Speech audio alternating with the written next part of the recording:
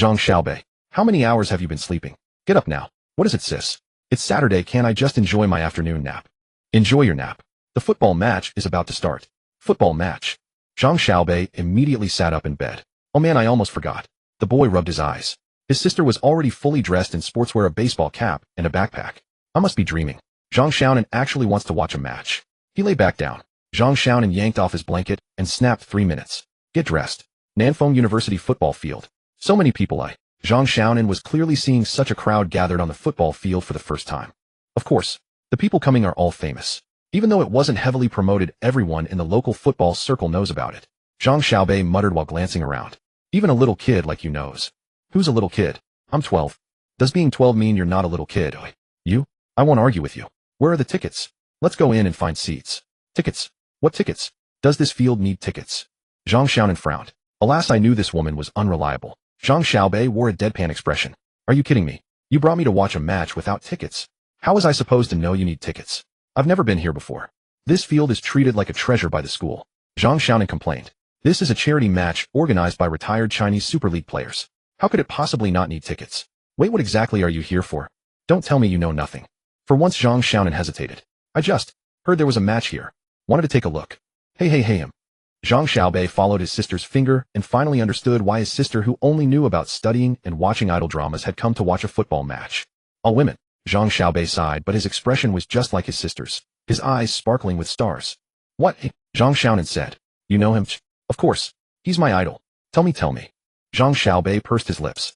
Sis, you'd better think about how to get in. In our class, only 2 boys have tickets, and they've been showing off for half a month. If we really can't get in, we'll have to watch from over there. Zhang Xiaobei pointed to the teaching building in the distance, which was his original plan. Zhang Xiaonan frowned. So it was that popular. No wonder those boys in her class hadn't offered her tickets this time. She had to sacrifice a little. Zhang Xiaonan said seriously, I have a great idea. We'll do this. Zhang Xiaobei almost cried. Not this right. But well, at least I'm not the one acting. He decisively put on his sunglasses. Hey teacher Xiao Jiang. Jiang Hai was chatting with his uncle Jiang Zhe. When he saw the girl in front of him, he was taken aback. At that moment, Jiang Zhe also turned around. Moi. Zhang Xiaonan. Ah, teacher Jiang. You're here too. Ah, so it was the PE teacher for this semester, Jiang Zhe. Well, no wonder he looked so familiar. Jiang Zhe nodded. I'm the referee today. Is there something you need? Zhang Xiaonan gritted her teeth. Whatever cheating 1 is, cheating 2 is the same. Together. Teacher Jiang, it's like this. I have a younger brother. Zhang Xiaonan pointed at Zhang Xiaobei, who was juggling a ball while wearing sunglasses. He loves football, but he has a congenital vision problem. We all know what the future holds for him. He really wants to experience the atmosphere of a football match. Teacher Xiao Jiang mentioned during his substitute class 2 weeks ago that there would be a match today, but we couldn't get tickets. Jiang Hai remembered. 2 weeks ago his uncle had something to do and asked him to cover 2 classes.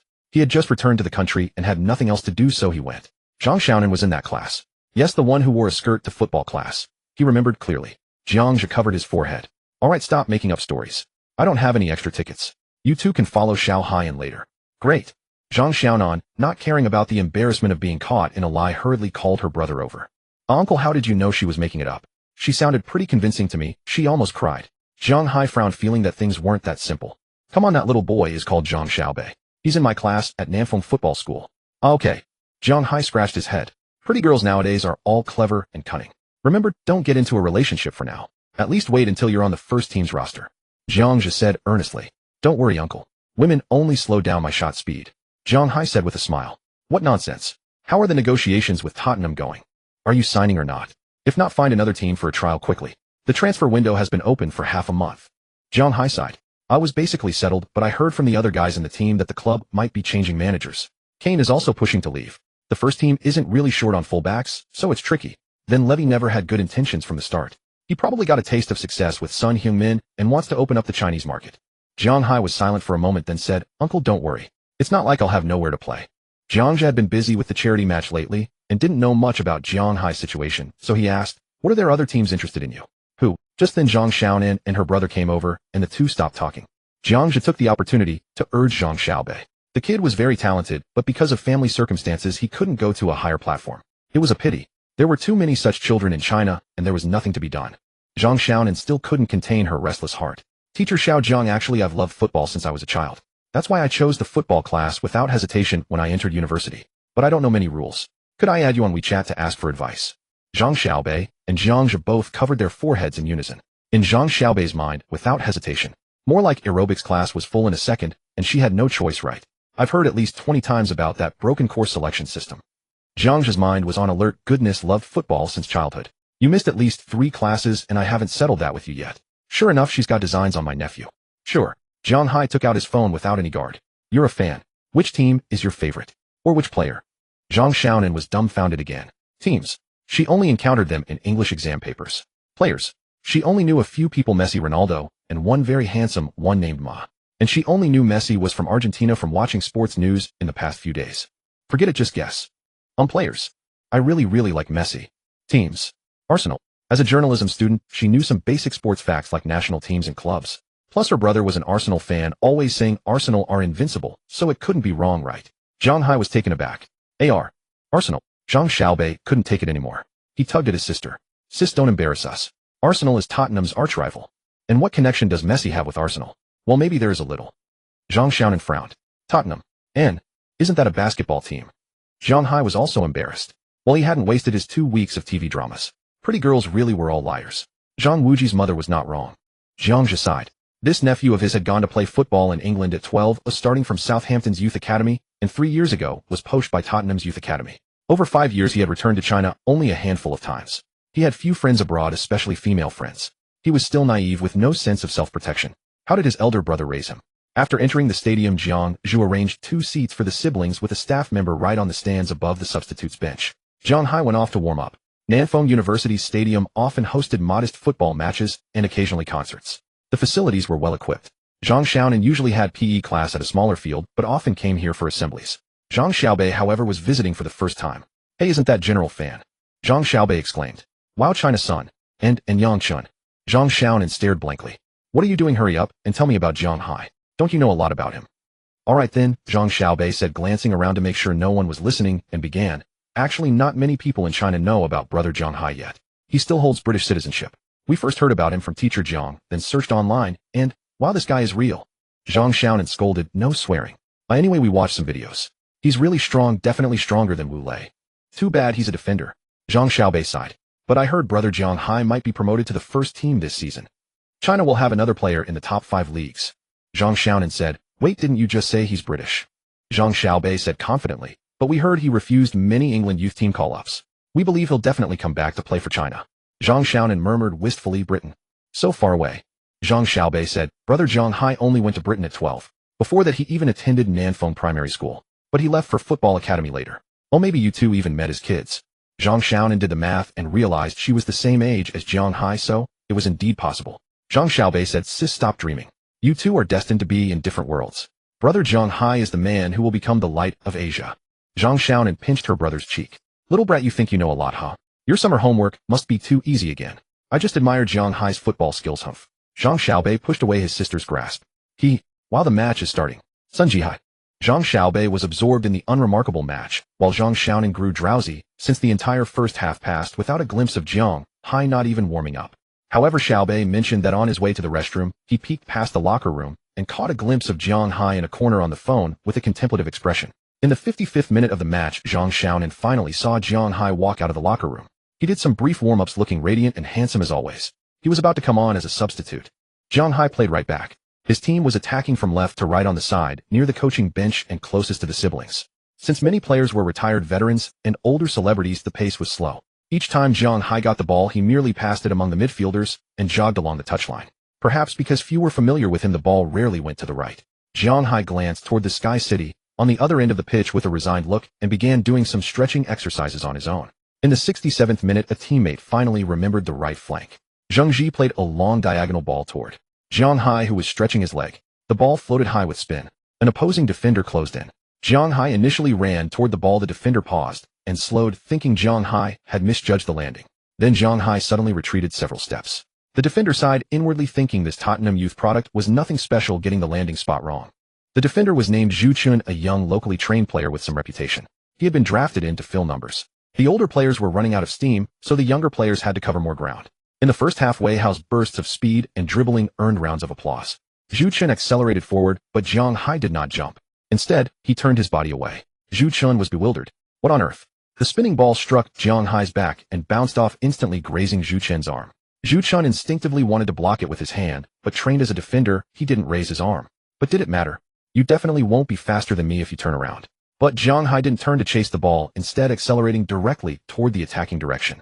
When Zhu Chun looked back, veteran Sun Jihai had already threaded a through ball. Got played.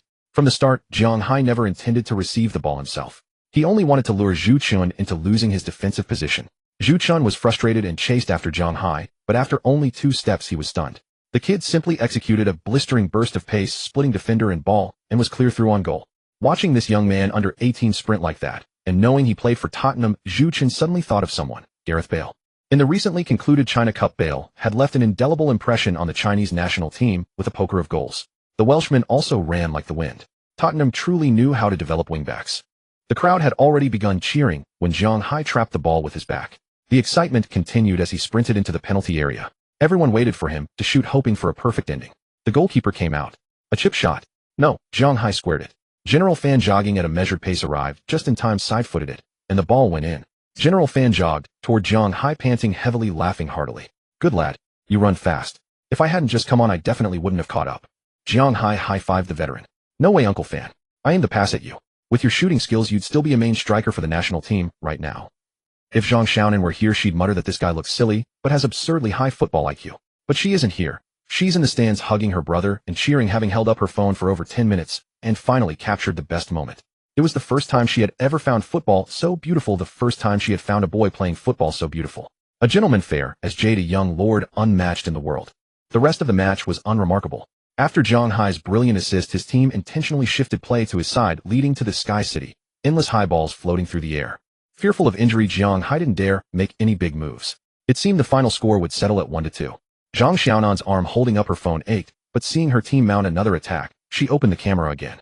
In the 89th minute, a corner kick. The match was nearly over. Zhang Hai had even pushed into the 6-yard box to contest a header. Zheng Ji swung the ball in. A defender headed it clear at the near post.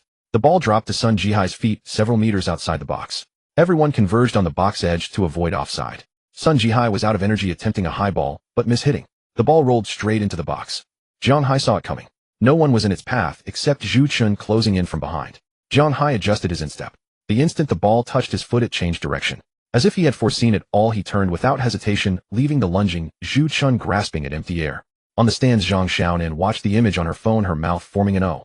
After playing so long, Zhang Hai's white jersey was already heavily stained with grass and mud, yet his movement was as elegant as a ballet dancer. Zhang Hai turned without stopping the ball. His right foot pushed the ball directly toward the far corner. The goalkeeper, facing a point-blank shot, had no chance. Goal. Many fans who had been preparing to leave suddenly heard the roar of an ocean-like cheer again. Zhang Xiaobei shouted, "Wow. Bergkamp. Wow." Zhang Xiaobei cheered wildly at Zhang Hai's goal, and Zhang Xiaonan didn't mind her brother's cursing this time, simply gazing absent-mindedly at the young man, celebrating calmly and nonchalantly in the phone screen.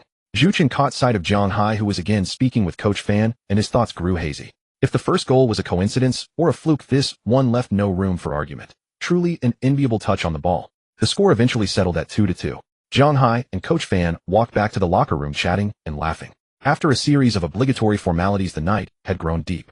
Jiang Zhe drove Coach Fan and Zhang Hai to the airport. Zhang Hai was to take a night flight to England, where a brand new future might await.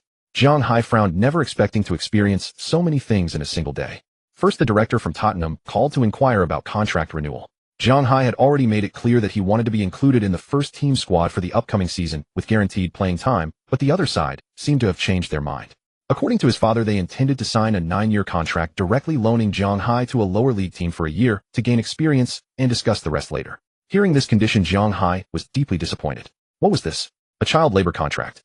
Zhang Hai immediately thought of Danish star Christian Eriksen. Having signed a long-term child labor contract before, a player of Eriksen's caliber had a weekly wage of only £750 for several years, while club chairman Daniel Levy chose to play dumb and ignore it, only to later try to renew the deal. Did they take others for fools? This situation was actually not uncommon. Clubs sign young players to long-term contracts with low wages. If the player doesn't break through, they play for the youth team or get loaned out. If the player performs increasingly well, the club can use him for a long time at minimal cost. What? Want a transfer? No way. At worst, they bench you for a year or two, and who would want you then? The cost is negligible. Previously, Tottenham's fullback Danny Rose wanted to join Manchester City, but Levy refused and benched him directly. Without high-level matches for a long time, Rose's form plummeted, and his career ceiling was effectively cut off. Distrust, disrespect. Zhang Hai could never accept such conditions. If it were before July 1st, Zhang Hai might have considered the contract because it meant a guaranteed basic wage regardless of how his career developed in the next few years. But now he would refuse without hesitation. Traveling back in time to July 1st, on the flight home, Zhang Hai, now a free agent, had been pondering his future. He held several trial invitations from various clubs, mostly from lower-tier Premier League teams, but one club stood out: Arsenal. Tottenham's arch-rival Arsenal. Although Arsenal was indeed short of right-backs at the moment, Zhang Hai suspected that part of the reason was that they deliberately used him to annoy Tottenham. He knew his strengths and weaknesses. He might be able to play in the Premier League, but becoming a starter for a club like Tottenham or Arsenal was definitely too much to ask for now. If he went to another team without any surprises, he would probably spend another year in the youth team. That was too frustrating. He believed in his potential and learning ability. He just lacked enough high-level match practice. At night, the plane weaved through the clouds. In his sleep, Zhang Hai suddenly felt something appear in his mind: a Rubik's Cube. He rarely had such sci-fi dreams. He thought. Detecting the host's vital signs. Binding in progress. Binding successful. Scanning the host's physical characteristics. A string of electronic sounds emanated from the cube, and Zhang Hai was utterly bewildered. Name: Zhang Hai. Title: junior athlete. Position: fullback. Honors: none. Passing: 79. Speed: 90. Defense: 56. Physique: 70. Stamina: 82. Skills: none. Energy: 0. Initial. Zhang Hai stared at the data displayed on the cube, momentarily dazed. Oh, FIFA. No, that's not right. I clearly prefer playing Pro Evolution Soccer. Due to turbulence on the flight path, the aircraft is experiencing bumps. For your safety, the restrooms will be temporarily unavailable and cabin service will be suspended. Zhang Hai was awakened by the announcement on the plane. It was just a dream. He closed his eyes again. The cube was still there. Zhang Hai jolted awake, cold sweat instantly forming. On one side of the cube, golden characters still flickered, and on the right side, there were two small rectangular areas that looked like buttons, but they were gray. Zhang Hai spent half an hour pondering everything in his mind, but no matter what words he used or what thoughts he projected, the cube remained unchanged. However, he could confirm the following facts. 1. The cube was truly present in his mind, not an illusion. 2. He could control his will to summon the cube into his mind at any time. 3. The data on the cube should represent his current abilities. Although he didn't quite believe his passing was only 79 and defense only 56, while he did admit that defense was not his forte. 4. There must be some information on the other sides of the cube, but he couldn't rotate it, though he could vaguely see the edges. 5. He might have discovered a treasure. If these stats were real, then it meant he could clearly know when he improved them, just like in a game. What was the last item? Energy. How could he obtain it? The last two questions remained unanswered until Zhang Hai returned to China, busy and rested for a long time, and finally trained freely on the training ground under his uncle's charge. It turned out that energy seemed to be some measure of his training. Running interval training, shooting drills, passing drills. All the training subjects of a professional player seemed to increase energy. But the rate and amount of increase were quite mysterious. They were related to time, but not closely. It depended more on the completion of the drills. For example, Zhang Hai worked his ass off all morning and only gained 3 energy points. Ridiculous. Over the next few days, Zhang Hai began training frantically. Although he didn't know how to use energy, it was definitely better to have more. Many of the young players around him couldn't help but marvel. He's really pushing himself. No wonder he came from Tottenham, still grinding even on vacation. So Zhang Hai became the other people's child in the mouths of the youth academy coaches, earning the resentment of the trainees. On the 4th day after training ended, the summer sunset lingered late. Drenched in sweat, Zhang Hai stared at the energy number 25 on the cube, lost in thought. For no reason, one of the gray rectangular areas on the right had turned green. Zhang Hai tentatively clicked it. The cube transformed instantly. After a series of intricate rotations, the original 9-grid face had become a circular wheel. The circular wheel was divided into many fan-shaped sectors, some large, some small, but apart from different colors, there were no markings. Zhang Hai was a bit confused. So the use of energy was a lottery. Good grief. Wasn't that just like a game? But the wheel had only a pointer and a yellow confirm button, no instructions at all. So whether you win or lose is entirely up to the system. Lousy game, ruining my youth. Zhang Hai silently cursed a certain terrible game in his mind, and mentally clicked the confirm button. The pointer began to spin, slowed down after 5 seconds, and finally stopped on a rather large pink area. Nothing changed outwardly, but Zhang Hai felt something different about his body. The cube returned to its original state. To Zhang Hai's surprise, his data had changed. Well, the stats seemed unchanged, but the skill slot was no longer empty. It now read creative ball control. Creative ball control. Zhang Hai's heart churned with shock. Could this cube truly change his career? He himself understood that perhaps after this summer he would either still be playing in the youth team or go to a lower league team or a lower-tier Premier League club for experience. In the distant future, the most likely outcome was to become an ordinary professional player at a mid to lower Premier League club. But now everything seemed different. Zhang Hai noticed another area below the lottery section had also lit up. He tried to click it, and suddenly his vision blurred. He appeared on a football pitch. Yes, an incredibly realistic football pitch. At least a capacity of 1,000, yet completely empty. The breeze and sunlight were so vivid. He was wearing his jersey and boots just like during training. A ball flew in from afar and countless ideas on how to control it surged into his mind, but his body didn't move. His body couldn't keep up with his thoughts, or rather he couldn't instantly choose the best way to trap the ball. Another ball came with some spin. Without much thought, Zhang Hai simply stopped it with his foot. Then the third, the fourth. Standing at the center circle, Zhang Hai gradually sorted through the ideas in his mind. Balls came from all directions, and he tried to trap them in the simplest and most appropriate way. From the initial clumsiness to gradual proficiency, he lost count of how many balls he received. Yet his body felt no fatigue, instead it grew more adept. The only thing was, his mind was utterly exhausted. Until a moment when he reached his limit, the scene shattered, and he was back in reality. Zhang Hai opened his eyes. He was lying alone in the gym. Outside the window, the moon hung high. He checked the time. It was already past 8 in the evening. He wanted to stand up, but his head was too dizzy. He decided to lie down for 10 minutes to rest before slowly making his way home. He collapsed into bed and fell asleep. Zhang Hai had a wonderful dream. He dreamed of returning to Tottenham, where the coach was impressed by him in the first training session. He dreamed of becoming a starter for Tottenham, receiving passes from Son Heung-min and assisting Harry Kane. He dreamed of scoring his first Premier League goal against Arsenal with the fans at White Hart Lane roaring like a tsunami. He dreamed of 50,000 people chanting his name. Silly boy, what sweet dream are you having? Get up for training. Look at the time. Zhang Hai woke from his dream, heard his uncle's voice, and replied. He checked the time. It was already 10 in the morning. He couldn't train in that place for too long. Zhang Hai felt a bit helpless, but the moment he stepped onto the training ground and made his first touch, he almost wanted to shout with joy. Uncle, send a long pass. Zhang Hai shouted. The ball flew over. Zhang Hai stepped back, swung his left foot behind his right leg, and jumped slightly. The ball slowed instantly upon contact with his left foot. A flashy Rabona trap. This kind of impractical trapping move he had never practiced before, but last night he had done it no less than 500 times, and now it came naturally. Awesome. Although his body was still a bit rusty, his mind was incredibly active. All that remained was to make his body follow his thoughts. Zhang Hai threw himself into a new round of training with burning passion. He had only one thought in his mind now. I need energy. The gears of fate slowly turned, and the boy's path began to change dramatically. In Nanfeng City, Zhang Hai recalled several overseas calls from that day, and his gaze gradually grew resolute. Yes, the first call from Tottenham was to offer him a contract before Zhang Hai had even given a response. The second call told him not to return to Tottenham's training ground and wished him well in the future. It was said to be the owner's decision. The owner of Tottenham Levy. No need to waste time on an Asian kid. We already have Son. The priority now is to keep Kane. And the one who just left Milan. Those were Levy's exact words. Zhang Hai didn't know, but from the other end of the line, he could vaguely sense an air of arrogance. The third call came from Southampton. They didn't know Tottenham had already given up on Zhang Hai. Having spent 4 years at Southampton, Zhang Hai was now a free agent. Southampton still held great hope of signing him, given the vast Chinese market behind him. Even as a substitute, he could bring much to the team. Zhang Hai didn't outright refuse. He said he would consider it. He knew other clubs might approach him. Although he held British nationality, he was of pure Chinese descent and had never played for England's youth teams. In the future, he would likely play for the Chinese national team. Such players had been absent from the Premier League for a long time. For small clubs, acquiring a usable young player who could boost exposure and potentially attract sponsorship was a win-win situation. What Zhang Hai didn't expect was the fourth call from Arsenal. Arsenal had contacted him before, but he had thought it was just a ploy to provoke Tottenham. Now they seemed serious.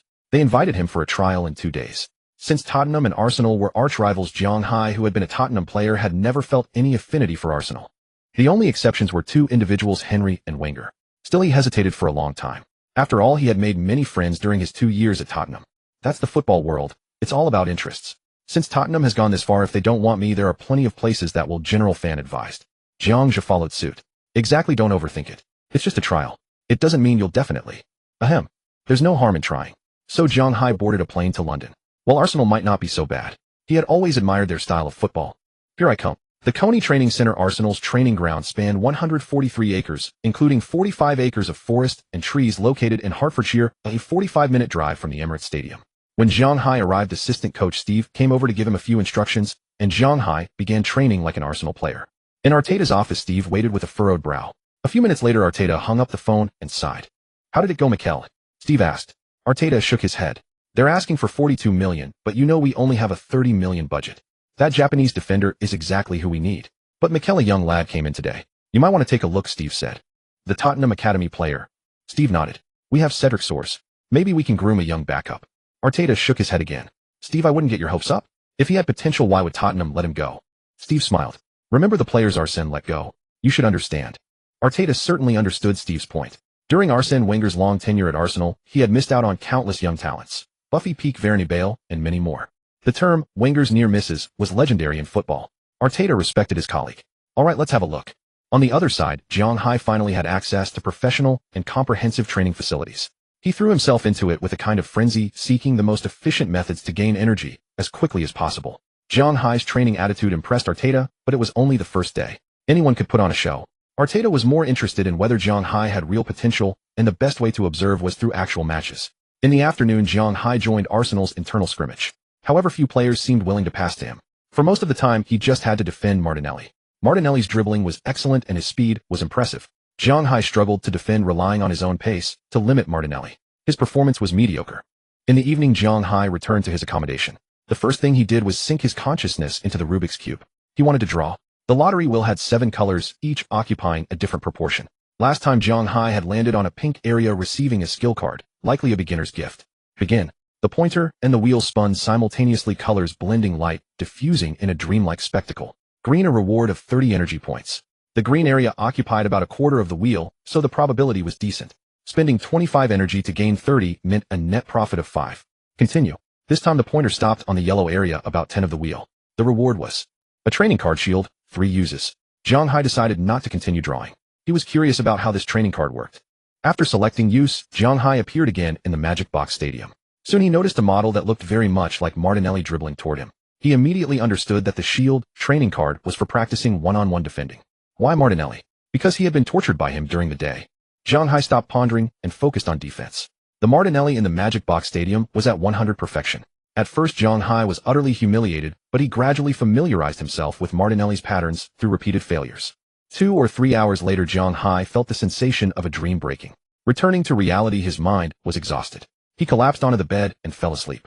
Over the past period, Zhang Hai had been spending every spare moment immersed in creative ball control training, almost daily, drained to the point of emptiness. But the benefits were clear. First, his creative stopping skills became more refined. He could execute more unusual ways to control the ball, and his touch improved. Moreover, his stats actually increased. Passing went up by 1 point and physicality by 1 point. It made sense. Better ball control naturally aided passing, especially short passes. As for the physical stat, Zhang Hai was still puzzled. Did it refer to strength or flexibility? Overall, it seemed to represent physical condition. The training in the Magic Box Stadium was indeed effective. The next morning, Zhang Hai entered the cube and was stunned for 2.5 minutes. His defensive stat had increased by 5 points. Although 67 was still low, 5 points equaled a month of his usual training. Was the training card this powerful? Zhang Hai's heart filled with hope. Perhaps his career would undergo a massive transformation. The key was that he no longer feared Martinelli's dribbling. He had thoroughly analyzed most of Martinelli's patterns and could handle most defensive situations. In a sense, given Zhang Hai's current situation, the training card offered benefits no less than the skill card. The former provided a permanent boost to stats, though the limit was unknown. The latter offered more creativity. Unfortunately, the training card had only 2 uses left. He needed to train hard to accumulate energy. After tidying up, Zhang Hai arrived at the training ground before 8 a.m. and began his self-designed warm-up. Based on experience, this method yielded more energy. In the afternoon scrimmage, Arteta deliberately placed Zhang Hai on the weaker side to see how weak his defense really was. However, the anticipated defensive breakdown didn't occur. At first, facing Martinelli, Zhang Hai's body and mind weren't fully synchronized, causing some trouble. But once he adjusted, Martinelli's repeated breakthroughs were thwarted, much to Party's muttering, "Hey little Martin, don't go easy on him." Martinelli was baffled. It wasn't like this yesterday. What was going on? It felt like all his moves were being read, and only one night had passed. Arteta personally called him over for a chat, but the situation didn't improve. Zhang Hai even provided an assist to Smith Rowe during a counterattack. Martinelli could only report to the coach, "Boss, something's off. It's like he sees right through me." Arteta was speechless. "Do you think he's peak? And you're not Cristiano." So Arteta switched Aubameyang to face Zhang Hai. Aubameyang's footwork wasn't as intricate as a Brazilian's. He relied more on rhythm and speed. Zhang Hai wasn't afraid of such pace-based forwards. He just needed to maintain distance. His speed was his strength. Unfortunately, Saka wasn't there.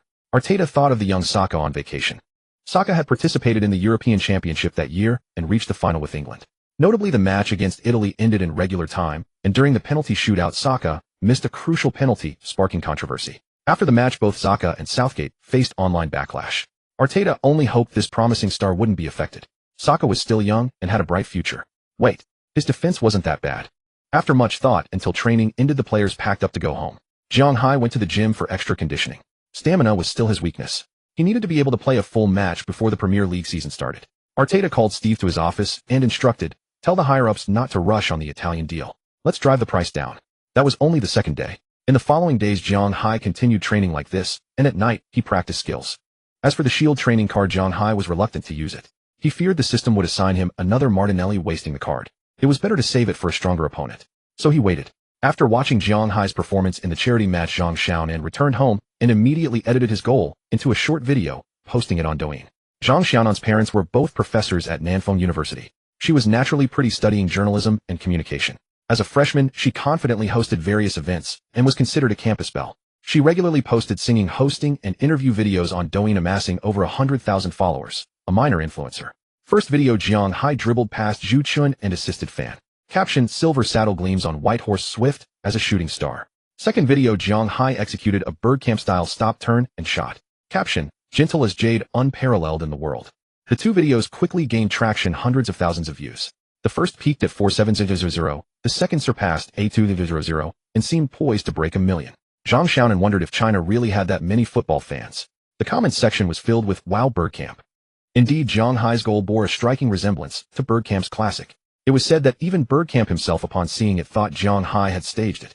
However, on Douyin, there were always some, perhaps not even fans, who commented, "How many sea cucumbers does it take to score that goal?"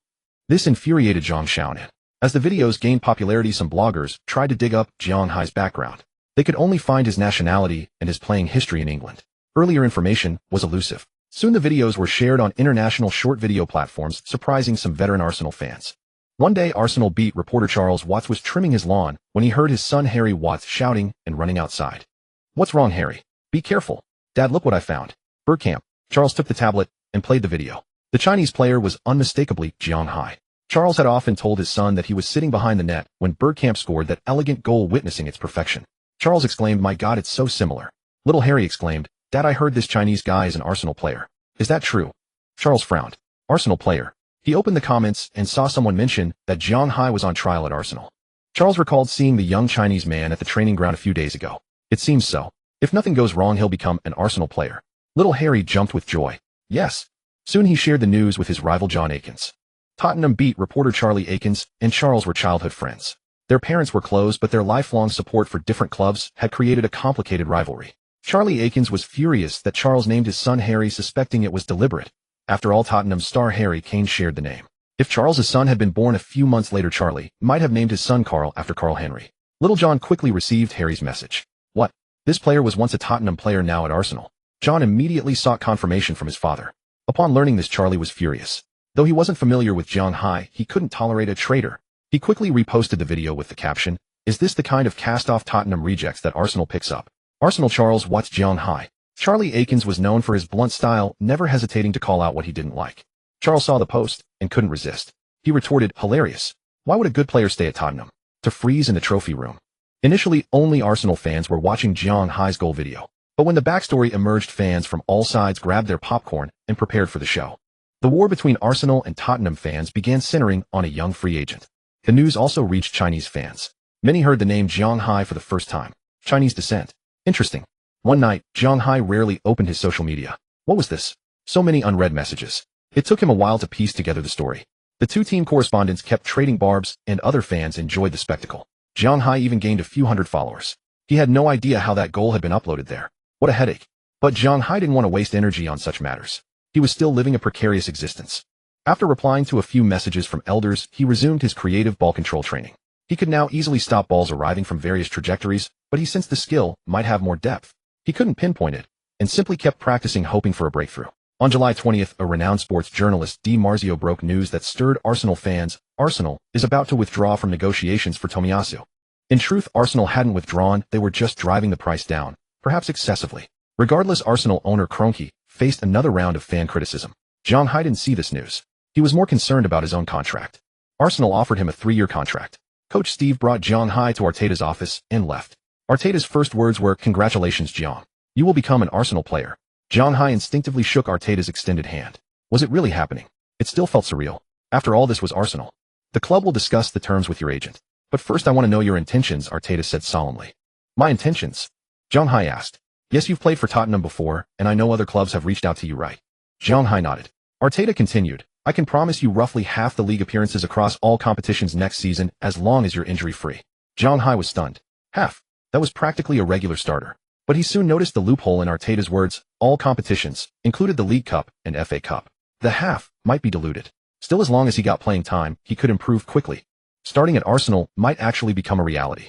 But Zhang Hai didn't immediately agree. He said he would think it over for a few days and discuss it with his family. In truth, Zhang Hai had already decided to play for Arsenal.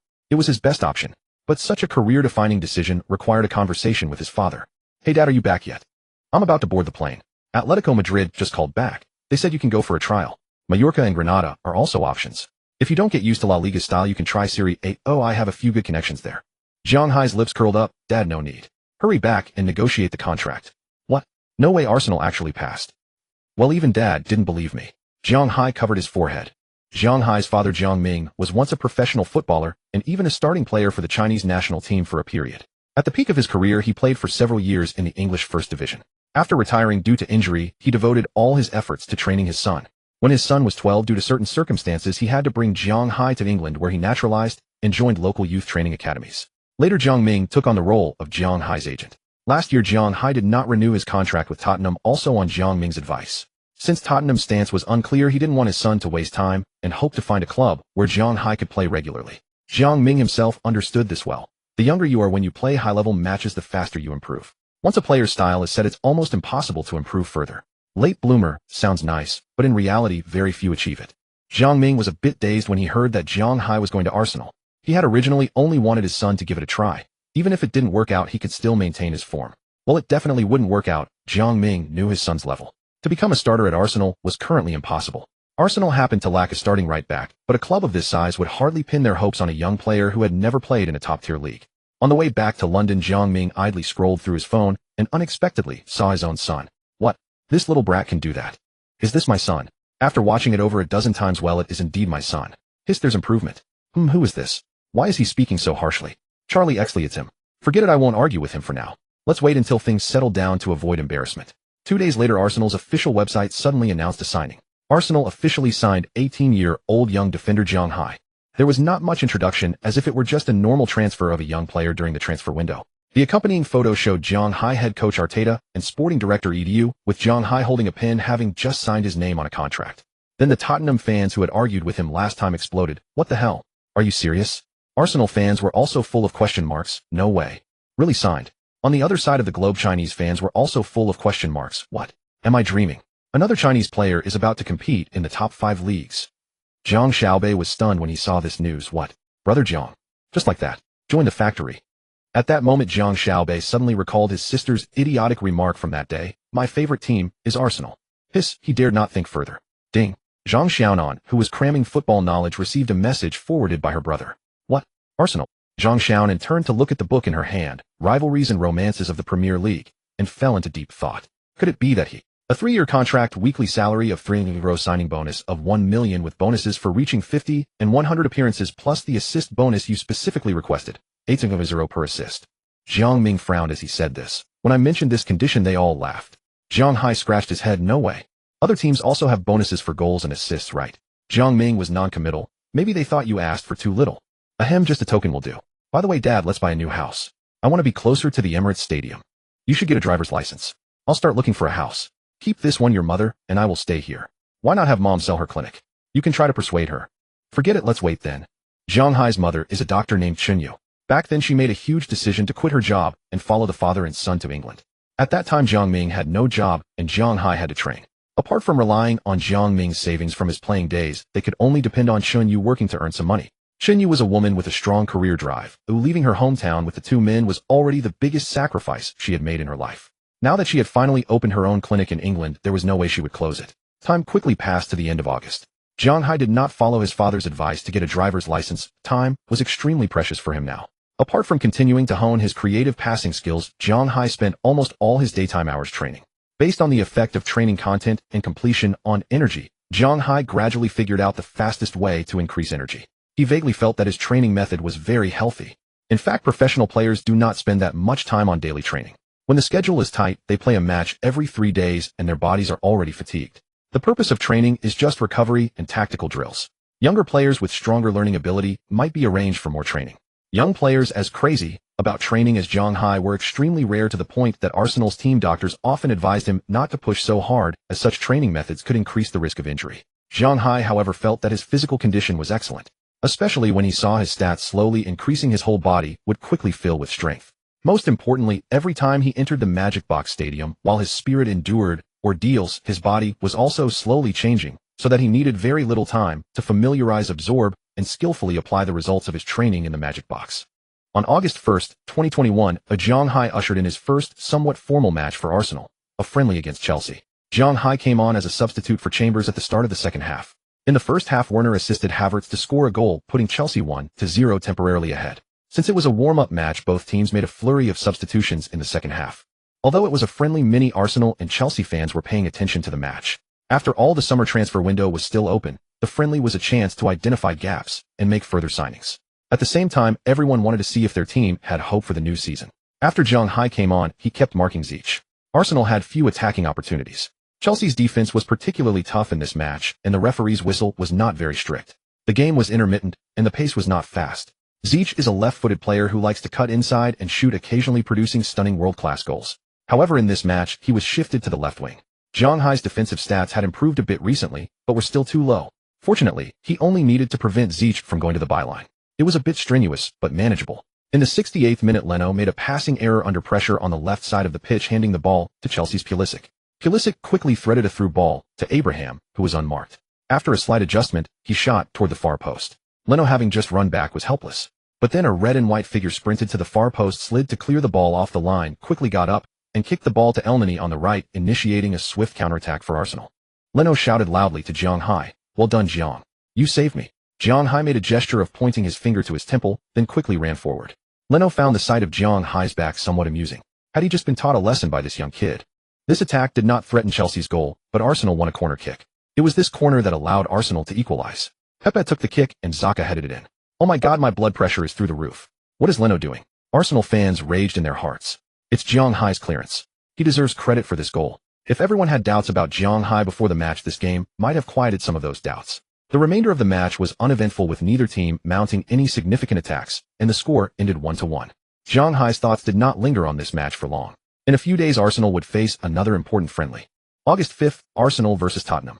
The feud between Asena and Resi can be traced back to the history of football matches in Bay, London. After settling in Bay, London, Resi played its first match in club history in 1885, and on October 17th of the same year, they defeated a London team named St. Albans 5-2.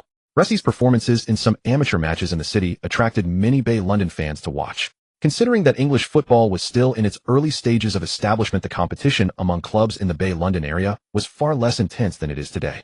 Resi seized the opportunity to vigorously develop its fan base and gradually became a highly influential amateur club in the Bay London region. However, after Asena moved to Bay London in 1919, the rivalry between the two teams escalated.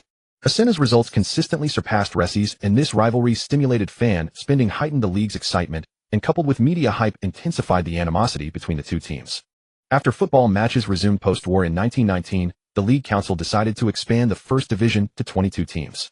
Chelsea, who finished 19th, was invited to stay up. The remaining spot should have been a contest between Resi, who finished bottom, and Barnsley, who finished third in the second division.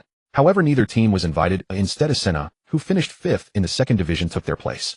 This incident is considered by some conspiracy theorists to be the reason for the intensified conflict between Resi and Asena. Since then, the Bay London Derby has become a highly anticipated match in the English League. A warm-up match. No such thing. The two teams were at daggers drawn. Even before the match began, a thick atmosphere of gunpowder filled the air. Previously, the news of Zhang Hai's transfer to Asena infuriated many Resi fans. Resi's team reporter Charlie Ikisali also personally joined in with full sarcasm. However, after Zhang Hai's official announcement, everything was settled. They could only gain the upper hand in the verbal battle by belittling Zhang Hai and Asena, and Zhang Hai was dismissed as worthless, in their words, even though most of them had never seen Zhang Hai play. Now that Resi and Asena happened to face each other, Charlie Ikisali was the first to post on social media, "I can't wait to see Sun drill that traitor, ha." Asena FC reporter Charles, the Sun in Charlie's mouth, was naturally the team's second-in-command, Sun Xingmin. Last season, Sun Xingmin made 37 appearances in the Premier League, scored 17 goals, provided 10 assists, and was selected for the IFFHS AFC Men's Team of the Year. On July 23rd, Resi announced a contract extension with Sun Xingmin until 2025. On that same day, Sun Xingmin won the Puskas Award for a spectacular solo goal from the previous season, enjoying unprecedented popularity. Undoubtedly, the top Asian player, fans gave him a much more casual nickname, the Asian Big Brother. Assena's team reporter Charles certainly did not think Zhang Hai could stop Sun Xingmin, but he couldn't appear weak either. The match hasn't started yet, just wait and see. Zhang Hai did not make the starting lineup for this derby. Assena's starting right back was Beilelan. Due to the signing of Zhang Hai, Beilelan was likely to leave the team during this summer window. Beilelan graduated from the La Masia Youth Academy of Barcelona Football Club. In July 2011, Beilelan joined Asena Football Club. During his tenure, he won 2 FA Cup titles and 2 Community Shield titles with the team. However, under Arteta, Beilelan was not given significant roles, and his competitive form declined, often displaying disastrous performances on the pitch. Due to the increasing weight of Saka on the right wing, Asena actually preferred to sign a right back with stronger defensive attributes, which was also the reason why Arteta was not initially optimistic about Zhang Hai. Later, Zhang Hai demonstrated decent defensive abilities and was a free agent involving no transfer fee. With the team's budget constraints, Arteta preferred to reinforce other positions. Sitting on the bench, Zhang Hai inexplicably felt nervous. Watching the players wearing Resi jerseys on the field, he always recalled his past self. During his 2 years at Resi, he had fantasized countless times about becoming a starter for the first team and shining brilliantly. He had even imagined scoring a goal at home against Asena and enjoying the cheers and roars of the entire stadium at the corner flag. Fate plays tricks. Now he had become the opponent. Resi's starting right back was the 21-year-old youngster Tangangia, a genuine Resi Youth Academy product, who had played for Resi's U23 team last season. Due to his participation in the Summer European Championship, Allocate was also on vacation, so Resi's starting center forward was Sun Xingmin. Charles beside the TV breathed a sigh of relief. Sun Xingmin was not playing as left winger, so even if Zhang Hai came on, the chances of them facing each other were slim, preventing Charlie from finding a target. The derby atmosphere was intense, and the players were very competitive. By the 60th minute of the second half, the two teams had accumulated 5 yellow cards, but no goals. Resi had several chances that could have been converted into goals, but all were wasted by Ali. Then in the 64th minute of the match, Zhang Hai and Kian Bosi replaced Ben Waite and Beilelan respectively. When Beilelan was substituted off, he looked noticeably dejected. It seemed he was really going back to Spain. Al Real Betis had already contacted him, and as expected, he would be loaned there for a year. When he returned next year, it would be time to say a final farewell to Asena, as his contract would end then. Beilelan raised his hands to high-five Zhang Hai. The two were not familiar with each other, but Beilelan suddenly said, "Hey Zhang, it's up to you from now on." Zhang Hai was stunned for a moment, then nodded and ran to his position. Chelsea Wasi was watching the match at home with his 10-year-old son. Xiao Hali saw Zhang Hai come on and shouted to his father, "Dad, it's Zhang." Charles smiled gently and said, "Yes, it's him." Xiao Hali's cheers did not last long. In the 70th minute, Resi youngster Tangangia made a cross from the byline and Sun Xingmin easily pushed the ball into the net. Amid the deafening cheers, Sun Xingmin formed a rectangle with his fingers the shape of a camera. Zhang Hai saw Sun Xingmin on the other side of the pitch and couldn't help but sink into memories again. Unsurprisingly, Resi's team reporter Charlie Ikisali was also watching this match. After Sun Xingmin's goal, he immediately forwarded Charles's "just wait and see" social media comment with a caption that was just a thumbs-up emoji, which spoke volumes. Zhang Hai's train of thought was interrupted by Arteta's roar. He didn't catch it all, but understood that the manager wanted to attack from the right flank. As Zhang Hai advanced along the touchline, when passing the coaching bench, Arteta shouted at him, "Kid, don't you want to prove something? They abandoned you."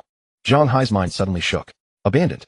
Yes, abandoned. It was just that he had been unwilling to admit it. He thought of the condescending tone on the other end of the phone, the harsh mockery on social media. In their eyes, what was he after all? What was the dream he had always cherished worth in their eyes? Zhang Hai felt a fire suddenly ignite in his heart. Prove it. You will regret it. An 18-year-old youth's heart held no complex reasoning, only a surge of passion and a touch of fiery temper. After the restart, Asena's attacking focus shifted to the right flank. Resi's left winger was Xiao Lakasi and left back was Li Zhilong, both with strong offensive attributes. In the 80th minute, Pepe received the ball near the right corner flag, but had no obvious opportunity, so he could only pass the ball back to Zhang Hai. Xiao Lakasi immediately closed in to prevent Zhang Hai from sending the ball directly into the box. Zhang Hai feigned a pass and Lakasi stretched out his leg to intercept, but saw Zhang Hai use the outside of his foot to knock the ball forward and slip past him. Li Zhilong was about to come over for cover, but Pepe tightly held his position, very much like a screen, preventing Li Zhilong from closing in on Zhang Hai immediately. Zhang Hai didn't even look into the box. He directly launched a cross, and the ball flew swiftly towards the penalty area. Lacazette headed the ball. With a loud bang, the ball slammed heavily against the crossbar, drawing a huge gasp from the crowd. The ball bounced back into the box, and was quickly cleared by a Resi player. Resi escaped a bullet. Lacazette held his head in his hands in disbelief. The chance couldn't have been better. Zhang Hai was also a bit disappointed, but fortunately there was still time. As he ran back, he gave Pepe a thumbs up, and said, "Well done." Lacazette missed a golden opportunity from close range, and Zhang Hai also missed his first assist for Arsenal, but Zhang Hai did not lose heart. There was still time left in the match. Just 3 minutes later, the newly introduced Odegaard delivered a long-range diagonal pass, and the ball flew toward Zhang Hai. Pepe was prowling the center at that moment, leaving Zhang Hai alone on the right flank. Since the ball wasn't traveling fast, Reguilon quickly closed into cover. If Zhang Hai used his chest to control the ball, Reguilon's speed would surely allow him to snatch it away, and with a bit of luck, he might even launch a counterattack. Zhang Hai watched the ball hurtling through the air. In the span of just 2 seconds, a myriad of ways to calmly bring it down raced through his mind. In his peripheral vision, he caught a blue and white figure sprinting toward him.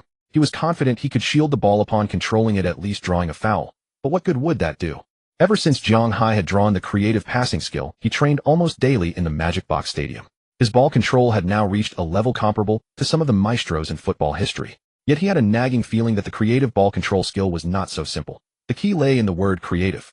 Given his current level of ball control, high difficulty moves like Rabona traps and outside of the foot traps had become second nature, though they might still falter under pressure. Were these trapping methods what they meant by creative? Zhang Hai didn't think so. He had even searched online for videos of creative trapping, but most of those moments featured flashy techniques. Back traps, shoulder traps, often unnecessary, serving only to elicit louder cheers from the stands. Perhaps sometimes the significance of a trap went beyond merely controlling the ball. A scene suddenly flashed through Zhang Hai's mind, a red and blue silhouette facing a high ball with an opponent defender charging in. At the instant of chest control, the figure leaned forward slightly, sending the ball over the defender's head. That red and blue figure burst into the box, executed a series of feints in a tight space, and slotted the ball home. That goal was what Henry called Messi's most unbelievable strike. Yes, sometimes the meaning of a trap extends beyond the trap itself. It's about the next move, whether defensive or offensive. The ball arrived, and Reguilon lunged forward. Once the ball hit the ground, he was 100% sure he could steal it. Zhang Hai gave a slight hop, but instead of trapping the ball, he nudged it diagonally forward with his body. The ball sailed over Reguilon's head, and by the time he slowed down, Zhang Hai had already flashed past him. With both teams having focused their attacks on the left flank moments earlier, a vast expanse of empty space now lay ahead of Zhang Hai, a runway for him to gallop freely. Tottenham center-back Sanchez quickly moved to cover. Zhang Hai had no intention of replicating Messi's solo run and finish. His current dribbling ability was not even a tenth of Messi's. Neither did he want to drive to the byline and cross, as the penalty area would likely be crowded by then, with the ball probably cleared. With another touch, the ball reached the edge of the box. Zhang Hai immediately whipped in across the ball, skimming the ground in a curve. Sanchez's outstretched leg missed the ball by a hair's breadth. Lacazette had already burst into the 6-yard box, drawing away Tottenham's other center-back. Near the penalty spot, a blue and white figure struck the ball, first time, sending it rocketing into the net. It was the Gabonese sharpshooter Aubameyang, the instinct of a predator. On January 31, 2018, Arsenal announced the signing of Aubameyang. The Gabonese striker donned the Gunners' number 14 shirt, the same number worn by the great Henry, and within less than 2 years, he became Arsenal's first captain on the pitch. He had repeatedly delivered for the Gunners on the field. After scoring, Aubameyang sprinted to the corner flag, crossed his arms over his chest, and gazed with a look of dominance. This was Zhang Hai's first assist for Arsenal, and the first goal he had helped create against Tottenham. Yet the young Zhang Hai remained somewhat shy, refraining from running to the corner flag to celebrate with the team. The young Norwegian midfield prodigy Odegaard noticed this. He jogged over to Zhang Hai, raised his hand for a high five, and said with a smile, "Hey Zhang, that trap just now was brilliant." Zhang Hai returned the high five and smiled shyly. "I guess I was just lucky." Reguilon, who was passing by, was deeply frustrated. He shouldn't have charged in so recklessly. If he had only maintained his distance, that Asian player would never have gotten past him. Hearing Zhang Hai attribute his success to luck, Reguilon couldn't help but interject, "You won't be so lucky from now on." Odegaard draped an arm over Zhang Hai's shoulder and guided him toward Arsenal's half. "Zhang, don't mind him. He's just like that. I'll keep feeding you the ball." Zhang Hai suddenly realized, right, Odegaard and Reguilon had probably played together at Real Madrid. In the 84th minute, Aubameyang scored, and Arsenal equalized. At that moment, little Harry in front of the TV jumped for joy. Goal. It was Zhang's assist. Charles Watt simply took out his phone, retweeted the thumbs-up post Charlie had sent out moments ago, added 2 thumbs-up emojis, and grinned from ear to ear. Words were unnecessary. Charlie Eccleshare saw the pop-up on his phone and seethed with rage. He could only comment below, "The match isn't over yet. Just wait." But no sooner had he commented than he saw Son Heung-min being substituted. After that, Arsenal's attacks intensified, but they failed to carve out a clear-cut chance. Zhang Hai managed a few crosses, all cleared by Tottenham's defenders. Then Lacazette was also replaced with young Kedia coming on. The match entered the final moments of regular time. The assistant referee raised the board indicating 4 minutes of stoppage time. The ball found its way to Odegaard's feet. He intended to pass it to Zhang Hai, who was waiting on the touchline, but Reguilon was hovering in front of Zhang Hai, maintaining a good distance that made it difficult for Zhang Hai to do anything. Zhang Hai didn't signal for the ball. Instead, he pointed with his right hand toward Pepe's position, who was in the opponent's half space, with Tottenham center-back Sanchez tightly marking him. Hesitating for a moment, Dier pressed forward. Odegaard nudged the ball past Dier, barely avoiding a collision. The ball reached Pepe's feet, but with Sanchez sticking close, Pepe also had few options. He could only roll the ball back to Odegaard. Odegaard was about to carry the ball forward a couple of steps when he suddenly caught sight of Zhang Hai darting in behind. Without a second thought, he slipped the ball into the half space. The ball zipped through the gap between Pepe and Reguilon. The ball was fast, but fortunately Zhang Hai had started his run early. Reguilon, though half a step behind, quickly closed the gap.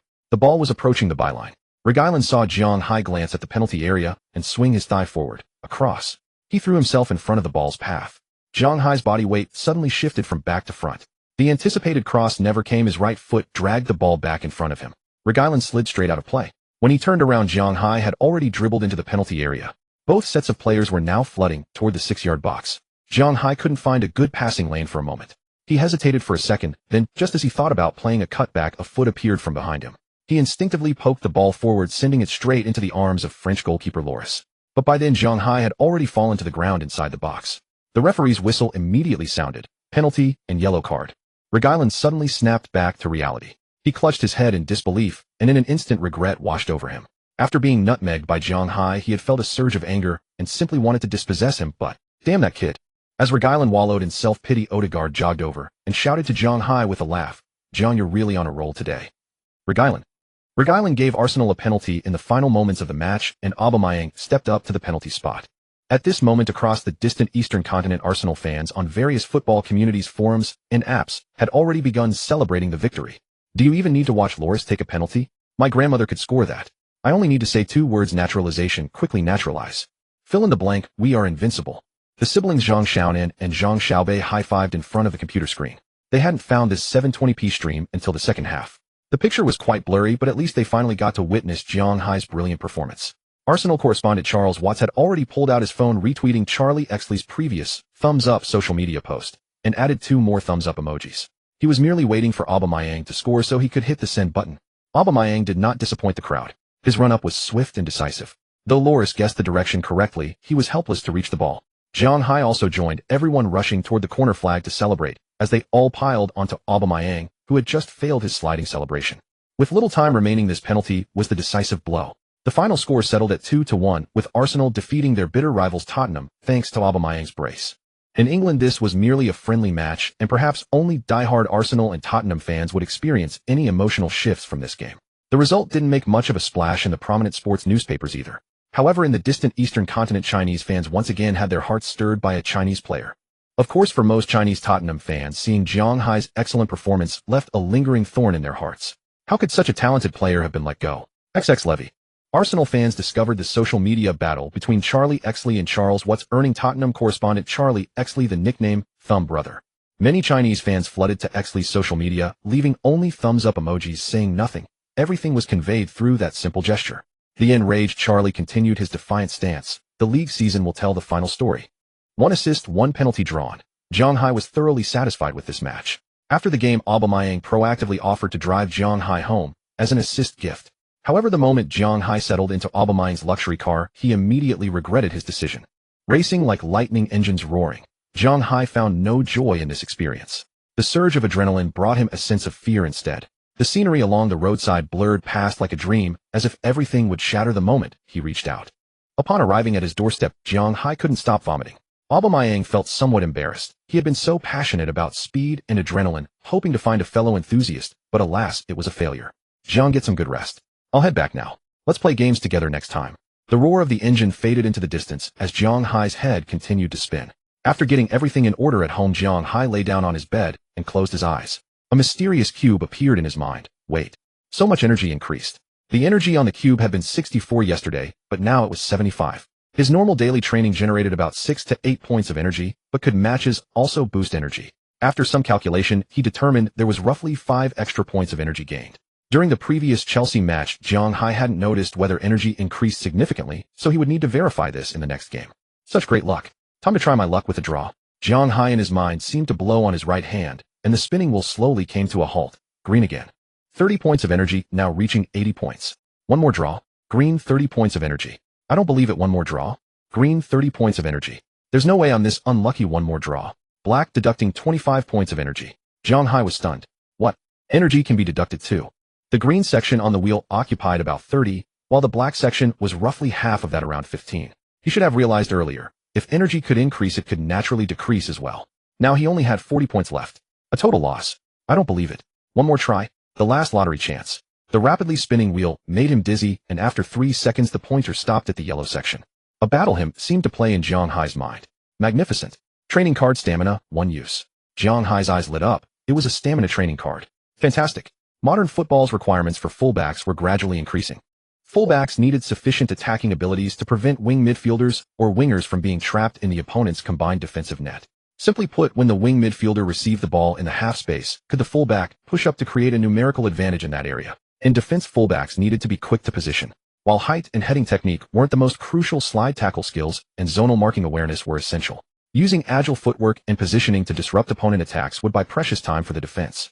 Balanced attacking and defending required fullbacks to have excellent physique, outstanding stamina, great speed, and solid technical skills. Of course, if you also possessed exceptional crossing ability to deliver balls into the penalty area and the capability for long-range shooting, you would become a highly sought-after fullback. Zhang Hai's stamina among fullbacks could only be described as poor, so much so that Arteta specifically instructed Zhang Hai to improve his endurance. However, improving stamina couldn't happen overnight. It required long-term accumulation. Zhang Hai could only slowly build his endurance through daily persistent training, but this was too slow. In 1 week, the Premier League match would begin. Even now, Zhang Hai still had doubts about whether he could adapt to the high-intensity confrontations and fast pace of Premier League matches. This stamina training card was like receiving coals in snowy weather. Zhang Hai didn't hesitate to use the training card, but this time, he didn't appear in the Magic Box Stadium. Only many pieces of information multiplied in his mind. This information resembled a schedule laying out Zhang Hai's stamina training plan for the next month. It included detailed arrangements for daily diet, core strength training, conditioning exercises, and even sleep schedules. Zhang Hai felt a headache coming on. Perhaps he needed to hire a nutritionist. To avoid complications, Zhang Hai decided it would be better to leave it to his old man. He sat at his desk, picked up a pen, and condensed the plan from his mind onto several sheets of A4 paper. I'll tell my dad later that this is a customized training plan made by the team. After finishing this, Zhang Hai returned to the cube world. He wanted to continue training the creative first touch. After today's match, he had gained new insights into this skill. When his figure materialized in the Magic Box Stadium, a football immediately flew in from the sky. Different from before this time, Zhang Hai wasn't alone on the field. A black figure rushed toward him, and Zhang Hai clearly felt the force of confrontation. So that's how it is. The creative first touch skill indeed had hidden depths. Now it was training his ability to control the ball under match conditions. Zhang Hai's fighting spirit soared. In the empty stadium, Zhang Hai wore a serious expression. Whenever a ball came flying or rolling, a black figure would appear and try to prevent Zhang Hai from controlling it. The second stage of creative first touch was several times more difficult than the first stage, but this approach was more in line with real match situations. For over a month, Zhang Hai had only trained to control various difficult balls. As training time increased, his ball feel improved. When facing opponent pressure in matches, Zhang Hai usually based his next move on his judgment of where the ball would land, but this success rate wasn't high. Especially on the Premier League stage, the fullbacks he faced were far from weak. The youth studied diligently, and the stage of his dreams drew ever closer. He thought this was the beginning of his flight, never expecting to receive a harsh reality check. In this match, Aubameyang and Lacazette were absent from the squad due to illness, while Nketiah also picked up an injury during training. Arsenal had no choice but to throw young striker Balogun into the starting lineup as center forward. Midfield and defensive positions were also depleted, with Partey and Gabriel both ruled out due to injury. Arsenal's squad was filled with young talents. Zhang Hai did not start the match, only coming on as a substitute in the 80th minute to replace Arsenal's starting right-back Chambers. By then, Brentford had already taken a 2-goal lead. Since Brentford's first goal originated from a passing error by Chambers that led to a steal, many fans questioned why Arteta had not started Zhang Hai after the match. At the post-match press conference, a journalist raised this question to Arteta, who replied, the starting lineup was carefully considered by the coaching staff. Zhang Hai performed brilliantly when he came off the bench in the last match, but his physical condition is not yet fully adapted to the rhythm of the league. The fans clearly did not accept this reasoning, as Zhang Hai's composure in attack and defense after coming on as a substitute was far superior to Chambers' performance. In the second round of matches, Arteta seemed to have listened to the fans' suggestions, but not entirely. The starting right-back was the veteran Cedric Soares. In the second round of the Premier League, Arsenal hosted the Blues, Chelsea being pressed almost the entire match. Early in the match, Lukaku taught Young holding a harsh lesson, shielding the ball with his back, distributing it, then scoring from a James cross. Arsenal's defensive line was as fragile as paper. Arsenal's depleted attacking line posed virtually no threat to Chelsea.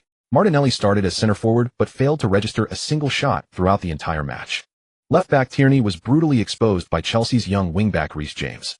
Arteta substituted Tierney early, and Zhang Hai ultimately did not get any playing time. Arsenal suffered another 2-goal defeat in the end. The post-match criticism remained scathing, but given Arsenal's squad situation, it was not Arteta's fault that they could not beat Chelsea. Two starting forwards Aubameyang and Lacazette were absent. Starting defensive midfielder Partey was injured. Starting center-back Gabriel was injured. Starting midfielder Odegaard could not play due to contract issues. Even the most skilled cook cannot make a meal without ingredients. On August 26, 2021, in the League Cup, Arsenal traveled to face Championship side West Brom. Arteta finally managed to field a relatively complete lineup. Aubameyang led the line as center forward with Saka, Odegaard, and Nicolas Pepe arranged in a flat midfield four. This attacking lineup was already the strongest combination Arsenal could muster. Xhaka and Elneny paired as the double pivot. The left-back position was given to young talent Tavares. Kolasinac and new signing Holding formed the center-back partnership. And Zhang Hai finally awaited his first start for Arsenal.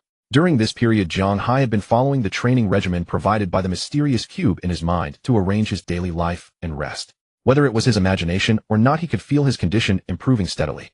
However, looking at his stats on the cube interface, almost nothing had changed. Named Zhang Hai, title junior athlete, position fullback, honors, none, passing 82, speed 91, defending 69, physical 73, stamina 83, skill creative, first touch energy 105. His passing, defending, and physical attributes had each increased by a single point, while the other stats remained unchanged.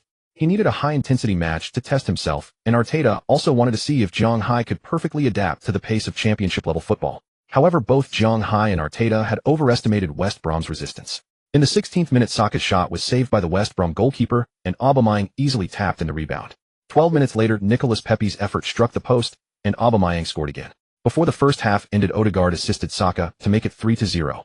The match had lost all suspense early on. Arsenal dominated the first half with 63% possession, and Zhang Hai barely had to retreat to his own half. He constantly created space for Arsenal's attacks through clever positioning. Pepe's shot that hit the post originated from Zhang Hai's reverse pass. By the 65th minute, Zhang Hai clearly felt his stamina reaching its limit. He could no longer run freely as he had in the first half. The Arsenal players' stamina was generally declining, and West Brom managed a few shooting opportunities, but posed no real threat. In the 77th minute, Arsenal counterattacked. Odegaard delivered an exquisite through ball, sending the ball directly into open space on the right, where Zhang Hai could surge forward. The Norwegian genius seemed to have anticipated Zhang Hai's run, without even looking, as if he already knew Zhang Hai had accelerated. As Arsenal launched their swift counterattack, Aubameyang sprinted toward the right side of the attack like a cheetah. Zhang Hai burst forward with the ball at tremendous speed. Oh no, he had overhit it slightly. West Brom's left center-back Taylor was experienced. Seeing Zhang Hai's overhit ball, he knew the opponent's stamina was depleted and his movements were becoming erratic. He rushed forward to block, going in for a sliding tackle. Right as he was about to reach the ball, a foot gently lifted it over him. He slid right past. Zhang Hai showed no joy at this magnificent dribble. The instant the ball touched the ground, he poked it with his right foot to the Gabonese striker, making a run. Aubameyang took 2 steps with the ball and slotted a low shot into the net, completing his first hat-trick of the new season. After scoring, Aubameyang was overjoyed. He ran toward Zhang Hai and shouted loudly, "Zhang, well done. It's you again. I'm buying you dinner." Zhang Hai seemed to recall something unpleasant, his expression turning awkward. After the players briefly celebrated, they jogged back to their own half. The match had not ended, but Zhang Hai could already feel his calves threatening to cramp. Earlier, he had almost lost control of the ball. After delivering the pass, his lungs burned. It was exhausting. Aubameyang was substituted after his goal, and Lacazette came on. Not long after, Lacazette scored from Pepe's assist. The final score was 6-0, a cathartic victory that seemed to sweep away the gloom of recent league defeats. Zhang Hai played the full 90 minutes, but he felt a long road lay ahead. This was merely a championship team, and Arsenal had been on the attack for most of the match. When you control the ball, the energy expenditure is much greater. He could only sustain his performance until around the 70-minute mark. If there had been more sprints in attack or defense during the first half, he might have run out of stamina by the 65th minute. However, Zhang Hai understood that improving stamina was inherently difficult and required long-term dedicated training. Back home, Zhang Hai lay on his bed and glanced at the interface displaying his data. He was startled. Wait, his stamina had increased. It was 83 before the match, but now it was at 84. Could playing matches increase stamina? Zhang Hai quickly figured it out. This single point of stamina was probably the result of accumulation over recent days.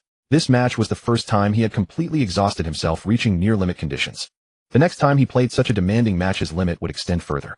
The increase in limits would be reflected in his stamina value.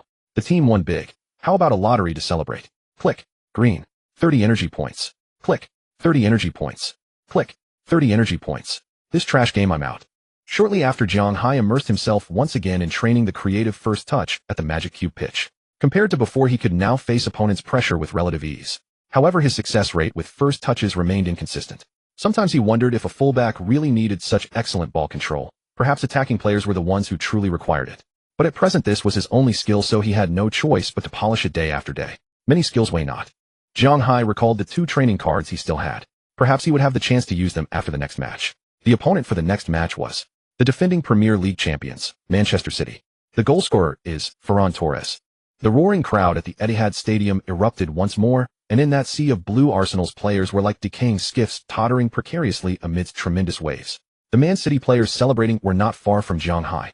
He stood silently watching his opponents roar with elation, then glanced up at the scoreboard reading 5-0. Waves of helplessness surged from his heart, spreading through every limb. He had been on the pitch for less than 20 minutes, yet it was thus far the most suffocating 20 minutes of his life. Man City enjoyed a staggering 81% possession throughout the match with 25 shots, 10 on target, and 5 goals. The Arsenal players spent the entire match on the back foot, their only shot coming from left winger Saka, which failed to test the goalkeeper. They didn't even earn a single corner kick. Utterly devoid of resistance. This was Man City's suffocating dominance. In the summer of 2016, Guardiola left Bayern Munich to officially take charge of Man City. The manager whose rise to greatness came almost immediately did not enjoy a smooth first season at Man City. The league campaign stumbled along, and there was no progress in the Champions League. His initial declaration, "I came here to prove that tiki-taka can succeed in the Premier League," was dredged up and wielded against him by countless journalists and fans. That season Man City managed only a third-place finish in the Premier League, sitting 15 points adrift of champions Chelsea. In the Champions League they reached the round of 32, but were eliminated in the first tie by young Monaco on the away goals rule. Following that season Guardiola was savaged mercilessly by critics and supporters alike. In 38 matches Manchester City recorded 32 victories, 4 draws, and only 2 defeats, shattering the Premier League record for most wins, 32, and accumulating an unprecedented 100 points. That season Manchester City scored 106 goals across all 19 Premier League clubs, setting the highest scoring benchmark in the history of the league. During that campaign Manchester City also set a new record with an 18-match winning streak, comprehensively overwhelming all 19 Premier League clubs. A year later they successfully defended their Premier League title with 98 points, while the formidable Liverpool finished a narrow 1 point behind in second place. A year later in the 20-21 season, they made a comeback, once again clinching the Premier League title with a 15-point lead over the second-place team. 3 titles in 4 years. This was Guardiola's answer. Zhang Hai found it hard to imagine which team could stop Manchester City from winning now. In this match Zhang Hai was tasked with defending Grealish, the England star, whom Manchester City had just signed from Aston Villa for $100 million. Although Zhang Hai could clearly sense that Grealish was not yet on the same wavelength as the rest of the City squad, the man was genuinely difficult to defend against. Grealish's ball control was terrifying. In the first half Cedric, and in the second half Zhang Hai. Neither managed a single successful tackle. Cedric even received a yellow card for repeatedly fouling Grealish, which was precisely why Zhang Hai was substituted on early in the second half. In the time spent entirely on defense, Zhang Hai's proud speed and ball control proved utterly useless. Manchester City's penetration was relentless. The half spaces were almost always breached with a single pass, leaving him exhausted and constantly scrambling. "My defense is still far too poor." After coming on in the second half, Zhang Hai thought this more than once. The referee finally blew the final whistle. The match was over and the nightmare was over. 3 consecutive losses at the start of the Premier League season, 0 goals, scored, 9 conceded. A shadow of dread hung over the entire team. This was not something Zhang Hai could change. The transfer window was about to close, and all he could do was hope for Arsenal's reinforcements. In the summer of 2021, Arsenal signed Nuno Tavares, a young Portuguese left-back born in 2000 from Benfica, brought in English young centre-back Ben White from Brighton, purchased goalkeeper Ramsdale from Sheffield United, and also signed free agent Zhang Hai. So far the defensive reinforcements seemed somewhat unsuccessful. On the final day of the transfer window, Arsenal suddenly announced the signing of Japanese defender Takahiro Tomiyasu from Bologna for $18 million. The deal ultimately went through. In midfield, Arsenal renewed a long-term contract with Odegaard, as the Norwegian talent had completely left Real Madrid to start anew at Arsenal. They also brought in young midfielder Albert Sambi Lokonga from Anderlecht. That was all. With arrivals came departures: Saliba, Willock, Bellerin, Willian, Torreira, either on loan or transferred. Arsenal fans could only curse club owner Kroenke repeatedly. The 3 consecutive opening losses were proof of the transfer window's failure. Faced with such a squad and form, Arsenal supporters' expectations plummeted to rock bottom, constantly muttering about relegation, and their criticism of Arteta softened, because if Arsenal's end-of-season results were too disastrous, Arteta would inevitably be sacked. Zhang Hai still calmly followed the Rubik's Cube training schedule, but he couldn't help feeling some pressure. Arsenal's signing of Tomiyasu would likely see the Japanese defender take the left-back position, potentially reducing his own playing time. He had to rapidly improve his abilities, especially in defense. After the match against Manchester City, Zhang Hai used his second training card shield. As expected, the attacking player that appeared on the Magic Box pitch was almost identical in build to Grealish. However, Zhang Hai guessed that this Grealish model did not possess the full arsenal of the real Grealish, possibly because their encounter had been too brief. Even so, Zhang Hai's defense was stretched thin. At first he was even quite flustered, let alone dispossessing Grealish. Just keeping up with him was a struggle. The training card shield could significantly enhance Zhang Hai's one-on-one defensive ability.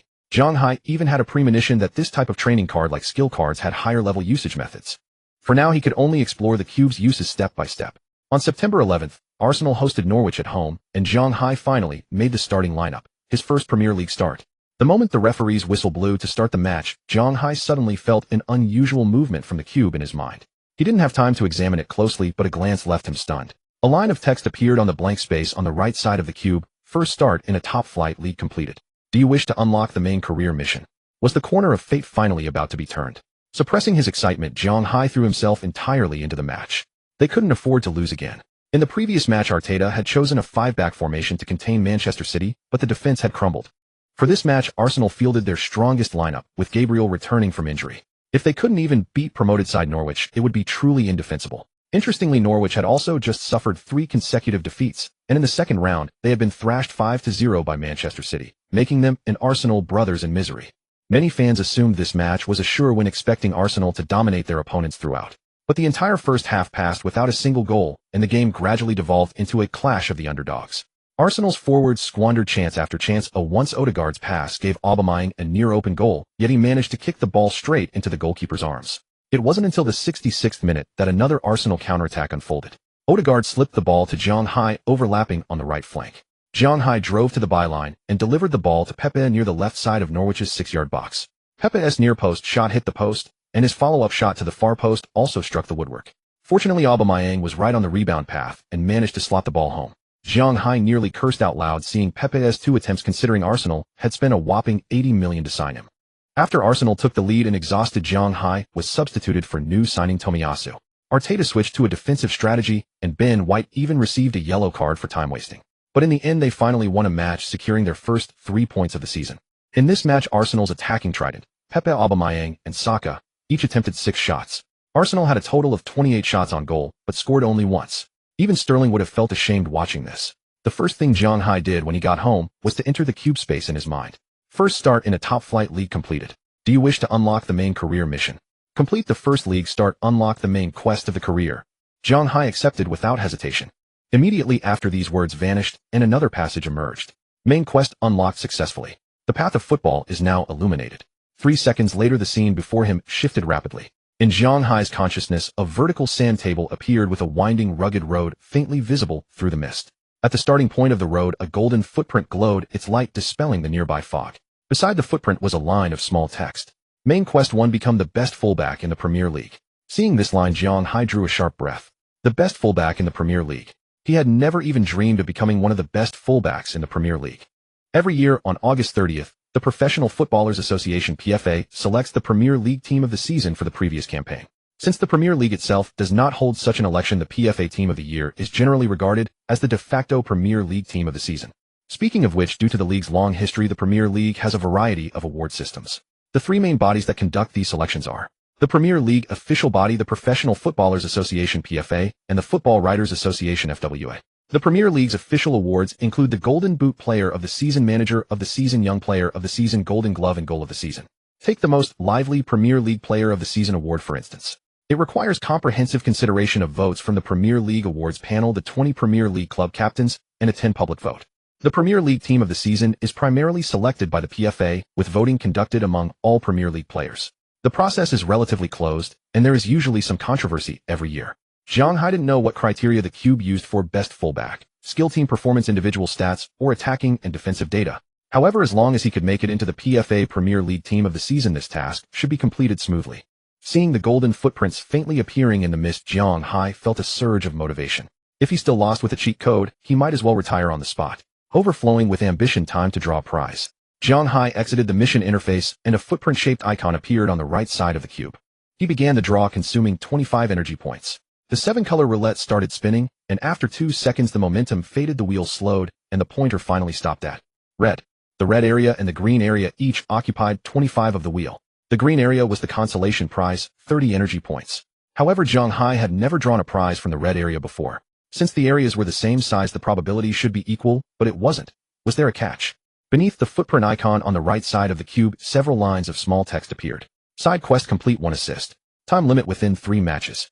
Quest reward training card, shield, 1 use. Quest status incomplete. Well, it turned out that the main quest had to be unlocked before side quests could be activated. No wonder he had never drawn from the red area. He had been blaming the cube unfairly. Complete 1 assist within 3 matches. This task was neither particularly difficult nor particularly easy. If future side quests followed the same pattern, considering a season of 50 matches across all competitions, 1 assist every 3 games would mean about 17 assists per season, an absolutely terrifying number. Even if only league matches were considered with 38 games in a season, he would need to deliver 13 assists, which was the benchmark for the league's assist king. Last season's league assist leader was Harry Kane with 14 assists. The season before that, Kevin De Bruyne led with 20 assists, an absolutely insane dominant figure, with second place, Trent Alexander-Arnold, only managing 12. The year before that, Eden Hazard topped the Premier League assists chart with 13. Generally speaking, unless a player performed at a freakish level, more than 10 league assists in a season was already extremely rare. 15 assists would almost certainly secure the assist title. Zhang Hai thought about Arsenal's upcoming fixtures: an away league match against Burnley, a Carabao Cup home match against Wimbledon, and a league home match against Tottenham. Given the team's current poor form, Zhang Hai could only hope to get an assist in the Carabao Cup match. The opponent was weak and the opportunity was great. The side quest reward was a shield training card, which Zhang Hai badly needed. He had already used 2 training cards against Grealish, and the results were decent, but still not enough. Stopping Grealish meant he could handle a certain type of player. It would be a long time before he encountered another opponent with such strong dribbling and ball control. He remembered that with just 1 shield training card, he had managed to give Martinelli trouble. Now, having invested 2 cards, he still felt the effect was insufficient. During this period's training sessions under Zhang Hai's defensive pressure, Martinelli had improved rapidly. He constantly tried various methods to get past or shake off Zhang Hai, and over time Martinelli's own dribbling ability had also improved. Zhang Hai was not worried or anxious about this. On the contrary, he was delighted. If the cube could also make his teammates stronger, wasn't that an even better thing? Only when the entire team improved would the team be more competitive. Unconsciously, Zhang Hai had been at Arsenal for 2 months. To the Arsenal coaching staff, Zhang Hai was a tremendous surprise. Under 18 years old, with no top-flight league experience and no high-intensity match exposure, Arsenal had signed him almost like a lottery ticket after his impressive trial performance. Now Zhang Hai's performance was evident to all. Apart from his stamina issues, Arteta could not be more satisfied. The coaching staff was especially full of praise for his training attitude. From the very first day of his trial, Zhang Hai had always been the first to arrive at the training ground and the last to leave, without a single exception. He completed every training drill meticulously and often added extra practice on his own. So much so that the young assistant coach Cuesta had repeatedly reminded him, "Zhang, you're still young. Don't put too much strain on your muscles and bones. It increases the risk of injury." Eventually, Zhang Hai had no choice but to add some muscle massage time after each training session, while keeping his training routine unchanged. Recently, Zhang Hai's starting opportunities had increased. Of course, to protect him, Arteta did not overuse him, typically substituting him off around the 65th minute.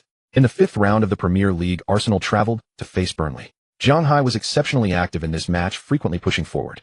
Driven by his energy, his teammates also accelerated the pace in the first half.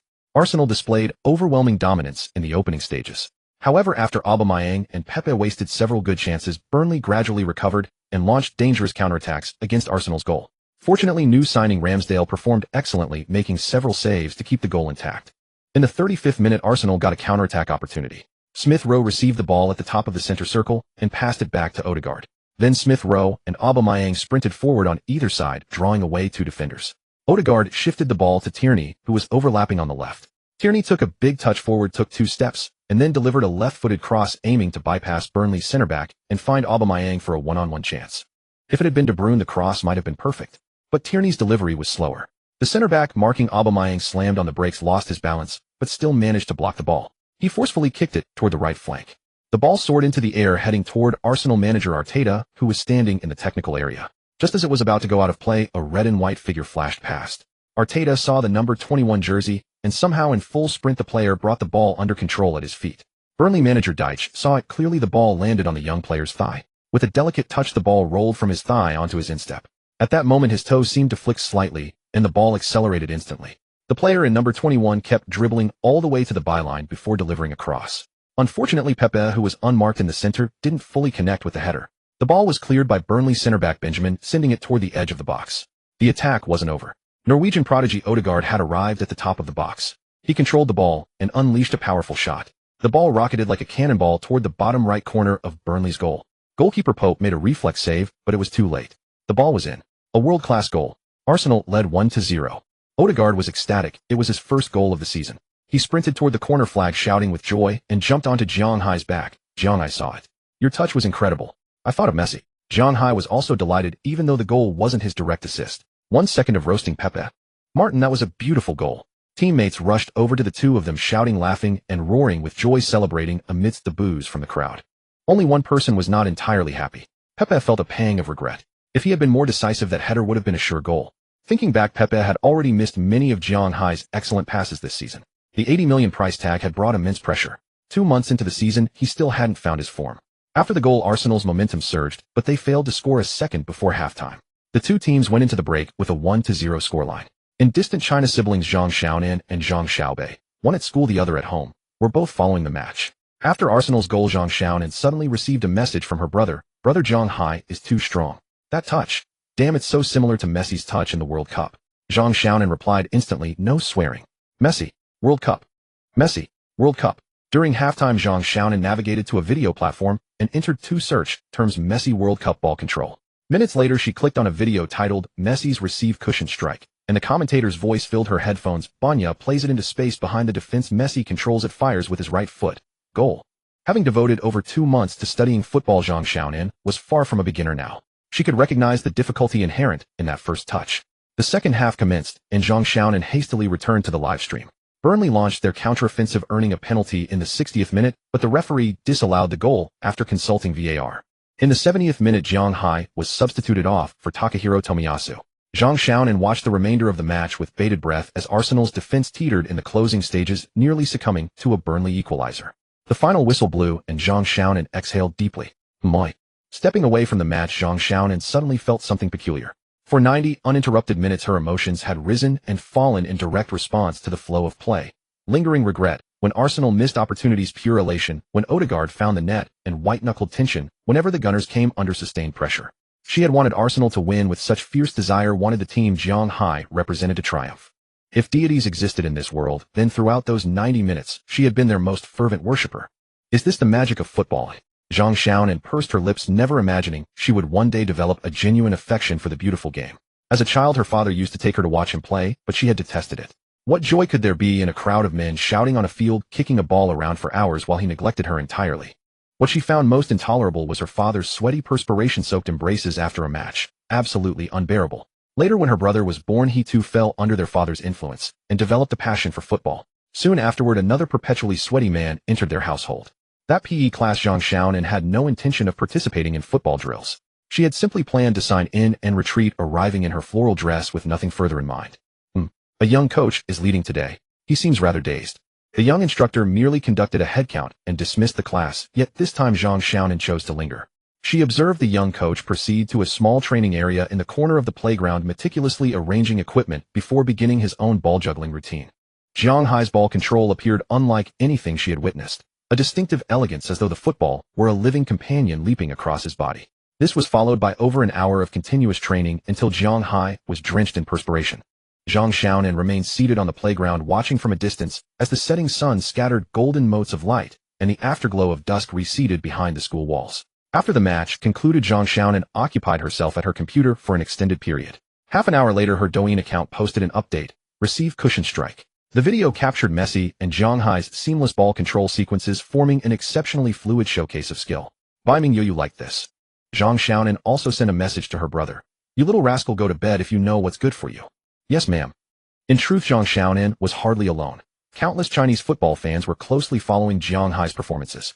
Although Zhang Hai held English nationality, he remained unequivocally Chinese in identity, having never even anglicized his name. The likelihood of his naturalization appeared remarkably high. Policy complications were not their burden to bear. They sought only a beacon, one luminous figure shining brightly across the world's elite leagues.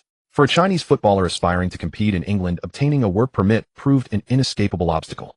Currently, non-EU players seeking work permits must essentially satisfy 2 prerequisites. First, their national team must maintain an average FIFA ranking within the global top 50 over the preceding 2 years. Second, they must have featured in at least 75% of their national team's official senior international matches during that same period. Should a player fail to meet both criteria simultaneously, they may submit an appeal under the exceptional talent clause. A review panel then determines whether the athlete can make a special contribution to the development of English football. Only upon securing a majority vote can the work permit be granted. The trajectory of Zhang Hai's future remained difficult to forecast. Should he revert to Chinese nationality, he might well be compelled to depart the Premier League. None could predict with certainty. Many supporters and journalists maintained a measured perspective, consistently offering sensible counsel rooted in Zhang Hai's career progression. At present, he truly did not qualify for naturalization. Naturally, in the realm of public discourse, netizens harbored boundless opinions. Some contended that having voluntarily surrendered his Chinese citizenship, Zhang Hai should no longer be eligible for national team recall. Others maintained that Zhang Hai remained too immature, warranting further observation, drawing parallels to Dong Fangzhua's earlier career trajectory. Among these divergent viewpoints, one opinion expressed by a retired former international generated substantial controversy. Before retiring from professional play, Chen Lu had served as a goalkeeper and earned select call-ups to the national squad, appearing in merely a handful of matches. Following his retirement, he pivoted to sports journalism, cultivating extensive connections throughout Chinese football and maintaining access to insider information. Rumor had it that Chen Lu shared an exceptionally close rapport with current national team head coach Li Tai. Chen Lu published a provocative query on Weibo: could anyone genuinely believe a right-back can single-handedly rescue Chinese football? Chen Lu carried a notably abrasive disposition, frequently engaging in volatile exchanges with internet users, which fostered widespread dislike toward him. The most prominent comment on the thread was equally biting. With commentators like yourselves, even Messi couldn't salvage Chinese football. Platform promotional content removed. Subsequently, that particular comment was deleted. Zhang Hai, stationed far away in England, remained entirely ignorant of how domestic public opinion judged his performances. His father Jiang Ming deliberately withheld such information to shield him from distraction. Following the match, once Zhang Hai had refreshed and changed, he was preparing to return home for his Magic Cube training session when Odegaard intercepted him, insisting on treating him to a meal. Zhang, to celebrate my first goal of the campaign, dinner is on me tonight.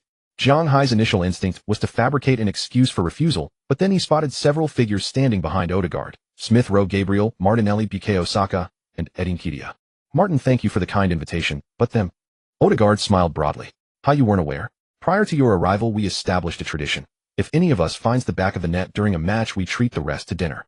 Your contribution to that long-range effort today was substantial, so consider this your well-deserved reward. Since joining Arsenal, Zhang Hai had yet to forge any particularly close friendships, making this opportunity to integrate with his teammates one he naturally would not squander. Zhang Hai harbored no desire to operate as a solitary figure. That approach would prove detrimental to his professional development. He possessed neither the inclination nor the capacity to single-handedly dictate matches. His teammates' assistance remained indispensable. Hey Zhang, what sweet dream were you lost in? You nearly gave me a heart attack. Zhang Hai apologized embarrassedly. Sorry Martin, I did have a wonderful dream. I dreamed I assisted you to score a goal in the next match. Zhang Hai fabricated a lie with a flushed face and racing heartbeat. Huh, just an assist. What's there to be excited about? Wouldn't you rather score a goal yourself? Don't worry, I'll pass to you more in the next match. Odegaard paused and continued. If you truly can't get a shooting opportunity, remember to pass the ball near the penalty spot. I'll be waiting there for your assist. Our next league opponent. As Odegaard spoke, he glanced at his phone. Tottenham. Oh. Focus on driving, Martin. Don't let it pressure you. We'll win. After brushing it off, Zhang Hai said awkwardly. So let's hope so. If Aubameyang and Pepe had your training attitude, you'd probably already have several assists. Zhang Hai caught the dissatisfaction and concern in Odegaard's tone. Aubameyang, as the team's first-choice striker, possessed formidable individual ability. During his days at Dortmund, Aubameyang had always been a strong contender for the Bundesliga top scorer award. However, he couldn't devote his entire heart to football. Diplomatically put, his hobbies were extraordinarily diverse. As for Pepe, his condition was visibly poor even in training. His ability was undeniable, yet burdened by the halo of being Arsenal's most expensive signing, the pressure seemed to have already crushed him. Actually, Zhang Hai could see that Pepe simply lacked the confidence that comes from scoring goals. It was truly unavoidable. If Pepe's original shooting ability was rated at 80, then under the influence of his mentality, his actual ability might have dropped to only 55. Zhang Hai was indeed considering whether he should pin his hopes on Pepe helping him complete his side quest. Zhang Hai closed his eyes once more, returning to the Rubik's Cube world within his consciousness. After a 10 pull, he finally obtained a stamina training card, but his energy was now down to merely 40 points. What a ripoff. As long as the side quest remains unfinished, new side quests cannot be drawn. After all, with a 25 probability rate, it's unlikely one would never draw one. It must be this reason. Zhang Hai checked the schedule details and confirmed the changes were significant. Looking at it this way, for a considerable period, stamina training cards would remain an absolute necessity for Zhang Hai. A top-tier right-back needed stamina above 95 to endure repeated up and down runs throughout both halves. The burden was heavy and the road ahead was long. Okay Zhang, we're here. Oriental restaurant. Zhang Hai saw the sign at the entrance and exclaimed in surprise, this is a Chinese restaurant. That's right. To celebrate you joining us, we specially chose a Chinese restaurant. How about that? Thoughtful, isn't it? Zhang Hai gave a bitter smile. The schedule had just been arranged and the dietary structure had already changed. What misfortune! After everyone sat down, Odegaard handed the menu to Zhang Hai and said, "Zhang, we rarely eat Chinese food. You order." Zhang Hai sighed inwardly and thought, forget it, let me indulge myself a little today. Braised pork, lion's head meatballs, stir-fried pork, scrambled eggs with chives. After ordering, the group launched into casual gossip-style conversation. Nketiah spoke first. "Zhang, I'm genuinely curious. How did Tottenham let you come to Arsenal?" In fact, Nketiah had once played against Zhang Hai in the youth team, though the impression wasn't particularly vivid, indicating that Zhang Hai hadn't been outstanding enough at the time to leave a lasting mark. But given the ability Zhang Hai displayed since arriving at Arsenal, Nketiah, like many fans, simply couldn't understand how Tottenham had let him go. Zhang Hai's expression turned slightly uncomfortable as he explained, "The contract I signed with Tottenham was only for 2 years. By this summer my contract had already expired. Under normal circumstances, a team rarely signs a young player for only 2 years. Most contracts last 3 years or more." Tottenham initially offering Zhang Hai only a 2-year contract also reflected some element of distrust. Odegaard sneered, "What blind eyes?" Zhang Hai suddenly realized that although Odegaard appeared as a cheerful open boy, his personality was remarkably distinct. Indeed, one should never judge a book by its cover. Martinez chimed in, "Zhang, I've always had this feeling. I seem to live in your shadow. I'm not sure how to put this, but I feel like you understand me very well. I mean, in terms of football." This had been Martinez's long-standing question. Judging by Zhang Hai's defensive positioning and other aspects, Zhang Hai wasn't considered an exceptionally outstanding defender. Yet whenever Martinez faced him, he felt all his feints were completely read through. During every training match, scrimmage facing Zhang Hai created tremendous psychological pressure, as Martinez feared being noticed by Arteta. Hearing Martinez's question, Zhang Hai felt a headache coming on. Another lie to tell. He said solemnly to Martinez, "Martinez, I've always longed to compete against the most top-level wingers. Actually, when I'm defending you, I don't see you as Gabriel Martinez. I see you as Neymar da Silva. I frequently watch Neymar's highlight reels at home, and when I treat my opponent as Neymar, I can even perform at 200 capacity." Whenever encountering such situations, Zhang Hai would recall his childhood days accompanying his mother to visit relatives for medical consultations. Once a relative was gravely ill. At home, his mother would sigh heavily after seeing that relative's CT scans, but when speaking face-to-face with that relative, she always appeared remarkably composed, as if it were some trivial ailment. Neymar highlights. Zhang Hai indeed watched them frequently. Neymar's ball control was incredibly slick, and Zhang Hai often imitated those moves in the Magic Box Stadium. However, his physical flexibility couldn't match Neymar's, and the movements he produced lacked the aesthetic beauty Neymar displayed. Dear reader, more chapters await. Please click to continue reading. The story gets even better. Martinez muttered, "Can it really work this way? Neymar. I'm indeed far behind him." Neymar was Brazil's #1 striker and had once been widely recognized as one of the world's top 3 players. Martinez had barely made the national team a few times. There was indeed a vast gap. Zhang Hai added at the opportune moment, "Martinez, I believe your dribbling needs more creativity, like a samba dancer." "Come on, Martinez. The stronger you become, the stronger I become, and I can save some training cards." Martinez frowned deeply and nodded. Saka felt somewhat confused. "No way. Is Zhang's defense really that good?" He didn't feel it at all. Isn't Zhang known for his attacking prowess? Due to the European Championship, Saka had a longer vacation and returned to the team latest, so he wasn't very familiar with the matter between Zhang Hai and Martinez. During this period, Saka's form had also been very poor. Missing the penalty in the Euro final against Italy had placed enormous public pressure upon him. No matter how big-hearted Saka was, he couldn't help but be affected. Odegaard seemed to sense Saka's dejection and smiled at him, saying, "Saka, are you still dwelling on the Euro final?" Saka hadn't expected Odegaard to say it so directly and appeared somewhat embarrassed. Odegaard continued, "Saka, I've noticed you haven't been as confident this season. You're England's most promising winger. You shouldn't be brought down by a single setback. You're only 20. Saka kept his head lowered while Zhang Hai, Martinez, Nketiah, and Smith Rowe all watched Odegaard in silence. After a long while, Saka finally nodded with resolute eyes and said solemnly, "I'm sorry for worrying everyone." Odegaard smiled and said, "These are all trivial matters. Just think about me. Hasn't it passed too?" There was no telling how much bitterness lay behind Odegaard's smile. Odegaard had achieved fame at a young age. The titles of prodigy, genius, and future midfield master were extraordinarily prestigious. Signed by Real Madrid at 15, he was then considered the cornerstone of Real Madrid's midfield for the next decade.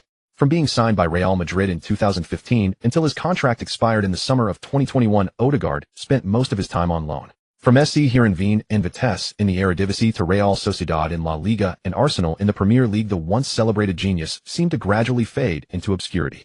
Beneath the brilliance of Real Madrid's ceremonial midfield trio, any midfielder would appear pale in comparison. He found joy and redemption at Arsenal. After merely half a year at the club, he had decided he must stay. Now only 23 years old, he hoped to lead Arsenal toward revival. In February 2021, Odegaard became captain of the Norwegian national team, shouldering another responsibility. Zhang Hai observed clear leadership qualities in Odegaard. Today's gathering was clearly more than just a casual meal. Lost in thought, Zhang Hai was interrupted as Odegaard changed the subject. What do you think is the reason behind our team's recent lack of goals? Odegaard's sudden question left everyone somewhat puzzled. What do you all think is the reason why our team has been scoring so few goals lately? The group exchanged bewildered glances. Zhang Hai, who had watched plenty of cop and robber films as a child, even suspected that Odegaard might be the coach's mole sent by Arteta to probe their depths. Martinelli, you speak first. I'm a substitute, so I probably shouldn't have a say, right? Martinelli turned his gaze towards Saka. Saka had been holding down the starting left-winger position all season, while Martinelli had been serving as backup for both Saka and Aubameyang. Saka said seriously, my right foot is too weak, I've missed so many chances. What else? Odegaard pressed. After some thought, Saka replied, I'll regain my confidence. Odegaard's gaze shifted to Smith Rowe, who sighed and said, I don't have much confidence in my finishing. Following him, Nketiah chimed in, I don't know either. Zhang Hai covered his forehead. What honest souls. Finally, it was Zhang Hai's turn. He spoke solemnly. Nketiah, I think you should get stronger. The deflection technique. Nketiah furrowed his brow. Is that so? Odegaard nodded as well. Nketiah currently had too little playing time, and his impact on the attacking unit in the league was minimal. I believe, Odegaard said solemnly, that we can no longer pile the responsibility for scoring onto individual players. I won't deny that Aubameyang is highly capable, but it's clear he has never taken training and matches seriously. And then there's Pepe. His current mentality makes him unsuitable as a finisher. If we let him continue wasting chances like this, we'll only do him harm. Having said this, Odegaard glanced at Zhang Hai. Saka, I want to repeat something. I've always believed you have the opportunity to become the best winger in the Premier League, even the best in the world. The coach must have told you the same, right? Without waiting for Saka's response, Odegaard immediately turned to Martinelli. Martinelli, I think your playing style should be more direct. The Brazilian national team doesn't need a second Neymar, and you can't become a second Neymar either. You're not the same type of player. Martinelli nodded vigorously. Smith, you need to play more decisively. Smith Rowe nodded as well. As the team's number 10, he should shoulder some responsibility for scoring. Finally, Odegaard turned his head toward Zhang Hai. Zhang, honestly, your talent amazes me. At certain moments, your command of football even makes me envious. Perhaps in the future you could try playing in midfield. Of course, before that you need to work on your passing first. You're nothing like any right back I've ever encountered. You're only 18, an enviable age. But I think you know what you need to do. On the way to the restaurant, Odegaard had already shared his thoughts with Zhang Hai. This meal Zhang Hai ate with extreme anxiety. If he had to eat like this every time someone scored, Zhang Hai would surely develop psychological trauma. After the meal, Zhang Hai suggested to Odegaard, Martin, I've been thinking a lot today. I think we should change the rules for treating everyone to dinner. Change them. Odegaard's face showed a question mark. That's right. I think our perspective is too narrow. Today our opponent was only Burnley. In the future we'll face many opponents like Burnley, and I believe everyone here can score against such teams without difficulty. Why don't we limit the rule to specific teams? Like the other 5 teams in the Big Six. Only by scoring against them and winning can we demonstrate Arsenal's competitive strength. Odegaard's eyes lit up. The other teammates also expressed their agreement. This meal hadn't been easy for any of them either. After some smooth talking, Zhang Hai finally relaxed. His training plan wouldn't be frequently disrupted anymore. After this conversation, Arsenal's young squad was full of fighting spirit. Watching their performance in training, even Arteta wondered if these kids had been possessed by something. Assistant coach Steve muttered, these kids, why are they suddenly working so hard? Arteta, maybe they've had an awakening. Steve shook his head. Young people so hard to understand. By the way, are you really not bringing these kids to the Wimbledon match? Arteta frowned. Let's rest Martin, Zhang and Smith. Our next match is against Tottenham. Though Lacazette has recovered, he shouldn't play too many minutes. Let's give Nketiah and Martinelli a chance to start and see how it goes. Zhang Hai had thought he could rack up an assist against Wimbledon in the League Cup, but he hadn't even made the matchday squad. Cedric Soares started at right back and put in an average performance.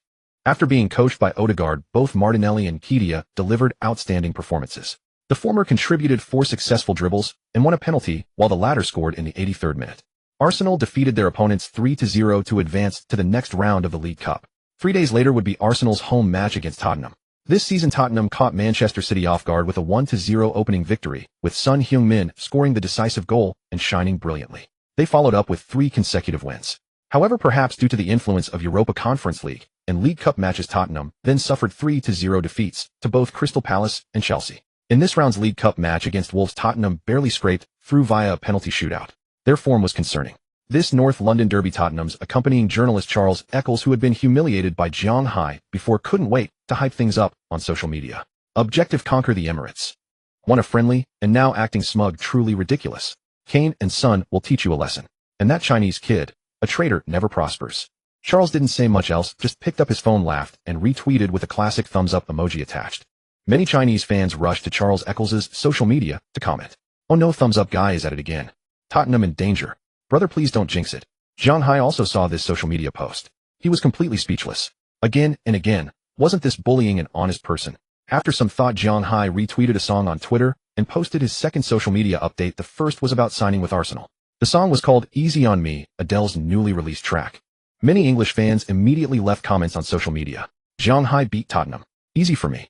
Zhang Hai thumbs up guy, easy on me. Easy on me literally means be more lenient with me. Many people believe this was Zhang Hai's response to thumbs up guy Charles and also to Tottenham. A more artistic interpretation being, now that we've parted ways, let bygones be bygones. Of course, many others interpreted it as Zhang Hai provoking Tottenham. Easy's most common meaning is simple or easy. Was beating Tottenham something easy to do? Wasn't that being a bit arrogant? Before the match, Odegaard quietly asked Zhang Hai, "Zhang, what did your tweet yesterday mean?" Smith Rowe also leaned in wanting to hear Zhang Hai's answer. Zhang Hai coughed awkwardly. It didn't mean anything special. I just thought it sounded nice." The two naturally didn't believe him. Zhang Hai quickly changed the subject. "You two remember my assist?" Odegaard confidently declared he had it covered. During the player handshake segment, when Zhang Hai shook hands with Son Heung-min, the broadcast camera gave them a close-up. However, neither showed any particular expression. The two had never had any interaction. Only some Chinese media outlets had made a big deal out of nothing. Famous Chinese football commentator Zhang Jun was providing live commentary. It seems young player Zhang Hai and Son Heung-min don't know each other. His co-commentator coach Zhang Lu chuckled, "Them not knowing each other is normal. Zhang Hai has been in the youth team all along, and their training probably never overlapped." Many believe this would inevitably be an evenly matched, exciting match, and Arteta had done plenty of homework before the game. In this match, Pepe was on the bench. Saka moved to the right flank. Smith Rowe started as left winger, and Aubameyang remained the striker. Neither team showed any intention of feeling each other out. The moment the referee blew the whistle to start the match, both teams immediately raised the tempo. Enemies meeting, never more watchful. This kind of match, of course, called for an all-out attacking battle. In the 10th minute, the situation suddenly changed.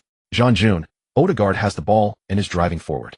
Can he pass? To the flank. Saka receives the ball facing Reguilon's defense and directly attacks. Cross. Smith Rowe goes for the header. Goal. It's only been 10 minutes, and Arsenal have taken the lead. Zhang Lu, a classic Arsenal-style goal. After scoring, Smith Rowe was overjoyed. He sprinted toward the byline, ran into Saka's open arms, and embraced him. Saka laughed. "Smith, looks like you owe everyone dinner." This goal had nothing to do with Zhang Hai at all. He was still waiting at the back for Saka's return pass, not expecting Saka to be so aggressive and drive straight at the defense without hesitation. Zhang Hai felt a headache coming on. He might have to go for another dinner again today. Hopefully this side quest would complete soon. Today's Arsenal did seem somewhat different. The attacking play in the final third was silky smooth. Every time Tottenham's counterattack began to take shape, it was immediately strangled in its cradle. 15 minutes later, Arsenal attacked down the left flank. When Aubameyang received the ball, he performed a delicate heel flick, making Tottenham defender Dier's marking look utterly clumsy. After shaking off Dier's challenge, Aubameyang spread the ball to the flank. Left winger Smith Rowe surged forward at lightning speed. After reaching the byline, he didn't hesitate for a second, delivering a low cross. Aubameyang got to the ball just ahead of Odegaard and slotted it into the net. 2-0. So fluid. Arsenal fans were moved to tears. How long had it been since they'd seen football like this? And the opponents were Tottenham. Keep scoring, don't stop. The Emirates erupted in cheers. The white sails gradually vanished beneath the towering waves. During the international break, many players who were not selected for their national teams often chose to go on vacation, but Zhang Hai did not think the same. Due to Arsenal's last-minute signing of Japanese defender Takahiro Tomiyasu at the end of the summer transfer window, the Gunners now have an abundance of right-back options, which in turn has intensified the competition for that position. Takahiro Tomiyasu's defense is extremely solid and tough, making it difficult for opponents to beat him. A veteran Cedric Soares is rich in experience. Chambers, well, has great potential. In recent matches, Arteta has used Zhang Hai quite frequently, even starting him in every league game. But Zhang Hai's sense of crisis has become increasingly apparent. This pressure does not come from Arsenal signing Tomiyasu, but rather from Saka. Arteta uses Zhang Hai at right back to create more attacking options on the right flank, just like in the match against Tottenham.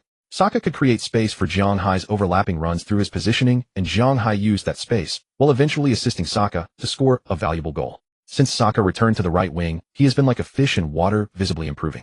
To counter Saka's breakthroughs, opponents often have to double-team him, yet even so, Saka creates numerous chances every match with his individual ability. Strong offense brings defensive vulnerability. Although Saka has the attributes of a wide midfielder and often drops into midfield to help with defense, there are always many moments during a match when he is not in that position.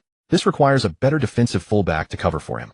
If a choice must be made between Tomiyasu and Zhang Hai, the former is definitely more suitable because Tomiyasu is a better defender than Zhang Hai. Earlier, Odegaard said Saka would become the best right winger in the Premier League. Zhang Hai thought there was some exaggeration, but after a few matches Zhang Hai realized Odegaard was not wrong. If Saka continues to grow stronger, will he really still spend a lot of time every match helping his fullback defend? Do Messi and Ronaldo constantly run up and down to help with defense? Zhang Hai can't exactly switch to left back, so he must train hard and improve his defensive abilities as soon as possible. Zhang Hai has already communicated with the coaching staff. During the break, he will continue to train at the training base with the young players. Secondly, he needs to stick to his physical training schedule. As for training cards, he does not plan to use them without a strong opponent as a model.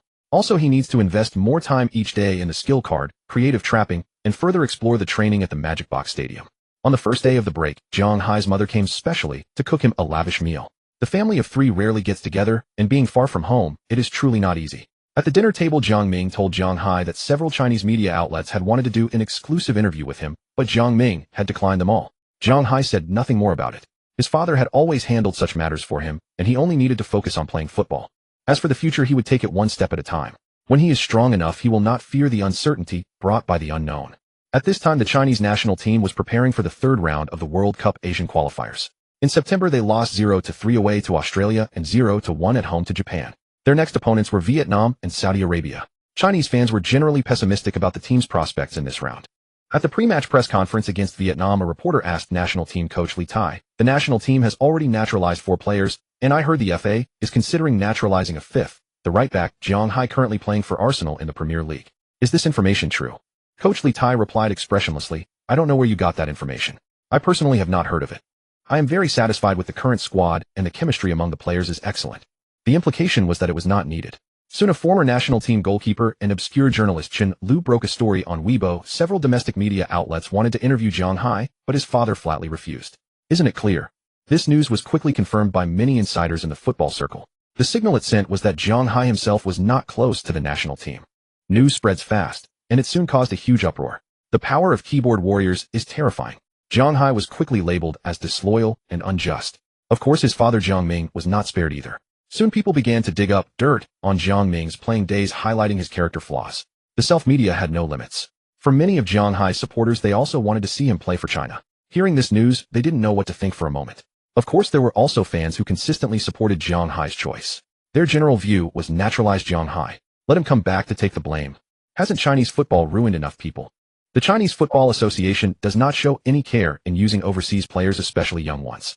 For tournaments like the Olympic qualifiers, Asian Games, and U20 World Cup, if results are needed, you must return to participate. With repeated call-ups and training camps, the pressure on players is immense. The travel fatigue and mental exhaustion can drain any form away. Somehow a rumor spread that Zhang Hai's father Jiang Ming was very close to General Fan, causing many netizens to flood General Fan's Weibo comment section for confirmation. General Fan did not respond to this. In fact, he didn't know either. He decided to call and ask, "Old Zhang, I heard some domestic media wanted to interview Zhang Hai and you refused. You already know? Old Zhang, you're foolish. What good intentions could those media have? By refusing them like that, you're practically asking them to smear you." Jiang Ming sneered, "I'll let them do what they want. I'm not going to indulge them. A bunch of parasites. They share part of the blame for Chinese football being so rotten." General Fan sighed. "Doing this will make it hard for Zhang Hai to play in China in the future." Sigh. "When did I ever say Zhang Hai would play in China?" Jiang Ming retorted. Not returning. You're not planning to let him play for the England national team, are you?" Zhang Hai was indeed a promising talent, but General Fan absolutely did not believe that Zhang Hai could become England's starting fullback. Who are England's right-backs? Liverpool's Prince Alexander-Arnold, Chelsea's young right-back James, Atletico Madrid's starting fullback Trippier, Manchester City's starting defender Walker. The list is endless. How could it ever be Zhang Hai's turn? Jiang Ming said helplessly, "How do we have a choice? As long as that person is still in power, do you think Zhang Hai can go back to play?" General Fan suddenly understood that incident back then. Sigh. The two spoke in riddles for a long time, and in the end, all that was left was a long sigh from each. In 2 World Cup qualifiers, the Chinese team barely secured a last-gasp victory over Vietnam, but failed to beat Saudi Arabia. After 4 rounds, they had only 3 points entering the calculation mode. They came with joy and left in disappointment. Fans grow old slowly while the young meet again. After the international break, many clubs fell victim to the so-called FIFA virus. Players who had suffered injuries while representing their national teams would leave their clubs dealing with the fallout. Arteta was particularly troubled, for both starting midfielder Xhaka and left-back Tierney had been injured. Tierney's case was more serious, with expectations that he would be sidelined for over a month. On October 19th, in the 8th round of the Premier League, Arsenal hosted Crystal Palace at home. The team sheet for this fixture was rather unconventional. Arteta paired Odegaard and Partey as a double pivot, deployed Smith Rowe as the number 10 in an attacking midfield role, shifted Saka back to the left wing, and handed Pepe the right flank from the kickoff. At left back, teenage prospect Nuno Tavares was called upon, while on the right stood Zhang Hai, who had been granted a full 2 weeks of rest. Everyone was dragging after the international break, but in stark contrast, Zhang Hai brimmed with energy. He was desperate for a vigorous contest to put his fitness work to the test. In the 7th minute, Arsenal's corner was struck too high over the penalty area, and no one inside the box managed to reach it. The ball sailed toward the far touchline, where Pepe collected it, and immediately played it to Zhang Hai. Without taking a touch, Zhang Hai slipped a through ball into the half space, combining with Pepe in a quick 1-2. Pepe drove into the box and curled a shot with his left foot, but once again luck eluded him. Guardiola produced a save. The ball fell to Aubameyang, who had been lurking at the back post, and he coolly tapped it into the net. Arsenal took an early lead. Crystal Palace intensified their attacks after falling behind, but Bink's shot was akin to a defender's clearance, making it agonizingly painful to witness. Fortunately for them, having Binks proved crucial, otherwise Arsenal would have surely conceded. Arsenal's counter-attacking rhythm felt peculiar. Whenever the ball reached Pepe, the tempo would stutter. After creating a goal early in the match, Nicolas Pepe reverted to his familiar underwhelming self. Throughout the entire game, he attempted 6 dribbles, but succeeded only once. One has to admit the pressure on the next player Arsenal signs for €80 million will be considerably lighter. Who might that fortunate soul be? Shortly after the second half began, Arsenal's young left-back Tavares collapsed on the ground in agony, clutching his thigh after a defensive play. The very scenario Arteta dreaded most had materialized. He glanced toward the substitutes bench. Should he let Takahiro Tomiyasu try? After all, Saka was playing ahead. As long as he focused on defense, it should be fine, right? Tomiyasu was thrust into the role, coming on as a substitute for the left-back position. 2 minutes later, Thomas Partey was dispossessed in the backcourt. Jordan Ayew passed to Binks, who finally didn't let the team down, slotting the ball into a largely open net. The familiar second-half struggles emerged. Odegaard had played full matches for his national team during the international break and appeared visibly fatigued. Saka's form was also mediocre. At the 65th minute, both were substituted off, with Lokonga moving to midfield and Lacazette entering as forward. The situation showed no sign of improvement. 2 minutes later, Tomiyasu passed to Lokonga with an awkward delivery. The latter failed to control properly, and the ball was stolen again. Palace's newly substituted forward, Edouard, capitalized, scoring the goal. Arsenal had used all 3 substitutions. Arteta would have no more changes available, which meant Zhang Hai would have to play the entire match. Zhang Hai remembered his side quest: score 1 goal or provide 2 assists within 5 matches. Under the current circumstances, providing assists would be tremendously difficult. In the 72nd minute, Lacazette set up Aubameyang for a half one-on-one opportunity, but the latter's shot veered off toward the moon. As a result, the scoreline remained unchanged until the end of regular time. 5 minutes of stoppage time remained. Arsenal still had chances, but Zhang Hai had already reached his limit. Drenched in sweat, gasping for breath, clenching his teeth in determination. Crystal Palace had long since given up on attacking. As long as they held steady for the remaining moments, they could secure 3 points away at Arsenal. Arsenal's attacks became simplistic and direct. Smith Rowe and Tomiyasu moved wide to the left for crosses. Pepe pressed into the half spaces, while the 2 elite strikers Lacazette and Aubameyang vied for aerial balls in the penalty area. Up until the 94th minute, Zhang Hai on the right flank delivered the ball into the box. The ball bounced twice in the area before deflecting toward the left flank. Smith Rowe collected and lifted it back into the box, where a Palace defender cleared. The ball fell to Aubameyang at the penalty spot. He swung his leg through the ball, threading it through the crowd, only for Guardiola to block it. However, Guardiola could only parry, and the lurking Lacazette struck the ball without letting it settle. Guardiola could no longer reach Lacazette's close-range strike. In the final minute of stoppage time, Lacazette equalized for Arsenal. The celebrating Lacazette sprinted to the corner flag, unleashing the pent-up emotions within him. Both Lacazette and Aubameyang are orthodox center forwards.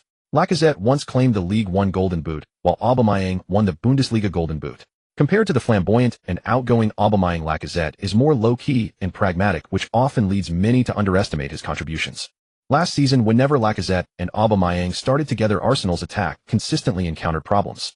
Arteta never found a way to make both elite strikers coexist, with one having to make tactical sacrifices. At the start of this season, Lacazette was injured and unavailable for a long period, while Aubameyang performed exceptionally well and scored frequently. Who should sacrifice? The answer seemed rather obvious. Who would have thought that upon returning from injury, Lacazette would score such a crucial goal? Arteta now has another headache. Who should be the starting center forward? Ultimately, Arsenal earned a hard-fought draw. The fans were clearly far from satisfied with the team's performance. They were evenly matched, with Crystal Palace at home even being pressured for periods. Had it not been for Lacazette's fortunate late goal, Arsenal would have suffered another disappointing result. Is this the possession football Arteta learned from Guardiola? After the match, Arteta admitted the team faced numerous difficulties, emphasizing that key players were unavailable due to injuries and assured that the coaching staff would resolve everything. The solution was putting Zhang Hai at left back. A prophecy fulfilled. At the time, Zhang Hai had merely pondered the idea in his head and immediately dismissed it. There was no way the coaching staff would position an inexperienced young right back at left back. Steve first asked Zhang Hai about his weak foot ability. Zhang Hai replied with a casual, "It's all right." Thus he was informed that he would play left back in the next home match against Aston Villa and was told to familiarize himself beforehand. Zhang Hai froze, unable to comprehend the entire day, resulting in earning only 5 energy points from training that day. After returning home, Zhang Hai gloomily opened the Rubik's Cube. Staring at his basic information displayed on it, he drifted into contemplation. Name Zhang Hai. Position fullback. Honors none. Passing 82. Speed 91. Defending 69. Physical 74. Stamina 85. Skill creative, first touch. Energy 202. Compared to 2 weeks prior, physical had increased by 1 point and stamina had finally reached 85. Other attributes remained unchanged. Zhang Hai's consciousness entered the footprint icon belonging to the main quest. He unexpectedly discovered that the first footprint at the edge of the misty forest seemed to shine more brilliantly, with additional mist being dispelled. Is it because I completed the previous side quest? Or is it my imagination? Zhang Hai made a mental note, intending to check again after completing the next side quest. Seeing the main quest, Zhang Hai sighed slightly. His mission had barely begun before his position would change. Once changed, he wondered if he could ever return. Wait, the main quest was become the best fullback in the Premier League. Fullback. Returning to the Rubik's Cube, his basic information clearly showed his registered position as fullback. So he had always been a fullback. Only after reviewing the Magic Cube again did Zhang Hai notice that his registered position listed on it was right back. Previously, Zhang Hai had instinctively cast himself in the role of right back, a classic case of being unable to see the bigger picture.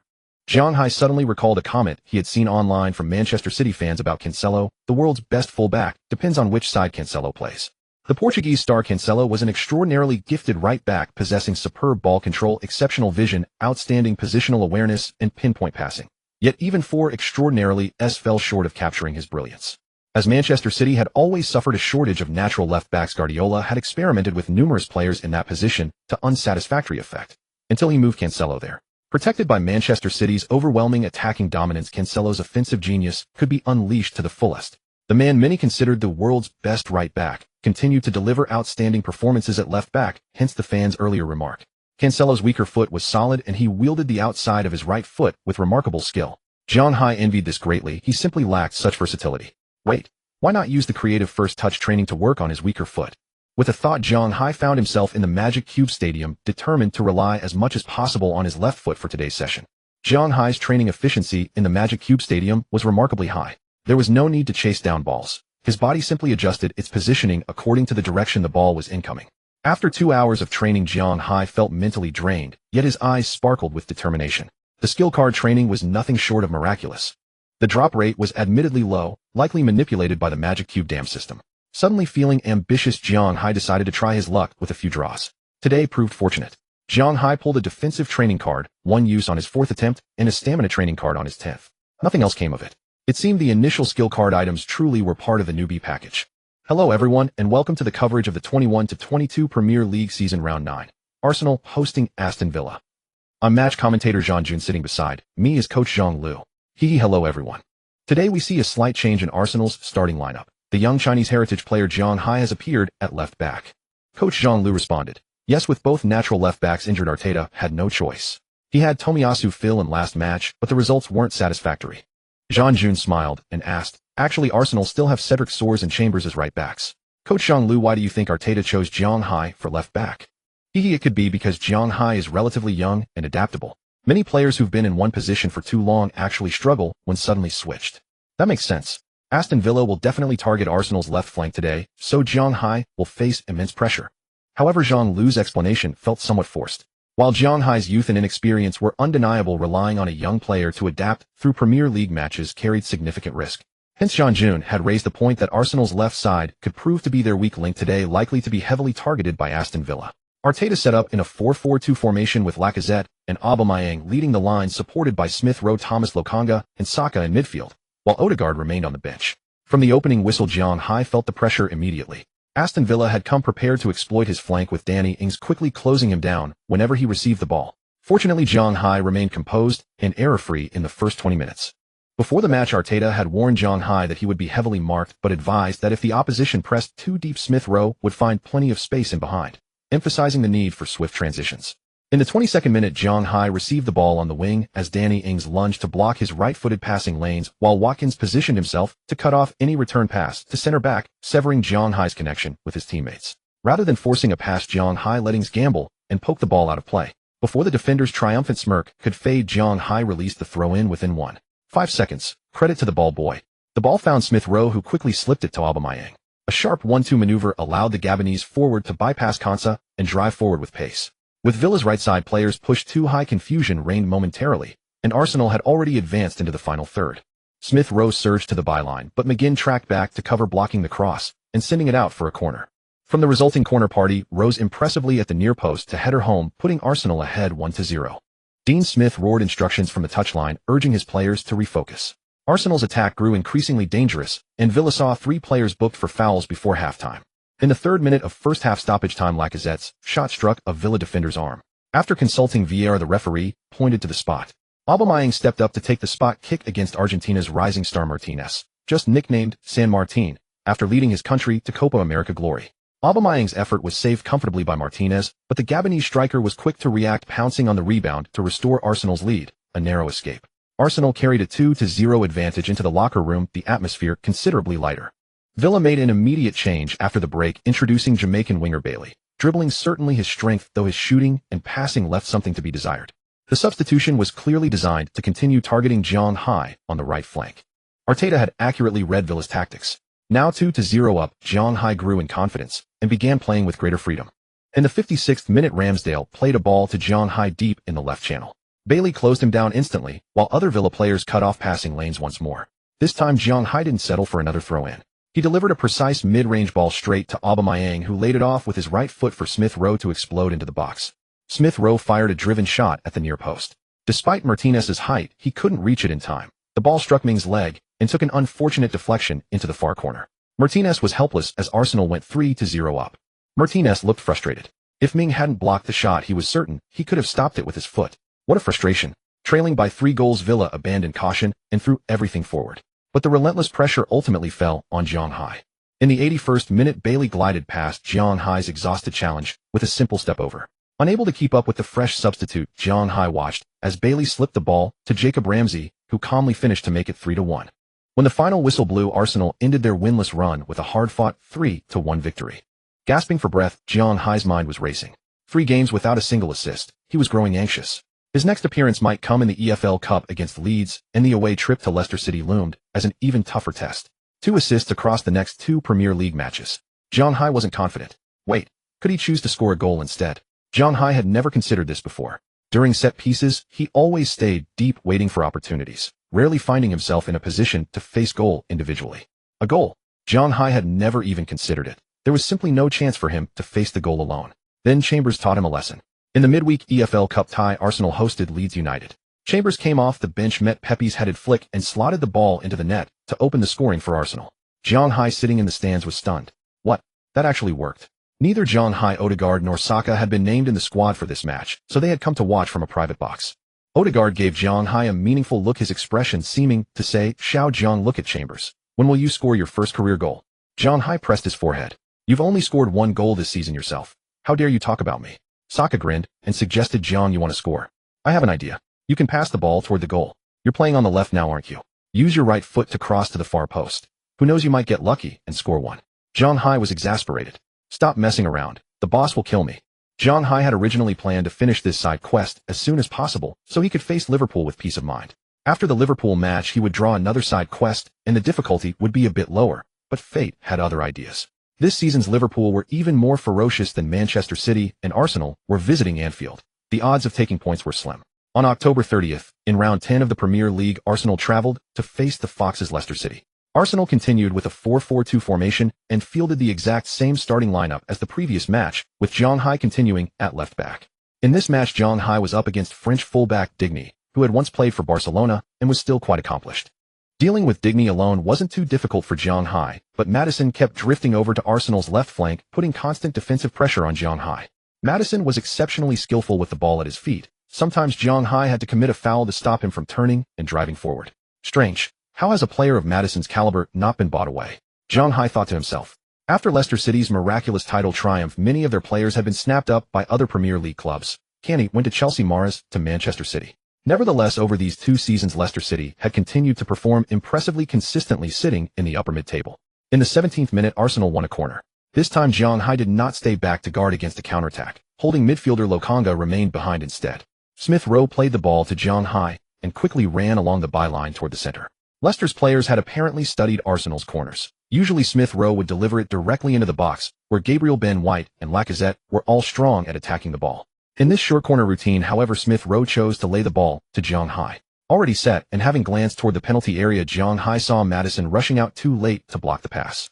Zhang Hai immediately swung in a cross with his right foot. He remembered Saka's words, "Chip the keeper." He wouldn't take that seriously. The odds of scoring that way were absurdly slim. He chose to pick out Ben White at the far post, but White failed to reach the delivery. A Leicester defender Sunga got there first and headed it clear. Maddison, who had been partway there, stopped when Zhang Hai passed the ball. But then the ball came right back to Zhang Hai, and Maddison hurried over to press him. Zhang Hai again shaped as if to cross, and Maddison lifted his right foot to block. But it was only a feint. Zhang Hai cut the ball past Maddison and swept it into the box with his left foot. Smith Rowe, waiting at the near post, received it and immediately fired a low left-footed shot. Leicester keeper Schmeichel stretched out a leg but couldn't reach it. The ball flew into the net. Smith Rowe scored again. Since the last gathering, he had bagged multiple goals, and many Arsenal fans who had claimed early in the season that Smith Rowe didn't deserve the No. 10 shirt had gone quiet. After scoring, Smith Rowe sprinted to Zhang Hai and jumped onto his back. "Zhang, you got an assist. You promised. You're treating us to dinner." Lokanga also ran over, shouting, "Me too." It turned out that before the match, Zhang Hai had told Smith Rowe and Lokanga that he wanted to swap positions with Lokanga on corner kicks and have Smith Rowe work more with him because he wanted to get an assist. His excuse was that his birthday was coming up, and if he got an assist, he would treat them both to dinner. Though Zhang Hai's birthday was actually 2 weeks away, neither of them minded. Perhaps the Chinese had some special birthday customs. Zhang Hai carried Smith Rowe on his back and laughed. "Hey, you scored the goal. Shouldn't you be treating us to dinner?" "I don't care, you promised." On the sideline, Pepe watched his young teammates celebrating so joyfully and felt a pang of bitterness. He had never been able to fit in their eyes. He suspected he was just walking, breathing pounds sterling. In the end, thanks to Smith Rowe's decisive strike, Arsenal took all 3 points with a 1-0 away win. Zhang Hai could have added a second assist, but Gabriel's header struck the post. Arteta didn't mind the youngster's special arrangement. When players showed that kind of creativity, a manager should encourage it. Another week passed. With no European competition to play, Arsenal's players had plenty of rest before hosting Watford. But the match was extremely tough. Right at the start, Saka slotted home a one-on-one chance, only for VAR to rule it out for offside. Watford's transition play and attack was lightning fast, and Arsenal looked unsettled. Lokanga and Tomiyasu each picked up a yellow card in the 20th and 30th minutes respectively. In the 36th minute, Lacazette was fouled in the penalty area, winning Arsenal a penalty. Watching on television, Zhang Xiaobei, a diehard Arsenal fan, suddenly had a sinking feeling when he saw Aubameyang standing over the spot. Sure enough, the Gabonese striker's penalty was easily saved by Watford goalkeeper Ben Foster, and this time Aubameyang had no chance to follow up. The two sides went into halftime level. Shortly after the restart, Aubameyang picked up a yellow card for a foul. After missing the penalty, he was gradually becoming rattled. The match gradually turned into a physical battle. Zhang Hai did not push forward too much this game. Watford's counterattacks were extremely quick. In the first half, if not for Watford striker Joshua King wasting chances, Arsenal would already have been behind. Zhang Hai was still shaken. Only in the 70th minute, when Odegaard came on in place of Lacazette, did Arsenal's midfield gradually settle. Just 4 minutes later, Odegaard delivered a fine pass to Aubameyang, who found the net, but VAR again confirmed offside. Immediately afterward, Gabriel also received a yellow card. The entire match was going against Arsenal. In the 86th minute, Smith Rowe was replaced by Elneny, and Arsenal switched to a back three, pushing Zhang Hai forward. By then, Zhang Hai no longer cared whether his side quest could be completed. He just wanted to win the match. In the final minute of regulation time, Watford midfielder Kuka was sent off after receiving a second yellow card, leaving Watford with 10 men. This gave Zhang Hai the chance to keep pushing forward. Then Martinelli replaced an exhausted Saka. Arteta's intention was clear. He needed to keep attacking. The match had as many as 6 minutes of stoppage time, and every minute of the lengthy added time was pure torment for Watford's players. Zhang Hai could clearly hear his own heartbeat. His stamina was just enough to get him through the full match. He had not spent much energy in the first half, but at this point in the game, he was utterly exhausted. Watford were defending with every player, but with both physical and mental limits reached, only instinct was holding them together. The ball was cleared again. Every time that happened, Watford's players could breathe a small sigh of relief. Watching from the stands, fans might feel time flying by, but for the players on the pitch, every second was real experience, real exhaustion. Lokanga won the ball and immediately gave it to Odegaard. If anyone on this team could work a miracle, it was probably Odegaard. Odegaard dribbled forward with short, quick steps. No Watford player came to stop him. As long as he didn't enter the final 30 meters, he wasn't much of a threat. Suddenly, Odegaard slipped the ball in behind Watford's defensive line, and a figure burst out from the crowd. Was it Aubameyang? No, it was Zhang Hai. Hidden within the Watford defense, Zhang Hai and Odegaard exchanged no glance, yet the moment Zhang Hai began to accelerate, Odegaard slipped the ball through with effortless precision, their synergy impeccable. Two Watford players stood in the path of the ball. Their brains signaled their legs to stretch out, but a full second later their limbs finally obeyed, too late to reach the sphere. Zhang Hai burst into the box one-on-one with the goalkeeper. Pass it. Aubameyang had already separated from the crowd. A single pass would all but guarantee a goal. Countless Arsenal fans roared in their minds a whole match of suppressed tension. Pass. Zhang Hai felt the very air freeze in that moment. Flashes of images crossed his mind. Son Heung-min making a camera gesture after scoring, elegant as Jade, Odegaard sprinting to the corner flag, laughing into the explosive roar of the Emirates Stadium, swift as a shooting star, Aubameyang striking a sovereign pose, his white teeth gleaming under the sun. Why can't it be me? Zhang Hai seemed to aim for the far post, and Foster shifted his weight to the left. But Zhang Hai's right foot struck the ball directly, sending it like a meteor toward Foster's right, curling into the net just inside the near post. Goal. The roar at the Emirates Stadium soared into the heavens. Zhang Hai couldn't recall how he celebrated. He thought he tore off his shirt, raced to the corner flag, was knocked down by a teammate, and wept uncontrollably. The Emirates Stadium erupted. The cry of 60,000 people sent shivers down the spine. Zhang Hai heard the voices inside the stadium. Someone called his name, then more joined in the sound, swelling into a wave until the entire crowd chanted in unison, Jiang, Jiang, Jiang, Jiang. This was truly not a dream. In that moment, every drop of sweat, every ounce of fatigue, every failure, every despair, all were worth it. Zhang Hai's tears burst forth, no longer containable. Beside the television, Jiang Ming watched the scene, his eyes growing misty. His gamble on the family's future had paid off. In the dormitory, Zhang Xiaobei held up his phone, his pillow already soaked with tears. Long live Arsenal. The weeping of the young man in the Emirates Stadium carried a profound grievance, moving countless hearts. The next day, countless people saw a cover image, a yellow-skinned player having scored, holding his red and white jersey over half his face, sobbing inconsolably. The renowned British football magazine 442 used this headline to describe the match: Arsenal's greatest discovery, the savior, Jiang. In truth, the storm stirred by Zhang Hai was not immense. It was just an ordinary Premier League match, and Arsenal that season was not particularly eye-catching. After the match, the international break arrived, a critical phase in the World Cup qualifiers. Interestingly, at the pre-match press conference for the Asian qualifiers, China versus Oman, a reporter asked whether the national team had followed Zhang Hai's performance and considered naturalizing him. Li Tai merely stated that the national team's training was proceeding well and that the defensive line was sufficiently staffed. The match ended in a 1-1 draw, virtually sealing China's elimination from the World Cup. Disappointment in the national team was nothing new. After the game, the lesser-known sports journalist Chen Lu posted a Weibo. British media 442 invited Zhang Hai for an exclusive interview. He agreed. You know what I mean. Frustrated fans cursed in the comments, no, no, no, your mother. Well, that's how Weibo is. Everyone understood the Chinese Football Association had taken no steps to naturalize Zhang Hai, and he seemed uninterested in playing for China. After the match against Watford, Zhang Hai immediately sank his consciousness into the cube. The side quest was indeed completed, and the light of the first footprint in the misty forest had spread a little wider. So that's it. Each completed side quest dispels some of the fog on the path of footprints, Zhang Hai murmured to himself. Back home, Zhang Hai lay on his bed and opened the short pass training card he had just obtained. The Magic Box Stadium was still empty, bathed in sunlight. Zhang Hai stood at the center of the pitch. Suddenly, a human-shaped board appeared about 7 to 8 meters to his right, followed by a model 5 meters away that passed the ball to him. He instantly understood he needed to pass the ball to the board. Since the incoming ball was slow, Zhang Hai had ample time to adjust. He struck the board with the ball, it vanished, reappearing elsewhere, while the original model shifted to a new position. Receive pass, over and over. After each successful pass and receive, the model and board changed positions. As time passed, the frequency of the model and board increased. Zhang Hai could no longer control the ball. He had to pass it first time to hit the board. Soon the positions became erratic, sometimes near, sometimes far. When Zhang Hai rushed and failed to generate enough power, his pass would be too soft. Even if it hit the board, it wouldn't disappear. Zhang Hai's passes had to be both powerful and precise to succeed. The constantly shifting model and board also trained his reflexes, especially for first-time passes. These drills were similar to routine team training, but in the Magic Box Stadium, everything was more seamlessly realized, the training more continuous, and Zhang Hai's perception sharper. Zhang Hai needed to quickly familiarize himself and turn it into muscle memory. The training lasted over 3 hours until Zhang Hai could no longer persist. With no match coming up, he could devote more time to practice. The next morning after waking, Zhang Hai checked his stats in the cube. Name: Zhang Hai. Position: fullback. Honors: none. Passing: 83. Speed: 91. Defense: 69. Physique: 74. Stamina: 85. Skill: creative trapping. Energy: 275. Passing had increased by 1 point. Just one passing training card. Indeed, the first use of a training card yielded the greatest improvement. Jiang Hai felt that an excellent fullback known for passing would have a passing stat above 90, like Arnold Robertson or Cancelo, perhaps even higher though he couldn't see their exact numbers. With his passing just above 80, Jiang Hai was at a decent but unremarkable level. Even a defender like Walker who didn't rely on passing likely had slightly better passing than him, or he couldn't have thrived at Manchester City. Jiang Hai chose not to draw again. He wanted to wait until after the Liverpool match. Otherwise, if he drew a bug-like task, such as provide 2 assists in the next match, he would never complete it.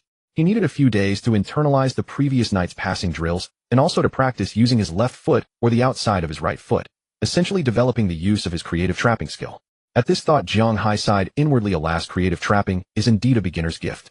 Who knows when I'll draw the next skill card? Jiang Hai threw himself into training with full intensity. The club staff had grown numb. Did this kid ever rest? Until November 16th, Jiang Hai returned home early. It was his birthday. His mother had come specially to cook a lavish dinner. After thanking teammates like Odegaard and Saka for their messages, Jiang Hai made his 18th birthday wish. Sweetie, what did you wish for? Not to find a daughter-in-law for your mother. Mom, I'm still young. Jiang Ming chuckled. Not so young. You can score goals. I was 25 when I scored my first professional goal, and your mother was already pregnant with you. Dad, you're a center back. Rascal, aren't you also a defender? The next day, Jiang Ming informed Jiang Hai that the club had arranged an interview with 442 magazine for him, set 2 days later. Jiang Hai, facing such a situation for the first time, felt a bit at a loss. Jiang Ming handed him 2 sheets of paper. If you encounter these questions, you can answer according to what's written here. Jiang Hai took the papers, glanced at the questions, took a deep breath, and nodded. The interview was scheduled in a box at the Emirates Stadium. First, he filmed some short clips as requested. Gazing at the empty Emirates Stadium, he felt that his first goal had been like a dream. The interviewer from 442 was Ruben Harvo, a young and accomplished sports journalist who had been following Jiang Hai since Arsenal's preseason matches. The article that had commented on Jiang Hai's first goal was written by Ruben himself, brimming with praise for him. After a brief handshake and small talk, the interview began. Good afternoon, dear audience. I'm Ruben Harvo, interviewer for 442. Today our guest is Arsenal's young defender, Jiang Hai. Jiang Hai introduced himself briefly, still a little shy. Ruben cut straight to the point. Jiang, I recall that after Arsenal announced your signing during the summer transfer window, many fans said they didn't know you at all. Now you have a chance. What would you say to those people?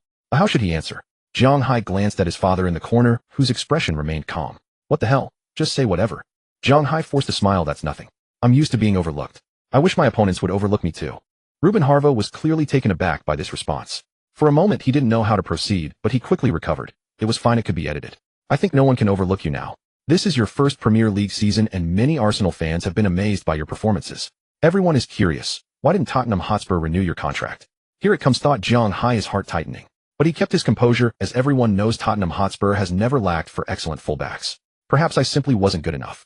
Jiang Hai tried to keep his face expressionless, merely acting as a simple repeater. Ruben pressed on. Do you think Tottenham made a mistake by letting you go?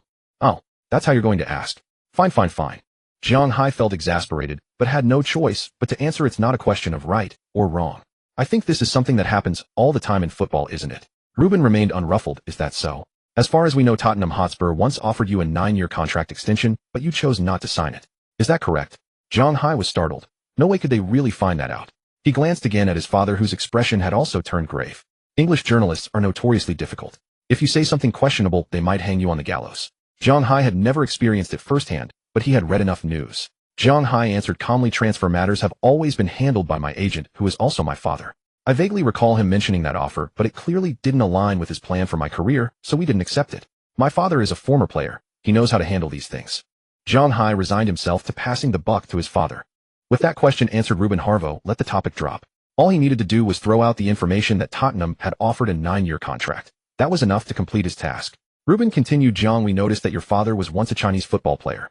Now your whole family has taken British citizenship. Fans are curious. If you could choose, which national team would you play for? A bitter smile crossed Jiang Hai's mind. So it had come to this after all. Fortunately, he had a standard answer. That's a good question, but for now my focus is on my club. I haven't considered it. Ruben pressed, if both England and China extended invitations to you at the same time, which would you lean toward? Jiang Hai chuckled. I'd probably choose the one that shows more sincerity. The key was to stay vague. With that, Ruben Harvo decided not to pursue the topic further. Jiang Hai's refusal to give a direct answer was itself an answer. Jiang, you just celebrated your 18th birthday. Could you share your birthday wish with us? Of course not. Jiang Hai smiled. You should know. I spent 11 birthdays in China when I was young. There, you can't say your birthday wish out loud, or it won't come true. If Ruben could speak Chinese, he would definitely have muttered, little sly one. Can you at least give us a hint? Is it about football, life, or love? Jiang Hai joked. I thought only the son would ask that kind of question. As for my wish, it's definitely related to football. Zhang, we've noticed that lately you've been playing left back and your performance seems even better than when you played right back. If the coach asked you to stay at left back, would you accept that? Zhang Hai was about to say he would follow the coach's arrangement, but then he realized this question was a trap. Zhang Hai quickly responded, I'm great friends with Tierney and Nuno. Since joining Arsenal, I've learned a lot from them. I hope they recover soon. Playing left back is really exhausting. Zhang Hai deliberately avoided answering Ruben's question. He couldn't say he wouldn't follow the coach's advice, but if he said he would follow it and play left back permanently, what would Tierney and Nuno Tavares, who were injured at home, think? Ruben Harvo couldn't help but laugh. Zhang Hai was young, but his emotional intelligence was quite high. Time to turn up the heat. But Takahiro Tomiyasu has been excellent on the right. If Arteta had to choose between you two, who do you think would win out? Zhang Hai's head throbbed. Old Fox. I think. Maybe I could play in midfield. If the coach had to choose between me and Odegaard, I'm very confident. This time not only Ruben laughed, but even the cameraman behind him cracked up. Come on, everyone knew that Odegaard was Arsenal's midfield cornerstone for the next few years. Arteta would never choose a fullback to replace him, would he? Ruben Harvo, alright, one last question. You're about to face Liverpool in the league. Any thoughts? Outwardly, Zhang Hai, Liverpool is a very competitive team. We'll try to give them a tough time at Anfield. Inwardly, Zhang Hai, please go easy on us. The interview ended. Zhang Hai breathed a sigh of relief. He hadn't slipped up, it seemed. His father gave him an approving look. The next day, 442 released a teaser for the interview. In the teaser, the question Ruben asked was, as far as we know, Tottenham Hotspur once offered you a 9-year contract, but you chose not to sign it. Is that correct? 442 knew how to chase traffic. In the football world, many clubs offered such long-term deals, but handing one to such a young player. Everyone understood the motive. Tottenham Hotspur made no official response, but their club reporter Exley retweeted the 442 teaser on Twitter with a comment, huh? A 9-year contract. Does he even deserve it? The comments section was filled with thumbs-up emojis. On the third day, the full interview was released, drawing a lot of attention from Arsenal fans and Chinese fans. The top comment on Don Quidi was, huh? Sincerity. What a coincidence. The Chinese national team has nothing else, only sincerity, dog.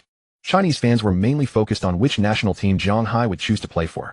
On this, the not-so-famous journalist Chen Lu also commented, come on, does anyone really think England is short of fullbacks? Pick any one of them. How can Zhang Hai compare? Many people wondered why Chen Lu always targeted Zhang Hai. Was it for attention? To stir up controversy? Soon an article appeared on some forums and communities detailing the grudge between Chen Lu and Zhang Hai's father Jiang Ming. It turned out the two had once been teammates on the same team, a center-back and a goalkeeper, a defensive partnership. Both had fiery tempers. Jiang Ming was the captain, while Chen Lu was the unchanging old guard of the team. They had even clashed during training, as evidenced by news reports. Later, Jiang Ming retired due to injury, and Chen Lu took over the captain's armband. They probably had little contact after that. It seemed unlikely that Chen Lu would have a grudge against a younger man. The real reason might only be known to the parties involved. For most local English fans, Zhang Hai was just an ordinary young Premier League player, not worth much attention. On November 21, 2021, in matchday 12 of the Premier League, Arsenal visited Anfield to take on the league leaders, Liverpool, the Reds. In this match, Arteta kept the same starting lineup from their previous league fixtures, and Liverpool also fielded nearly their strongest 11. Their front three were Suleiman and Hoda. Starting left-back Robertson missed out due to injury. Alexander-Arnold started at right-back with Van Dijk and Matip as the center-back pairing. Zhang Hai had expected this match to be difficult, but after experiencing Manchester City at the start of the season, he thought he would never have to play such a miserable match again. He was wrong. Liverpool were simply too strong. Right from the start, Salah cut in from the right, shook off Zhang Hai, and got off a low shot. Fortunately, the ball went wide. So this is Salah, huh? Zhang Hai gritted his teeth. Arteta certainly wasn't going to leave Zhang Hai alone against Salah. Lokonga often came over to help, but Salah still turned the right flank upside down. Every time he received the ball, Zhang Hai had to be on full alert. Compared with Grealish, Salah's dribbling was more aggressive and more economical. His core strength was also greater, making it difficult to stop him even with a foul. Arsenal were on the back foot from the very start. In the 29th minute, a shot by Spanish midfielder Thiago was parried by Ramsdale, and Main's close-range rebound was again held safely by Ramsdale.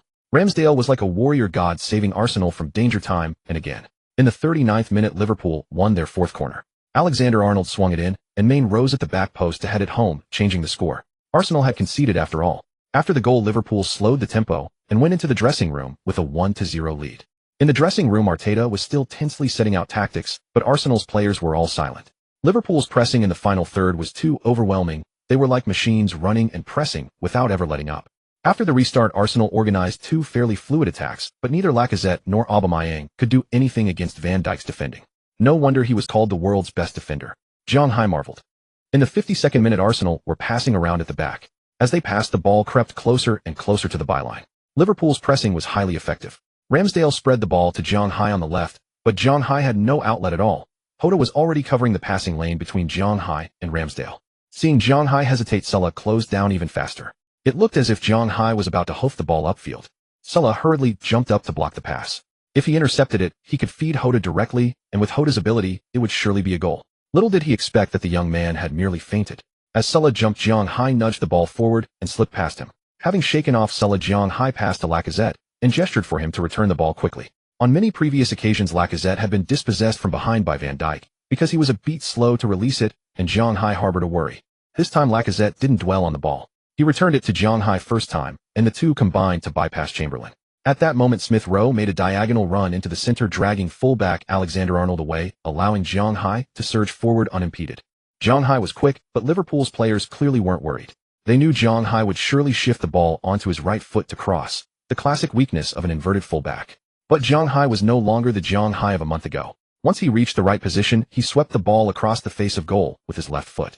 Alexander-Arnold had been tracking Smith Rowe but gave up halfway, and Smith Rowe found himself a chance firing a low shot first time. The ball looked destined for the net until Brazilian international goalkeeper Alisson stretched out a foot and blocked it just in time. Smith Rowe clutched his head in disbelief, but the ball didn't travel far. Aubameyang had pulled Matip away at the back post, and Saka burst in like a whirlwind, met the ball, and lashed it into Liverpool's net like a cannonball. Anfield was silent for a moment, then immediately erupted into even fiercer boos. After the goal, Saka sprinted toward Zhang Hai near the corner flag. The lion's share of the credit belonged to Zhang Hai. It was his carry from the back all the way to the front that made the goal happen. Arsenal had equalized away from home. Arteta had originally wanted to substitute off Lokonga and Lacazette, but seeing Saka equalize, he changed his mind. The team's morale was high now, so there was no rush to make substitutions. Yet, as if provoked, Liverpool launched an even fiercer assault, and "You'll never walk alone" resounded through Anfield. Just 5 minutes later, Maine forced his way down the left and crossed. Unmarked Sulla arrived at the back post to score, and Liverpool regained the lead. Zhang Hai had completely failed to notice Sulla's run, committing the bad habit of watching the ball instead of the man.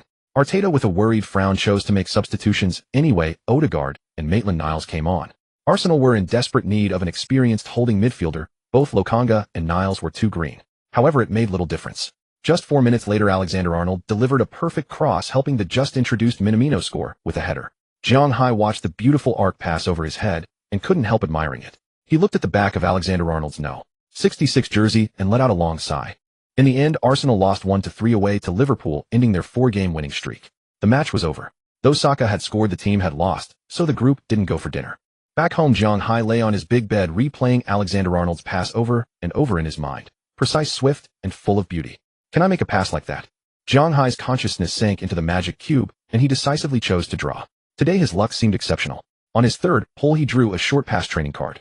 Apparently, after completing a side quest, the side quest rewards would appear in the lottery pool.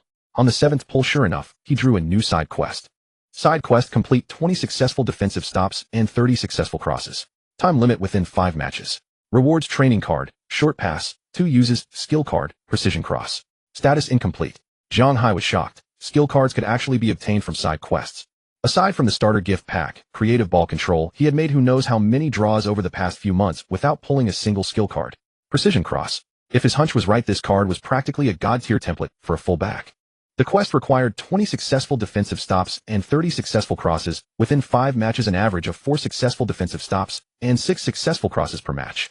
Zhang Hai understood at once. Successful defensive stop meant winning the ball from an attacking player, while successful cross meant a cross that directly led to a teammate's shot.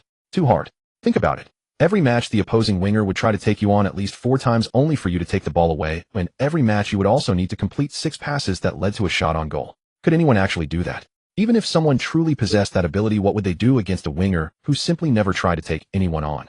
Not to mention that the cardinal sin of defending is recklessly lunging in, or if you fail to win the ball and get beaten instead, you're guaranteed to get scolded by the coach afterward. It really was too hard. Zhang Hai felt helpless, but there was no way around it. The quest couldn't be changed, so all he could do was train hard. During this period, he had saved 4 shield training cards. Zhang Hai planned to use them all on Sulla, giving him a surprise the next time they met. The next 5 matches were against Newcastle, Manchester United, Everton, Southampton, and West Ham United. Only Southampton were slightly weaker. Using the shield training card, the scene before him changed rapidly. Zhang Hai appeared at a corner of the pitch, and a figure closely resembling Sulla quickly materialized. Once again, Zhang Hai was awed by the magic cube's extraordinary skill. As in the matches, Sulla seemed to beat Zhang Hai with ease. An elite dribbler sometimes only needed a single simple feint to make a defender lose his balance. It was like Messi's shoulder drop and change of direction. You knew he was going to get past you like that, but you could never react in time. Zhang Hai grew through repeated failures. For 4 straight days he fell asleep exhausted every night, gradually learning how much distance to keep from an attacker, how to adjust his body to prevent a quick change of direction, and how to recognize an opponent's feints and anticipate them in advance. Before he knew it, his one-on-one defending was rapidly improving. In fact, the ones most aware of this were not Zhang Hai, but Saka and Martinelli. In intra-squad matches, the Zhang Hai they faced seemed different every day. Martinelli was fine. He had experienced it before. Saka simply couldn't understand it. He still remembered when he had just returned to training facing Zhang Hai's defense, he could easily glide past him with just one change of direction. Lately, with Zhang Hai playing left back, the two had faced each other more often, and Saka felt Zhang Hai's defending had become like that of a completely different person. Could it be that he had been acting all along? For Zhang Hai, what he had learned facing Grealish and Sulla in the Magic Box training ground could be verified against the real Saka. Top-level dribblers shared a common essence despite their different approaches. Thus, as Zhang Hai improved rapidly, his good teammates were also making steady progress. The most terrifying thing about young players was their ability to learn. The final match of November arrived as Arsenal hosted the Magpies Newcastle United at home. Newcastle's form this season had been poor, and before facing Arsenal, they had gone over 10 league matches without a victory across all competitions. For this fixture, they deployed a 4-4-2 formation content to sit back and defend. This allowed Arsenal to dominate possession. Compared to their recent lineups, the only change was Odegaard replacing Lacazette.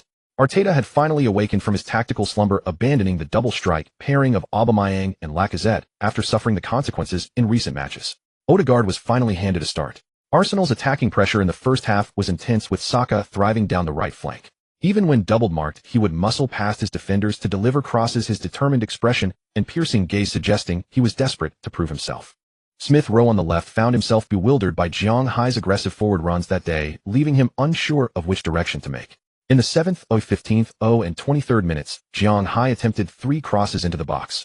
Left-footed lofted balls requiring precision remained a challenge for him, so his deliveries were consistently right-footed to the back post, where either Aubameyang or Saka could always time their runs. Of those 3 deliveries, only one found Aubameyang's head, and even that connection was lamentable.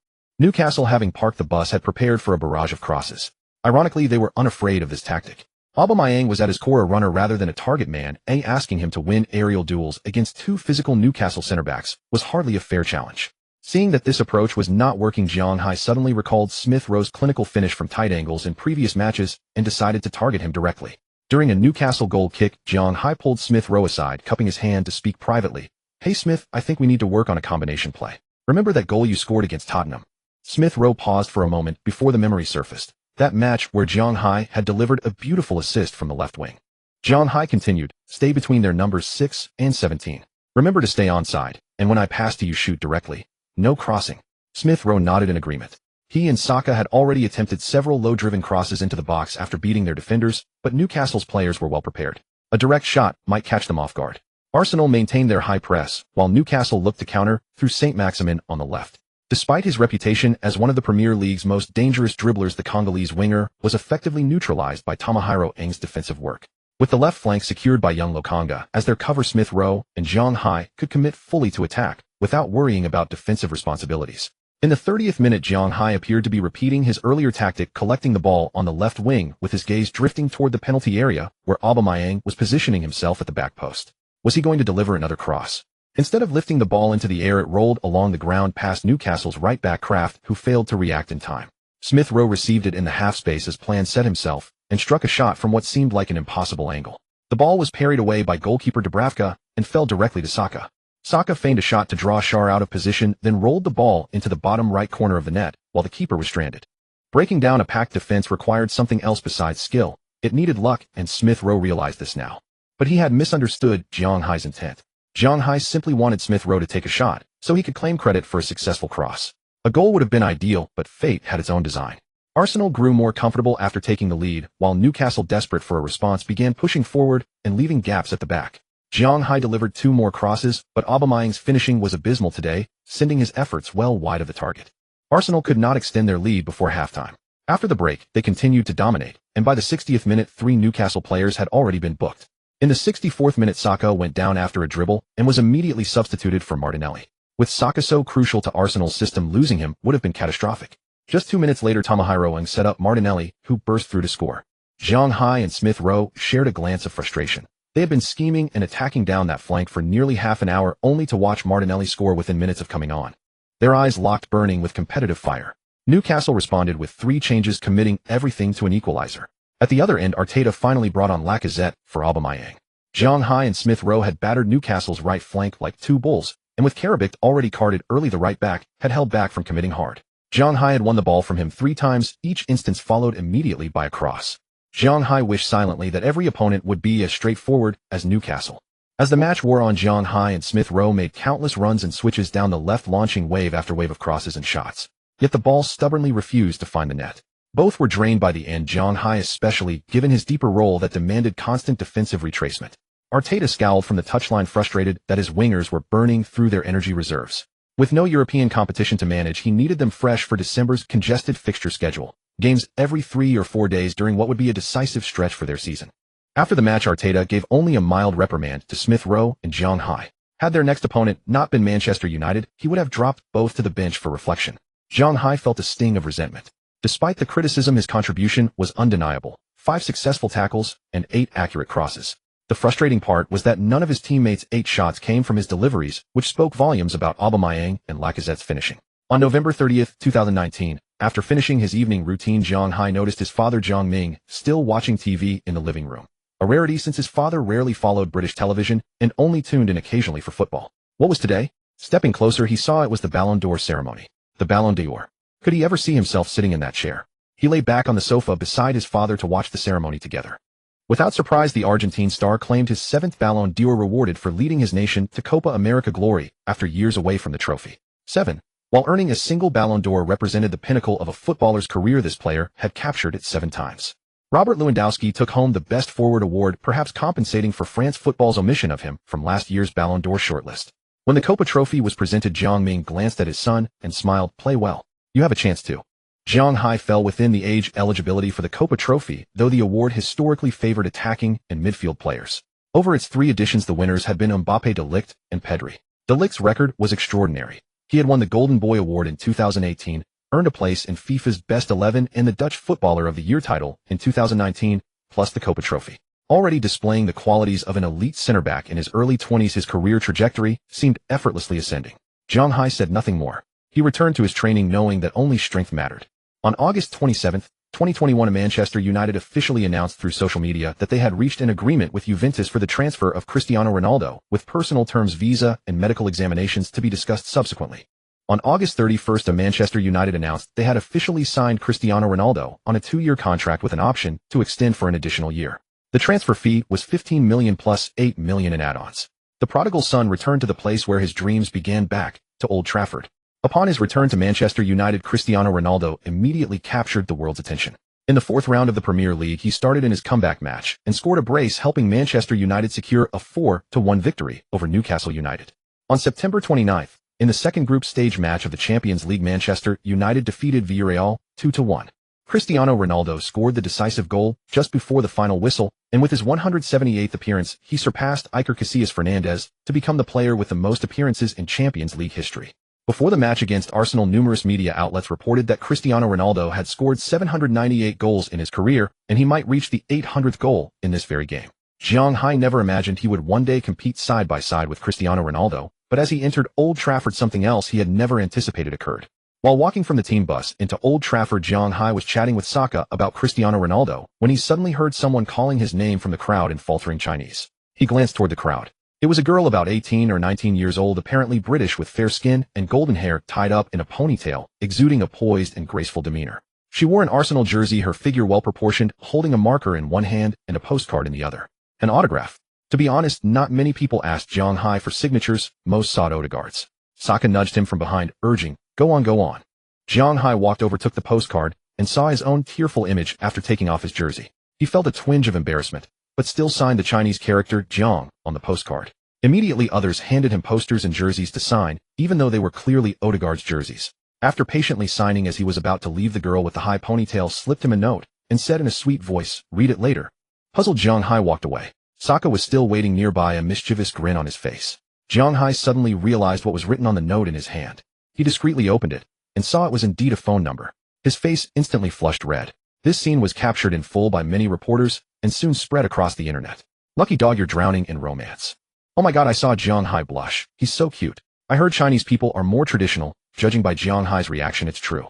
Jiang Hai, naturally unaware that the scene had been witnessed by so many, sat in the locker room, his heart pounding. It wasn't that he had never thought about dating, but in the cube, training time was always scarce. How could he afford to waste time on romance? Once after a match, Aubameyang tried to drag him to a nightclub, but he firmly declined. Soon the media identified the girl who had given Jiang Hai the note. She was a student at the University of Manchester and also a model with a modest degree of fame. Catherine had grown up in London and had always been an Arsenal fan. During the pre-season friendly between Arsenal and Tottenham, she sat in the stands and witnessed Jiang Hai leading a comeback, leaving a deep impression on her. But what truly touched her heart was the scene on that postcard. Do you know what Arsenal fans have been through all these years? Jiang Hai's tears seemed to seep into her soul. This time Arsenal had come to Manchester, and she decided to be brave. Little did she expect that merely handing over a note would gain her tens of thousands of followers on social media. Netizens everywhere eagerly awaited the follow-up, ready to feast on the drama. For the next 2 months, fans sent private messages to Catherine every day. Did Jiang Hai reply? Before long, the news spread to China, and memes knew no borders. Seductress. Stay away from our great Chinese star. Don't you think this girl is really pretty? I bet 2 packs of spicy sticks that Jiang Hai can't resist. I bet 1 pack of instant noodles that Jiang Hai has never been in love. Dog face emoji. Domestic netizens not only made jokes, but also pondered deeper. Come on guys, if Jiang Hai gets taken by a foreigner, will he still come back to play football? Whoa, that's the truth. When will Jiang Hai come back to China? I have a cousin. A beautiful woman is a disaster. Ancient wisdom never fails. At that moment in the female dormitory of Nanfeng University, Zhang Xiaonan was eating an ice cream while scrolling through her phone waiting for the evening match. Suddenly she saw this news, and the picture of Jiang Hai blushing made the ice cream in her hand lose its flavor. Girls, I'm going to the UK. Her roommates were puzzled at first, then understood and replied in unison, don't even think about it. You two are impossible. Clearly they had rehearsed this many times. This time Zhang Xiaonan seemed to have made up her mind. From then on, Nanfeng University gained one more diligent figure. Manchester Old Trafford. The scorer is Cristiano Ronaldo. Cristiano Ronaldo sprinted toward the corner flag. 1 step, 2 steps, 3 steps. He raised his arms, jumped, spread his arms again, and as his feet touched the ground, the entire stadium erupted in unison. Shoo. At that moment, Jiang Hai felt goosebumps rise all over his body. This was a 36-year-old Cristiano Ronaldo after all. It was the 70th minute of the match, Cristiano Ronaldo's second goal. Odegaard fouled Fred in the box and Manchester United were awarded a penalty, which Ronaldo calmly converted. In this match, Jiang Hai was tasked with defending Rashford, who attempted 5 dribbles, 4 of which Jiang Hai successfully stopped. But that one mistake allowed Rashford to deliver a cross that was converted into a goal by Cristiano Ronaldo. In the 79th minute, Rashford was substituted and Lingard came on. Arteta replaced the goalscorer Smith Rowe with Saka, and also substituted Odegaard and Aubameyang for Nketiah and Lacazette, determined to intensify the attack. Jiang Hai had more crossing opportunities, but Maguire's aerial ability was too strong. Arsenal had no chance. Jiang Hai and Nketiah had played together for too short a time to develop much chemistry. Arsenal's frantic attacks ultimately failed to produce a goal. The score remained 2-3. Arsenal lost to Manchester United away from home. Back home, Jiang Hai was still digesting the defeat. At the start of the season, Odegaard and Saka had agreed that whenever any of them scored against the other Big Six teams, and the team won, the scorer would treat everyone to a meal. Nearly halfway through the league, they had only won 1 match against Manchester City, Chelsea, Tottenham, Liverpool, and Manchester United. In this match against Manchester United, Smith Rowe and Odegaard both scored, but what did it matter? The match was still lost. Jiang Hai took out the note from his pocket. He did not pick up his phone to dial the number. Instead, he placed the note in a drawer he rarely opened, and his consciousness sank into the cube world. He had no time for romance now. Training came first. Name Jiang Hai, position fullback, honors none, passing 84, speed 91, defense 72, physical 74, stamina 86, skill creative, stop energy 305. Jiang Hai looked at his stats. Passing, defense, and stamina had improved thanks to several different training cards, especially defense, which finally broke 70. Jiang Hai speculated that this defense stat probably didn't refer to one-on-one defensive abilities like tackling, interceptions, and man-marking, which he wasn't very good at. The training card, Shield, only trained his ability to prevent an opponent's next move when facing one-on-one, and it only worked against specific individuals. To achieve the effect of drawing inferences, it depended on Jiang Hai's comprehension. Energy had exceeded 300, but Jiang Hai still hadn't used it. For now, only by completing the latest side quest could he obtain new rewards through draws. He needed to save some energy for emergencies. He glanced at the side quest progress again. Side quest complete: 20 successful defenses and 30 successful crosses, time limit within 5 matches, reward training card, short pass, 2 uses, skill card, accurate cross, status 9 successful defenses, 13 successful crosses. Not bad. There was still 1 short pass training card left. Jiang Hai chose to use it and immersed himself in training once again. Jiang Hai had almost completed half of the target in just 2 matches. He had originally thought it would be difficult, but now it didn't seem so hard. However, after the next match, Jiang Hai dared not think so. He was not in the starting lineup. Smith Rowe was unwell, while the previously injured Zaka Tierney and Tavares had all recovered. So in this match, the left-wing combination of Martinelli and Tierney started, and Zhang Hai was on the bench. Tierney showed excellent form in his first match back from injury. In first-half stoppage time, Tierney delivered a low cross to assist Odegaard for a goal. Everton focused on counter-attacking in this match, but Richarlison was unlucky. 2 of his goals were ruled out by VAR for offside. After scoring, Arsenal reverted to their old ways in the second half. After Xhaka received a yellow card for a foul, Arsenal's defense became even more precarious. In the 65th minute, Tierney was substituted, and Tavares came on. This meant Zhang Hai would not play in this match. The camera then found Zhang Hai, but his face revealed no expression. Afterwards, Nketiah replaced Martinelli. Arsenal retreated to defend, and Odegaard even received a yellow card for time wasting. In the 80th minute, Arsenal's defense made a mistake. Richarlison held off Ben White and pushed the ball into the net, making the score 1-1. Arteta immediately sent Aubameyang on to replace the underperforming Lacazette. After equalizing, Everton poured more firepower into Arsenal's defense. The match entered the final minute of stoppage time. Just when everyone thought the score would end in a draw, Andre Gomez, who came on in the second half, provided an assist to the young Grey, who scored a stunning world-class strike past Ramsdale. This goal was undoubtedly a winner. Arsenal had no time to equalize, suffering another away defeat, their 3rd consecutive away loss to Liverpool, Manchester United, and Everton. Then in the Premier League's 16th round, Arsenal hosted Southampton. Zhang Hai still did not start. Zhang Hai had spent nearly 4 years at Southampton's youth academy. Those 4 years were probably the toughest of his football career. He started learning the language from scratch, growing step by step. As a Chinese kid, it took extra effort to establish himself in an English youth academy. He didn't particularly miss the place, nor did he have any close friends there. The kids there liked to squint at him and never called his name, just Asian or Chinese kid. He didn't get a chance to face his former club. In this match, Tierney and Tomisu played the full 90 minutes. Tierney assisted Odegaard for another goal, and Arsenal won 3-0 comfortably. This was the 2nd consecutive match Zhang Hai didn't play. Right back Tomisu was solid defensively and gradually cemented his place, while left back Tierney was a longtime starter for Arteta. It seemed Zhang Hai's return to the starting lineup was far off. Yes, Zhang Hai's nightmare continued. On December 16th, Arsenal hosted West Ham United. Arteta kept the same winning lineup, and Zhang Hai didn't get any playing time for the 3rd consecutive match. With goals from Martinelli and Smith Rowe, Arsenal beat the Hammers 2-0 by securing their 2nd consecutive win. In the final moments of the match, Arsenal needed to strengthen their defense, and even substituted Tavares for Lacazette. The camera no longer searched for Zhang Hai. He curled up in his down jacket, feeling a fire burning inside. On days without matches, Zhang Hai could only choose to draw some training cards. Stamina training cards required constant refills, while short pass and shield training cards appeared more frequently. Recently, when using the training card, shield, the model in the Magic Box arena became Marcus Rashford. Rashford possessed good footwork and explosive speed, making him a novel opponent for Zhang Hai. In December, all major teams had dense schedules. From mid-December onward, matches were generally every 3 days. 3 days after defeating West Ham, Arsenal faced Leeds United away. Zhang Hai finally returned to the starting lineup, and not only that, he also returned to the right-back position. Zhang Hai knew this was an opportunity he had to seize. Come on, even if it were Manchester City, nothing could stop him. If anyone at Leeds United knew Zhang Hai's thoughts, they would scoff. Manchester City. They had just conceded 7 goals at the Etihad without any resistance. The time had come. Manchester City had started to exert their strength.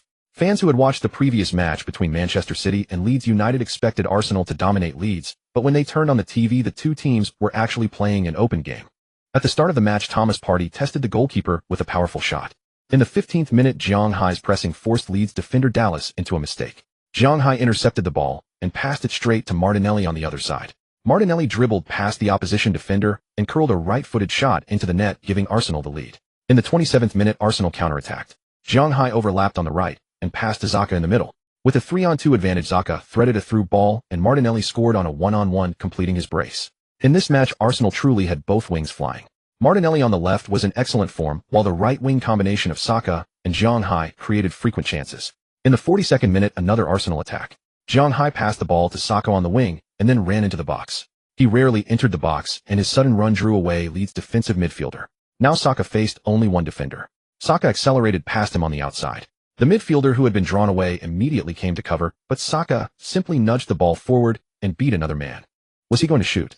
Xhaka chose to curl a shot towards the far post, but before his left foot could even touch the ball, Leeds defender Ayling slid in and cleared it.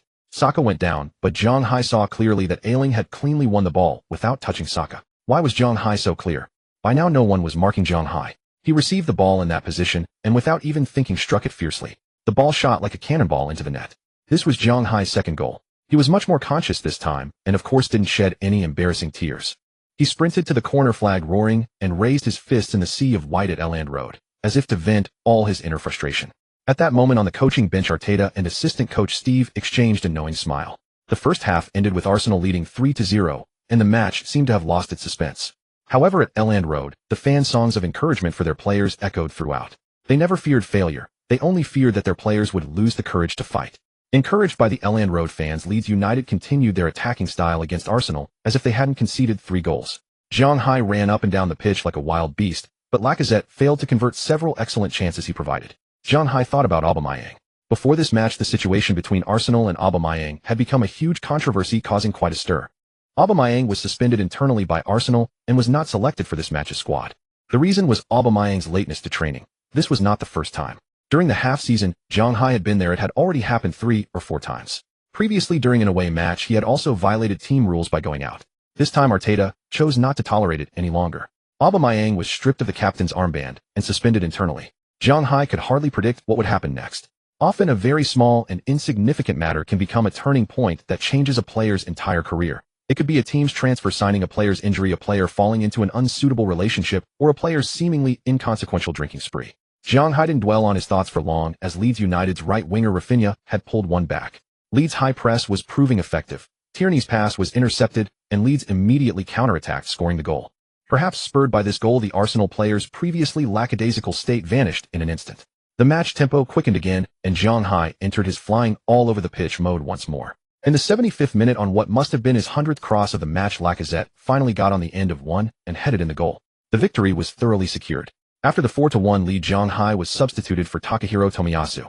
In this match, he provided 2 assists and scored 1 goal himself. Undoubtedly the best performance of his career so far. Zhang Hai closed his eyes, breathing heavily, and saw the side quest in his consciousness space. Side quest: complete 20 successful defensive actions and 30 successful crosses. Quest deadline within 5 matches. Quest rewards: training card, short passing x2, skill card, precision crossing. Quest progress: 15 successful defensive actions, 21 successful crosses. Zhang Hai was very satisfied. It was only the 3rd match, and the quest objectives were nearly complete. He had thought it was out of reach, but actually playing it out, it wasn't that difficult at all. He might finish the side quest in the next match. 3 days later, Arsenal hosted Championship side Sunderland at home for the League Cup quarter-final. Arsenal fielded a semi-main squad, with Zhang Hai continuing to start. Saka was given a rest. Pepe started as right winger, and Nketiah made the starting lineup. Sunderland wasn't a strong team, and Pepe was in excellent form as well. Watching him glide past defenders on the wing as easily as walking was enough to make Zhang Hai envious. If only the Magic Cube had dribbling training. In the 17th minute, Pepe cut inside from the flank after beating one defender, then laid the ball off to Zhang Hai before another Sunderland player could reach it. Zhang Hai directly swept a low cross into the near post, and Nketiah finished with his right foot into the net. 10 minutes later, Zhang Hai and Pepe combined with a short passing exchange on the right flank. Zhang Hai easily surged into the penalty area, then played a reverse pass to Pepe, who took a touch and curled a left-footed shot into the far corner. Effortlessly 2-0. The Arsenal players became slightly relaxed. A few minutes later, Sunderland counterattacked. Tavares was beaten by Sunderland midfielder Umaru, and Broadhead received the ball and ran through one-on-one to score. Goalkeeper Leno had no chance. Oh, how dare they bite back.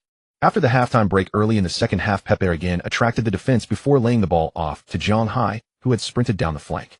Again, he directly swept the ball across the face of goal. Nketiah slid to stab the ball into the net, completing his brace. Not yet 50 minutes into the match, Zhang Hai had already recorded 3 assists. It wasn't over. In the 58th minute, Pepe beat his man on the flank and then slipped the ball through to Nketiah's path, helping him complete his first career hat-trick. 2 minutes later, Arteta made a wholesale substitution. Zhang Hai was replaced by Tomiyasu, while Gabriel and Martinelli came on for Ben White and Odegaard respectively. By the 89th minute, 17-year-old Arsenal forward Patino was brought on, and in stoppage time of the second half, he scored a goal from Pepe's assist. In the end, Arsenal thrashed Sunderland 5-1. Zhang Hai provided 3 assists while Nketiah scored a hat-trick. Youngster Patino scored his first professional goal. Everyone was happy and content. After the match, Zhang Hai checked the side quest and immediately felt disappointed. The defensive task was complete, but he was still 2 crosses short. He would need another match. December 26th, Arsenal hosted Norwich at home. The 5-game winning streak had the Gunners riding high, seemingly unstoppable. Saka, Martinelli, and Lacazette, who had been rested in the previous match, all started. Takahiro Tomiyasu had a minor physical issue and wasn't in the matchday squad, so Zhang Hai starting was never in question. From the start, Arsenal showed dominant pressing. In the 6th minute, Zhang Hai won the ball in the final third and passed to Odegaard in the center. Unfortunately, Odegaard chose not to shoot directly, but instead found Saka in a better position. Saka took a touch and swept the ball into the net. Arsenal took the lead. Arsenal continued their siege of Norwich's goal. Zhang Hai easily racked up 2 more crosses, feeling completely at ease. In the 44th minute, Odegaard delivered a precise diagonal pass. Left-back Tierney surged into the penalty area and finished into the far corner. The score became 2-0. It was Tierney's first Premier League goal of the season. It must be said Tierney was in sensational form after returning from injury. Zhang Hai being squeezed out of the starting lineup was hardly unjust. In the second half, Arsenal's attacking intensity didn't wane. In the 67th minute, Odegaard played a through ball to Lacazette, who calmly laid it off to the overlapping Zhang Hai. Zhang Hai crossed first time across the face of goal, and Saka directly struck low into the far corner. At this moment, Arsenal fans seemed to want to sing at the top of their lungs, rising to roar. How beautiful! This was Arsenal's football at its finest. The match was already beyond doubt. Zhang Hai, Saka, and Partey were all substituted. In the second half, Lacazette scored a penalty, and Norwich also scored an own goal. Rather unfortunate. In the end, Arsenal crushed Norwich 5-0 away from home, utterly dominant. After the match, Odegaard suggested everyone go for dinner, and they all readily agreed. Although Zhang Hai was eager to go home and check his quest, he didn't want to dampen the mood. The recent matches had been genuinely enjoyable, and celebrating together would be nice. This was the third time Zhang Hai rode in Odegaard's car. On the way, Odegaard kept talking about how delicious that restaurant was, then mentioned how FIFA was arranging so many tasks for players. If there were European competitions next year, it would definitely be even more exhausting. From there, the conversation drifted to club transfer dealings. Finally, they arrived. Zhang Hai inwardly breathed a sigh of relief. He didn't really like socializing. Perhaps it was shaped by his upbringing. Few people were willing to truly open up and befriend him. He himself had become increasingly closed off, mostly just going through the motions with fake smiles. Only when alone at home did he feel a sense of tranquility. When they arrived at the restaurant, they were told there were no private rooms available. Reluctantly, they had to sit in a corner of the restaurant. No sooner had they sat down than Odegaard gestured for Zhang Hai to look toward the other side. What a sight. There were 2 beautiful women, one only visible from the back, the other with a stunningly sexy figure. So this is what the little Norwegian prodigy is like, eh? Interesting. Odegaard cleared his throat. Don't misunderstand. I'm telling you to look at the one wearing the Arsenal shirt. Number 21 in the back. Zhang Hai's jersey number was indeed 21. Zhang Hai couldn't help but glance again. Just then that girl turned her head, and their eyes met. Her. Him. Her. Him. Was it her? Was it him? 2 words seemed to echo simultaneously in both their minds, though their expressions differed. Zhang Hai felt somewhat embarrassed while the girl appeared pleasantly surprised. Saka also spotted the girl and asked suspiciously, that girl, could it be? Odegaard immediately grew wary. Has some backstory. Before Saka could respond, the 2 girls had already made their way toward them. The girl wearing Zhang Hai's number 21 jersey was none other than Catherine, who had slipped him a note in Manchester that day. If Saka had studied Chinese like Smith Rowe had, he would surely have exclaimed, this is fate. Hello Zhang, I'm Catherine. Zhang Hai rose awkwardly and replied, nice to meet you. Catherine gazed directly into Zhang Hai's eyes and said earnestly, I want to know why you didn't return my call. The moment those words left her lips, Odegaard and Kedia and Martinelli all reacted with surprise, while only Saka wore an expression of, so that's how it is. Sorry, that note. It disappeared after the match. Zhang Hai didn't tell the truth. The note was probably lying in a drawer he hadn't opened in ages, and the only reason he hadn't actually thrown it away was sheer indecision. Catherine seemed to anticipate his response. She pulled a pen from her pocket, grabbed a napkin from the table, leaned over, and wrote down her contact information. Don't lose this one this time. Catherine placed the napkin directly into Zhang Hai's hand. Before he could say anything, she and the curvaceous girl slipped out of the restaurant. As soon as they stepped outside, Catherine's face flushed bright red, her heart pounding wildly. She had only been pretending to be calm just now. Wow, that was so nerve-wracking. Francis, how did I do? The tall tan girl covered her mouth and laughed. Catherine, you're the queen of the runway, and you're blushing just from talking to a guy? That's so unlike you, huh? Catherine pouted. He's different. Francis asked, how so? Catherine was about to say he's Chinese, but then what? Being Chinese didn't seem to make any difference. So what exactly made him different? Francis sighed. Ah, Catherine, you're in love. Catherine glanced back toward the restaurant, but didn't respond to Francis's teasing. Would he actually contact her?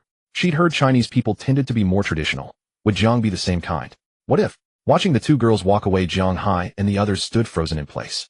Zhang Hai had never experienced anything like this before, his mind a complete mess. The others were equally stunned. They had always assumed Zhang Hai's head was filled with nothing but football, never expecting this. Kedia broke the silence first. Do you think Zhang is handsome? Odegaard paused. Maybe slightly handsomer than you, though he still falls short compared to me. Everyone immediately choked on their drinks. Odegaard might have appeared honest and mild-mannered, but privately, he was quite amusing. Saka said, you might not know this, but during our match against Manchester United, that girl stopped Zhang on his way into Old Trafford and gave him a note. The others finally understood. So that's what happened, Smith Rowe whispered. Zhang, you didn't even call that? Catherine. Martinelli nodded in agreement. Catherine is indeed very pretty. Zhang Hai's face was still flushed, but he said without hesitation, women only distract me from training. Everyone gave him looks of disdain. Smith Rowe pressed further. John, you really aren't going to call her? Zhang Hai took a sip of water. Maybe. The others exchanged knowing looks. Odegaard quietly advised, get to know her first before deciding whether to pursue anything. Zhang Hai nodded. Martinelli smiled. Speaking of napkins, we can't help but think of that famous napkin in football history. Zhang, your story might become the second great legend. When Martinelli mentioned the napkin incident, he was of course referring to the napkin Barcelona used when signing young Messi, a napkin that had changed the future of football forever. On December 14, 2000, Barcelona's sporting director Rexach signed a contract agreement on a napkin at a Barcelona restaurant, ensuring Messi could join FC Barcelona. At the time, Messi's father was anxious about his son's future because Barcelona seemed hesitant about the signing. After watching just a short portion of Messi's match, Rexach was convinced the club needed to act. Not only did Rexach sign his name on that napkin, but also Mignola and Gigoli, Messi's agents, served as witnesses. This event became a widely told tale in football, demonstrating Barcelona's recognition and value of Messi's talent, while also reflecting the hopes and efforts of Messi's father for his son's future. As everyone knows what happened next, Messi left countless records at Barcelona, becoming a football king. Without a doubt, Barcelona's greatest signing ever.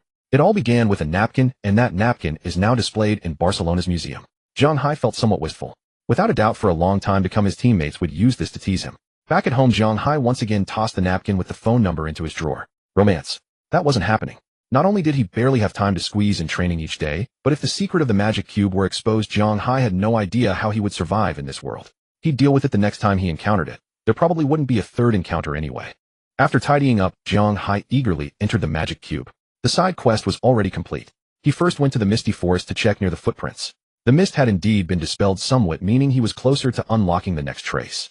It seemed that even without the rewards, completing side quests was still very necessary. Finally he got it. The skill card Precise Cross. Zhang Hai immediately chose to use it. Colorful light flickered before his eyes, and soon he appeared once again on the magic cube pitch. Standing at one corner of the field with a football at his feet and a mannequin target in front of the goal, he quickly understood the training method. Zhang Hai aimed and delivered a cross. The football fell about a meter away from the target. The gap was quite significant. The football and the mannequin were almost on the same straight line at a distance of roughly 20 meters. This required the football to trace a curved arc through the air with precise control over the landing point. Without hesitation, Zhang Hai began practicing countless times. Over 2 hours later, mentally exhausted, he finally exited the magic cube pitch. Now he could land one successful cross out of every dozen or so attempts. Well, perhaps lucky would be more accurate. Skill card training was not something achieved overnight. Zhang Hai could only practice diligently every day, working tirelessly with his feet. The creative ball control skill card had significantly improved Zhang Hai's touch, but its impact on matches was actually minimal. As a fullback, he rarely encountered particularly difficult balls to control. After half a season of play, this ball control skill only occasionally shone. But the precise cross was different. Zhang Hai delivered at least 3 crosses per match. The conversion rate of crosses depended on both the passer and the striker. As long as the striker wasn't too unreliable, not turning down easy scoring opportunities, the passer's technique became crucial. Take De Bruyne's signature move, for example, the 45-degree curve cross. The ball traveled fast and landed with extreme accuracy, making it nearly impossible for defenders to mark. Even Sterling managed to score from the back post. The power of such a cross was evident. Zhang Hai looked forward to intense training in the coming period, aiming to astonish everyone. Arnold's curved cross was still etched vividly in his mind. The matches against Manchester City and Liverpool were approaching soon. He was looking forward to it. Zhang Hai, lost in pleasant dreams, was dashed by cold water when he woke up the next day. His throat felt uncomfortable instantly, giving him a bad premonition. He reported this to the team doctor, who advised him to skip training that day and monitor his condition. That evening, he developed a high fever. Yes, he had tested positive. Each January marks the most brutal competitive period for Premier League clubs. The second half of the league season begins with the FA Cup and EFL Cup fixtures densely packed, and some teams also facing European commitments. Zhang Hai truly didn't want to collapse at such a moment, but as they say, fate is unavoidable. He could only help his team win matches after first overcoming his illness. On January 1, 2022, the opening day of the new year, a marquee Premier League clash between Manchester City and Arsenal took place.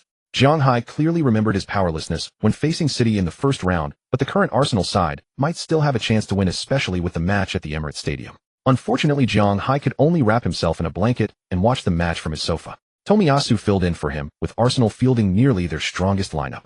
The dynamics appeared unchanged from the team's first meeting. Manchester City's dominance remained terrifying, yet Arsenal was no longer the side that couldn't mount any resistance under pressure. In the 31st minute, Arsenal exploited a counter-attacking opportunity when Tierney delivered a precise diagonal pass to set up Saka, who broke through to score past Ederson. Even Zhang Hai hadn't expected Arsenal to take the lead in such a heavyweight clash. Cancelo's attacking nature from right back is Manchester City's double-edged sword. It works against weaker teams, but leaves dangerous space behind him when facing strong attacking sides, and Arsenal capitalized on exactly that vulnerability. Ramsdale consistently repelled Manchester City's aggressive attacks, and the first half concluded with Arsenal leading 1-0. Zhang Hai felt anxious knowing Manchester City would need to push hard. They sat just 2 points above Liverpool in the standings, and a loss here could hand the Reds the top spot. Supporters noted that Arsenal's defense tends to succeed when they're not solely focused on it, but falls apart when they overemphasize defensive responsibility. That pattern held true. Arteta's side appeared content to park the bus and see out the result, which only emboldened Manchester City's attacking play. In the 53rd minute, Bernardo Silva was fouled recklessly inside the box by Xhaka, awarding Manchester City a penalty. Mahrez stepped up to convert, and Ramsdale couldn't prevent the equalizer. It was undeniable. Certain teams simply lack the defensive temperament. Years ago, when Arsenal were regular Champions League participants, they frequently drew Barcelona in European competition. Ironically, their approach against the Catalan giants always favored open attacking football, which made for thrilling matches, but yielded no victories for the Gunners. Critics questioned Wenger's relentless attacking philosophy against Barcelona, wondering why he didn't prioritize defensive solidity. But Arsenal's identity had fundamentally shifted. Their DNA was built around offense, not defense, and that would never change. Arteta clearly hadn't absorbed this lesson. In the 59th minute, Gabriel was sent off after a second yellow card for bringing down Jesus, reducing Arsenal to 10 men. Pep Guardiola's substitution in the 62nd minute baffled observers. He removed striker Jesus for Gundogan, an attacking midfielder, despite the urgent need for goals. Fans voiced their confusion as this proved to be Guardiola's sole substitution of the match. Arsenal responded by introducing Holding and Elneny to bolster their defense, while Smith Rowe came on hoping to threaten on the counterattack. Manchester City's second-half attacks produced more noise than substance. Aside from the penalty, they failed to test Ramsdale with shots on target. Arsenal's counterattacks were equally ineffective, with Odegaard withdrawn early due to the numerical disadvantage. The two pacey forwards in attack simply couldn't connect with the ball. Arteta shook his head with a silent lament, wishing Jeong were on the pitch. With Tomiyasu occupying himself defensively on the right flank, that area was effectively neutralized. Manchester City needed only to contain Arsenal's left side, a straightforward task given Walker's pace, which gave him confidence against any winger in world football. Time dragged on, and perhaps a draw would serve both Arsenal and Liverpool well. In the final minute, De Bruyne delivered a cross into the box, but Holding's clearance fell short. Laporte's rush shot was blocked, allowing Rodri to recover the ball, and the Spanish midfielder threaded a shot through the crowd of players that Ramsdale couldn't reach. A last-gasp winner. Witnessing this, Zhang Hai felt his condition worsen even further. Rodri was simply too extraordinary. That Spanish midfielder was instrumental in both phases of the game, repeatedly disrupting Arsenal's counterattacks in defense, providing significant threat in attack, and showcasing ice-cold composure to seal the victory with that decisive strike. With a holding midfielder and forwards like this, even a full-back like Cancelo could fully express his talents. Zhang Hai envied Manchester City, deeply wondering when Arsenal would ever achieve something similar. During his illness, Zhang Hai found himself with more hours to dedicate to refining his crossing precision, and though mental strain isn't ideal for recovery, he recognized this might be the best opportunity he'd have to train so intensively. Fortunately, within the Magic Box training facility, he could push through without physical discomfort, focusing entirely on his passing technique. Within days, Zhang Hai had progressed to consistently hitting the target marker in front of the goal in under 10 passes. By January 10th, nearly 2 weeks had passed since Zhang Hai contracted COVID-19. His symptoms had improved, though fatigue persisted, likely from extended training sessions in the Magic Box. He wasn't concerned, as his passing ability was rapidly improving. It had jumped to 87 in just 2 weeks, which was remarkably impressive. In the FA Cup third round, Arsenal traveled to face two-time European champions Nottingham Forest. Ecolite had been Arsenal's steadfast starting striker in both domestic cup competitions. Arsenal fielded 5 of their starting 11. Odegaard, Saka, Martinelli, Laka, and White all played, with Tavares at left back and Cedric at right back. Tierney and Tomiyasu remained on the bench. Arsenal failed to impose themselves early as anticipated. Whether influenced by the Manchester City defeat, many players carried an uncertain look about them, particularly Odegaard and Martinelli. Martinelli's dribbles repeatedly went astray, while Odegaard squandered possession on several occasions. In the 35th minute, Tavares was forced off with an injury and replaced by Tierney, perhaps a sign of Arsenal's misfortune in this match. The second half continued in the same vein, with neither side able to break through. It resembled a struggle between inferior teams, with only Saka occasionally producing moments of brilliance, which proved insufficient. Nottingham Forest finally broke through in the 81st minute, when substitute Grbić pounced on a counterattack to score past Leno. Fans wondered if Arsenal were deliberately dropping out of the FA Cup, given how bizarre their performance appeared. Even Zhang Hai, watching from his couch, felt confused. Did they genuinely lack the desire to win? If they truly didn't care, why not field the reserves outright? Zhang Hai pulled out his phone and messaged the group chat. "What's going on, guys? You all seem off your rhythm. Can you barely play without me?" It wasn't until well after the final whistle that anyone responded. Ecolite texted, "I'm sorry everyone. I should have been more clinical with my chances." Nketiah sincerely apologized in the group chat. "I'm sorry everyone. I didn't seize the opportunity." In this match, Arsenal registered just 10 shots with none on target. Nketiah did have a decent chance, but his shot hit the side, netting, leaving him deeply frustrated. Martinelli also sent a message, "Sigh, my form hasn't been good either." Odegaard remained silent, but Smith Rowe, who was left out of the matchday squad, shared his perspective. "We're probably just too exhausted. Playing so many games recently takes a toll on both body and mind. Besides, several key players are away for the Africa Cup of Nations, so our squad isn't at full strength." Several African players, Pepe Thomas and Aubameyang among them, had returned to compete for their national teams at the Africa Cup of Nations, while Gabriel was suspended after receiving a red card, leaving the squad visibly depleted. Yet claiming fatigue as an excuse would be disingenuous. Arsenal had enjoyed an 8-day break prior to this fixture, ample time to recharge and prepare. Odegaard finally spoke up. "What does winning even matter if we still can't overcome Liverpool and Manchester City in the end?" Zhang Hai heard his answer aligned perfectly with his own predictions, yet he found himself at a loss for words. Was the setback truly that devastating? At the start of the season, when they fell to Manchester City and Liverpool, they could point to numerous excuses: lack of cohesion, poor form, tactics neutralized by opponents. But now, riding a winning streak and feeling prepared to suffer such a crushing defeat was utterly disheartening. Manchester City and Liverpool loom like insurmountable mountains before every Premier League side. Beating them often demands luck, and when fortune abandons you entirely, one can't help but wonder whether destiny itself conspires against you. After long deliberation, Zhang Hai finally replied in the group, "Our next fixture is Liverpool. We can at least attempt to withstand their assault with everything we have." No single reply came, yet every player answered him. On January 14th, Arsenal traveled to Anfield for the first leg of the EFL Cup semi-final against Liverpool. Arsenal's luck seemed to have abandoned them. Odegaard, Tomiyasu, and Smith Rowe were all omitted from the matchday squad due to fitness concerns, forcing Arsenal into a 4-4-2 formation that leaned heavily toward defensive solidity. Liverpool's pressure on Arsenal proved even more intense than Manchester City's in the previous match. Fortunately, Liverpool's two primary attacking threats were absent from the squad. Without Mane and Salah, they resembled a tiger stripped of its fangs. Zhang Hai watched the match intently from his television, but events quickly turned against Arsenal. Within 10 minutes, Cedric Soares sustained an injury and was replaced by Chambers. By the 23rd minute, Xhaka had been shown a red card, leaving Arsenal with 10 men, and by the 27th, Arteta had substituted, holding for Nketiah, signaling an all-out defensive stance. Facing Liverpool down to 10 men, no team would dare hope for a fluke result. Holding the away scoreline offered the only realistic path back into the tie. Saka played with visible intensity his sharp runs, keeping Liverpool perpetually cautious of Arsenal's counterattacks. Whenever Arsenal regained possession, Saka would roar, "Well done, lads. Keep holding the line." The boy who had wept after missing a penalty at the European Championship had silently matured into a resolute man. He seemed intent on proving something, though to whom and what exactly remained unclear. Could 10 men truly withstand Liverpool's onslaught? It seemed impossible. They were Liverpool after all. Watching from his television, Odegaard felt a sudden sting in his nose, overcome by a wave of shame. He never expected to be schooled by the irrepressible young Saka. Saka's spirit ignited every Arsenal player. Ben White stood like a warrior in the penalty area, making crucial tackles, blocks, and interceptions with relentless aggression. The center-back, who had been ridiculed at the start of the season as a worthless signing, now stood like an iron gate, halting Liverpool's offensive surge. With such a divine defender present, not an inch could be gained.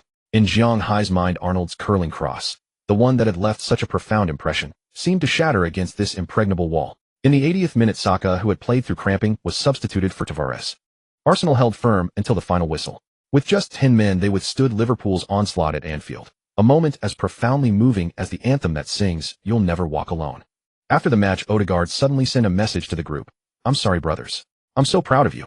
Zhang Hai smiled knowingly, then typed, "Wait for my return. I'll dominate the pitch." 17 days had passed, and his body was nearly recovered, though he remained under team doctors' orders to rest at home. 7 days later, on January 21st, Arsenal hosted Liverpool for the second leg of the EFL Cup semi-final at home. Arsenal's starting lineup featured Saka, Lacazette, and Martinelli up front, with Odegaard, Smith Rowe, and Lokonga in midfield. The defense was anchored by Tierney, Gabriel, Ben White, and Tomiyasu. This represented Arsenal's strongest available 11. Having adopted a purely defensive approach in the previous match, Arsenal appeared determined to play with greater ambition here. The problem lay in having only Lokonga as a lone defensive midfielder, a setup that simply couldn't sustain Arsenal's rapid transitional play against Liverpool. Odegaard was forced to track back repeatedly, effectively functioning as an additional defender, while even a firing Martinelli found it impossible to threaten Alisson's goal after penetrating multiple layers of opposition defense. The match carried little suspense. Arnold provided assists for Hoda in both halves, allowing Liverpool to escape unscathed. Yet to claim Arsenal played poorly would be unfair. They matched Liverpool in possession and registered 7 shots, while Liverpool managed only 3 shots on target, converting 2 of them into goals. It was obvious to all that Arsenal required reinforcements, particularly in attack and defensive midfield. Arteta certainly saw the same issues, but securing funding remained beyond his control. 2 days later, a weary Arsenal returned to Premier League action at home against Burnley. Frustrated by their display against Liverpool, Arsenal desperately wanted to vent their pent-up energy, but despite dominating nearly 80% of possession and registering 20 shots, they could only manage a draw against Burnley. Lacazette missed a glaring open goal chance in the 67th minute, and his misfire drove Arteta to kick a water bottle in frustration. Throughout January, Arsenal failed to secure a single victory across all competitions. Zhang, the team is in crisis. Come back quickly. Losing isn't shameful. The real issue is who's missing. Good grief, these outdated memes are pointless. When is Zhang Hai coming back? The plaintive calls from Chinese fans far away seem to have reached him, and Zhang Hai was finally cleared for light training. With the Premier League winter break approaching, Zhang Hai expected to be fully recovered by the time league play resumed. During precision crossing drills, Zhang Hai achieved near-perfect accuracy. Just as he began to grow complacent, the ball's position would shift. Thereafter, whenever he successfully delivered the ball to the target, its location would change again. As expected, it wasn't so simple. Having grasped the fundamentals, Zhang Hai could now swiftly adjust to the ball's shifting positions, though it demanded extensive repetition. He lost count of how many times he struck the ball within the magic pitch. If such a tally existed, the number would surely be staggering. As expected, it wasn't so simple. Having grasped the fundamentals, Zhang Hai could now swiftly adjust to the ball's shifting positions, though it demanded extensive repetition. He lost count of how many times he struck the ball within the magic pitch. If such a tally existed, the number would surely be staggering. Zhang Hai's passing rating had reached 89, yet he couldn't break through the 90 barrier. His short pass training cards were now exhausted. Unable to train in reality, Zhang Hai hadn't gained a single point of energy over the past month. It remained just over 300. He decided to use the lottery system instead. As expected, after 3 unsuccessful attempts, Zhang Hai finally drew a new side quest on his 7th try. Side quest helped the team regroup and secure a winning streak. Duration within 5 matches. Rewards based on consecutive wins. Included training cards for stamina, short passing, long passing, and a skill card for second touch. Status uncompleted. This side quest. The team had just suffered defeats across all fronts, going an entire month without a win. Now the Cube expected Zhang Hai to lead them to consecutive victories. He was merely a fullback. What made him worthy of such a task? However, a new skill card among the rewards, one for dribbling, would benefit me enormously. The second touch, a move Chinese fans delightfully call fried meatballs, essentially involves alternating foot touches to evade an opponent's press. Spanish legend Andres Iniesta was the master of this technique, and his compilation of second touch moves was a pleasure to watch. Among current fullbacks, Achraf Hakimi of Paris and Cancelo of Manchester City stood out in Zhang Hai's memory. Both employed this move frequently and were legitimate contenders for the world's best at their position. Zhang Hai's dribbling, honestly, was merely average even among professionals. He suspected that even with the magic pitch's assistance, achieving the seamless ball control of Grealish or Salah remained beyond his reach. I wonder if I'll ever get a skill card for dribbling, Zhang Hai prayed silently. The second touch, while technically a step-over move, proved genuinely practical. I'd estimate needing at least 4 or 5 consecutive wins to unlock that skill card. Regardless, the side quest must be completed. If it requires consecutive wins, then at least 2 victories in a row would be the starting point. Resolved, Zhang Hai threw himself back into recovery training. With his next match scheduled for February 11th, he had ample time to reach peak condition.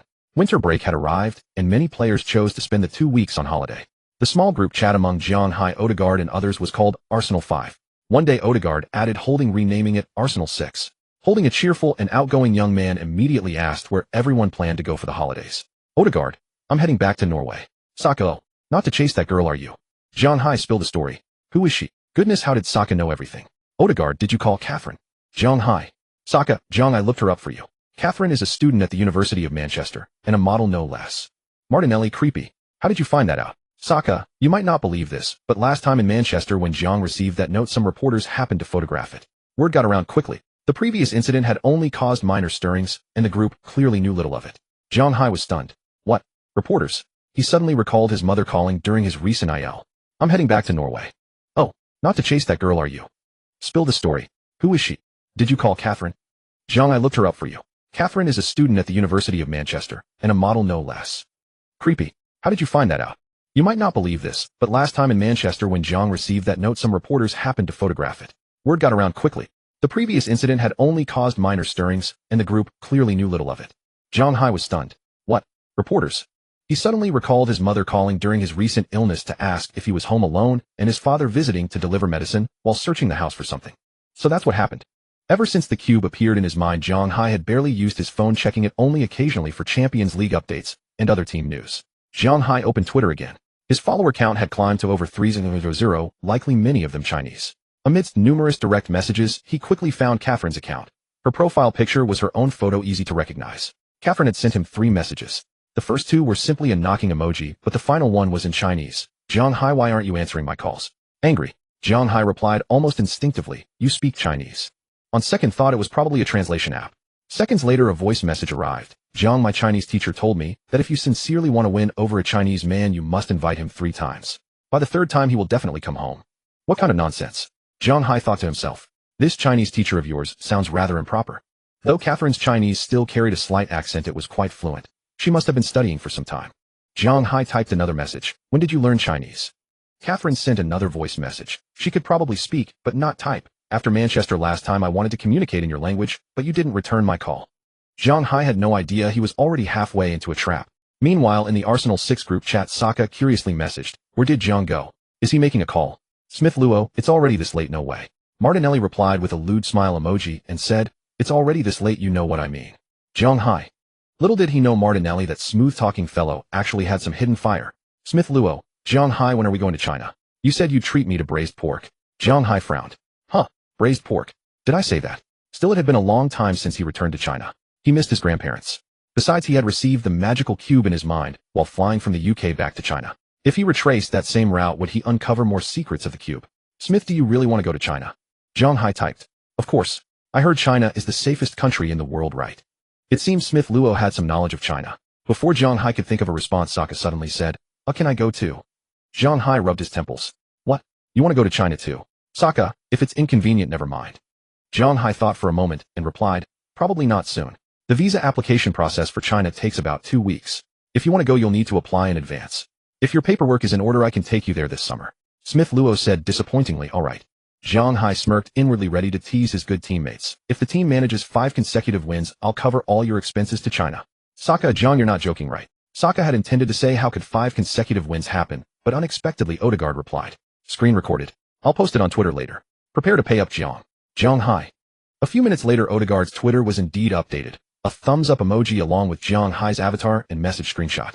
If the team manages 5 consecutive wins, I'll cover all your expenses to China. Zhang Hai immediately commented with a bomb emoji, tough luck. Saka and the others had originally thought 5 consecutive wins was impossible, but Odegaard's sudden move disrupted their thoughts, and their mindset shifted to 5 consecutive wins. Zhang, just wait. Zhang Hai chuckled inwardly. Either way, he wouldn't be the one losing out. 2 minutes later, Odegaard sent a screenshot to the group showing the likes on his recent tweet. Remarkably, Arsenal manager Mikel Arteta was among those who liked it. Everyone froze on the spot. Odegaard's tweet was quickly discovered by some news media and immediately reported. Fans' comments were quite stinging. So Zhang Hai didn't watch Arsenal's matches while recovering at home. Zhang Hai family who understands. I made some casual remarks and actually got caught holding it against me. Haha, Arteta actually liked it. Arsenal fans were somewhat worried. Most of them believed Odegaard should not have posted this. If the upcoming opponents saw it, how would they react? They're already at 8 points motivation-wise. Seeing this could push them to 12. Professional players are naturally competitive. What does this even mean? Saying you're guaranteed to win before even kicking the ball. Don't you care about your reputation? Think you're Liverpool or Manchester City. Arsenal currently sits 6th in the standings, and with their recent form worrying, they indeed lack the confidence to make such claims. The happiest were the Chinese fans who keenly caught the highlight in Zhang Hai's words. What? Zhang Hai is bringing his teammates to China. Really? Stop talking, bros. Let's start booking tickets to Nanfeng City. Nanfeng University sends congratulations. When's Zhang Hai coming back?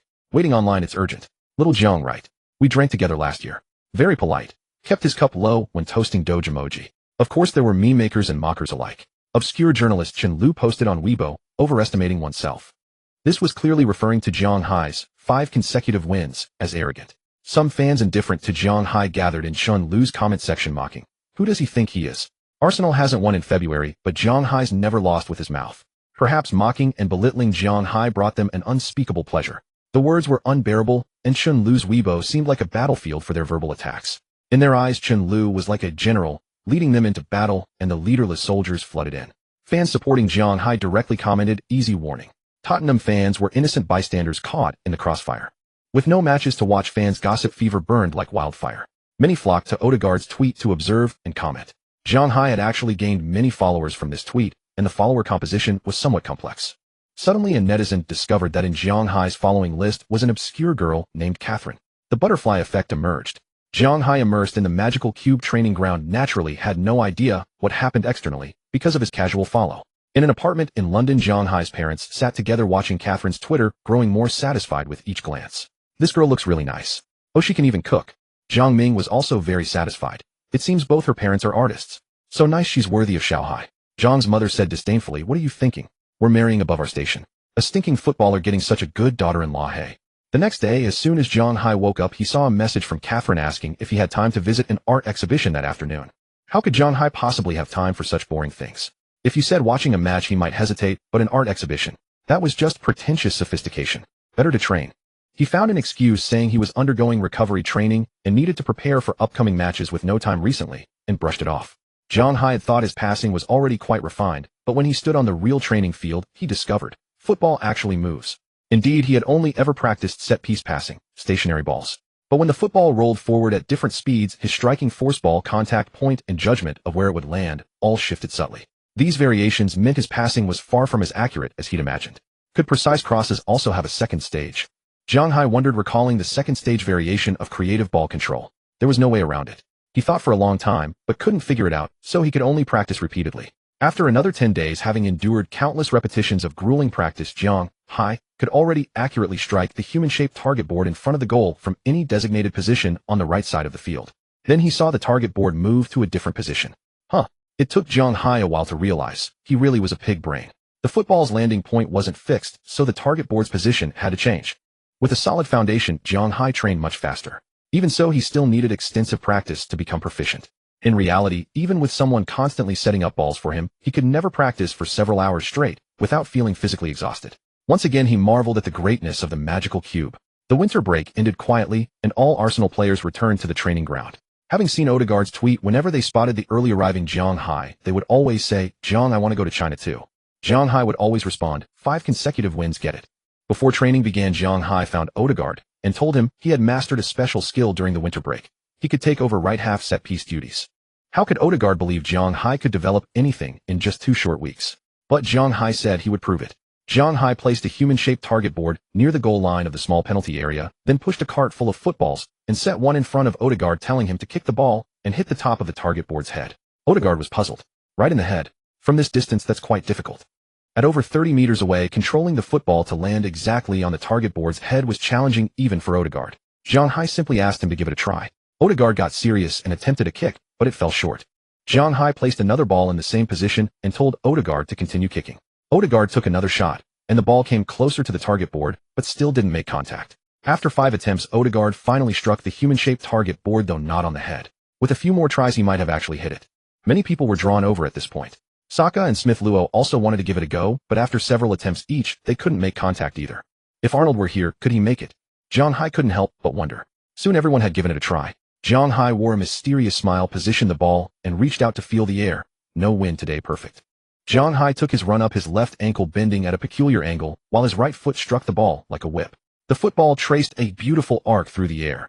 If another Chinese person were present, they would certainly exclaim, graceful as a startled swan, elegant as a swimming dragon. The football landed perfectly on top of the human-shaped target board, which toppled over with the impact, and the ball bounced right into the goal. Not only did everyone watching show expressions of astonishment with gasps echoing across the training ground, but even old Steve widened his eyes in disbelief. He had assumed the youngsters were just fooling around. You got lucky. Martinelli refused to believe it. That was definitely luck. Try again. Martinelli quickly ran over to straighten the target board, while Saka positioned the ball for Jiang Hai. Jiang Hai's run-up distance, running posture, and passing stance were exactly the same as before. Bang! The football struck the top of the target board again and bounced into the net once more. The entire field fell silent except for the youth academy players on the adjacent training ground, who let out a gasp. Not long ago, they had watched Jiang Hai practicing set pieces alone over there. Back then, like Odegaard, it took him many attempts just to hit the target board once. How many days had passed? Soon the superstitious Martinelli and Saka set up the target board and ball once again, and the scene repeated itself. This moment was etched into the minds of many present for years to come, and became conversation fodder for many years after. From then on, the right side set-piece responsibilities at Arsenal passed into Jiang Hai's hands. As for why his left side set pieces weren't accurate, Jiang Hai's excuse was simply that he hadn't practiced them yet. On February 11th, Arsenal traveled to face Wolverhampton Wanderers away. For this match, Arsenal's left-back Tierney, defensive midfielder Thomas, and right-back Tomiyasu were all sidelined with injuries and didn't make the matchday squad. Arteta directly started Zhang Hai at left back, which outsiders interpreted as a lack of confidence in young player Tavares. After 60 minutes of play, Arsenal's players were clearly outmatched by Wolverhampton Wanderers. Perhaps they'd grown sluggish from too much rest during the winter break. Countless coordination errors were capitalized on by Wolverhampton Wanderers for counterattacks, and the fans cursed incessantly. Arteta shouted himself hoarse from the sidelines with no effect, and Arsenal grew increasingly frustrated with each passing minute. In the 68th minute, Zhang Hai was preparing to cross from the left flank, when Wolverhampton Wanderers fullback Semedo launched a slide tackle before he could complete his motion. Zhang Hai had reacted quickly and jumped, but was still brought down. If he hadn't jumped, the consequences would have been dire. Zhang Hai lay on the grass, clutching his ankle, visible in agony. Martinelli nearby charged straight at Semedo and shoved him hard. "Are you mad? Do you have any idea what you're doing?" Semedo fell to the ground. Semedo's Portuguese compatriot Ruben Neves naturally came to defend his teammate. He confronted Martinelli, but Martinelli stood his ground, and Neves ended up on the ground as well. The referee rushed over to separate Martinelli and showed him a red card, then showed Semedo a red card as well. Both were sent off. Zhang Hai, lying on the ground, had no idea what was happening. He only felt burning pain in his ankle. Terrified he might be injured, he quickly gestured for the medical staff to come on. When Zhang Hai stood up and prepared to go to the sideline for treatment, he discovered Martinelli had been sent off. Martinelli sat alone in the locker room, deeply upset. His performance that day had been terrible. No successful dribbles, 8 crosses, with only one finding a teammate looking completely directionless. He grew increasingly impatient until he witnessed Zhang Hai's leg nearly being cleaved by a tackle, and he could no longer contain his fury. "We must win, lads." Martinelli's eyes reddened as he silently encouraged his teammates. On the field, the camera captured a close-up of Zhang Hai's ankle. The white sock had been torn open by the studs, and bright red blood had soaked part of it. "Bandage me up, I'm going back on." Arteta walked over and asked Zhang Hai, "Can you still continue?" Zhang Hai said firmly, "Boss, don't substitute me. I'm still fine." Zhang Hai firmly told the coach he could still play. Arteta looked at the team doctor with some concern, and the doctor said it was just a superficial injury, no bone damage, nothing serious. Arteta nodded. When Zhang Hai returned to the pitch, he substituted Tavares for Cedric, allowing Zhang Hai to return to his most familiar right-back position. At that moment, Arsenal fans, both at the stadium and watching on TV, felt extremely worried, especially those watching the live broadcast. Not to mention Zhang Hai's parents were also watching the match. They simply couldn't bear to watch the replay of that tackle. Throughout the long history of football, how many exceptionally talented players have seen their careers become bleak and dim because of a serious injury in their youth? Without mentioning other clubs, Arsenal fans are very familiar with Wilshere and Walcott, whose talent overflowed the screen in their youth, yet ultimately they were destroyed by injuries.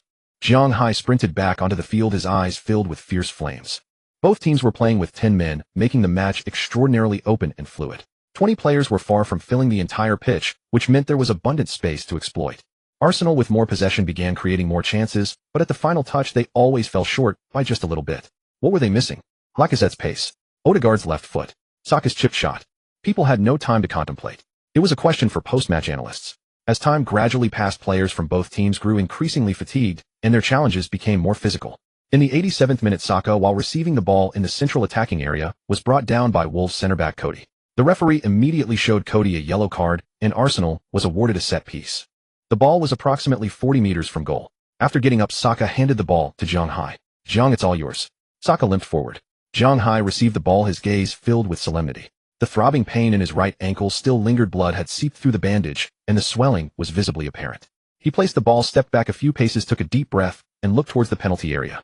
He raised his right hand, thumb and pinky extended in a 6 gesture.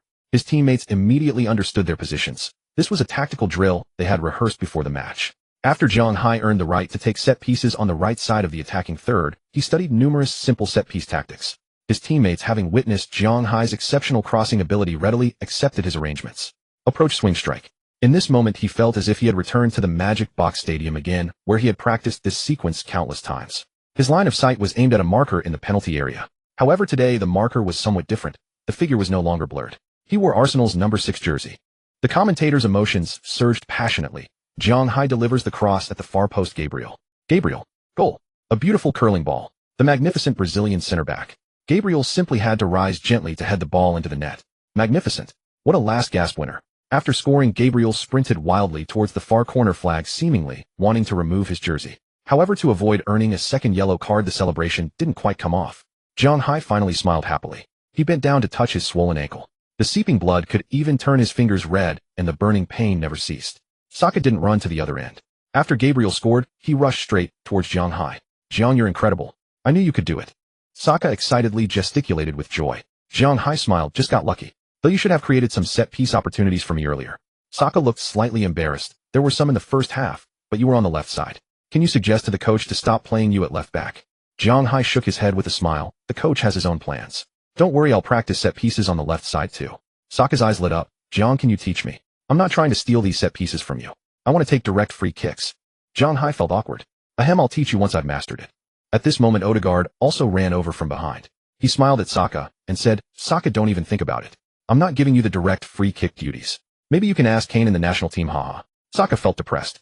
There was no way he'd get a chance in the national team. Kane, Rashford, Arnold, Trippier. There were more free kick specialists than he could count on one hand.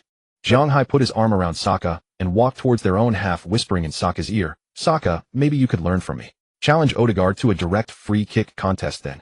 Hee. Saka's eyes lit up, a burning fighting spirit ignited in his heart. Odegaard was indifferent. If Saka could truly score free kicks like Messi, he would welcome it. With Gabriel's goal, Arsenal ultimately secured a 1-0 victory, taking all 3 points away from home. Those 3 points were hard-earned indeed. After the match, Zhang Hai had the team doctor dress his wound again and applied an ice pack. Many Arsenal fans who witnessed this scene were deeply worried. At the post-match press conference, Arteta stated that Zhang Hai's injury required further assessment, and it was uncertain whether he would fully recover before the match against Brentford. In this match, Martinelli was sent off with a red card, and Zhang Hai got injured. The last gasp winner was thrilling, but the lingering gloom could not be dispelled. In the locker room, Martinelli directly lifted Zhang Hai up entirely. Zhang Hai exclaimed, No, my foot. Martinelli quickly set Zhang Hai down. Are you okay, Zhang? I just wanted to thank you. Seeing Martinelli's reddened eyes, Zhang Hai refrained from any teasing remarks. He smiled and said, I should be thanking you for standing up for me. You even got a red card for my sake. I'm sorry about that. Martinelli felt like he had survived a near-death experience and sighed. If we hadn't won this match, I would have blamed myself to death. Zhang Hai consoled him, but we did win, didn't we? Smith Rowe interjected, Since you're so grateful to Zhang, how about you treat us all to braised pork when Zhang's foot is better? Everyone burst into laughter, and the locker room was filled with joy. After being driven home, Zhang Hai replied to messages from several elders asking about his well-being. Catherine. Zhang Hai saw the message from Catherine asking about him, feeling somewhat warmed by the concern. Being cared for felt quite nice. He replied to Catherine saying he was fine, then continued to the Magic Box Stadium for training. At the Magic Box Stadium, every time Zhang Hai struck a target with the ball, either the target position or the ball position would refresh. Within 40 meters outside the baseline, every spot was within his range. Zhang Hai didn't know when he would be able to train passing on the other side of the field. He just mechanically trained on the bang-bang sound occasionally echoing in the empty stadium. The sun was shining brightly, yet that solitary figure seemed rather lonely. The next day the team had off. Since Zhang Hai's foot was still swollen, he didn't go to the training ground. Normally, whether the team had a day off or not, he never missed training. After washing up and having a light meal, Zhang Hai immersed himself in training at the Magic Box Stadium again. After more than an hour feeling slightly mentally fatigued, Zhang Hai exited the training ground and browsed his phone to relax. He noticed many Arsenal fans reposting Odegaard's tweet and commenting 15 OK. Zhang Hai was worried. If future opponents saw this, wouldn't they go all out against them? Suddenly, in the Arsenal 6 group chat, Saka posted a photo. It was a selfie of Saka with Martinelli, Odegaard, and Nketiah, and others behind him. The background was the training-based gym. Hey Zhang, where have you been? I heard you're the gym manager. Gym manager was a nickname some Arsenal training-based staff gave Zhang Hai because this guy spent more time in the gym than the actual manager. Zhang Hai was surprised. Did you guys go train? Odegaard replied, We played poorly, need extra practice. Learning from you. Zhang Hai felt embarrassed. I only train for energy. They simply attributed Zhang Hai's rapid improvement to accumulated hard work over time. Zhang Hai was younger than them, but his dedication to training and long-term persistence often made them feel ashamed. Initially, many people dismissed it, thinking Zhang Hai was just putting on a show. But from the moment Zhang Hai joined Arsenal, unless he was sick, injured, or had a match, he spent every single day at the training base. Of course, many people didn't quite believe in the saying, diligence can make up for lack of skill. They thought talent was most important and that hard work could only improve things to a limited extent. But Zhang Hai's progress had shown them who was truly being arrogant and wrong. Actually seeing this scene, the coaching staff were the happiest. Just like how teachers in a classroom hope students will study self-motivated without needing to be driven or supervised. Many adult professional players have families, and balancing work and life is also an art. Afterwards, Saka asked Zhang Hai for his home address, planning to come visit him in the evening. Zhang Hai reluctantly agreed.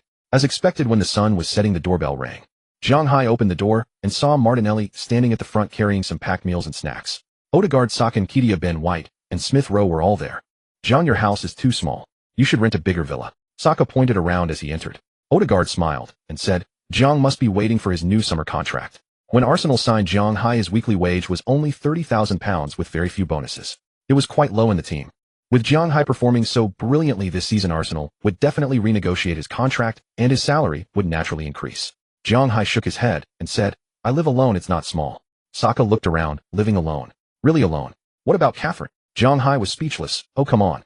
Please stop spreading rumors about me. Smith Rowe interjected, Jiang, I saw in the news last time, didn't you, and that Catherine follow each other.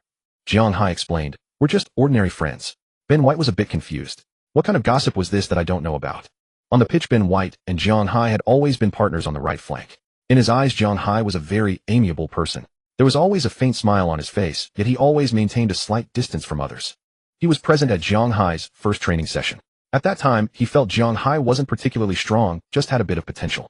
Both in attack and defense he was quite ordinary. Back then Ben White had already experienced a full Premier League season, so naturally, he looked down on Jiang. Who would have thought that in just half a year the changes in Jiang were visible to the naked eye? His defensive skills improved day by day, eliminating the need for Ben White to constantly contemplate whether to provide cover. His ball distribution became increasingly excellent, rarely being dispossessed by opponents. His passing grew better and better to an almost ridiculous extent, and his casually displayed ball control skills even made Ben White suspect he was Brazilian. Could repetitive daily extra training really lead to such rapid progress?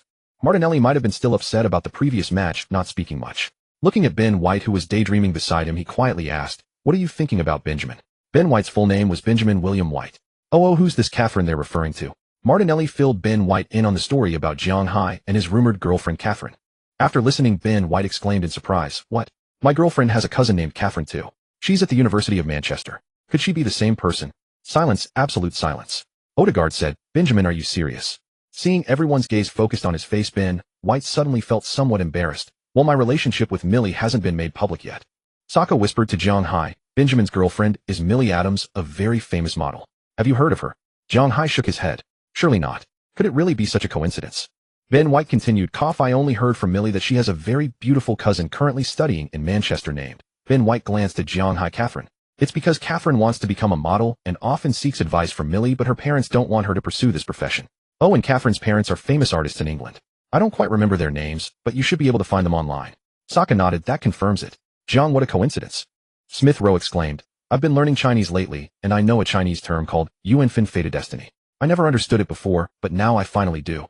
Jiang internally complained. Seriously, when did Chinese become so easy to learn? Just for some braised pork. Jiang reiterated, we're really just friends. I'm not thinking about romance right now. I just want to help the team win the Premier League title. Before that, I won't be distracted by love and romance. Premier League title. They exclaimed in unison, their astonishment evident on their faces. Jiang noticed several people staring at him in astonishment and shot back, what's wrong? Didn't you ever think about lifting the Premier League trophy? Martinelli rarely spoke up. How could we not think about it? But Liverpool and Manchester City are simply too strong. Every time we face them, I feel suffocated. They all nodded lightly. In recent years, the dominance of Manchester City and Liverpool in the Premier League had been too formidable. Guardiola arrived at Manchester City in the 2016-17 season, when both clubs finished third and fourth respectively.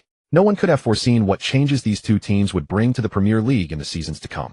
In the 2018-19 season, Liverpool sounded the charge to halt Manchester City's dominance.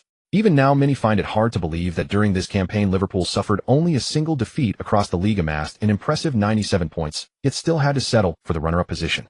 In that season, Manchester City also finished in second place. Though they accumulated merely 81 points, they still managed to outpace third-placed Manchester United by a commanding margin of 25 points.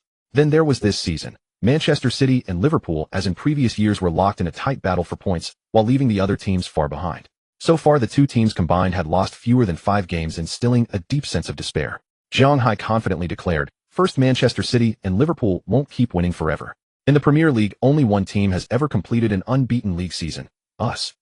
Second, even if we can't beat Manchester City and Liverpool, so what? We can beat all the remaining teams. Even if we drop those 4 matches, we'd still get 102 points. Wouldn't that be enough to win the title? Indeed, only one team in Premier League history had achieved the feat of an unbeaten league season. The glory belonged to Arsenal and Arsene Wenger in the 2003-04 season. Jiang firmly believed in his heart that Arsenal would surely win the championship. That was one of the goals of his brilliant career. A few people stared at him blankly, their expressions varied. Jiang could guess what they were thinking. Perhaps everyone present before this had only aimed for a Champions League qualification. The league title. Maybe it had flashed through their minds occasionally, but it was never the goal they fought for. Seeing them lost in thought, Jiang smirked to himself in satisfaction. The topic shift had worked. So Jiang happily enjoyed the meal, leaving the others looking troubled. Later that evening as Saka was driving home, he suddenly slapped his thigh. No. Time came to February 19, 2022, a Premier League matchday 26 fixture. Arsenal hosted Brentford at the Emirates Stadium. In the first meeting between the two sides, Brentford had easily beaten Arsenal by 2 goals. Now meeting again, things had changed drastically. Currently in the Premier League standings, Arsenal were 5th, Brentford 14th. The former were fighting for a top 4 spot, while the latter faced a relegation battle. Perhaps because they had won easily in the first match, the Brentford players on the pitch were noticeably more confident. After the game began, although they were behind in possession, both their defensive handling and the logic of their counterattacks were calm and clear. Such was the effect of psychological advantage. In the 13th minute, Xhaka assisted Lacazette to score, but the VAR replay showed that Xhaka had been offside when receiving the ball, so the goal was disallowed. After that, shots from Saka, Odegaard, Smith Rowe, and White were all easily saved by the Brentford goalkeeper. In the 38th minute, Zhang Hai's cross from the right hit Brentford defender Jansen's arm. The referee decisively awarded a penalty, but after a VAR check, the penalty was overturned, much to Zhang Hai's frustration. The first half ended 0-0. Back in the dressing room, everyone exchanged glances, clearly unsatisfied. Arteta quickly set up the second half tactics on the tactical board. Brentford's 5-32 formation was solid defensively, but when they attacked, their wingbacks pushed forward aggressively, leaving space in the half spaces between the centre-backs and wide centre-backs. Arteta demanded that Saka and Smith Rowe actively move into those areas rather than staying wide waiting for the ball. In the first half, Saka and Smith Rowe received the ball out wide, and each time they tried to create chances by taking on defenders, they faced at least 2 or 3 lines of defense.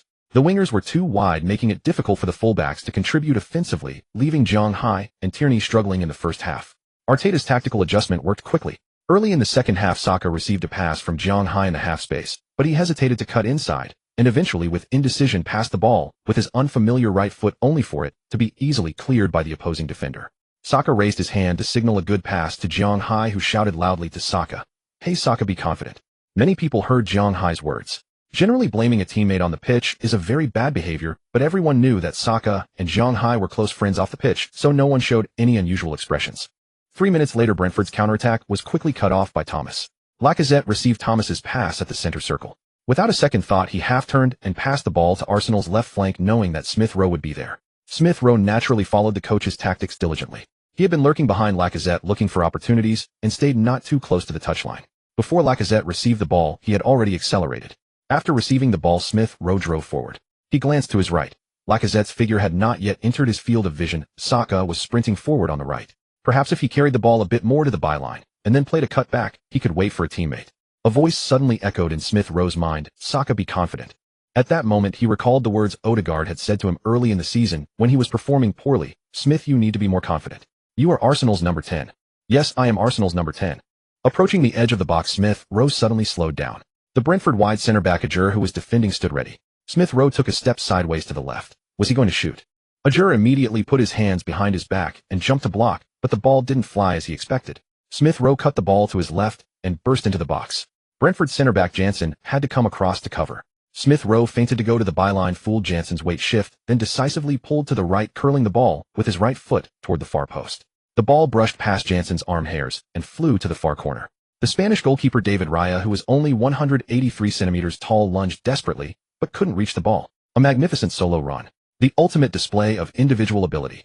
Smith Rowe's goal. He had rewritten the scoreline for Arsenal. The Emirates Stadium announcer's voice thundered, "The scorer is our number 10, Emile Smith Rowe." Zhang Hai and Saka didn't run to the corner flag on the other side to celebrate. Zhang Hai wrapped an arm around Saka, seemingly whispering something. What were they saying? Saka looked at Smith. "So impressive. Why didn't you cut inside on that earlier chance?" Zhang Hai shook his head, a look of regret on his face. So frustrating. Saka was also angry at himself. He had hesitated between cutting inside and going to the byline, and then missed the best moment. Zhang Hai continued to provoke. "If I remember correctly, you haven't scored more goals than Smith this season, have you?" Number 7. Saka. Then everyone noticed that in the second half, Saka was as aggressive as if he had taken something, frantically showing off his skills in the box, even trying to take on 2 defenders at once. Brentford players thought he had been instructed to draw penalties, so they defended very cautiously. In the 78th minute, Zhang Hai finally had a chance to pierce Brentford's defense with a through ball. Saka didn't hesitate this time. He struck the ball with his non-preferred foot, and the ball skimmed the grass and went straight to the far corner. David Raya watched Saka, who didn't celebrate after scoring, but instead ran into the net to retrieve the ball, and felt utterly bewildered. Seriously, who was trailing on the scoreline? Were all Arsenal players like this? Was there any courtesy? Speaking of which, last summer Arsenal, or more precisely Arteta, had wanted to buy David Raya, but failed due to some issues, and instead bought the substitute Ramsdale. For Arteta, Ramsdale was a second choice. Ramsdale was a line-type goalkeeper, and perhaps every possession-oriented coach secretly harbored a white moonlight, a goalkeeper with excellent passing skills. Seeing Saka's behavior, Zhang Hai couldn't help but smile. Regardless, today's match should be safe. A second consecutive victory was within reach. But who would have thought that during stoppage time Arsenal's defense would still cause trouble? From a Brentford set-piece, White's clearance was not far enough, and a Brentford player scored on the rebound amidst the chaos. This time it was Brentford's players who grabbed the ball and ran to the center circle, but fortunately there was little time left. In February's second match, Arsenal collected another 3 points. Since Arsenal had no cup competitions left, their schedule was very relaxed. The team had another day off the next day. Zhang Hai went to Arsenal's training ground to train, but he didn't see any of his good teammates. "Hey, where are you guys?" Zhang Hai wrote in the group chat, attaching a photo of himself practicing free kicks. Odegaard, so this is the advantage of not having a girlfriend. Saka, captain, you succeeded. Odegaard, smug. White, I truly feel sorry for Catherine. Isn't football more beautiful than her? Zhang Hai. Smith Rowe, Zhang, wait for me, I'll come train with you. Among them, only Smith Rowe was still single. Saka, Smith, aren't you just trying to sneakily learn John's free kick technique? Smith Rowe, a number 10 who can't take free kicks isn't a good number 10. Zhang Hai smiled and shook his head, put down his phone, and began his daily training. Soon enough, Smith Rowe indeed showed up. But Smith Rowe was a bit disappointed. He had thought Zhang Hai's training had some special trick, but later found that Zhang Hai spent very little time on free kick practice. He only went over to take a few free kicks when he felt tired from regular training. Zhang Hai had finally managed to practice precise crossing to the point where he could deliver from the left side of the pitch. Although it shared similarities with free kicks from the right, it still required a lot of practice. Moreover, he had bigger ambitions. He wanted to train his left foot and the outside of the foot passes on both sides. There was no better opportunity. Arsenal's schedule was friendly, giving Zhang Hai plenty of time to practice. When he felt bored, he could use the creative ball-stopping skill card to relax his mind. A week later, Arsenal faced another match against Wolves, a rescheduled fixture from matchday 20. They had just played each other 2 weeks ago. In that match, thanks to Zhang Hai's assist for Gabriel's last-minute winner, Arsenal had taken 3 points away from home.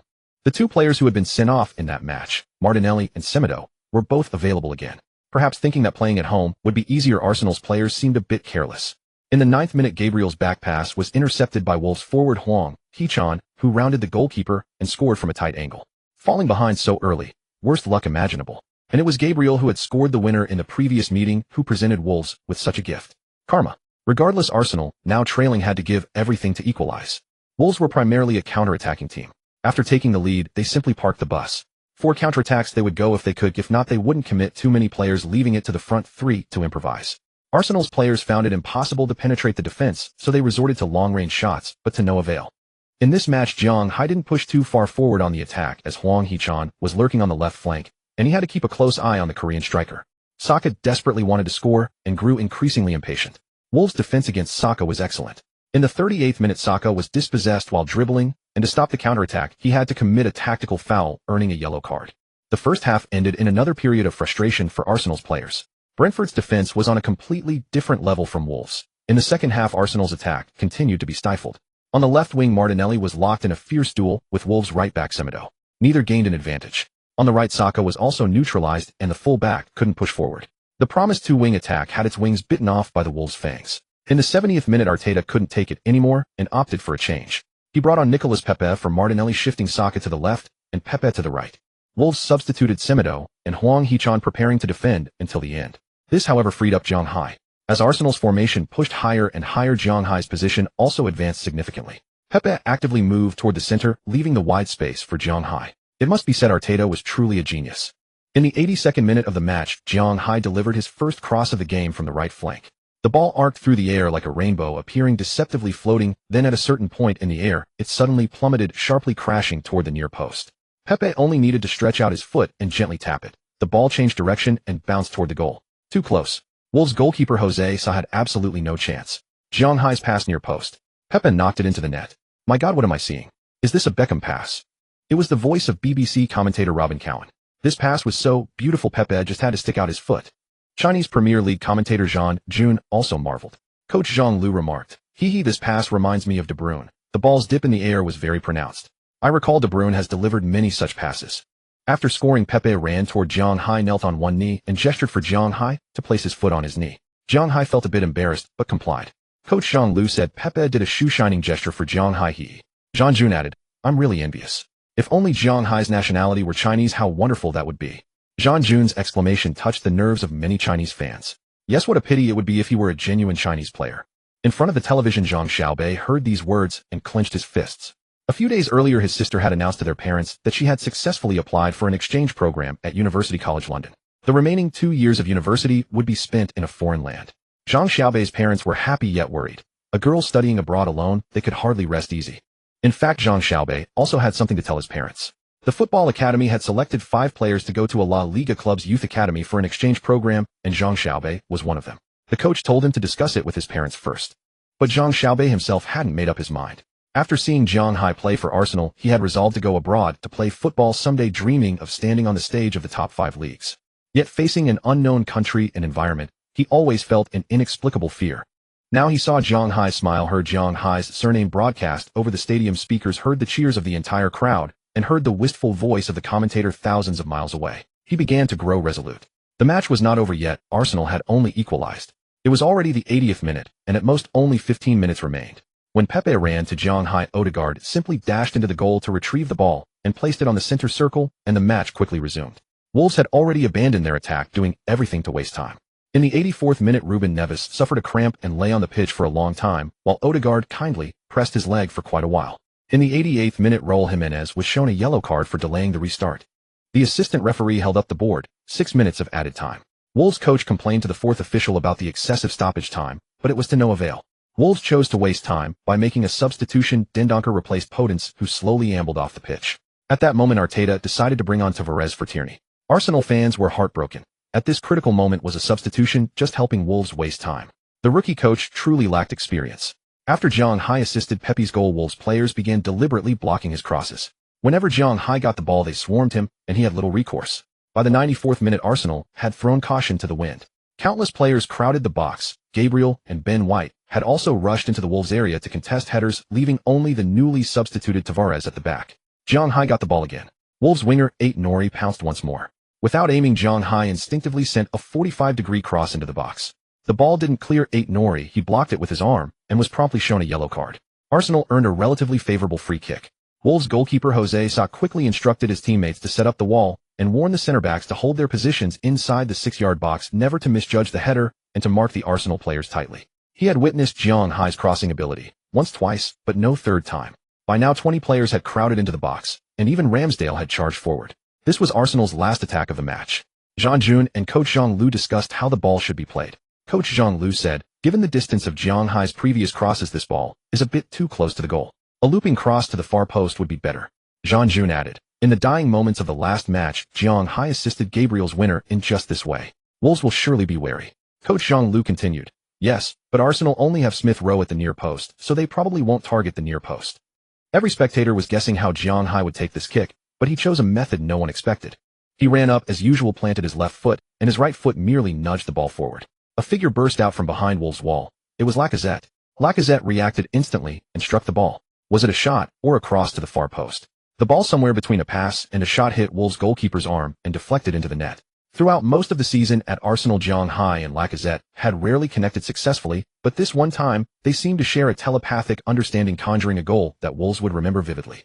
Lacazette once again delivered a last-minute winner for Arsenal. In the winter window, Arsenal had let Aubameyang go, making Lacazette the team's primary striker, but the former League One Golden Boot winner's goal rate had been far from impressive.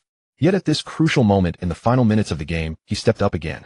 The goal was ultimately recorded as an own goal by Wolves goalkeeper Jose Sa, deducting 1 assist from Zhang Hai's tally.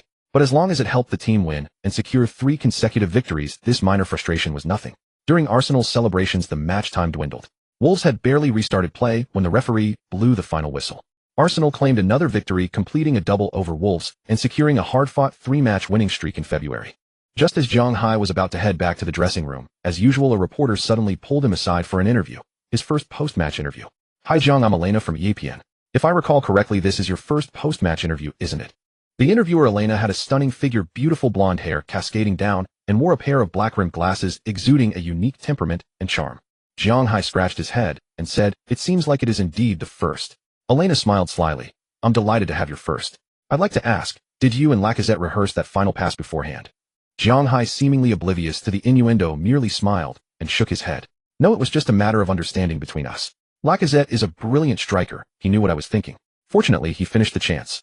Elena continued, congratulations on being named man of the match. Any thoughts? Zhang Hai replied, I think the award should go to Lacazette. He created the winner. I just did what I was supposed to do. Elena pressed, you've won 3 in a row with 2 matches to go for 5. We all want to know, is the picture on Odegaard's Twitter real? Zhang Hai sighed inwardly and denied it immediately. That was just a joke. Martin's screenshot was only part of our conversation. Watford and Leicester City are very strong teams, or our winning streak might be ended. Watford and Leicester City were Arsenal's next opponents. Zhang Hai even sighed as he said this is acting quite convincing. But just then Smith Rowe and Odegaard happened to walk past behind Zhang Hai. They said nothing, but the camera caught them both struggling to hold back laughter. Zhang, your teammates don't seem to believe what you're saying. Zhang Hai's smile turned enigmatic. No. Everything I say is true. I never lie to girls. I have to go now, bye. Elena stood there slightly bewildered, her eyes curving in amusement. What an interesting young man. Watching this on TV, Catherine sensed trouble. She needed to accelerate her attack. From a 5-game winless run in January to a 3-match winning streak in February, Arsenal's transformation was evident, with Zhang Hai playing a pivotal role. Over 3 matches, Zhang Hai delivered 2 assists and orchestrated 2 last-minute winners. He was unsurprisingly voted Arsenal's Player of the Month for February, and he also earned a spot in several sports media's Premier League Team of the Month for February. A remarkable feat for an 18-year-old youngster. When Zhang Hai later learned of these accolades, he felt only a mild delight, hardly any excitement. His goal was to become the Premier League's best right-back. Every time he glanced at this main quest, a faint melancholy stirred within him, making other honors seem insignificant. After returning home following the match against Wolves, Zhang Hai opened his phone and saw a message from Catherine. Brilliant, Zhang. I never saw that pass coming. The goal Catherine referred to was of course the pass Zhang Hai delivered to Lacazette in the dying moments. Zhang Hai replied briefly, Lady Luck was on my side. After a moment, Catherine replied, Zhang, I heard the team has a day off tomorrow. I have 2 tickets to a concert. Would you like to go together? Zhang Hai frowned. How did she know the team had a day off? Was it already posted on the official website? He instinctively wanted to refuse, but then realized he had already used too many excuses. He scrolled back through their chat history. He had already rejected her 7 or 8 times. How heartless of me. Unfortunately, I have to go to the training ground for extra practice tomorrow. I might not be back until evening. Catherine replied, Zhang, the concert is tomorrow at 7:30 p.m. Zhang Hai was momentarily at a loss for words, trying to think of another excuse when another I'll pick you up tomorrow. Zhang Hai's head throbbed. What a disaster. He decided to stay longer at the training ground. The next day, Zhang Hai went to the training base as usual for extra practice. To avoid distraction, he deliberately didn't look at his phone all day. That way Catherine wouldn't have his address and couldn't find him. Then he could make up an excuse about being too absorbed in training to check his phone. Yes, a perfect excuse. Since Zhang Hai had never gotten around to getting a driver's license, Zhang Ming had hired a driver and bodyguard for him responsible for his daily commute. The security guard's name was Jack, a name that always reminded Zhang Hai of Titanic. The setting sun gradually hid itself. London's weather was rarely as clear as today. As Zhang Hai approached his front door, he suddenly saw a girl standing there. She wore a long black trench coat, her golden curls shimmering in the twilight like molten gold. Zhang Hai recognized her instantly. It was Catherine. Catherine was breathing warmth into her hands. She noticed Zhang Hai approaching and revealed a shallow dimple. How do you know my address? Zhang Hai asked in surprise. Zhang, shouldn't you first invite me in for a hot coffee? It's really cold outside. I've been waiting for you for an hour, Catherine replied, not directly answering his question, a playful smile on her lips, her tone laced with a hint of reproach. Zhang Hai reluctantly opened the door. Fortunately, he was reasonably tidy. There was nothing embarrassing in the house. Catherine glanced around the room and couldn't help saying, Zhang, your home is so empty. For Zhang Hai, this temporary rented house was merely a place to sleep. He rarely bothered to decorate it, so it appeared rather bare, as if nobody lived there. Bringing a girl home for the first time, Zhang Hai felt a bit at a loss. He poured a cup of hot tea and handed it to Catherine. Sorry, I'm not really a coffee drinker. I only have tea at home, he said, then added, since I live alone it's just like this. Catherine switched to Chinese. It seems this place needs a mistress. Zhang Hai changed the subject. Your Chinese is so good. Of course I'm a fast learner, Catherine said proudly. Zhang Hai fell silent. Usually quite humorous, he suddenly didn't know how to continue the conversation. Catherine broke the awkwardness, reminding him, aren't you going to change your clothes? All right, sure. You can watch some TV for a while. Zhang Hai went into the bedroom and locked the door behind him. Change clothes. He searched through the wardrobe and finally found a relatively formal outfit.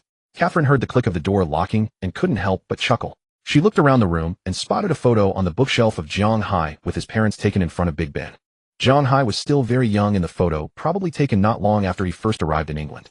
The bookshelf held many books, mostly on football tactics, which appeared to have been read many times. She casually opened one and saw Zhang Hai's notes, a mix of Chinese and English. Finding it interesting, she took out her phone and snapped a picture. Opening the fridge, she found only some fruit. The trash bin contained takeout containers. So he ate this kind of food every day? Just then Zhang Hai came out. Seeing his outfit, Catherine said with a laugh, Zhang, this suit looks more like you're going to receive an award. You may not believe it, but my mother actually prepared this for me to attend some award ceremonies in the future, Jiang Hai replied. Catherine laughed again. She pointed to the takeout containers in the trash and asked, Jiang, do you eat this every day, eh? Jiang Hai shrugged. Yes, they're specially ordered. Someone delivers them on time every day. Catherine looked a bit helpless. She checked her watch. It was already 6:30. Well then let's go, Jiang. Perfect timing. We can still grab dinner. Jiang Hai got into Catherine's car. He didn't recognize the model, but the red color seemed too flashy. By the way, Catherine, how did you find out my address? Catherine smiled mysteriously. A little bird told me. Now fasten your seatbelt. By the way, Catherine, how did you get my address? Catherine smiled. That's a secret. Jiang Hai was helpless. After careful thought, who in England knew his address? Some journalists. Or perhaps a few of his teammates. But his teammates had no connection with Catherine. Wait. No. Jiang Hai blurted out, it's Benjamin. Catherine seemed unsurprised that Jiang Hai had guessed it. She merely smiled, neither confirming nor denying. Jiang Hai slapped his forehead. He should have realized it sooner. Last time Ben White came to his house, he had mentioned that his girlfriend's cousin was Catherine. Back then, Ben White's relationship with his girlfriend hadn't been made public. Jiang Hai never expected Ben White to have disclosed his address. A traitor was among his closest circle. They fell into silence. In Jiang Hai's eyes, Catherine was brave, generous, confident, and discerning. Little did he know that Catherine's heart was pounding even more than when he had scored the winning goal. Finally, they arrived at the restaurant. Jiang Hai muttered to himself, another Chinese restaurant. Why are there so many Chinese restaurants in London? Catherine said generously, my Chinese teacher recommended this place. She said it's very authentic. After a simple meal, Jiang Hai was convinced that Catherine had been misled. This Chinese teacher was just as unreliable as Smith Rowe's Chinese teacher. Catherine raved about the spicy diced chicken dish. Jiang Hai could only force a smile. Did this count as spicy diced chicken? It was almost like curry chicken. However, this time, he didn't say anything like, I'll take you to China for authentic spicy diced chicken sometime. Smith Rowe was already giving him enough headaches. If he brought a girl back, he dared not imagine what would happen. Finally, they arrived at the concert venue. After Catherine got out of the car, she took off her coat. Only then did Jiang Hai notice that underneath, she wore a red dress. The dress was like a blazing flame, vivid and passionate. It was a deep crimson hue reminiscent of rich red wine, giving a sense of depth and nobility. The dress was form-fitting, perfectly accentuating Catherine's figure. The neckline was a V-cut, revealing a patch of fair skin and adding a hint of allure. At the waist, a slim belt highlighted Catherine's slender midsection. The hem was loose and swayed gently with her steps like a blooming flower. It fell just above the knee, striking a balance between formality and casualness. The entire dress was simple and elegant with no excessive ornamentation, yet it immediately drew the eye. In Jiang Hai's eyes, Catherine suddenly radiated brilliance. Jiang, what's wrong? Oh, nothing. Your dress is really beautiful, Jiang Hai stammered. Catherine blushed slightly, clumsily took his arm and whispered, let's go. At that moment, Catherine exuded a demure charm. After all, she was still a student. Her aura was like a rosebud not yet in full bloom, alluring yet shy, evoking tenderness. Jiang Hai was unaccustomed to this. With Catherine holding his arm, he felt both awkward and nervous. Up ahead, there were many people, perhaps distinguished guests from various circles. Jiang Hai suddenly spotted a familiar figure in the crowd. The man was tall with high cheekbones, a broad jaw, and thick brown hair neatly combed, exuding a mature and steady aura. It was the star of Tottenham Hotspur, England captain Harry Kane. Surrounded by many people, Kane was engaged in conversation. Last season's Premier League Golden Boot winner and current England captain was undoubtedly the center of attention. Some people also recognized Jiang Hai, their eyes showing a hint of surprise, but no one greeted him. Jiang Hai's status was far from sufficient. Jiang Hai had thought it was just a small concert, but it seemed to be a grand affair. Suddenly he remembered that Catherine's mother was a pianist. Could it be? Sure enough, soon Catherine pulled him toward a woman. So I've fallen into a trap. Jiang Hai sighed. How foolish he was. Catherine, who is this? Asked the elegant young woman with a noble air, smiling. Mom, this is my friend. His name is Jiang. I told you about him. He plays for Arsenal, Catherine introduced generously. Jiang Hai braced himself and greeted her. Nice to meet you. He didn't even know how to address her. Fortunately, after a brief exchange with her mother, Catherine pulled him away. Catherine, why didn't you tell me your mother would be here today? I thought it was just a simple concert. Catherine feigned confusion. Jiang, are you nervous? We're good friends. It's perfectly normal to say hello to my mother, isn't it? Jiang Hai was exasperated. She had a point. In this regard, he was clearly too inexperienced. Just then he noticed Kane walking toward him. Jiang, hello. I'm Harry Kane, and this is my wife, Kate Goodland. Hello. I didn't expect to run into you here. This is my friend Catherine. Catherine greeted them with a smile. Kate smiled. Friend, not girlfriend. Catherine answered before Jiang Hai could. No, just a good friend. We haven't known each other long, Catherine added. His mind is full of football. Kate's smile suggested she understood everything. Kane also laughed. Jiang, I've been watching your recent performances at Arsenal. It's a shame we couldn't work together at Tottenham Hotspur. If the opportunity arises, maybe I'll receive your passes on the England team. Jiang Hai felt a bit flattered. The England captain's presence was indeed commanding. To be honest, I've actually imagined what it would be like if you were at Arsenal. The picture is too beautiful. I dare not imagine it. Kane and Jiang Hai exchanged smiles, and said no more. Later Zhang Hai felt his answer might have been inappropriate, but it was too late to amend. Kane had already moved on. Afterwards, some people claiming to be Arsenal fans came to greet Zhang Hai. He exchanged a few words with them while Catherine listened quietly beside him, occasionally interjecting, "No, we're just friends, not girlfriend," which never failed to make Zhang Hai slightly embarrassed. The concert lasted until 10 o'clock. It was Zhang Hai's first time attending a concert. At first he was engrossed, but soon drowsiness overtook him. Just as he was struggling to keep his eyes open, he noticed Catherine's head had fallen onto his shoulder. She had fallen asleep. Zhang Hai gazed at Catherine's serene face for a long time, lost in thought. Finally the concert ended. He woke Catherine, who looked a bit embarrassed. Catherine's car stopped in front of Zhang Hai's house. "Would you like to invite me in?" Zhang Hai scratched his head. "It's late, but if you don't mind." Catherine yawned and laughed. "I'm joking. Goodbye, I had a wonderful time tonight." Zhang Hai got out of the car, said goodbye to Catherine, and walked toward his small house. "Hey Zhang." Catherine suddenly rolled down the window and called out. Zhang Hai turned around. "Huh, could you train a little less?" Zhang Hai was puzzled. "What else would I do?" Catherine's eyes twinkled. "Get your driver's license." With that her car sped away, leaving Zhang Hai standing there bewildered. The date with Catherine was just a small interlude. Zhang Hai continued his daily training routine. However, Ben White had been feeling a bit strange lately. Zhang Hai's gaze toward him was odd, making him uneasy. On the first day of March, Zhang Hai received the team's Player of the Month award on the training ground. It was his first club honor at Arsenal. Unfortunately, such a small award wasn't recorded in the Cube's achievements, but Zhang Hai was still delighted. Awards like the club's monthly best and the Premier League Player of the Month are usually reserved for attacking players. After all, goals and assists are the most visible stats. Defenders are naturally at a disadvantage. Last month Arsenal only played 3 matches, and the number of goals was not high. As a result, Zhang Hai had almost no competition for this award. He wondered when he would win the Premier League Player of the Month. Keep training, young man. Time passed to March 6th, the 28th round of the Premier League. Arsenal faced Watford away. Arsenal fielded their strongest lineup, determined to secure victory. Just 5 minutes into the match, Zhang Hai's through ball down the right flank was collected by Saka, who sent a cross into the middle. Odegaard pounced to score, giving Arsenal an early lead. However, this match was destined to be eventful. Watford, playing at home, were ferocious. Their front three were in excellent form, especially their number 10, Pedro, who played as a left winger and was exceptionally active. Zhang Hai found it very difficult to defend against him. Despite having used many Shield training cards, Zhang Hai still struggled to adapt quickly to different types of dribbling wingers. Pedro, a Brazilian player, combined the agility of a Brazilian with the physicality of a European. He was equally adept with both feet, making him extremely hard to defend. Lately, Zhang Hai had been practicing precise crosses and had accumulated 3 Shield training cards without using them. Today, he felt his defending had become somewhat rusty.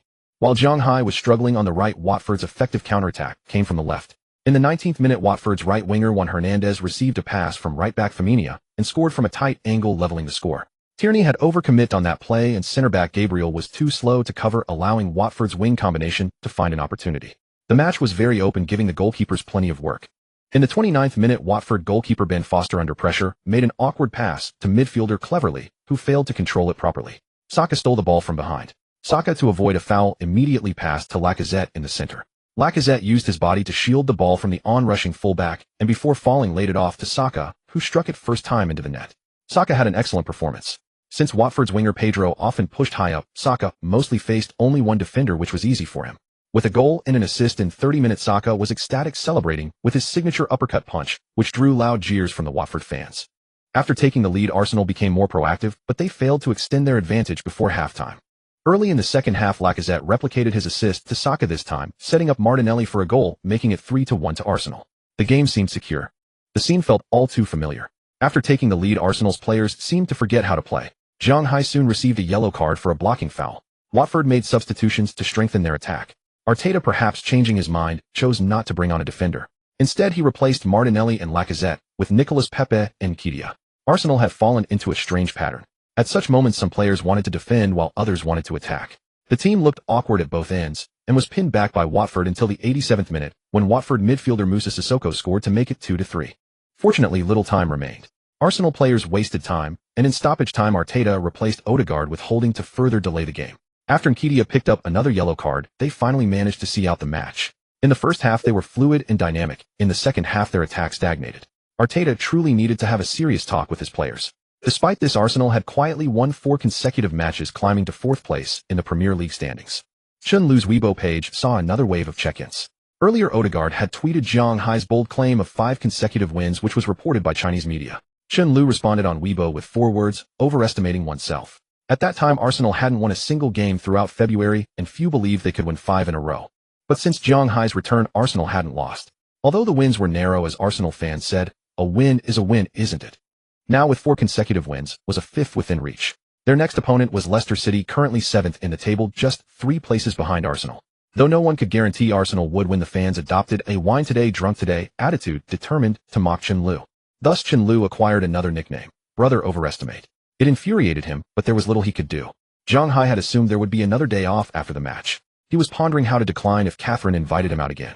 But suddenly he received a notification that there would be no day off tomorrow. Although they had won today, Arteta was furious. Tomorrow would likely be a serious ideological education session. Catherine was disappointed to learn that Zhang Hai wouldn't have a day off. According to her, finals were approaching, and she would soon return to Manchester. Zhang Hai expressed regret, but secretly breathed a sigh of relief. He had considered whether to start a relationship, but immediately dismissed the idea. It wasn't the right time. Women would only weaken his resolve. The next day, Arsenal's players were summoned to the tactical analysis room, expecting to watch the match footage of their upcoming opponent, Leicester City. Instead, they were shown the recording of their own previous game against Watford. The video was fast-forwarded to the second half after Arsenal had scored their 3rd goal, and the team gradually found themselves in a disadvantageous position. Arteta criticized the waning attacking initiative of Xhaka and Partey, noting many blind backward passes and perplexing long clearances. He also rebuked Odegaard for losing possession several times in midfield due to excessive dribbling under pressure akin to a headless fly. Furthermore, he criticized Tierney and White for simply clearing the ball when they gained possession in the backline, directly handing it over to the opponent. The right-sided duo of Saka and Zhang Hai received special praise from the head coach. Their calm short passing combinations and coordination on the right flank were among the few bright spots in Arsenal's overall defense. Zhang Hai silently thanked the short pass training card in his heart. As Arteta was lecturing the team, it suddenly occurred to him that he should appoint a formal captain. After Aubameyang was stripped of the captain's armband, Arsenal's captaincy had never been fixed. Lacazette, Odegaard, and others had temporarily taken on the role. Without a permanent captain, the players were prone to chaos when opinions differed. Arteta looked at everyone present and sighed inwardly. I'll wait until the summer window. He already had a choice in mind, but had long decided to conduct a major squad overhaul once the summer transfer window opened. Announcing the captain after new signings arrived would help foster a sense of identification with the captain among the players, leading to greater unity. After a day of training, Zhang Hai returned to the Magic Box training ground. After more than a month of uninterrupted training with the precise crossing skill card, he could finally execute extremely accurate crosses from both sides of the pitch. However, his crossing quality noticeably declined with longer distances, and he began to look forward to the long pass training card. Zhang Hai hit the dummy with another precise cross, and the football refreshed. He looked up at the sky, then glanced around the pitch, concentrating and silently chanting, "Don't let the ball change position again." He kicked the ball away, and 2 seconds later it indeed respawned in its original position. It really worked. He had tried many times in the past few days, but this was the first time he had successfully contacted the cube. Did this mean his proficiency was almost full? Zhang Hai could only speculate. He had been exploring the cube's functions, and it seemed that even with just the skill cards he had only scratched the surface. The cube's logic was more like a pre-written program. Only when you reached a certain stage might you trigger its functions. Perhaps the cube did have a manual, but it certainly wasn't with Zhang Hai. Earlier during the use of several skill cards, Zhang Hai felt as if he had received certain consciousness messages from the cube. For instance, with the creative trap card, whenever the ball flew toward him, countless trapping methods would emerge in his mind, as if spontaneously generated. He had tried using his will to make the ball come from a fixed direction, but it was useless. Everything seemed predetermined and unchangeable. Now, during the precise crossing training, the ball's position could be fixed, allowing Zhang Hai to attempt more training exercises. First was his weaker foot ability. Zhang Hai began practicing with his left foot. His left foot was passable, but certainly not as good as his right. Starting such practice at 18 was indeed too late. In modern football training, ambidexterity has been incorporated into youth training programs. There are typical two-footed monsters in football whose balanced left and right feet cause immense headaches for defenders. For example, French star Dembélé, who himself can't tell which is his stronger foot, or the Premier League's top midfielder De Bruyne, who often delivers exquisite passes and unstoppable world-class goals with both feet. In the Magic Box pitch, Zhang Hai didn't consume any stamina and could carefully feel every touch during each pass, mechanically training his muscles. He never ceased to marvel at the cube's wonders. Not only his left foot, but he also simultaneously practiced using the outside of his right foot to pass, a skill difficult to master. Training and learning in the Magic Box pitch was incredibly efficient. Zhang Hai didn't enjoy going out for strolls, let alone nightclubs or bars. He didn't even feel like playing games at home. In his spare time, he would watch match recordings or short videos to relax his mind. Arteta's training philosophy was inherited from Guardiola with extremely stringent demands on details. Fortunately, Zhang Hai was meticulous in his training to earn energy from the cube, which suited Arteta's taste perfectly. Thus Arsenal's players often saw Arteta pulling Zhang Hai aside to discuss something, with animated gestures clearly indicating tactical instructions. Saka would occasionally listen in, but as soon as it involved fullbacks he would run far away. When Arteta first arrived at Arsenal, he once tried to convert Saka into a left-back. During that period Saka was completely exasperated. Why would a promising attacking winger be asked to play left-back? Even so he performed well, but he had no desire to return to that position. Time passed to March 17th, when Arsenal hosted Leicester City the Foxes. In the first leg Arsenal had won 1-0 away with Zhang Hai assisting Smith Rowe for the decisive goal. Notably that assist had helped Zhang Hai complete his first side mission. Therefore Zhang Hai had a deep impression of Leicester City and hoped to leave an even more profound mark after today. The match began. Arsenal's players, having been specifically lectured by Arteta, displayed excellent form. In the 9th minute Saka's inside cut and curled shot was saved at full stretch by Schmeichel, drawing gasps from the Emirates Stadium crowd. Arsenal won a corner. Martinelli was about to take it, but seeing Zhang Hai run up he asked, and then trotted away. Steve covered his mouth and asked Arteta, "Mikel, did you tell Zhang to take corners?" Arteta frowned and said no, they must have decided among themselves. In the pre-match training Arteta had not specifically arranged corner routines. Usually Smith Rowe or Martinelli would take corners, depending on who started. Zhang Hai placed the ball, held up his open hand, and raised it. Seeing this, several Arsenal players in the box quickly adjusted their positions. White and Gabriel moved to the near and far posts respectively, each taking a defender. Odegaard stood at the edge of the box, and Saka waited at the corner of the penalty area. Zhang Hai ran up and delivered the ball. It rose sharply, then plummeted abruptly in the air, heading straight for the center, where Xhaka and Thomas were positioned. Xhaka, slightly ahead, did not go for the ball, but instead grappled with Leicester's defenders, preventing them from jumping. Unmarked Thomas headed the ball firmly. It bounced off the ground, and Schmeichel had no chance. Clearly this was a rehearsed corner routine, with Xhaka and Thomas playing crucial roles. On the sideline, Steve and Arteta high-fived in celebration at this somewhat unexpected goal. Goalscorer Thomas Partey ran to the corner flag to embrace Zhang Hai, repeating two words, "So accurate. So accurate." As long as Thomas reached the spot and jumped, the goal was virtually guaranteed. Zhang Hai, who had provided the assist, was also delighted. An assist meant £8,000. Leicester defender Soyuncu was frustrated. After the goal, he quickly appealed to the referee, claiming that Xhaka had held him back and prevented him from jumping. The referee simply shook his head, signaling the goal stood. Arsenal had taken the lead early again, and this time their defense did not fall into chaos. Arteta's instructions had paid off. A few minutes later Zhang Hai stood at the corner flag again. This time he held up 3 fingers and raised them. The Arsenal players in the box changed their positions once more. White and Gabriel both moved to the far post to attack. Xhaka waited at the near post, and Thomas stood with his hands on his hips at the edge of the box. Leicester had clearly stacked many defenders at the far post. Zhang Hai delivered his trademark cross again, but the ball still flew toward the center. As the ball rose, Thomas first feinted toward the near post, then dashed to the center. Soyuncu was momentarily drawn away but quickly retreated to the center, only to be blocked by Xhaka. Thomas Partey headed the ball again, but this time it struck the post with a loud clang and bounced out, giving Schmeichel a huge fright. Thomas was extremely frustrated, realizing he had jumped a fraction too late. He raised his hand to apologize to Zhang Hai. Zhang Hai gestured that it was fine, but inwardly, he began to consider that the pre-match rehearsals and time were limited, and next time he would need to change the routine. After that post hit, Leicester defended corners with extreme vigilance man-marking tactics, leaving Zhang Hai with few options. Until halftime, Arsenal failed to score again. Leicester was practically defending with all 11 men, and aside from corners and long-range shots, Arsenal struggled to penetrate through short passes. At the start of the second half, Leicester seemed to want to press early, committing many players forward. However, a well-placed shot from Iheanacho was saved one-handed by Ramsdale. After taking their corner, Leicester retreated into defense again, leaving only Maddison and Iheanacho up front to try and catch Arsenal on the counter. In the 58th minute, Zhang Hai's cross from the right caused chaos in the box. Odegaard's shot was blocked by Soyuncu's hand, resulting in a yellow card and a penalty. Lacazette successfully converted the spot kick. With a 2-goal lead, it was the familiar Arsenal time, as they once again fell into a defensive posture. In the heart of Arteta, a devoted advocate of possession-based football, surrendering control of the ball to the opponent was always perilous. Leicester made 3 substitutions to strengthen their attack, while Arsenal adopted a full defensive counter-attacking approach. This time the team's mindset was unified. Arteta was aware that the players' ability to control the game was still insufficient. He dared not demand that they absolutely maintain possession and attack, as that would likely lead to numerous mistakes. The next match was against Liverpool.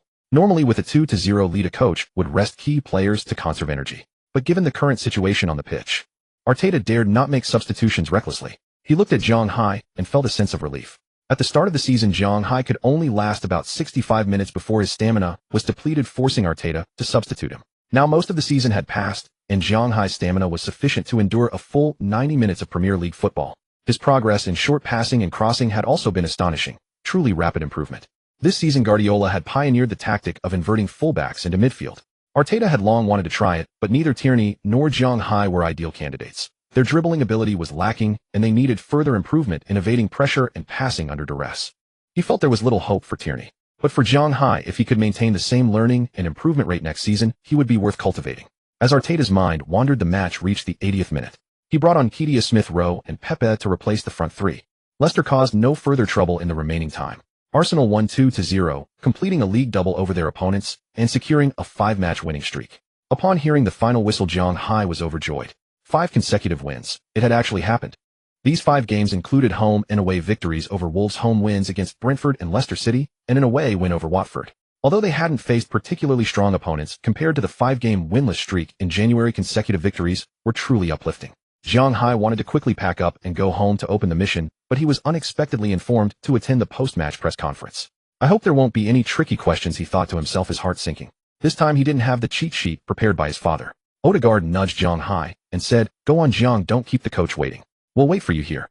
Saka pointed at the changing room screen and laughed, "Don't try to wriggle out of it. We'll be watching you here." The European journalist Elena, who had interviewed Zhang Hai after previous matches, was also present. She clearly hadn't expected Zhang Hai to be the player called to the post-match press conference, and her expression was one of surprise. Interestingly, after the match, Elena had been looking for players to interview, and had witnessed Zhang Hai taking a long detour to run back to the changing room, leaving the questions she had prepared for him and used. Elena flipped through her notes, her eyes lighting up. "How little Chinese brother, you can't escape this time. It is rare for players to attend post-match press conferences. Usually the head coach can handle it alone." Today, however, it was Arsenal's home game coupled with the 5-match winning streak and the leaked chat records between Odegaard and Zhang Hai. All these factors combined made the event highly newsworthy, promising more positive exposure for the club and the players. At the start of the press conference, reporters first asked Arteta many questions about the match. Naturally, Arteta answered them flawlessly. One particularly interesting question concerned the selection of Arsenal's new captain. A reporter asked Arteta whether the new captain had been decided. Arteta merely replied that the captain would be chosen based on a combination of player votes and the coaching staff's assessment, and that no decision had been made yet. The reporter then asked, "Arsenal seems to have a tradition of selling their captains. Are you worried that the new captain might be poached by other clubs?" This was indeed a sore point for Arsenal. From Vieira, Gilberto Silva and Henry to Fabregas, Van Persie, and Vermaelen, and most recently Aubameyang, who was sent to Barcelona, Arsenal's captains always seemed to be bought by other clubs. Many of those players were in their prime, and the betrayals of Fabregas and Van Persie were particularly unforgettable for Arsenal fans. Zhang Hai also wanted to hear how Arteta would answer. Arteta turned to look at Zhang Hai, who was waiting nearby to enjoy the drama, and smiled. "Zhang, what do you think?" "Off." Zhang Hai's scalp tingled. "What the hell? What does this have to do with me?" Zhang Hai never expected to be dragged into the spectacle himself. The head coach was not playing fair. Currently among Arsenal fans, many supported Odegaard to wear the captain's armband. Zhang Hai suddenly wondered if Odegaard had originally been scheduled to attend this press conference. So that's why the reporter had prepared such a question. If Odegaard had come today, Martin Odegaard would have been the one to answer. In the locker room, Odegaard stared intently at the screen, eager to know how Zhang Hai would respond. It was said that Odegaard had been a Barcelona fan as a child. He showed great talent at a young age and almost transferred to Barcelona, but the club was under a transfer ban at the time, so the deal fell through, and Odegaard ended up at Real Madrid. During his years at Real Madrid, Odegaard worked hard to become a starter, but all he got were repeated loan spells. He was desperate to prove himself. Odegaard had thought more than once about what he would do if Real Madrid ever wanted him back, but he never found the answer. Perhaps that itself was an answer. Zhang Hai felt a bitter taste in his heart. He had never even considered becoming the captain of any team. He didn't think he had any leadership qualities whatsoever. If he could, he would even avoid socializing with his teammates. Initiating friendships was extremely difficult for Zhang Hai, a consequence of his upbringing. Before he turned 12, Zhang Hai left China due to certain circumstances. As a young boy, he often followed his father to attend trials at various clubs, only to return disappointed. Some big clubs wouldn't even let him through the door. Later at Southampton, he finally found a foothold, but he had to tread carefully every step of the way. He wasn't a naturally gifted player. He had to compensate with hard work and relentless thinking. He vividly remembered the looks his teammates gave him during his first training session. Zhang Hai detested the inexplicable condescension in their eyes. Whether it was the slightly discriminatory nicknames his teammates gave him or the mocking gestures, he never reacted rashly. The burden he carried was not just his own dream. Such an upbringing made him sensitive and guarded toward everything around him. He could easily detect the hidden, special meanings in others' words. At the same time, he didn't want to have conflicts with anyone. At Southampton, that could mean losing everything. He had learned this lesson at a very young age. In China, it was precisely because of such issues that he couldn't find his place. He didn't want to be a captain, and he dared not. He could disguise himself with the most polished language only to maintain what he already had. Zhang Hai fell silent for a moment. In the small conference room, the sound of shutters clicking was chaotic. I was once an abandoned person. I thought my future would be to muddle along as a player in a second-tier league, struggling with all my might, but never breaking into your flashlights. Zhang Hai unconsciously sighed and continued, everything now feels like a dream. When I was very young, I almost had no chance to play football. If my parents hadn't given up everything to bring me to England, maybe I would be sitting in a university dormitory right now watching Martin Saka and Smith celebrate wildly on the pitch through my phone or computer. With a few words, Zhang Hai painted the picture of a boy who left his homeland to pursue a football dream. For that boy, the road was destined to be winding and tortuous. In front of the television, Zhang Hai's father Jiang Ming was also watching. Hearing these words, he couldn't help but recall the difficult times back then. Zhang Xiaobei, wrapped in his blanket, watched the blurry live stream with unfocused eyes, lost in thought. On the very first day I stepped into Arsenal's training ground, I swore I would stay. Back then, I was a rookie who couldn't even last 70 minutes of a match. I remember that when Arsenal announced my signing, many news outlets mocked the club's owner for taking money from a Chinese person. A few reporters laughed, but more of them showed awkward expressions. Perhaps some of those present had mocked him in the same way back then. Regarding your question, I've also seen articles online describing Arsenal's tradition of selling captains. I used to think of it as an amusing joke. But after spending nearly a year here, I can't help but wonder why. Why would they leave such a great club? I know you'll say it's for money, or for glory, for trophies, or perhaps for the warm beaches of the Mediterranean, for the afternoon sun of Barcelona. This time the laughter in the room was noticeably louder. They thought the same way, it was obvious. I think, Zhang Hai continued, when they grow old and look back on their lives, they will realize what is more precious, a not-so-rare championship trophy, or the glorious years of captaining a club like this. Zhang Hai finished speaking. He didn't directly answer the question, nor did he denounce the so-called traitors or express vague beliefs. He simply offered his own perspective on the matter. The room fell into a brief silence. Even the sound of shutters disappeared. Arteta suddenly began to applaud. He had once been Arsenal's captain too, until his retirement. Then more and more applause followed. In the locker room, a new light seemed to flicker in Odegaard's eyes. He might have already found the answer to that question. Zhang Hai thought that after answering this question, the press conference would quickly end. But it turned out his round had just begun. Zhang, we all noticed Odegaard's tweet. Why did you set a target of 5 consecutive wins? Irina finally seized the chance to speak. Zhang Hai cleared his throat. Well, if our next match wasn't against Liverpool, I might have said 6 consecutive wins. More laughter filled the room. Everyone already anticipated that today's press conference would become tomorrow's sports headlines. Another reporter asked, does that mean you lack confidence against Liverpool? Zhang Hai's heart nearly exploded. He knew he shouldn't have tried to be clever. Fortunately, Arteta jumped in to save him. I think not just us, but any team in Europe facing Liverpool wouldn't dare claim they are confident of a sure win. The reporters paused briefly. Irina seized the moment again. John, Odegaard's tweet said you would cover the travel expenses for them to go to China. Which teammates do you plan to take on a trip to China? Zhang Hai silently cursed Odegaard again. He needed to be more careful in the group chat. There was a mole. Yes, a few teammates are very interested in ancient Chinese food culture and really want to visit China. A Chinese reporter suddenly asked, can you reveal which teammates? Zhang Hai noticed the Chinese reporter at that moment. He replied in Chinese, maybe you can check who is currently learning Chinese. The Chinese reporter smiled knowingly. The other reporters who didn't understand Chinese exchanged puzzled looks, but they had recordings to translate later. In the locker room, the shy Smith Rowe suddenly blushed. Saka caught this immediately and asked him what Zhang Hai had said. Smith Rowe shook his head. Want to know? You can learn Chinese too. Smith Rowe could swear that Chinese was absolutely the hardest language in the world. Letting Saka struggle a bit seemed like a good idea. Saka pouted, I'll just read the news later. The press conference finally ended. When Zhang Hai returned to the locker room, he found Odegaard, and the others were indeed there. As expected, they would be having dinner together again. Zhang Hai got into Odegaard's car once more. Today, Odegaard was unusually quiet. Zhang Hai couldn't help but recall the last time he was in Catherine's car. It was also this quiet. He would have to get his driver's license after the season. As his thoughts wandered, Odegaard's voice suddenly broke the silence. Zhang, what you said at the press conference today was really good. Off. Zhang Hai was a bit stunned, then smiled frankly. You won't leave Arsenal, will you, Captain? Odegaard turned his head in surprise. What? You're calling me that? Zhang Hai immediately expressed his support for Odegaard becoming the team captain. Of course, in my heart, you're already the captain. I'll vote for you. Odegaard shook his head and said nothing, clearly lost in thought again. Actually, there was another candidate for Arsenal's captain, Xhaka. However, when Xhaka served as captain before, he threw the captain's armband, which led to irreconcilable conflict with some Arsenal fans. Even though he had been performing well in recent seasons, many fans didn't want to see him wear the armband again. Bored, Zhang Hai opened his phone. Catherine had sent him dozens of messages. He scanned them. They were her comments during the match, like, Lacazette is so bad, Saka is amazing, and the last one was about his speech at the press conference. Zhang, I feel like you're so lonely crying. Lonely? Zhang Hai didn't think so. He had long been accustomed to being alone. He turned to look at Odegaard, who was driving. Actually, having friends wasn't so bad. During dinner, Saka suddenly noticed that Arsenal legend Henry had updated his social media. He looked at Zhang Hai in surprise. Zhang, Henry mentioned you on Twitter. They all took out their phones and saw Henry's newly posted tweet. After the press conference, Zhang Hai's comments on Arsenal's tradition of selling captains quickly spread through social media by some reporters. Arsenal's club reporter Charles Watts was one of them. Henry retweeted Watts' post and commented, "You've hit the nail on the head. I want Zhang's signed jersey. Who should I ask?" Urgent Online. For this generation of Arsenal Academy players, Henry was undoubtedly the ultimate idol. They grew up watching the King of Highbury on video. Zhang Hai noticed that Henry had just followed him. A bit socially anxious, he didn't choose to message Henry privately. Instead, he decided to reply directly to Henry's post. Zhang Hai scrolled through the comments and found many people tagging him, including Saka. He typed a reply, "Idol, maybe we can do an exchange." Nketiah said sadly, "He never asked for my jersey."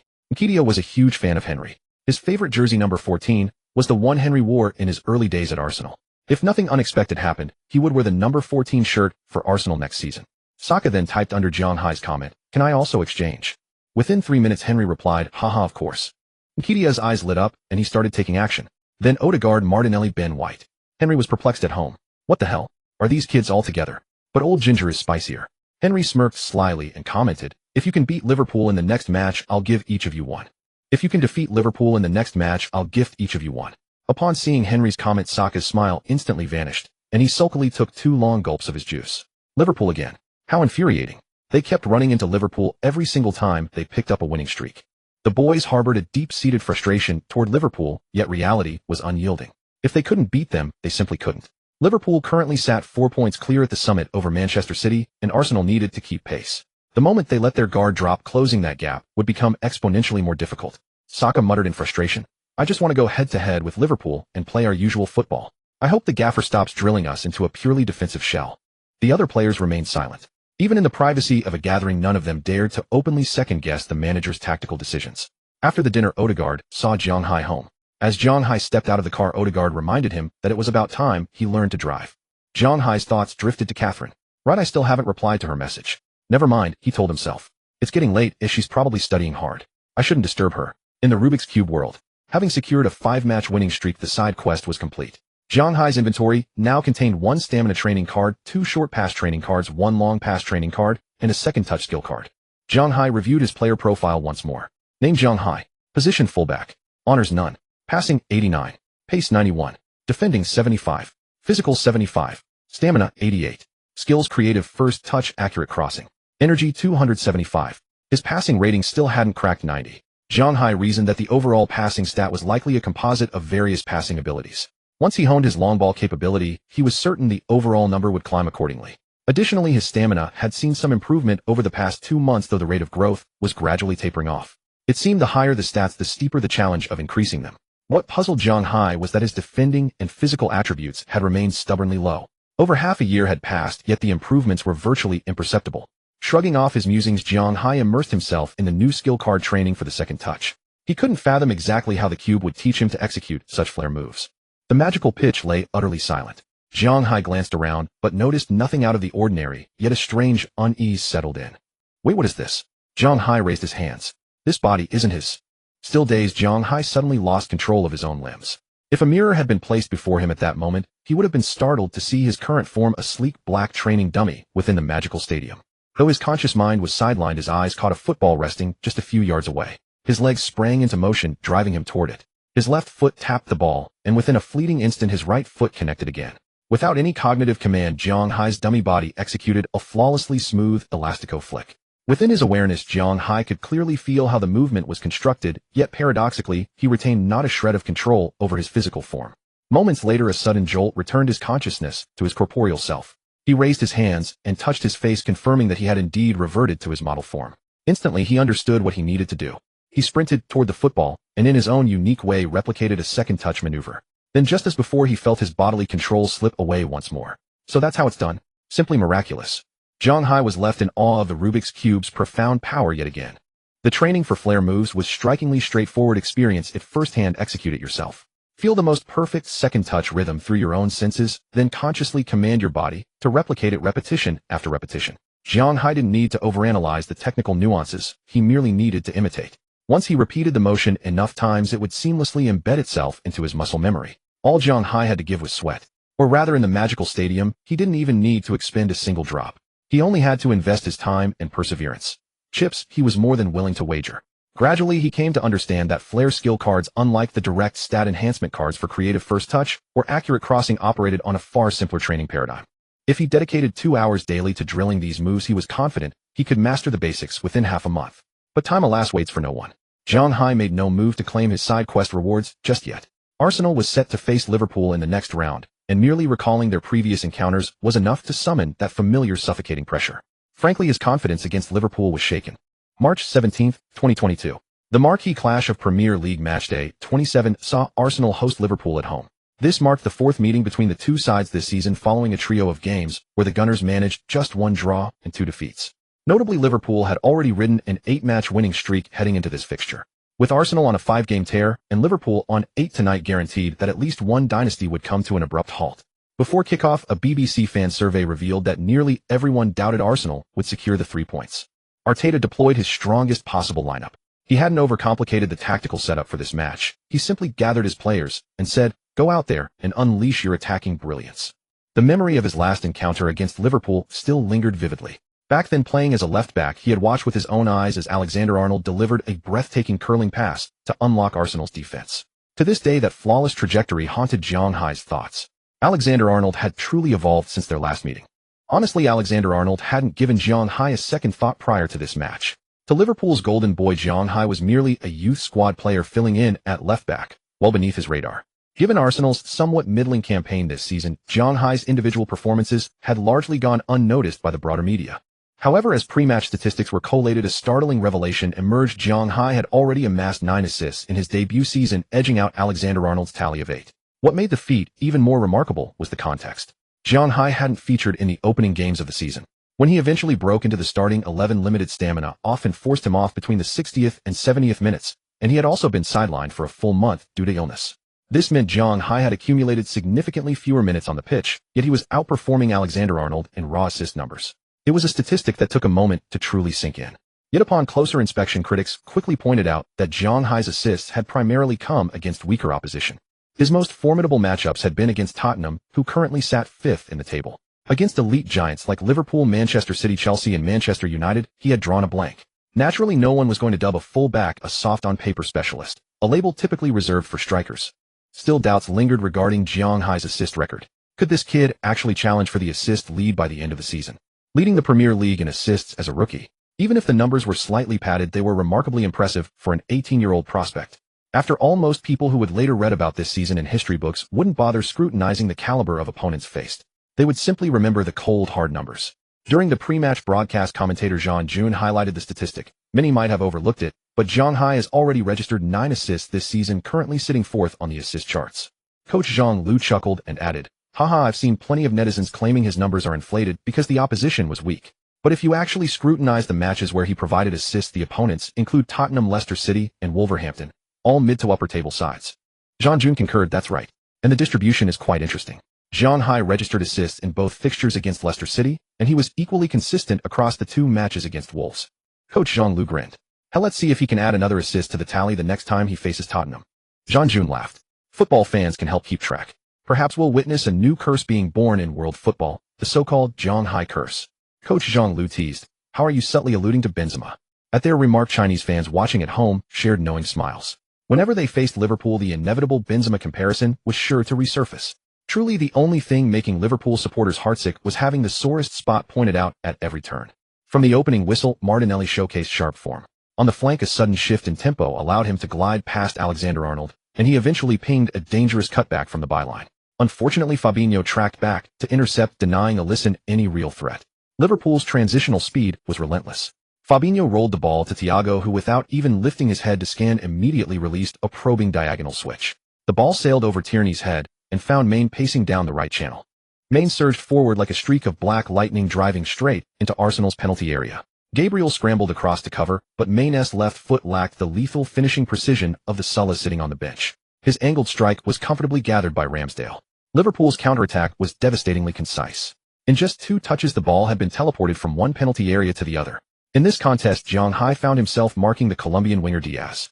A classic South American technical attacker possessing explosive acceleration and delicate close control, Diaz proved challenging. Fortunately, Zhang Hai had begun to accumulate experience shutting down this specific archetype, which kept Diaz largely quiet throughout the match. It was Andrew Robertson's distribution from left back that genuinely concerned Zhang Hai. The Scottish captain may not have possessed the same dazzling star quality as Alexander-Arnold, but absolutely nobody could afford to underestimate him. Having joined Liverpool in 2017, Robertson reached the zenith of his craft just a year later. During the 2018-19 campaign, he made 48 appearances across all competitions, anchoring the team to the UEFA Champions League title. His performances earned him spots in the PFA Premier League Team of the Year, the UEFA Champions League Team of the Season, and the UEFA Men's Player of the Year shortlist. Without exaggeration, that season he was simply the undisputed #1 left-back in the world. The following season, Robertson played a pivotal role as Liverpool clinched the Premier League title with 7 matches to spare, adding another PFA Premier League Team of the Year selection to his palmares. During this match, Zhang Hai repeatedly witnessed Robertson unleashing exquisite chipped over-the-top passes, perfectly splitting the defense to feed either Diaz on the wing or Hode up front. Consequently, Zhang Hai found himself perpetually isolated one-on-one against Liverpool's frontline forwards, a burden of pressure that was almost unbearable to comprehend. Meanwhile, Martinelli's outstanding displays had likewise reduced Alexander-Arnold to a series of desperate defensive scrambles. Both sides seemed to be holding their breath, awaiting the inevitable individual error that would finally breach the defensive line. The 35th minute brought a narrow escape for Arsenal. From an Alexander-Arnold corner, Van Dijk rose to threaten, but Ramsdale produced a near-supernatural solo stop, palming the ball away from certain danger. 5 minutes later, Arsenal were awarded a corner of their own, and this time Zhang Hai was entrusted to take it. Zhang Hai scanned the penalty area. Van Dijk and Matip's aerial dominance was glaringly obvious, leaving the near post as the only viable target to create a genuine scoring opportunity. Nodding to himself, he raised a clenched fist. The subtle repositioning of his teammates inside Liverpool's large penalty area signaled their rehearsed set-piece routine. The ball arced beautifully from the flag, tracing Zhang Hai's signature dipping trajectory. However, unlike his usual deliveries, this one curved toward the near post rather than the center, deliberately avoiding the towering Van Dijk, who hung like a sentinel in the middle. White stole a half-yard of space at the near post and glanced backward. Alisson launched himself, desperately palming the balloon clear. The reflexes displayed were nothing short of astonishing. White clutching his head in disbelief, unable to comprehend how Alisson had somehow denied what looked like a certain goal. It was a meticulously designed tactic. White hadn't opted to tap the ball into the near corner upon arrival, partly because Alexander-Arnold was shadowing the post, and partly out of sheer reverence for Alisson's electrifying reflexes. Back in July 2018, Liverpool officially announced Alisson's high-profile transfer, breaking the 17-year-old world record for a goalkeeper with a fee of €72.5 million. The Brazilian shot-stopper appeared to be the final missing piece of Liverpool's championship puzzle. In his second season, 2018-19, he steered the club to Champions League glory. His extraordinary performances saw him claim the Yashin Trophy, the Bola de Ouro, and accolades, including UEFA Men's Goalkeeper of the Year, FIFA Men's Goalkeeper of the Year, and selections for the UEFA Champions League Team of the Season, UEFA Team of the Year, and FIFA Pro World 11. He also finished 7th in the prestigious Ballon d'Or rankings. White shook his head as he jogged back toward his own half Alisson's dominance, leaving one utterly hopeless. White had done well enough on this cross, but Alisson's save was even more brilliant. Jean-Loup commented. Jean-June agreed, absolutely. Look at White's stunned expression. He simply cannot believe it. The Brazilian goalkeeper has become Liverpool's wall of despair. In the final 5 minutes, both teams slowed their attacking tempo. It was evident that each side preferred to retreat to the locker room with a 0-0 scoreline. The first half ended with a score of 0-0. During the halftime break, Jean-June and analyst Jean-Loup dissected the offensive and defensive maneuvers of both teams while speculating on the second half's developments. Jean-June, judging from the first half alone, the two sides were evenly matched, with Arsenal at home slightly outplaying Liverpool. Jean-Loup, indeed, Martinelli performed exceptionally well while Alexander-Arnold seemed off form. Martinelli constantly sought to dribble past Alexander-Arnold, but Liverpool's central defense was too solid. Even when Alexander-Arnold was beaten, Arsenal struggled to capitalize. Jean-June. Yes, and both goalkeepers were outstanding today. Ramsdale and Alisson delivered world-class saves. I believe they'll both feature in this round's Premier League top 10 saves. Jean-Loup predicted the second half. I sense that goals will come. Often when goalkeepers shine in the first half, the second half becomes a goal fest. Jean-June. Oh. Then Jean-Loup predict which team will score first in the second half. Jean-Loup chuckled. I won't predict, but I have a feeling that Arsenal's defense has issues. Both Martinelli on the left and Saka on the right have provided very little defensive support for the flanks. This differs from previous matches. Jean-June.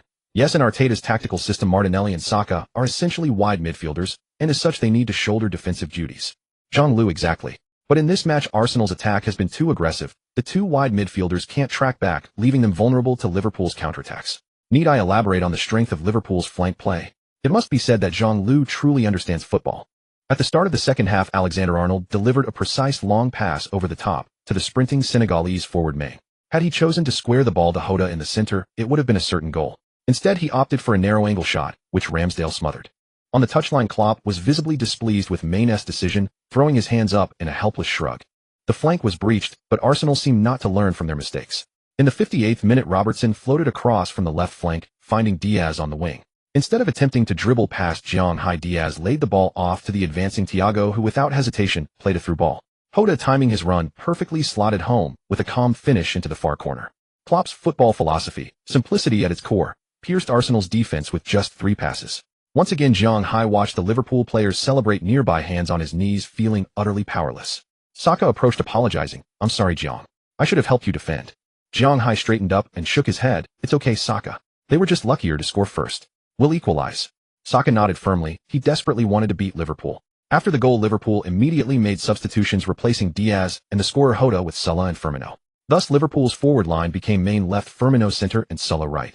The classic red trio combination.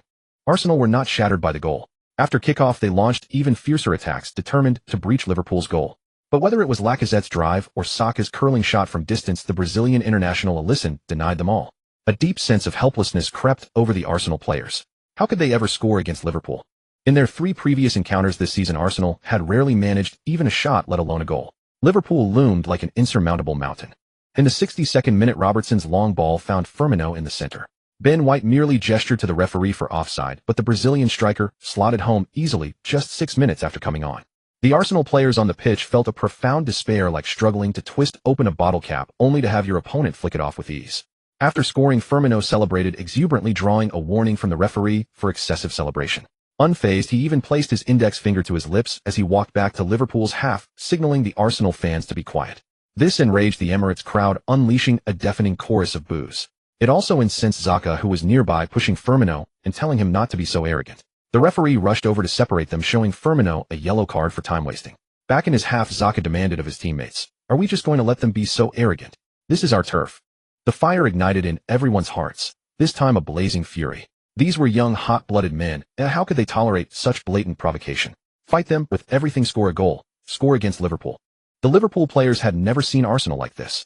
They pressed like starving wolves, reckless with their energy, throwing their bodies into challenges even when they couldn't win the ball, unafraid of injury. Leading by 2 goals, Liverpool naturally avoided taking excessive risks against Arsenal's tenacity. They ceded certain dangerous balls, content with the 3 points and a clean exit. There was no deep-seated animosity between the clubs.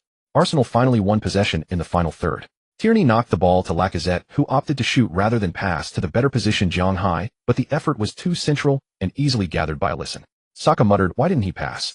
Just 2 minutes later, Saka had a golden chance. Martinelli, after dribbling laterally and drawing multiple defenders, fed the ball to Saka. The English winger cut inside and curled a shot, but failed to fully open the angle, and Alisson palmed it away. Odegaard collected the ball on the edge of the box, feigned a shot with his left foot, then cut back and struck with his right.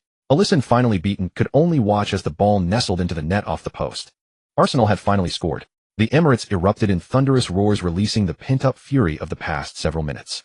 After scoring, Odegaard shouted out his frustration, then ran back toward his own half with his teammates. 1 goal was clearly not enough. This goal made Arsenal realize that perhaps Liverpool were not invincible. If they applied sustained pressure, they too could make mistakes. Main glanced at his former teammate, Firmino, his eyes full of reproach. "Why did you have to provoke them?" Main had a frustrating match. In the first half, he had a few shooting chances on the right flank, but none with his preferred foot, posing little threat to Ramsdale. In the second half, he switched to the left, expecting to bully Arsenal's young right back, only to find the kid surprisingly fast. He couldn't beat him with pace. How strange. Jiang Hai, of course, had no idea what Main was thinking. After Odegaard's goal, he felt immense encouragement. Yes, no team is unbeatable. Even the all-conquering Barcelona of the Guardiola era had slip-ups in the league. With about 15 minutes left, Arsenal aimed to ride the momentum from the goal to equalize. Arteta made a triple substitution, bringing on Smith Rowe, Nketiah, and Pepe to inject fresh energy into the attack and maintain high pressing. Odegaard, Saka, and Lacazette were withdrawn, their energy tanks nearly empty after the game. In this match, Odegaard had been largely invisible before his goal, while Lacazette and Saka had been either too greedy or too impatient, performing poorly. Only Martinelli had been lively, and Arteta kept him on, hoping his luck would match his form. Arsenal enjoyed more possession, but Liverpool's counterattacks remained sharp. Gabriel and Xhaka both received yellow cards in quick succession. The match reached the 85th minute when Martinelli once again left Alexander-Arnold in his wake, prompting the latter to grab him from behind. Alexander-Arnold had had enough. Being tormented by Martinelli all game was infuriating. Arsenal won a free kick in a promising position. Zhang Hai jogged across most of the pitch to take it, a great opportunity. Zhang Hai tried to steady his heartbeat, his stamina was nearly depleted. Although he hadn't ventured forward much facing Diaz, and Maine had kept his mind in a state of constant concentration, sapping his energy. He carefully placed the ball, and fixed his gaze on a figure in the box. He recalled that at the start of the season during a meal with Odegaard and others he had told Nketiah that he thought Nketiah should become stronger. Zhang Hai felt gratified. Nketiah had taken his casual remark seriously. Since then Nketiah had been working to build muscle, determined not to be too skinny. Half a year later Nketiah was noticeably stronger. Zhang Hai stepped back, paused, then dramatically tugged at his shirt, a special signal. Nketiah in the box immediately understood Zhang Hai's pass was meant for him. The shirt referred to Henry's shirt. Nketiah had dreamed countless times of one day saving the team like Henry. He would never forget that when the king of Highbury, Thierry Henry, returned to Arsenal at age 39, he still helped the team through a tough moment with a goal. It was that match from which commentator Jean Jun's famous line still echoes, "Gunners fans, can you hold it together? How can you not be moved to tears? Today I too will become Arsenal's hero." Nketiah gritted his teeth. Zhang Hai ran up, crossed the ball. Its trajectory was familiar. But unlike his crosses from the right from the left half space, his right-footed delivery made the ball dip faster and drop more sharply. The attacker didn't need to head it, just a gentle touch with the foot. And that's exactly what Nketiah did. The ball flew toward the goal, leaving Alisson helpless. Equalizer. Arsenal had leveled the score in the dying moments. Nketiah's mind was consumed by a single word: slide. Like the king of Highbury, Henry's slide.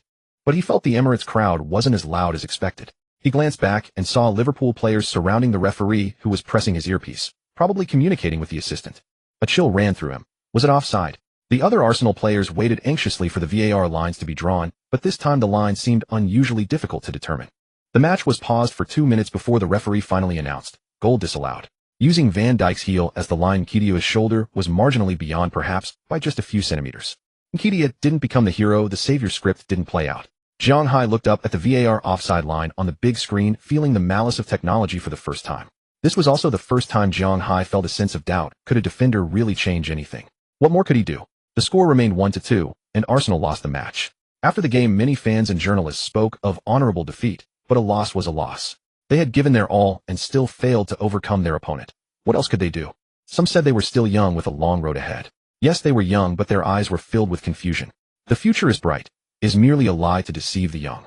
Back home, Zhang Hai lay weakly on his bed, not even wanting to open the Rubik's Cube. He stared at the ceiling, replaying the day's match in his mind. Chaos. Many things fell into inexplicable conflict, difficult to sort out. He picked up his phone and saw a message from Henry. "You did well. I'll come to you with the shirt."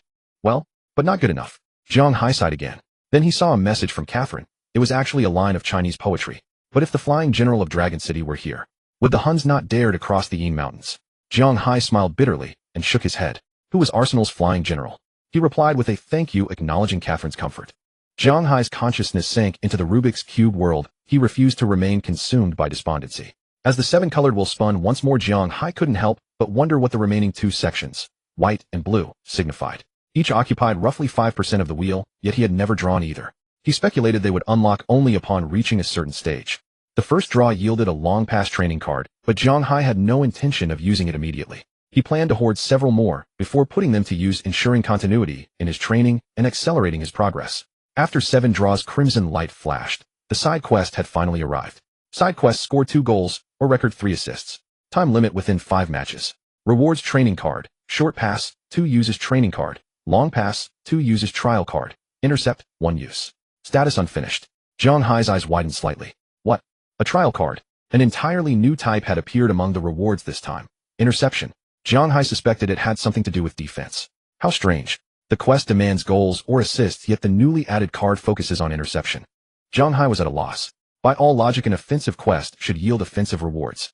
The difficulty had escalated once more. Scoring 2 goals in 5 matches would require extraordinary fortune. This season alone, Zhang Hai had managed just 3 assists, completing that would push his total past 12, enough to challenge for the assist title.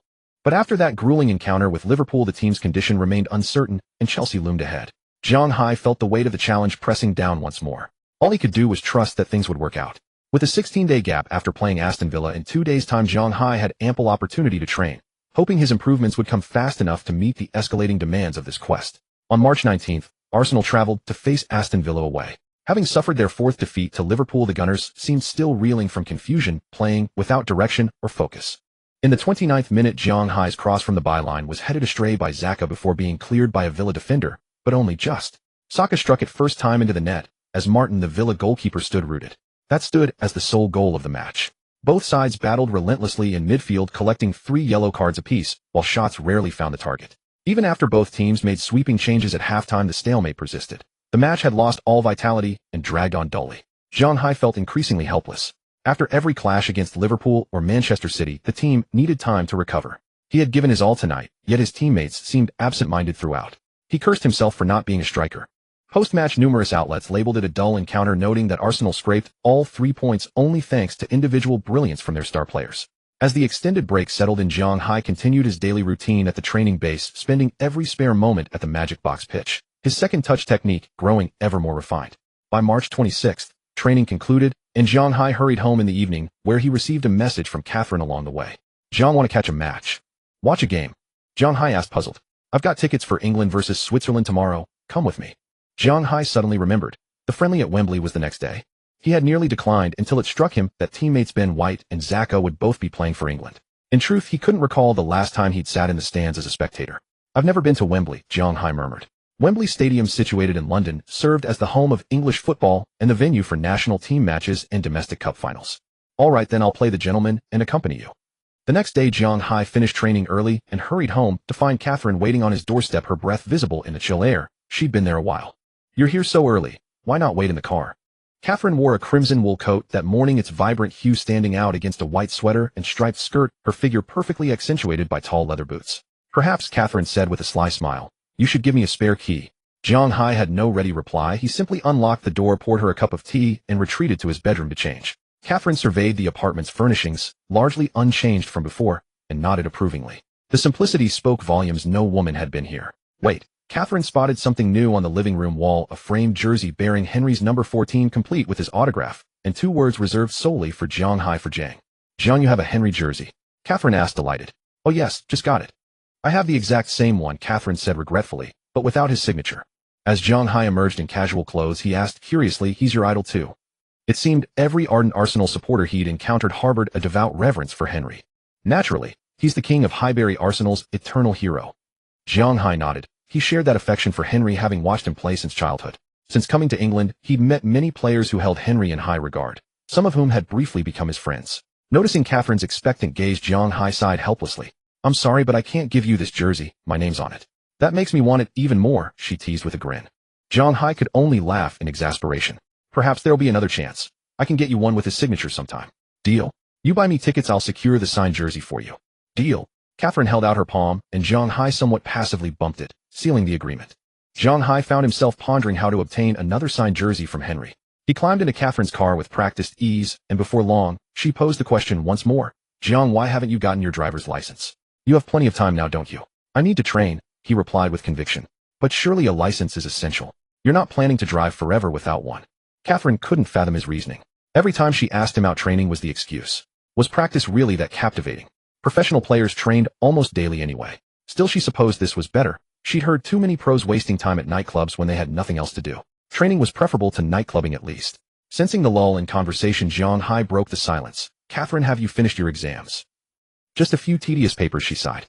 "It's hardly what I'd call my passion." "What's your major then?" Zhang Hai pressed. Catherine smiled faintly. Well, I'm touched. The iceberg is finally showing concern." Zhang Hai felt a pang of embarrassment. "Iceberg? What a dreadful nickname." "Art appreciation," she said. "Sounds dull, doesn't it?" "I'm not well versed in that," Zhang Hai admitted, then hesitated before asking, "What's university actually like?"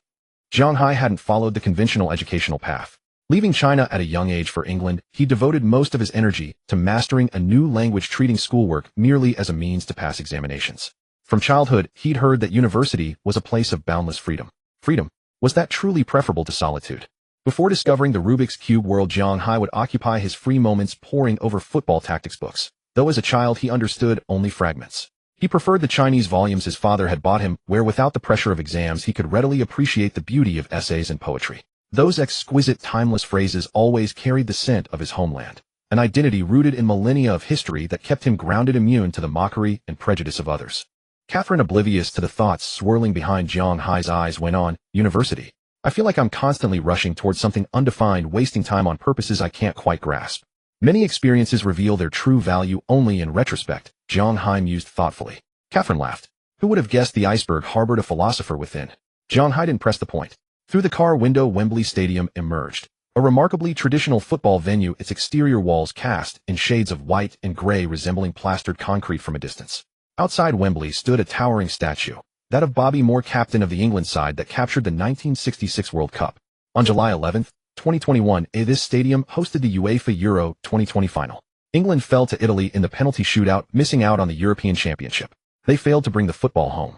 Catherine's ticket was in the second tier, close enough to the pitch to take in every detail of the match. An impressive find indeed. Zhang, take a photo for me.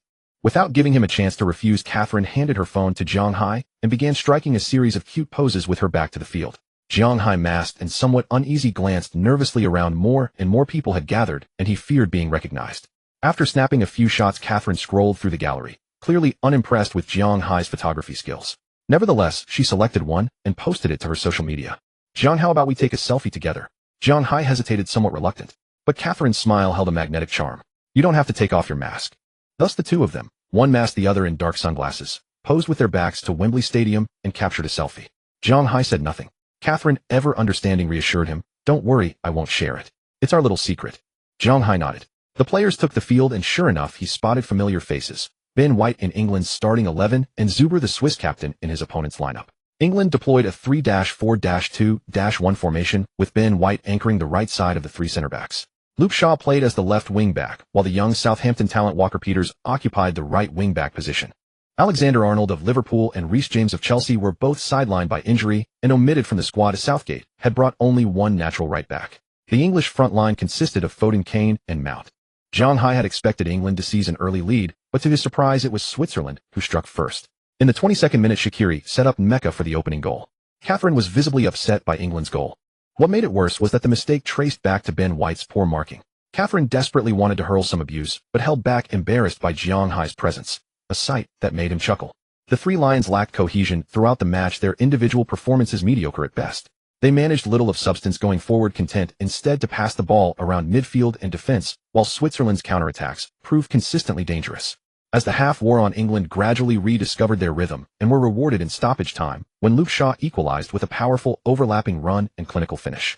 Zhang Hai couldn't help but imagine himself making similar overlapping runs down the left flank, but without Saka in the training camp squad, he lacked a direct reference point. In the second half, Southgate made 4 changes around the 60th minute, introducing Rice, Mitchell, Sterling, and Guillemot.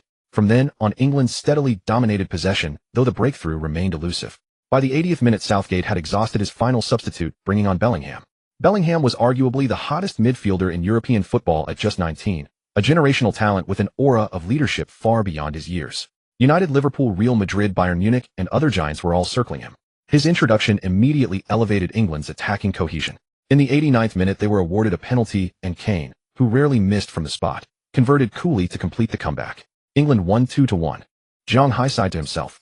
If only Arsenal could sign Bellingham and Rice. The dream of competing for the Premier League title was not so far-fetched after all. Zhang Hai noticed that when Kane scored just now, Catherine did not cheer like the surrounding audience. She seemed a bit unhappy. After the match, the two lingered at Wembley Stadium for a while, mainly because Catherine wanted to take photos. They went to the top tier of the stands, and Zhang Hai became a relentless photo-taking machine. His technique was poor, but he made up for it with quantity. Watching a game live at the stadium is completely different from watching it on TV. Catherine seemed very excited and dragged Zhang Hai to go for dinner. Zhang Hai took Catherine to a restaurant he often frequented. The restaurant was small, but the food was excellent. The restaurant owner was Chinese. In the past, Jiang Ming used to bring Zhang Hai here to eat, and over time Jiang Ming and the owner became fairly good friends. Boss lady, I'd like 2 bowls of beef noodles and 2 servings of baked flatbread, no cilantro, extra garlic, and double beef. The proprietress, in her 40s and slightly plump, was overjoyed to see Zhang Hai. Xiao Hai, what a rare guest. It's been a long time, hasn't it? Zhang Hai smiled and said it had been a while. The proprietress noticed the beautiful girl beside Zhang Hai and couldn't help but take a few extra glances. Well, Xiao Hai, you already have a girlfriend. So beautiful. Is this the one you brought for Auntie Zhang to check out? Zhang Hai was about to deny it, but Catherine waved her hand and said, No, Auntie, we're just friends. I'm not his girlfriend. Catherine's Chinese had become much more fluent, but still with a funny accent. You speak Mandarin so well, girl, what's your name? Catherine said generously, My name is Catherine, and my Chinese name is Lin Lin. Jiang told me this restaurant is the best in all of England, so he brought me here. Zhang Hai's scalp tingled. Women are all so shameless when they lie like that. The proprietress clearly liked Catherine very much, and the two actually started chatting. Fortunately, another customer came to order, so the two women reluctantly parted ways. Catherine winked at Zhang Hai. Zhang Hai gave her a thumbs up. You're amazing. What a delicious braised beef noodle soup. Jiang Hai sniffed the aroma wafting towards him and couldn't help exclaiming. In China, how could there be so much beef in a bowl of beef noodles? Catherine was eating this dish for the first time, but the fragrance of the beef noodles had already made her mouth water. Jiang, how do you use chopsticks? You can use a fork. No, I want to use chopsticks. Jiang Hai helplessly demonstrated the use of chopsticks to Catherine, but she seemed to lack the same learning talent she had for languages. Jiang Hai had to pry open Catherine's right hand and show her how to position her fingers, until he saw her dimples and realized he had been fooled again. Catherine picked up the chopsticks, properly picked up a piece of beef, looked at Jiang Hai, and said, Jiang, for this meal with you I've been practicing using chopsticks for a long time. Jiang Hai didn't know how to respond. He just felt that the fragrance of the beef noodles seemed even stronger. After returning home, Jiang Hai sent a picture to the Arsenal X group chat which Odegaard had renamed, showing the photo he took at Wembley today. Guess what I did today? Jiang Hai didn't usually post on social media, but he had had such a great day that he wanted to share his joy in the group. Ben White was the first to reply. Oh no, the training maniac actually went to watch a game. He must have seen me miss the header. So embarrassing. Jiang Hai laughed. Benjamin, I think you should play in my position, then you'll rarely have to compete for headers. Ben White, huh? Then where will you go? Jiang Hai immediately replied, I'll of course play Saka's position. He scores too few goals, I'm anxious watching from behind. Speaking of which, you might not believe it, but someone once scored 91 goals in a year. I only need to score half of that. Cool. Saka, let me guess, someone didn't go to Wembley with someone, did they? Jiang Hai's heart skipped a beat. Had they been caught on camera? Immediately Saka sent a picture. In the picture, a girl with her back to Wembley Stadium, blonde hair, and a sweet smile. It was Catherine. Jiang Hai breathed a sigh of relief. Was it just a guess? Jiang Hai decisively typed, Saka, don't talk nonsense without evidence. I'll sue you for libel. Saka then sent another picture. In the picture, a boy wearing a mask stood together with Catherine. Judging by the angle, it was taken from another spot in the stands not far from where Jiang Hai and Catherine were. Jiang Hai. Ben White. Jiang, aren't you just ordinary friends? Why are you hiding it? Smith Rowe, I know. In Chinese it's called having a guilty conscience. That's right, why should I cover it up? Jiang Hai thought again. Since they knew there was indeed no need to hide it. It was just going out to watch a game together, nothing special. Saka didn't press further, and the topic returned to football. Jiang, your dominant foot is clearly your right. If you want to score, wouldn't it be better to play Martinelli's position? Saka typed. Martinelli, if Jiang can score 45 goals a year, I'll gladly sit on the bench. Cool. Odegaard, so why do you all score so few goals? I think Haaland scores quite easily, ? Face. Everyone. Not long ago in a Norwegian national team match, Haaland completed a hat-trick in 60 minutes. This season he has already scored over 30 goals, and might be heading towards 50 by the end of the season. Jiang Hai. I have a plan that can make us champions next year. Odegaard, Saka, Smith Rowe, Ben White. What method? Jiang Hai didn't beat around the bush and typed, by Erling Haaland. Saka, Smith Rowe, Ben White. That made sense, but why would Haaland come to Arsenal? It was said that Real Madrid and Bayern Munich were both very interested in Haaland. Barcelona also wanted to buy him, but they had no money. Even if Haaland came to the Premier League, his first choice would be Liverpool or Manchester City. Why would it be Arsenal? Jiang Hai. Martin, as the captain of the Norwegian national team, can you trick Haaland into coming? Odegaard, well, shall I give it a try? A few minutes later, Odegaard's message popped up again. I told him, but he thought I was joking. Jiang Hai, alas. Saka, alas. Smith Rowe, alas. Nketiah, yes. Saka. Nketiah replied. You don't understand, being a substitute is too hard. Nketiah had been the team's third-choice striker this season. Then Aubameyang left, making him second choice. Later, Lacazette's form was worrying, so he got to start frequently. If Haaland really came, he would truly be stuck on the bench forever. The others wanted to say something to Nketiah, but in the end it turned into a sigh. Oh, Nketiah, if only you could score like Haaland, we wouldn't worry about beating Liverpool. Jiang Hai thought again of the equalizer that was disallowed in the match against Liverpool. A difference of a few centimeters felt as far as the Milky Way. If not Haaland, then what about Bellingham or Rice? Saka, maybe you can trick Bellingham and Rice into coming. Saka, I don't even think about it. Liverpool offered Bellingham good enough terms, but he's dead set on going to Real Madrid. As for Rice, I think there's a chance. He's been an Arsenal fan since childhood. Jiang Hai. Then what are we waiting for? Let's act. This time Saka was gone for an especially long time. After more than 10 minutes, Saka's message finally popped up. The few people staring at their phones were all nervous, as if they were the bosses in charge of Arsenal's transfers. Saka, one good news and one bad news. Which one do you want to hear first? Smith Rowe, the good news, of course. Did he agree? Saka, the good news is he said he will consider Arsenal first, but not this year. Rice confirmed he won't leave West Ham this year. Odegaard, then what's the bad news? It was clear that Odegaard also hoped the team's recruitment could be better. Saka, the bad news is he has conditions. Jiang Hai, conditions? What conditions? Since it was bad news, it meant the so-called conditions were hard to meet. Saka, he said if Arsenal can finish in the top 3 of the league next season, he will seriously consider their offer. If they can finish in the top 2, he will choose Arsenal without hesitation. Odegaard, top 3. Jiang Hai, top 2. For a moment no one spoke. Rice wanted to see Arsenal's potential, whether they had the capability to knock Manchester City off their perch. After all, no professional player doesn't want a championship. A minute later Saka saw Zhang Hai's message, and his eyes immediately lit up. You tell Declan Rice he is Arsenal is determined to have him, I said so. Cool. Little did Zhang Hai know Saka sent the entire screenshot of their conversation to Rice, and Rice saved the picture. A year later the storm caused by this photo would leave Zhang Hai speechless. Putting away his phone, Zhang Hai took a deep breath and quickly immersed himself in the training at the Magic Box, the training ground. He didn't realize that he had spoken so much in the group today, cracked so many jokes, and made such a bold claim. The old him would never have done that. What had caused the change? Zhang Hai didn't have time to think. His goal was to become the best fullback in the Premier League, and he was determined to achieve it. Time came to April 5th. Arsenal faced Crystal Palace away. Crystal Palace is a football club located in South London, England, founded in 1905, with its home ground at Selhurst Park. Chinese football legend General Fan once served as the captain of Crystal Palace in his youth, so Chinese fans are somewhat familiar with this team. Hello everyone, welcome to the 2021-22 Premier League Matchday 31 focus match, Crystal Palace vs Arsenal. I am your commentator for this match, Jean Jun. Today we have invited the former captain of Crystal Palace, General Fan, to commentate the match. Hello everyone, I am General Fan. I am very happy to commentate on this match. Jean Jun, Coach Fan, before the match starts, would you like to predict the outcome? General Fan smiled. Although I have a good opinion of Arsenal personally, I still lean towards Crystal Palace to win. Jean Jun, don't underestimate Crystal Palace. In the first league meeting between Crystal Palace and Arsenal only managed a draw thanks to a last-minute goal by Lacazette. Now back at Crystal Palace's home ground, Arsenal may not escape unscathed. General Fan. Yes, Crystal Palace even held Manchester City to a draw in the last round. They are not weak. Jean Jun, Arsenal's starting lineup for this match is close to their strongest. However, left-back Tierney is seriously injured from national team duty. Arteta has started young Portuguese player Tavares, so there may be a weakness on Arsenal's left side. Perhaps teacher Jean Jun's mouth was too poisonous. Just 15 minutes into the match, Crystal Palace's right centre-back Anderson delivered a brilliant pass to their right winger Jordan Ayew, who easily slotted the ball home. Tavares was fully responsible for this goal. He neither restricted passer Anderson's passing lane nor marked Jordan Ayew, leaving him completely unmarked, leading to a disastrous start for Arsenal. Just one goal conceded, could it be called a disaster? Only 7 minutes later Anderson pierced through Arsenal's defense with another pass. Crystal Palace's center-forward Mateta scored a one-on-one, and Tavares was completely fooled by Mateta's run. On the other side, Zhang Hai put his hands on his hips, extremely frustrated. Every time he was full of ambition, heaven would throw cold water on him.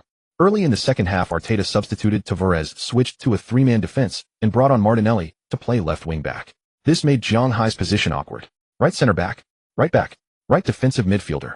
Zhang Hai's defensive positioning was already poor, and with this shift, he was even more confused about where to stand. If a forward player doesn't know where to play and is confused, he might disappear. But for a defender, a lack of positional sense is particularly conspicuous. Partey quickly received a yellow card for covering for Zhang Hai. In the 66th minute, Zhang Hai suddenly noticed the assistant referee holding up the board indicating he was to be substituted.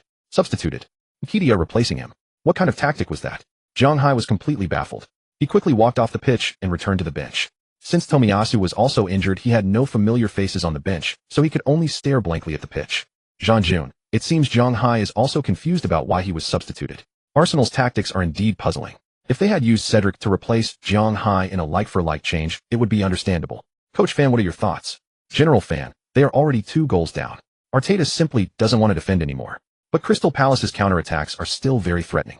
Arsenal now only have 2 center-backs. Playing like this is very dangerous. 5 minutes later, Odegaard brought down Crystal Palace's star player Zaha in the penalty area, and Crystal Palace were awarded a penalty. As Zaha converted the penalty, Arsenal's fate was sealed. In the ensuing garbage time, Partey was injured in a challenge and replaced by Lokonga. Looking at Arsenal's bench, Arteta felt like he would lose all his hair from worry. As Arsenal slipped up again in the Premier League standings, 4th-placed Arsenal were only 1 point ahead of 5th-placed Tottenham, and their Champions League spot was in jeopardy. 3 days later, Arsenal faced Brighton at home once again. With Tierney injured, Tomiyasu injured, and Partey injured, Arteta still didn't dare to use Tavares and Cedric. When Arsenal's starting 11 was announced, it sparked heated discussions. Arteta had surprisingly chosen Xhaka to play left-back with Lokonga and Odegaard forming a double pivot. Many Arsenal fans, upon seeing the starting lineup, already felt the match was lost.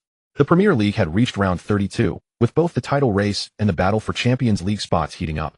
Every match and every point could determine the outcome of an entire season's worth of effort. The Arsenal players were certainly aware of this match's importance, but only by being in the thick of the game could one truly feel that sense of helplessness. In the 28th minute, Trossard received a cutback pass from his teammate and calmly slotted the ball into the net, giving Brighton the lead. After scoring, Brighton set up in a 5-3-2 formation, sitting deep and hitting on the counter. Arsenal players simply kept losing themselves in wild long-range shots that went nowhere. During first half stoppage time, Zhang Hai finally got an excellent opportunity. He delivered a pinpoint cross, so accurate it was down to the centimeter, assisting Martinelli with a headed goal. However, the goal was eventually ruled offside by VAR. In the second half, Saka tumbled inside the penalty area, and the referee promptly ruled it a dive, showing him a yellow card. Afterwards, Smith Rowe, who had performed poorly in the number 10 position, was substituted for Nketiah. When in doubt, bring on a striker. Arteta was once again subjected to tactical ridicule from the fans. Barely had Smith Rowe left the pitch when Brighton stringed together a dazzling series of passes and slotted the ball into Arsenal's net. The cruelest thing in the world is being defeated by someone using your own familiar methods. After that, whether Arsenal had given up on resisting or simply didn't know how to, their attacks returned empty-handed one after another. Their defensive errors multiplied and yellow cards came in rapid succession. In the final minute of the match, Odegaard received Xhaka's pass just outside the box and unleashed. At this critical juncture in the race for Champions League qualification, Arsenal suffered back-to-back defeats once again. It seemed just as the fans had said, when it comes to bottling it, Arsenal will never bottle it. Zhang Hai failed to score in these 3 matches, and the side quest weighed on him like a massive mountain. There was truly nothing to be done. Football is a game involving 22 people. One individual can barely affect the course of a match. In this match, Arsenal managed over 20 shots, but the starting striker Lacazette didn't have a single attempt on goal, and he played the entire 90 minutes. After the match, fans were utterly bewildered by the statistics. Zhang Hai had several decent crossing opportunities, but he simply didn't know where to direct the ball. Brighton's 2 centre-backs Dunk and Veltman stood in the box like lighthouses, repelling every wave of attack. Together, they contributed over 10 clearances in this match. The only time he successfully found Martinelli the goal was still ruled offside. Zhang Hai suddenly thought about Liverpool. In Liverpool's attacks, there never seemed to be fewer than 3 players making runs into the box. Whenever Liverpool had a counter-attack opportunity, those wingers and midfielders would charge forward recklessly. Terrifying. The nightmare for Arsenal had not yet ended. In Premier League round 33, Arsenal travelled to St Mary's Stadium to face Southampton. Zhang Hai was extremely familiar with this stadium. St Mary's wasn't large, with a capacity of just over 30,000. When he was young, Zhang Hai had once believed this stadium would be the starting point of his dreams. In his youth, Zhang Hai had imagined his future at Real Madrid, Barcelona, Bayern. But upon arriving in England, he realized how naive he had been, like a frog at the bottom of a well. He felt the football he had been playing was completely different from the sport here. He buried his dreams in training, using sweat as his guide. But as he gradually grew older and understood more, he realized how impractical those dreams had been. A towering tree. No. As long as he could become a small sapling, that would be enough. The last time Arsenal faced Southampton at the Emirates, Zhang Hai was still sitting on the bench. Now he finally had the chance to face his former club. Before the match, Saka was making small talk in the locker room. Saka, John, you were at Southampton's academy before, right? Coming back here, aren't you going to score a goal? Zhang Hai, score. Speaking of which, Saka, how many matches have you gone without scoring? Let me count. Zhang Hai started counting on his fingers. Saka, John, you should know at my age, scoring this many goals per season is already pretty impressive. Zhang Hai didn't expect Saka to be so self-satisfied. But Saka was only 21 years old, with 8 league goals and 7 assists. The statistics were indeed impressive. When getting along with Saka, you had to constantly provoke him. This was Zhang Hai's hard-earned experience. So Zhang Hai decisively deployed his sharp tongue. Saka isn't your idol Cristiano Ronaldo. He won his first Ballon d'Or at 23. You still have over a year left. Are you confident? Saka. In this match, Arteta changed formation again. He started Nketiah instead of the out-of-form Lacazette, abandoning the 4-2-1-3 formation he'd been sticking to, and used Xhaka, Lokonga, and Odegaard as a flat 3 in midfield, switching to a 4-3-3. The left-back position still went to the orthodox left-back Tavares, though Saka was moved to left winger, hoping his dribbling could reduce the defensive burden on Tavares. Whether on the left flank with Saka or on the right with Martinelli and Zhang Hai, everyone could use their natural foot to deliver assists to Nketiah in the box. But the match didn't go as Arteta had planned. The young Nketiah was completely shut down by Southampton's 3 centre-back system. Instead, it was Saka and Martinelli who frequently cut inside to create shooting opportunities. However, one was a left-footed left winger and the other a right-footed right winger. They simply couldn't open up angles for their shots. Southampton goalkeeper Fraser Forster's goal faced little real threat. Instead, in the dying moments of the first half, Southampton took the lead with a rare counter-attack. Centre-back Bednarik finished a cutback from his teammate. Arsenal were behind again. This was the nth time Zhang Hai had grown to hate the 3 centre-back formation. His crossing ability was completely useless. Although after the 60th minute, Arteta moved Saka and Martinelli back to their more familiar positions against the Southampton side that had everyone behind the ball in a defensive wall, Arsenal's attacks returned empty-handed one after another. Arsenal lost again, suffering a 3-game losing streak at this crucial juncture. Some fans compiled Arsenal's statistics from the last 3 matches. Possession rate was around 70 in every game, yet they couldn't win. After the loss to Liverpool in the last 4 matches, they'd scored only 2 goals. The joke was that they managed over 20 shots in every match. You say your players are injured, but you're missing defenders and defensive midfielders. Why can't all that possession translate into effective attacks? This season Arsenal seemed trapped in a vicious cycle. First, when playing weaker teams they usually dominated possession, but whether they could win depended on whether they could score first. If not, they lose. If yes, the rest of the match becomes a 50-50 affair, or they get dominated, and winning becomes a matter of luck. Second, against stronger teams apart from Tottenham, they had almost no ability to fight back. Especially against Liverpool and Manchester City, even relegation battlers could put up some resistance, but Arsenal was almost completely passive throughout. In short, they couldn't play from behind. Whether they could win when ahead depended on various factors. Some fans posted this analysis in Arsenal fan groups, sparking widespread agreement. Arsenal's last Premier League title dated back to the 2003-2004 season. Counting on fingers, that was 18 years ago, when Zhang Hai had just been born. Those who still loved Arsenal were truly devoted and diehard fans. Many of them knew the club so deeply they could rival professional sports commentators. So the fans' analysis was definitely worth considering. In a nutshell, Arteta must go. Zhang Hai forwarded this post to Arsenal's 6-person group chat. Odegaard, we can't lose any more, boys. Saka, but matches are so hard to win. We clearly have the initiative. Smith Rowe, I feel like I've forgotten how to shoot. Nketiah, I can't even get shooting opportunities. Martinelli, my speed can't be utilized at all. White, I'm too trash. Zhang Hai, I have a solution. Saka, you have another idea. We can't sign players now. Smith Rowe, John, you don't mean that method, do you? That wouldn't be right. Saka, what method?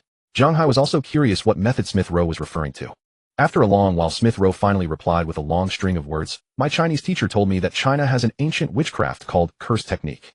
That is, for example, if our next opponent is Chelsea, take a small cloth doll, dress it in Chelsea's jersey, cover it entirely with silver needles, curse Chelsea to lose that match, and Chelsea will lose due to various factors. This curse technique can even be used on a specific person. Zhang Hai, what the hell, you need to get a new Chinese teacher.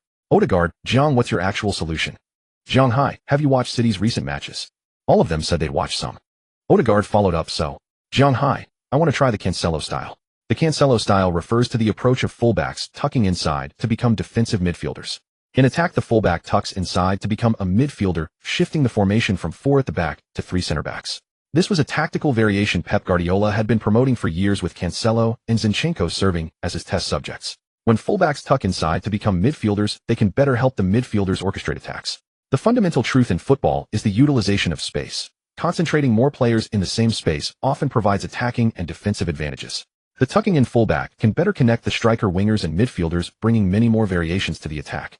However, this approach places extremely high demands on the fullback. They need the ability to beat the opposing striker and midfield press, sufficient creativity, and the skill to deliver decisive passes when needed. This season, Guardiola had refined this tactic to perfection, and Cancelo's involvement in attacks was truly remarkable. Barring any surprises, he'd undoubtedly be the season's best left-back. Due to Cancelo's characteristics, he often played more like a winger. This was evident from his jersey number at City, number 7, traditionally a winger's number, yet given to a fullback. It was said that because of Cancelo's excessive attacking desire, it had cramped the space of a certain City winger. Some instability had crept into the dressing room, but none of these matters were problems for Guardiola. Martinelli was the first to raise doubts. Zhang, can you do it? Saka, a man cannot say he can't. But Zhang, I also think you're not quite up to it. Zhang Hai, what kind of cheesy joke is that? In everyone's eyes, Zhang Hai was fast-paced, well-defended, average, and his body flexibility and dribbling aesthetics were quite poor. They didn't think he could handle this job, especially since almost no team had mastered City's essence. Zhang Hai asked, do any of you have a better solution? They were helpless. If they had one, they wouldn't be wasting time chatting here. Odegaard, Zhang, what do you need us to do? Saka, Martin, you're not actually considering letting Zhang try this, are you? Odegaard typed a reply. Actually, what Zhang needs to convince isn't us, but the manager. Zhang Hai sighed. He thought you believed in me. The ways of the world are truly treacherous. Zhang Hai didn't mind Saka's disbelief and directly stated his needs. If Saka or Martinelli plays on the right, I want you to stay wide as much as possible, leaving me some space in the middle. At the same time, if the opponent launches a quick counterattack, I want you to track back with everything you have. Also, Martin, I want you to stay closer to the front line, preferably operating in the half spaces between their center backs and fullbacks, leaving the space behind you to me. Most importantly, Ben, you need to take on some of the right back defensive duties. As for Nketiah, please stay calm when shooting. Saka, that's all. Odegaard typed. Actually, what Zhang needs to convince isn't us, but the manager. Zhang Hai also didn't know how to persuade Arteta. But if things continued like this, his side quest would be impossible to complete. He needed to go all in against Chelsea. The worst case was getting scolded or benched for a few matches. Arsenal was already so depleted by injuries. Surely they wouldn't completely abandon him. Besides, what if they actually won? Zhang Hai planned to use up all his short pass training cards in the coming days and devote more time to training on the double touch skill card. To meet the tactical requirements, he must not make any mistakes. Just as Zhang Hai was pondering how to broach his idea to Arteta without being suppressed during the tactical session for the match against Chelsea, Arteta suddenly proposed that they should abandon possession and play on the counterattack. Abandoned possession. It's not like they're facing Manchester City or Liverpool. Isn't that a bit excessive? Although Chelsea currently ranked third in the Premier League standings, the point differences between Manchester United, Chelsea, and Arsenal were not significant, nor were the gaps in strength. Of course, it was undeniable that Arsenal's bench was indeed too shallow, but given the slender gap with Chelsea, was it really necessary to cede possession entirely? Mikel Arteta, have you forgotten your original intention? You are the disciple of the possession master Pep Guardiola. Unfortunately, Arteta would not hear Zhang Hai's inner thoughts. He believed his tactic was absolutely flawless. In the last 4 matches, which one of Arsenal's games did not feature an extremely high possession rate, yet they simply couldn't win. Why? The opponent's defensive formation was so compressed that Saka and Martinelli's speed advantage couldn't be exploited at all. You Tuchel also like to play possession right. Come on, I'll give you the ball. Let's see how your bunch of 30-something veterans can handle my young storm. But Arteta forgot again. Arsenal's defensive genes had long vanished. Attack was their banner. Thus the match turned into a battle of attack. Arsenal abandoning possession stirred up a youthful storm, while Chelsea's Iron Fortress also aimed its guns coldly. Hello everyone, welcome to the Premier League Red-Blue Clash, the rescheduled match of round 25 between Chelsea and Arsenal. Today, as always, I Zhang Jun and Coach Zhang Lu will be commentating. Coach Zhang, say hello to the audience. Hello everyone, I'm Zhang Lu. Both teams might not be in great form. Arsenal have just suffered 3 consecutive defeats. Chelsea were eliminated by Real Madrid in last week's Champions League, with Benzema's extra-time goal once again rescuing Real Madrid. Coach Zhang Lu, yes, it's a pity for Chelsea in this Champions League. They were just 1 step away from advancing. Zhang Jun, in this match, Chelsea fielded a 3-5-2 formation with Lukaku and Werner still partnering up front. Notably in defense, the starting center-backs Thiago and Rudiger are not in the lineup. The 3 center-backs are James Christensen and the young defender Sarr. Coach Zhang Lu, Arsenal's defensive line is also quite unusual. Arteta has chosen to use Ben White at right back, moving Zhang Hai to the left back position. Zhang Jun, due to Arsenal's numerous fullback injuries, Arteta had no choice. Zhang Hai has played several matches at left back this season and performed well, but it remains to be seen how Ben White will fare at right back. Meanwhile, in the players' tunnel at Stamford Bridge, Zhang Hai and the others were still discussing Ben White's situation. Last time, Zhang Hai joked in the group chat saying he could play Saka's position and asked Saka to give way, while his own right back spot could be taken by Ben White, because Ben White often misjudged aerial balls, and playing as a full-back could avoid that flaw. Who would have thought that Arteta actually made Ben White play right back? In this match, Gabriel and Holding partnered as center-backs. The group had been teasing Ben White all day tirelessly. The Chelsea players watched the Arsenal players' grinning expressions with some confusion. Weren't they just on a 3-game losing streak? How could they appear so relaxed? Was it heartlessness or just good acting? The match quickly began. Arsenal did not retreat into deep defense from the start. Instead, they launched a fierce press in the front, aiming to create chaos and seize a dream start. This was Arteta's planned tactic. Unexpectedly, Chelsea showed no fear. They stopped playing short passes at the back. Chelsea goalkeeper Mendy, when in doubt, just booted the ball long to Lukaku. So it was an open game then. In the 4th minute, Chelsea had a corner. Marcos Alonso's shot from a scramble missed the target. In the 7th minute, Arsenal attacked. Xhaka's lofted pass, Gabriel's forward run, and shot were brilliantly saved by Mendy. In the 10th minute, Little Monster, Lukaku received the ball, held off Holding, and struck a left-footed low shot towards the far post, but again, it was off target. In the 13th minute, Arsenal's high press finally paid off. When Chelsea center-back Christensen had the ball, Arsenal left winger Smith Rowe quickly blocked the passing lane to James. Christensen opted to pass to midfielder Loftus-Cheek, but his pass was too soft. Zhang Hai had already moved into that position and successfully intercepted. He then quickly passed the ball to Nketiah, who was asking for the ball inside the box. Nketiah remembered Zhang Hai's words in the group, "Stay calm." Like a composed leopard, he observed Mendy's positioning and pushed the ball towards the far post. Arteta hadn't expected Arsenal to score so quickly. In his plan, Arsenal should have scored through the counter-attacking speed of Saka and Smith Rowe. In this match, Arteta placed Martinelli on the bench. He planned to bring him on in the second half, depending on the situation, using his speed to add more pressure to Chelsea's defense. At that moment, Arteta suddenly recalled Zhang Hai's position earlier and felt something was off. How did he end up there to make that tackle? Since the coaching bench was on the far side from Zhang Hai's position, Arteta did not quickly notice that Zhang Hai's positioning was too advanced. However, from his bird's-eye view, coach Zhang Lu keenly noticed this. Today, Zhang Hai's position is too advanced. I wonder if Arteta arranged it intentionally. Zhang Jun echoed. To be able to run to that position to make the tackle, Zhang Hai's positioning is indeed different from his usual defensive focus. But Gabriel doesn't seem to have deliberately covered for Zhang Hai. A bit strange. Coach Zhang Lu did not delve deeper as the match situation soon changed. After scoring, Arsenal decisively abandoned their high press. With a goal in hand, they could play their counterattacks with more confidence. Perhaps it was an old habit resurfacing. After scoring, Arsenal didn't know how to play again. After Chelsea's attack fizzled out, Arsenal players had the ball and passed it around at the back. A moment of carelessness allowed Loftus-Cheek to intercept. He passed the ball to Werner, who cut inside and shot. The ball deflected off Holding's leg, leaving Ramsdale with no chance. Zhang Hai had been very happy. He had just gotten an assist early in the game, a good omen. But only 4 minutes after Arsenal's goal, Chelsea equalized using almost the same method as Arsenal's first goal. Loftus-Cheek had redeemed himself. This time the mistake was made by Elneny. Having not played for a long time, he clearly struggled to adapt to the pace of the game. But Arsenal simply had no other defensive midfielder available. After Chelsea's goal, the score became 1-1. Arsenal players finally remembered the coach's instructions and began to play concise and effective counterattacks. In the 24th minute, Saka went on a solo run on the right, shaking off 2 Chelsea defenders and charging into the box. Unfortunately, his shot was not accurate and was easily collected by Mendy. The ball was quickly kicked out by Mendy. Lukaku jumped but missed the ball. Ben White intercepted it. After a short exchange of passes, the ball was again given to Saka on the right. Saka tried to accelerate again, but Chelsea's defense was much more organized this time. Saka could only pass to Odegaard in the center. The Norwegian midfielder seemed to have eyes in the back of his head. After receiving the ball and making a slight adjustment, he half-turned and delivered a large through ball to the left. Originally, this position should have been taken by Zhang Hai, making a high-speed, overlapping run. But after some secret pre-match arrangements, the receiver became Smith Rowe, who was closer to the sideline. Smith Rowe sprinted down the wing. He hadn't enjoyed such a strong wind in a long time. Few people knew that Smith Rowe had trialed at Chelsea as a child and had even faced Reece James. Stamford Bridge. It was once the place where his dreams rested. Was Reece James already catching up? Just when everyone thought Smith Rowe would shoot before being surrounded by Chelsea defenders, the Arsenal number 10 suddenly deceived everyone with a concealed pass. Unmarked. When Zhang Hai saw Smith Rowe's lateral pass, he didn't hesitate. Having trained countless times in precise crosses at the Mo Stadium, he knew better than anyone how to make the ball fly the fastest. He locked his ankle and struck a powerful shot that blasted open the goal guarded by Mendy. Stamford Bridge fell into a brief silence. That 18-year-old lad punched the air, declaring with all his might that he was not just a rookie who only beat the weak. Zhang Hai and Smith Rowe embraced as they ran to the corner flag. One was under 19, the other under 21. They were the future of Arsenal. Zhang Hai's assist was beautiful, right? I want to eat the best braised pork. Zhang Hai laughed. Smith, thank you. I'll take you to eat something even better than braised pork. Odegaard and others also ran up, hugging joyfully. Saka, Zhang, your celebration move is so lame. Want me to teach you? Zhang Hai, you should score a goal first, then talk. Saka. Arsenal took the lead again. Arteta once again felt satisfied with his tactic.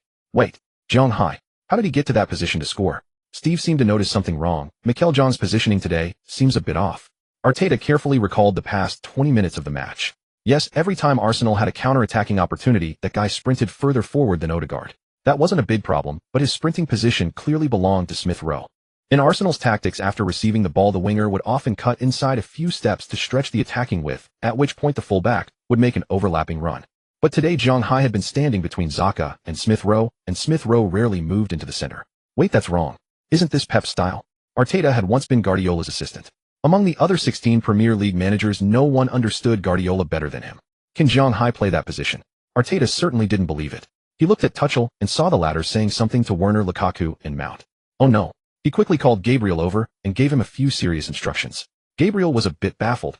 He had been playing for so long and didn't feel that the left flank defense was lacking. Was it necessary to make him specifically cover the left side? The match quickly resumed. Even a casual observer could see that Chelsea began to shift their attacks to the right flank, the area Zhang Hai was defending. Meanwhile, when Arsenal had the ball, Werner and Mount would quickly intensify their press in that area. In the 31st minute, Arsenal, having abandoned possession and focused on counterattacks, once again intercepted Chelsea's attack. Gabriel passed the ball to the nearest Saka. Saka was about to turn when his peripheral vision caught Werner charging from behind. He quickly passed the ball to Zhang Hai, who was a bit farther away. But Werner did not slow down. He flew past Saka. Saka's hurried pass was too weak. Before Zhang Hai could receive the ball, he saw Werner sprinting towards him. Meanwhile, Lukaku and Mount were lying in wait along his potential passing lanes. Werner was about to snatch the ball. He had already planned his next pass.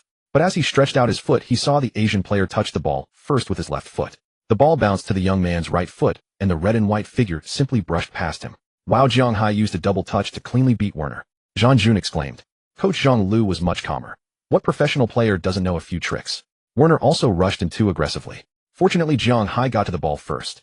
Just as Zhang Hai had slipped past Werner, Chelsea's right wing-back Azpilicueta and midfielder Loftus-Cheek charged at him one after another. But then Zhang Hai's next move drew gasps from the Stamford Bridge crowd. At the moment Azpilicueta stretched out his foot, Zhang Hai nudged the ball outward and dribbled past him. The tall Loftus-Cheek tried to barge into Zhang Hai with his body, but the latter executed another double touch, slipping past him like an eel. At this point, Coach Zhang Lu in the commentary box couldn't sit still. Good heavens. 3 players challenging him, and he still doesn't lose the ball. Is he possessed by Messi? Jun, we just heard several gasps from Stamford Bridge. Having bypassed two players, Zhang Hai was now near the halfway line. The path ahead was open. James to his left was occupied by Smith Rowe. Christensen ahead was marking Kedia, and only Kante was charging towards him.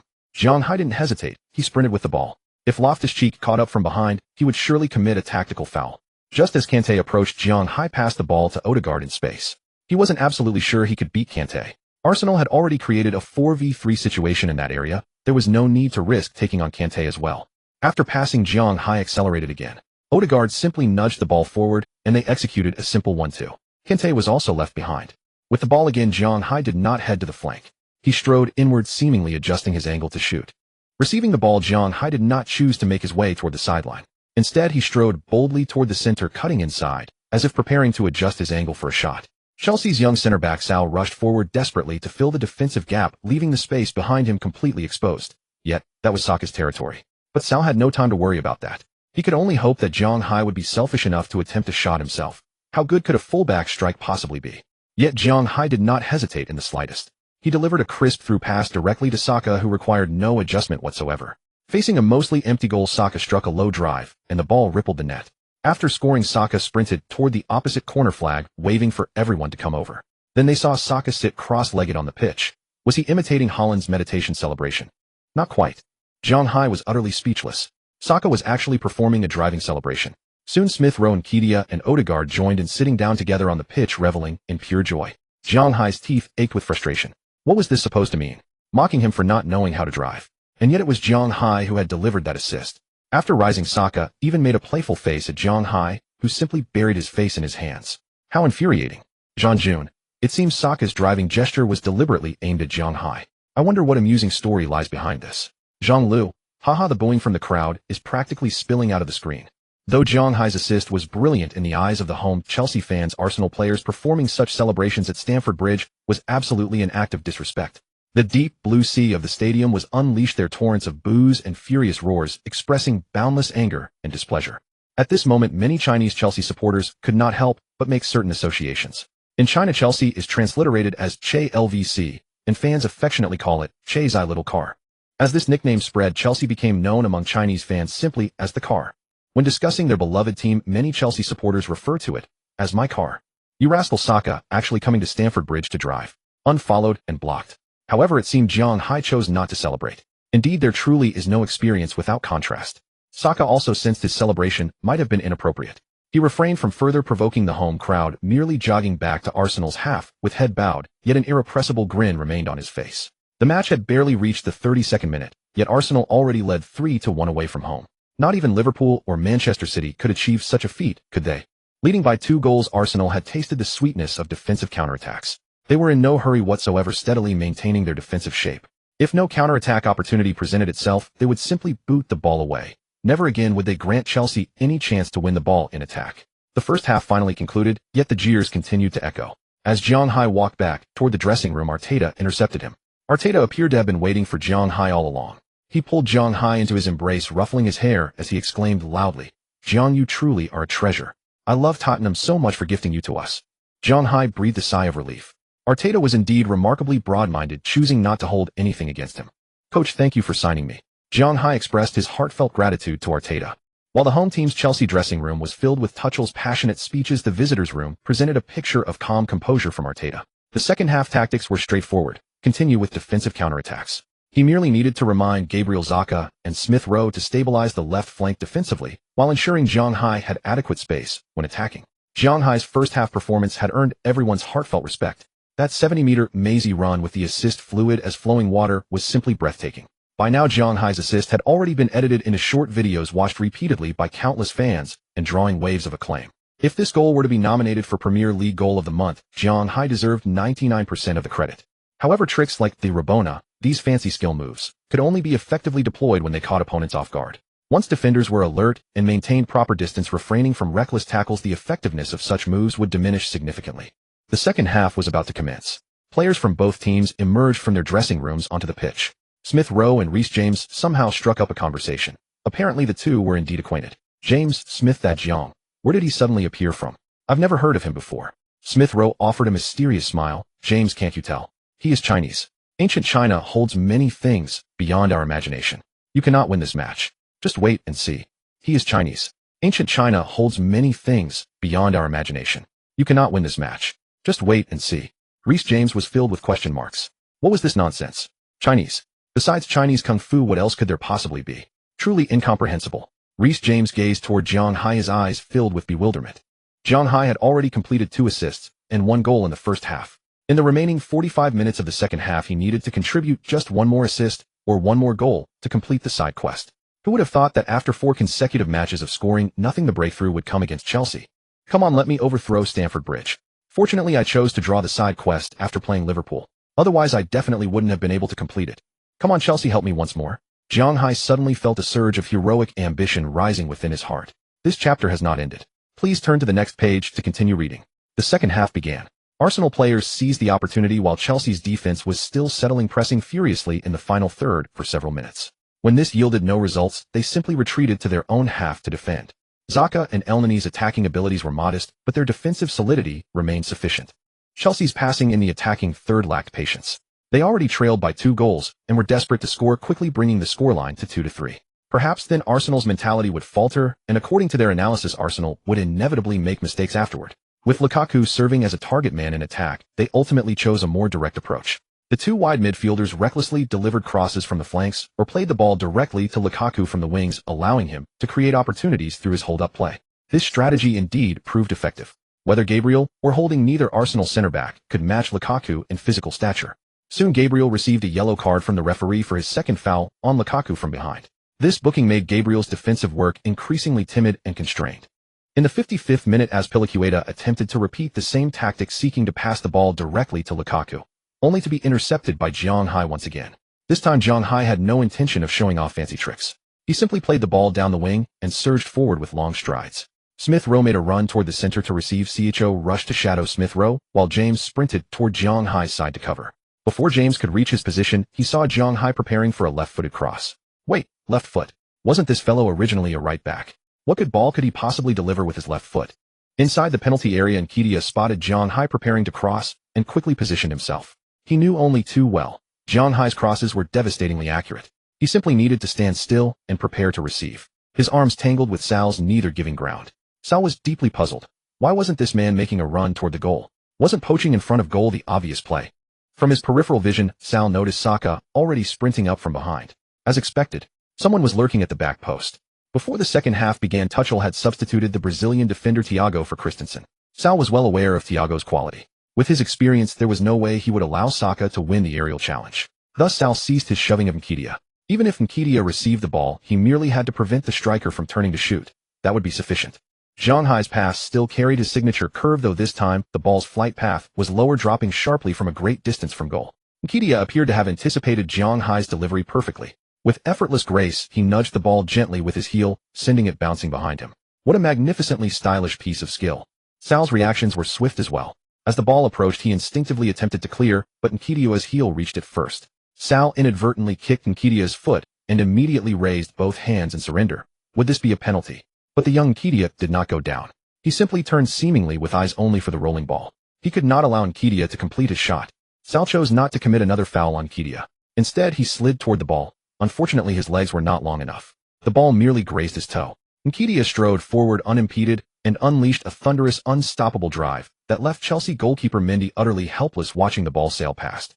Hecate, who had scored twice, once again rushed toward the corner flag like a raging wind to celebrate. The thunderous booing at Stamford Bridge had died down, and the spectators looked utterly disappointed. Hecate shouted loudly to Zhang Hai. "Zhang, do you remember what I told you? Stay calm. Wasn't that a cool goal?" Zhang Hai encouraged. "Well done, Hecate. Unfortunately, this goal cannot be counted as my assist." The ball had been gently nudged by Sal, so it naturally could not be credited as Zhang Hai's assist. Zhang Hai shot a resentful glance at Sal, just as their eyes met. Sal was completely bewildered. What more do you want when you are already leading 4-1? Thiago came up from behind and patted Sal on the shoulder, saying, "Sal, you should have used your body to interfere with Hecate just now rather than standing there and letting him chip the ball with his heel. Be more physical. That is something a top center-back must learn." "I am sorry, Thiago, I was wrong."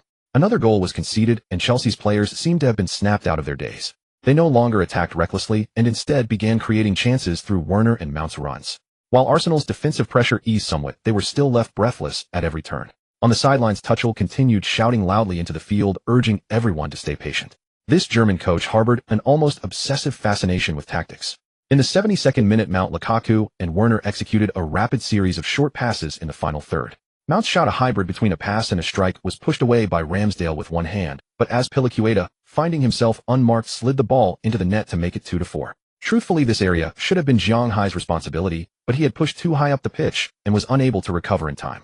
Azpilicueta, drawing on his experience, slipped into the space behind Zhang Hai and ultimately found the back of the net. Zhang Hai was growing increasingly desperate. He urgently needed a goal or an assist. The match was drawing to a close, and his side quest absolutely had to be completed. Yet after Arsenal had scored 4 goals, his own teammates had lost their appetite for attacking. Chelsea maintained firm control of possession, leaving Zhang Hai with little recourse. Finally, Arteta opted for a substitution, bringing on Martinelli and Lacazette to add fresh impetus to the attack. Zhang Hai's attacking instincts stirred once more. He and Martinelli constantly caused trouble down the left flank, exhausting James and earning Azpilicueta a yellow card in the process. It was not until the 89th minute that Martinelli dribbled to the byline and delivered a pass to the arriving Zhang Hai. Zhang Hai moved laterally and executed another elastico to leave the exhausted Azpilicueta behind. With no time to look up and survey the penalty area, he had initially considered taking a wild shot, but Chelsea's midfielders and defenders were closing in one after another. There was truly no opportunity. Zhang Hai could only pass to Saka on the opposite side, hoping Saka would produce a moment of individual brilliance. Saka drove forward with the ball and left Sal for dead with a clever feint. Just as he was about to shift the ball to open an angle for a shot, he was brought down from behind by Sal. A penalty. Absolutely a penalty. Sal had clearly misinterpreted Thiago's instructions. Using your body does not mean tackling like that. As expected, the referee pointed to the penalty spot. In the final minute of regular time, Arsenal were awarded a penalty kick. Zhang Hai was regretting that Saka had not set him up for an assist when, wait, a penalty. Saka was the team's primary penalty taker, and Zhang Hai had no other option. He could only rely on their rapport and walked over to Saka. Saka, could I take this penalty? I really need a goal. Saka looked utterly confused. What? You want to take the penalty? A fullback competing for a penalty kick? Even Paris Saint-Germain would never play like that. Zhang Hai pleaded, just this once. I will grant you any wish as long as it is not too difficult. I really need this goal. Saka said solemnly, Zhang, I need a reason. Penalty takers are generally designated by the coaching staff, and the right to take penalties reflects a player's status within the team. In clubs featuring superstar players, there is no question. Those stars take the penalties. After Cristiano Ronaldo departed Real Madrid, the captain Ramos handled penalty kicks for a prolonged period. At Paris Saint-Germain, there had even been public squabbles over penalty-taking duties. After Neymar's $220 million transfer from Barcelona, he clashed with then first-choice striker Cavani for the penalties, and the dispute made headlines. Later, as Mbappe gradually rose to prominence, he began competing with Neymar for the same privilege.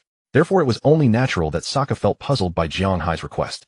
Zhang Hai was not merely threatening his position, he was also challenging the authority of the coaching staff. Saka said solemnly, Zhang, I need a reason. Zhang Hai showed a wistful expression and began to fabricate. Saka, when I first came to England, my father took me to Chelsea for trial twice, but both times I was rejected. The insulting words. From then on I swore to make them regret it. I want to dedicate the second goal to my father. Because the noise on the pitch was loud, Zhang Hai was also covering his mouth. Saka didn't fully understand what Zhang Hai said, but he got the gist. He solemnly handed the ball to Zhang Hai and said, Zhang, put it in. Seeing the situation on the pitch, BBC commentator Robin Cowan exclaimed, what am I seeing? Is Zhang asking Saka for the penalty? A fullback asking a forward for the penalty. Oh no, Saka actually gave the ball to Zhang.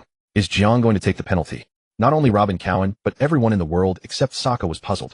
Arteta on the sidelines frowned, deeply unable to understand it either.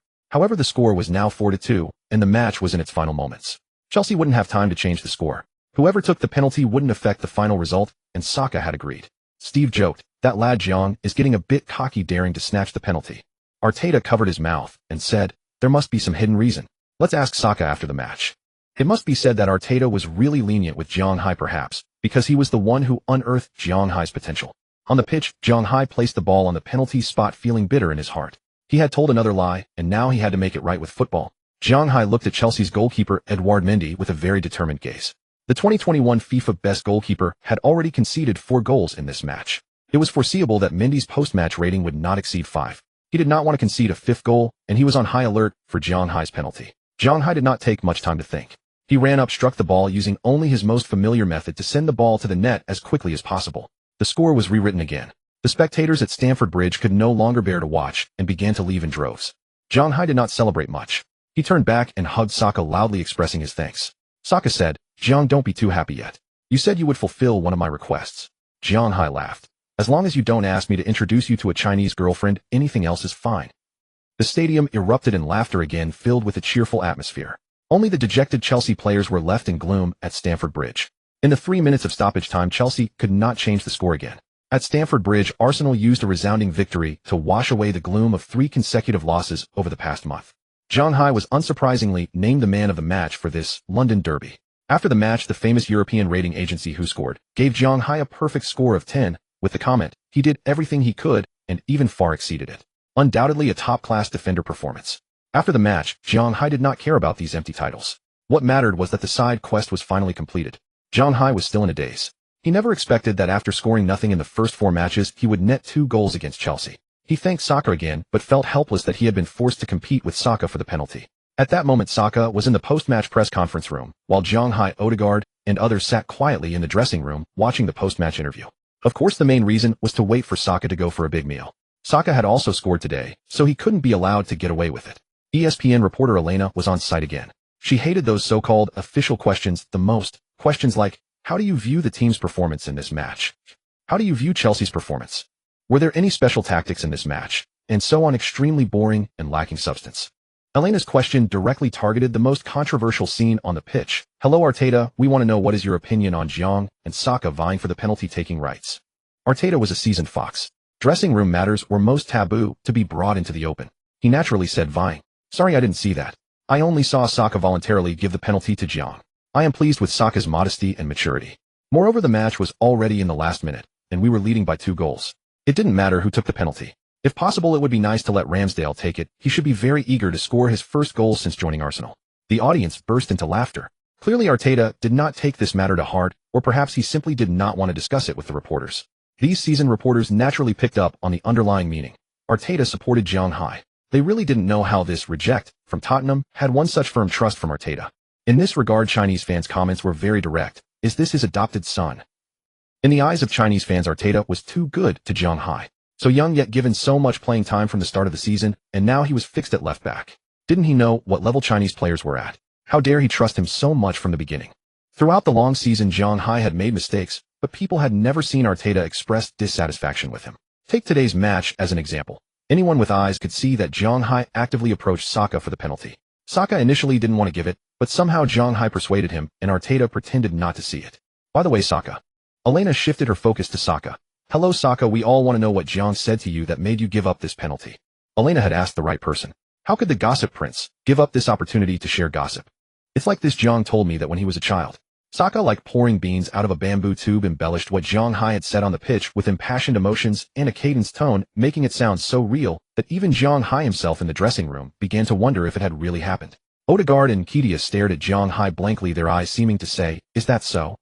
At this point, Zhang Hai couldn't explain and could only clear his throat a few times as a tacit admission. Smith Rowe suddenly said to him, Zhang, I understand your feelings.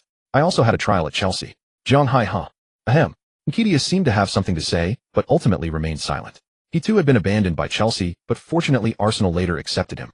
At the press conference, the reporters suddenly understood after hearing Saka's description. So that was it. The only awkward ones were the Chelsea staff on site. Alright, so Chelsea is the clown. It's very common in the football world for a team to be stabbed in the back by a former player, like Di Maria celebrating wildly after scoring against Manchester United in Paris, or Van Persie showing no mercy against Arsenal, but being slapped in the face years later by a kid who once failed a trial. That feeling is indeed quite strange. Arteta finally understood the reason, but his gaze at Saka was still somewhat skeptical. Is that really so? Based on his understanding of young Saka, he was in a state of uncertainty. Saka's answer gave the reporters no fault to find. Originally, they thought it was a dispute between 2 young players on the pitch, which could easily be expanded into dressing room instability, providing plenty of material to write about. But now, they could only play up the grudge between Zhang Hai and Chelsea. With everything settled, the Arsenal squad began their dinner gathering. Zhang Hai once again sat in Odegaard's car. Today, Odegaard didn't mutter under his breath. Although the team had achieved a long-awaited big victory, and the opponent was the strong Chelsea, from Odegaard's expression, he wasn't particularly happy. Zhang Hai asked him about it. Odegaard shook his head and said, Oh, I'm worried about the Champions League qualification. Although we beat Chelsea, Tottenham still leads us by 5 points, and we have to face Manchester United next. I'm a bit concerned. Currently in the Premier League standings, Arsenal is 5th. The 3 consecutive losses in April were really damaging. Champions League. What does that feel like? Zhang Hai asked sincerely. The current Arsenal was very young. In their small group, only Odegaard had ever played in the Champions League. Odegaard said dreamily, the best players, the best teams, the best matches. It's a completely different feeling from the league. Zhang Hai also fell into thought. This season's Champions League knockout stage had already entered the semi-finals. Manchester City, Real Madrid, Liverpool, and Villarreal had reached the top four. The first leg of the semi-finals would take place at the end of the month.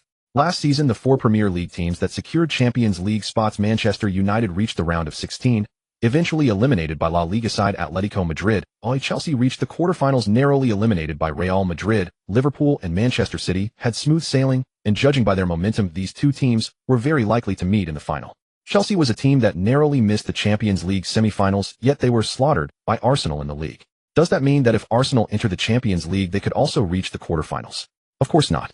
The greatest charm of the Champions League lies in its unpredictability. Just like now, almost no one believed Villarreal could eliminate Bayern to reach the semi-finals, but it happened later. We will make it to the Champions League, right? Zhang Hai was uncertain. Definitely we will go back. Odegaard stepped on the accelerator. The roar of the engine said it all. A god descending to earth. A solo assist conquers Stamford Bridge. Single-handedly created 5 goals. Can you believe he's just a full-back? Revenge match. The love-hate relationship between Zhang and Chelsea. Controversial scene. Zhang and Saka vying for the penalty. The reason is tactical master. Arteta's one formation change rekindles Arsenal's youth storm. The next day, major European sports newspapers such as BBC 442, Mundo Deportivo, and Sport all put the match between Arsenal and Chelsea on their front-page headlines. Zhang Hai was undoubtedly the most eye-catching player. This was the first time Zhang Hai had entered the fans' field of vision so widely. His season Premier League assists had reached 11, second only to Salah's 12 assists, tied with Trent Alexander-Arnold for second place. What was terrifying was that he was only 18 years old, and this was just his first season in the Premier League. Just his first season in a top-flight league. Arsenal's sporting director Edu had already drafted a new contract renewal for Zhang Hai with a significant salary increase. After this match, he arranged for it to be redrafted again. Given Zhang Hai's current performance and age, barring any surprises, he could potentially play for Arsenal for over a decade. However, young players still have many uncertainties. A single injury could ruin a player's career. Therefore, the contract duration needed careful consideration, and the salary details also needed to satisfy Zhang Hai. In fact, the football world doesn't just look at statistics. People have not yet compared Zhang Hai with top fullbacks like Alexander-Arnold, Robertson, and Cancelo. On one hand, Zhang Hai is indeed young, and he often makes immature choices in matches, only occasionally showing glimpses of an excellent fullback. On the other hand, the water content in Zhang Hai's assists is indeed high. Many were accumulated against weaker teams. He has yet to prove himself in more important matches, nor has he won championship trophies with the team. So far, Zhang Hai has only delivered a phenomenal performance against Chelsea. If he wants to become one of the best fullbacks, he must maintain this level of performance, extending it to almost every match. This season, Arsenal has experienced roller coaster-like winning and losing streaks with extremely unstable form. The players' performances are also a factor. Zhang Hai didn't care about others' evaluations. He had a clear positioning for his first Premier League season: accumulate experience, train hard, develop the MO Fong, and not value honors that were optional. That was until he drew a new side quest. Speaking of which, as soon as Zhang Hai returned home, he entered the MO Fong to claim the rewards for the side quest training card. Short pass, 2 times training card. Long pass, 2 times experience card. Interception, 1 time. He had already saved several long pass cards waiting for the team's busy schedule to pass before finding a chance to practice. Today's main purpose was to see what this interception experience card was. Before using the experience card, Zhang Hai went to the Misty Forest to take a look. The misty part between the first footprint and the second footprint had already disappeared by 1/3. He had a feeling that as long as he completed every side quest, he would soon be able to light up the second footprint. Come on, new experience card. Just as Zhang Hai was about to use the new experience card, he suddenly received a prompt in his consciousness. This experience card will cause immense mental pressure to the host. Use with caution. The experience card will cause tremendous pressure on the host's spirit. Please use with caution.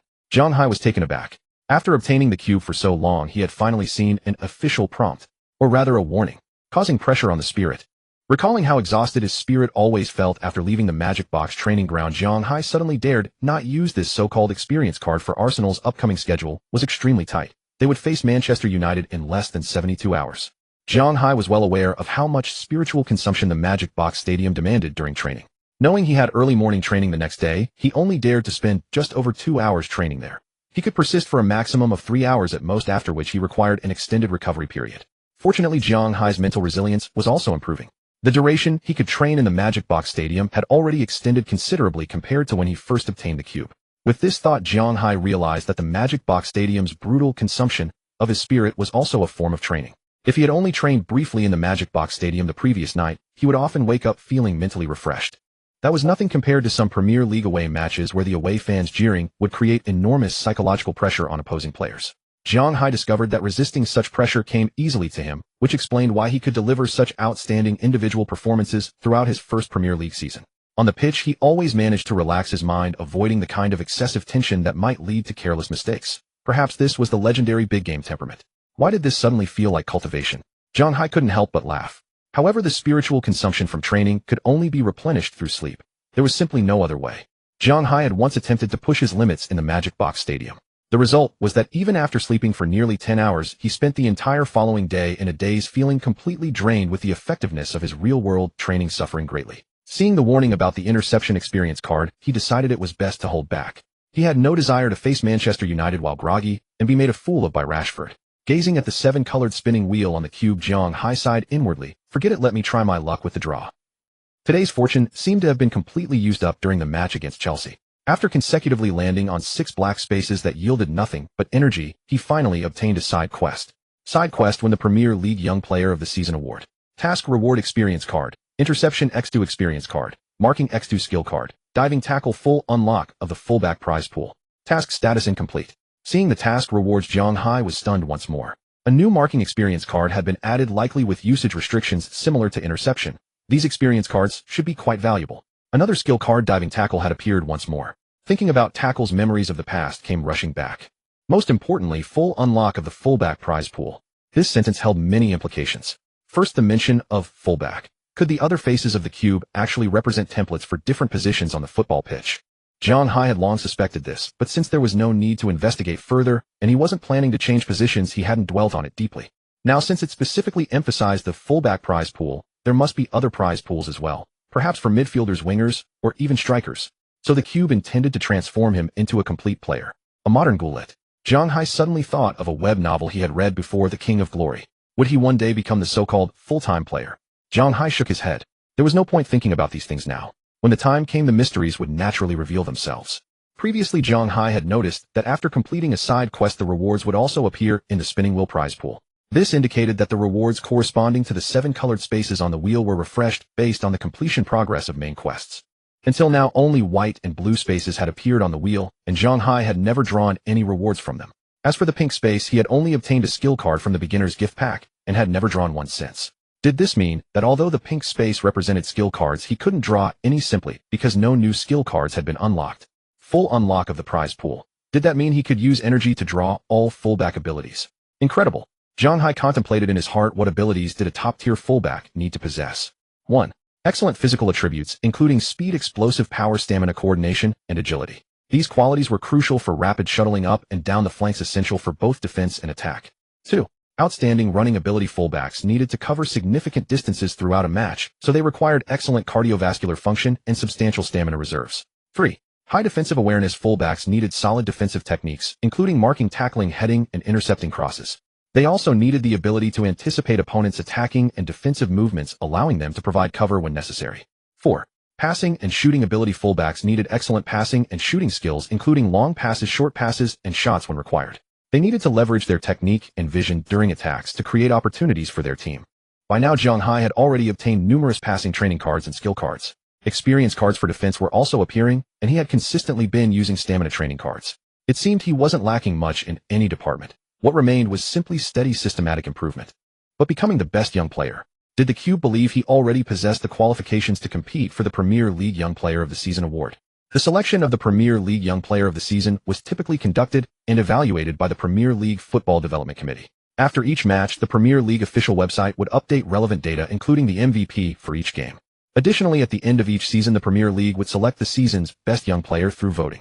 During the voting period, fans could refer to players' performances throughout the season and other abilities to choose who they believed should win.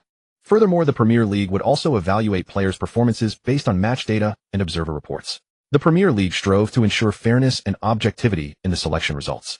The evaluation criteria not only included players' performances on the pitch, but also their potential individual technique and physical condition. Ultimately, the Premier League would comprehensively consider these factors to determine the winner of the Best Young Player award.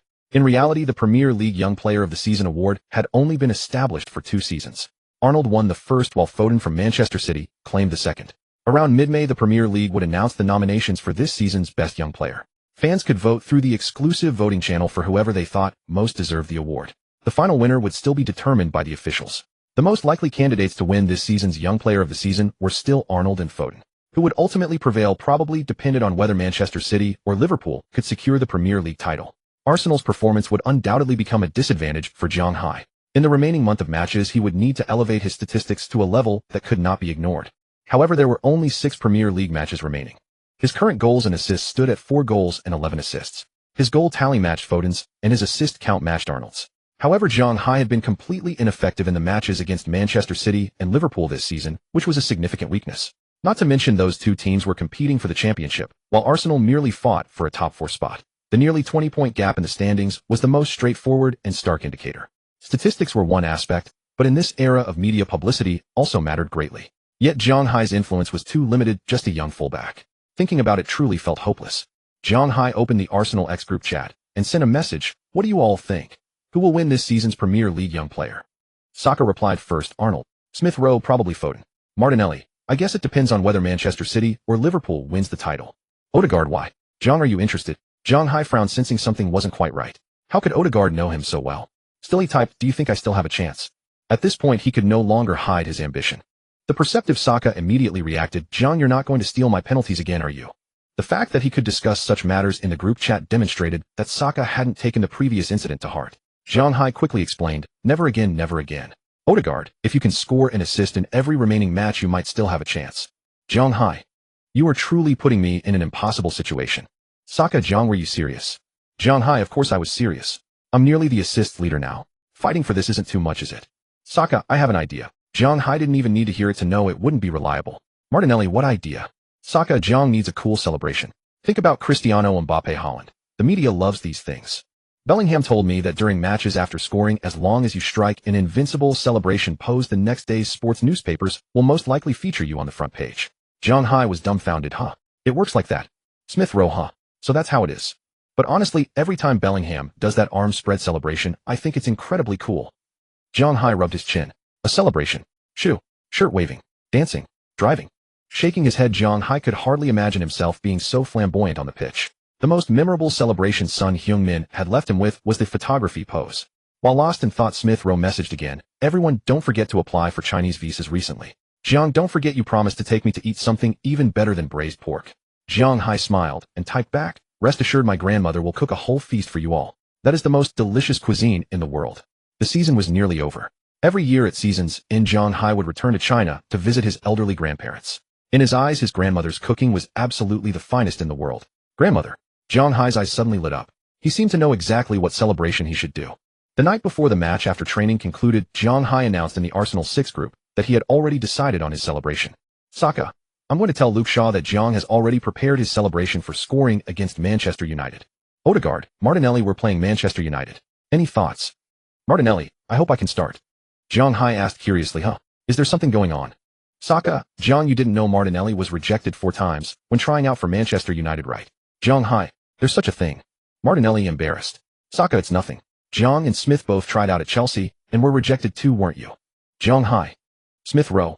Indeed, players like Saka and Foden, who had displayed unparalleled talent from childhood, were truly rarities. These individuals were undoubtedly fortunate, easily entering major clubs and receiving special cultivation. The conversation gradually drifted off topic. After chatting in the group, for a while Zhang Hai fell into slumber. Tomorrow was a grueling battle, one that would demand every ounce of his strength. April 23, 2022. Arsenal faced Manchester United in the second leg of the Premier League. Manchester United's season could be described as starting strong but declining sharply. After acquiring Cristiano Ronaldo with a deadline day signing during the summer transfer window, people held greater expectations for this team.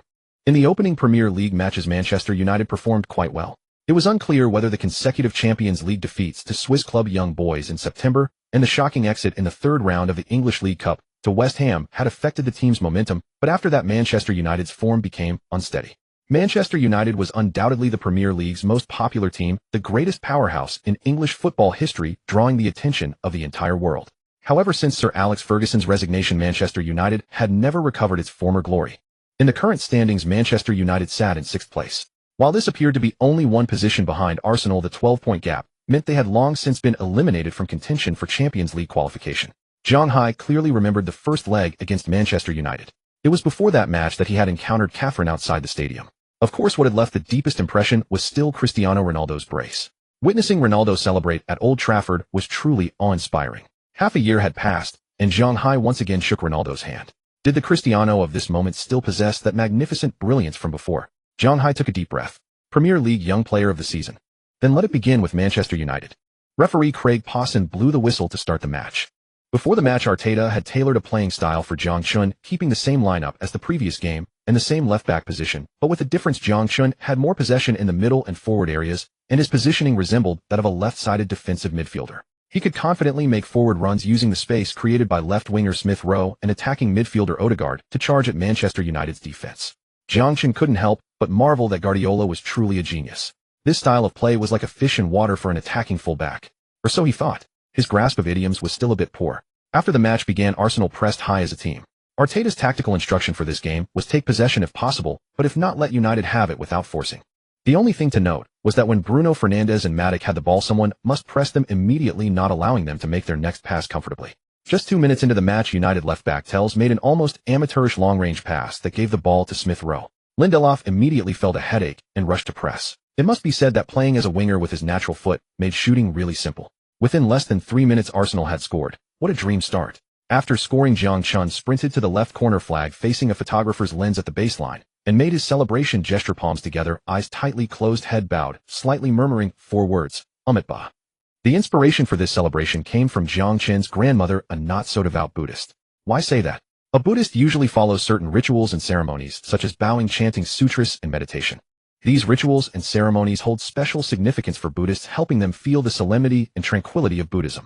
Many Buddhists also follow the principle of vegetarianism, refraining from any animal products, including meat, seafood, eggs, etc. They believe these foods harm life and the body, negatively affecting their health and mind. Zhang Chun's grandmother had none of these habits. She ate and drank as she pleased and paid no attention to rituals. She only occasionally chanted Buddha's name or some obscure scriptures. Her mantra was, "The Buddha is in the heart, that's enough." After Zhang Chun's family had been in England for a while, Jiang Ming teased his grandmother, saying she heard Europeans believed in God and was considering whether to ask Jesus to bless their family. When he was young, Zhang Chun's father traveled everywhere to play football, and his mother was a doctor who was also very busy. It was always his grandmother who took care of him. He knew that his grandmother might not see him in the news until tomorrow morning, but he believed she would be very happy when she saw it. At the same time, Zhang Chun wanted to tell his grandmother, "Trust in the Buddha, he will always bless you, granting you a long and happy life." At the Emirates Stadium, the fans seemed not to have expected the goal to come so quickly. They hadn't yet settled into the game. Many were still taking photos on their phones, preparing to tweet, when suddenly a goal was scored. Smith Rowe ran up to Zhang Chun, saw his celebration, and didn't disturb him. Instead, he imitated Zhang Chun and made the exact same gesture. Smith Rowe asked in Chinese, "Zhang, are you imitating Sula's celebration?" Zhang Chun suddenly recalled that Sula often made a gesture of palms together and standing on one foot after scoring. According to the Egyptian forward, the gesture had no deep meaning. He just liked yoga, and this was one of the yoga poses. No, Zhang Chun quickly explained. "I'm asking the Buddha for blessings." Smith Rowe had been learning Chinese for a long time and had a slight understanding of Buddhism, so he immediately understood. Other teammates also swarmed over to Zhang Chun, asking what his celebration meant. Zhang Chun could only tell Smith Rowe to explain to everyone. Smith Rowe only said that Zhang Chun was devoutly asking for God's blessing, but everyone felt that Smith Rowe looked a bit mischievous. As Zhang Chun ran back to his own half, he saw Bruno Fernandes still spreading his hands and saying something to Ronaldo, who was shaking his head repeatedly, as if telling Fernandes to calm down. The match resumed and Manchester United launched a fierce attack on Arsenal's defense. Elanga soon had a chance to shoot from a tight angle, but fortunately Ramsdale performed heroically. In the 7th minute, the Emirates Stadium echoed with prolonged applause, which was for Ronaldo. A few days earlier, Ronaldo had announced with grief the death of his newborn son from twins. The pain of losing a child can only be understood by those who have truly experienced it. The fans' applause was to comfort and encourage Ronaldo, and Ronaldo on the pitch expressed his gratitude to the audience. United's attacks grew more intense. Bruno Fernandes hit the woodwork with a shot jangling the Gunners' nerves. Ramsdale was drenched in a cold sweat from the scare. Xhaka shouted loudly on the pitch, "Focus. Everyone concentrate. Have you all forgotten the coach's tactics?"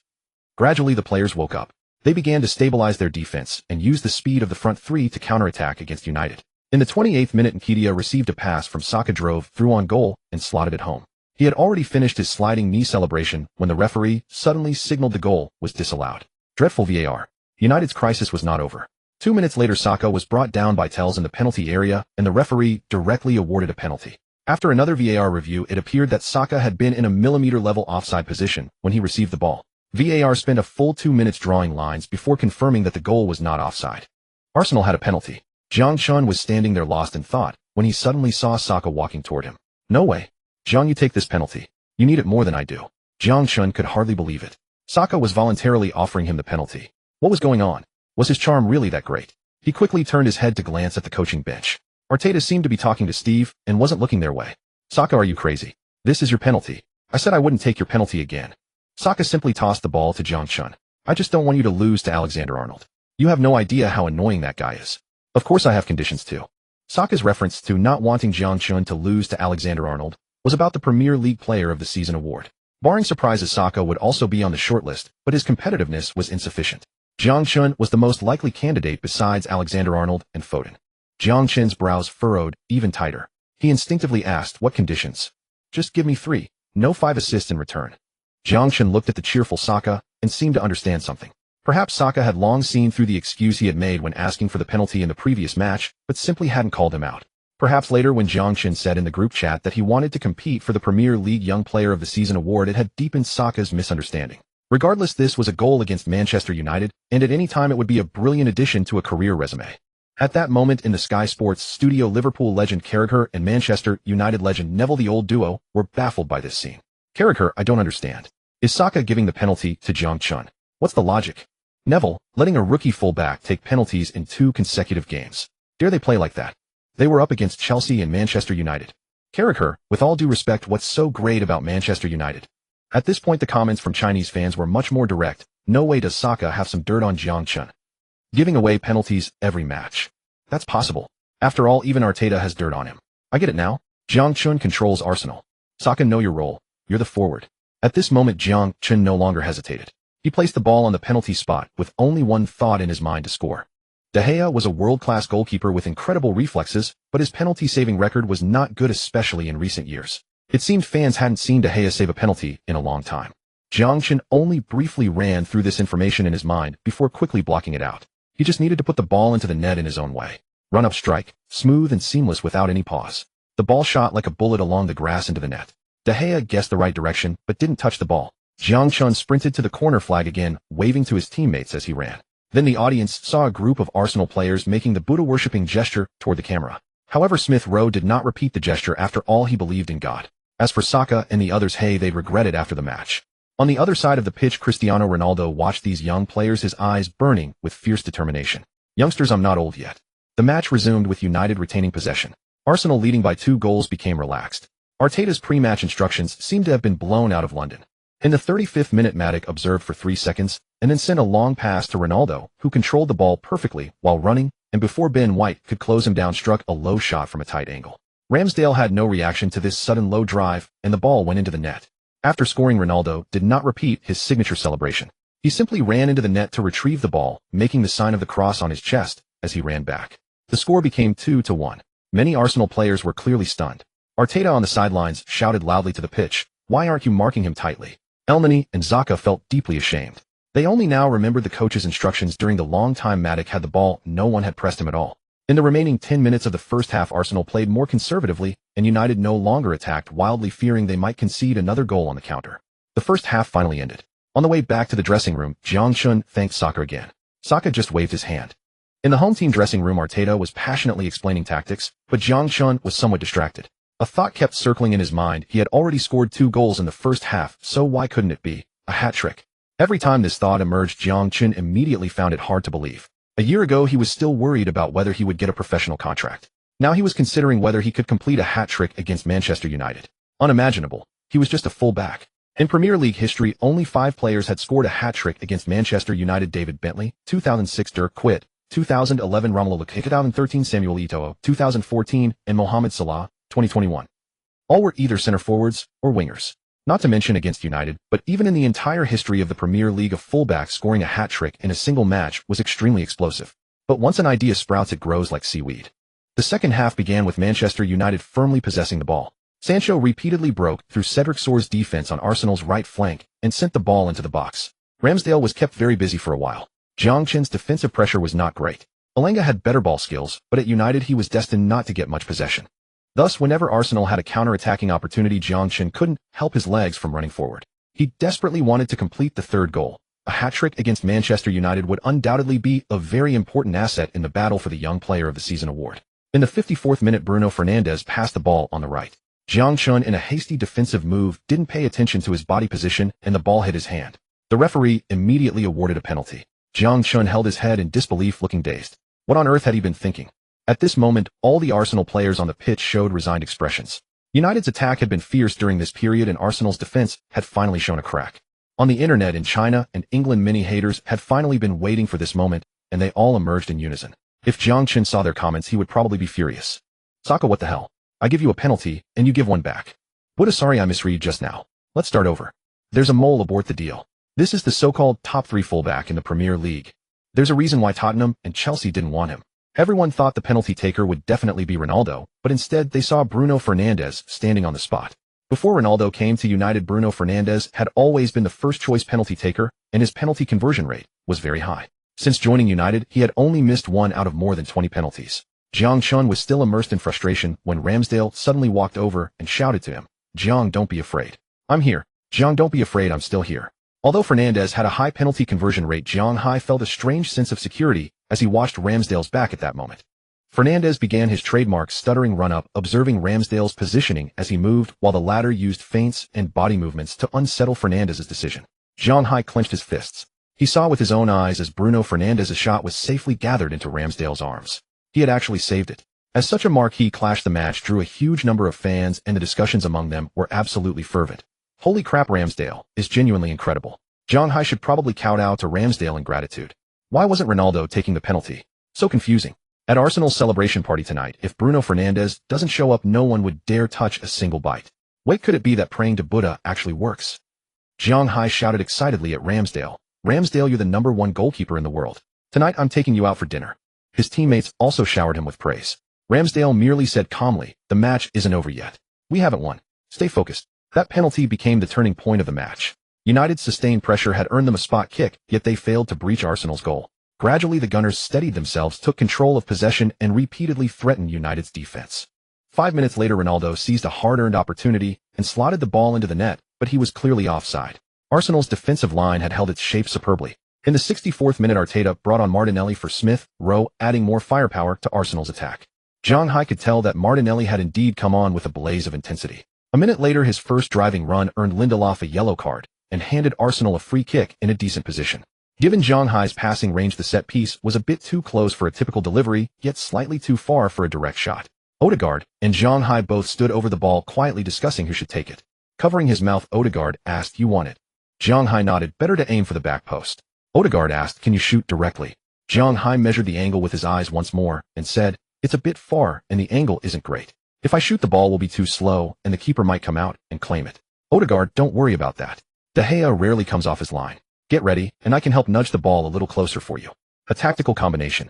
Jiang Hai wasn't really keen on shooting directly. He had never trained for free kick goals. A shot demanded high ball speed, and he could only rely on instinct, using his crossing technique to send the ball into the net. Xhaka then walked over as well. "Need me to do anything?" Jiang Hai thought for a moment, then leaned in close and said, "Stand next to De Gea and stop him from running to the back post." Xhaka nodded and headed into the penalty area. He had immense faith in Jiang Hai's crossing ability. Jiang Hai began to visualize a target model hanging at the top right corner of the goal. All he needed to do was deliver the ball onto that model's head. He had practiced this countless times in the Magic Box Stadium, except this time the ball would need to travel faster. The referee's whistle blew. Odegaard ran up, and as he passed the ball, subtly nudged it to the right with his left foot.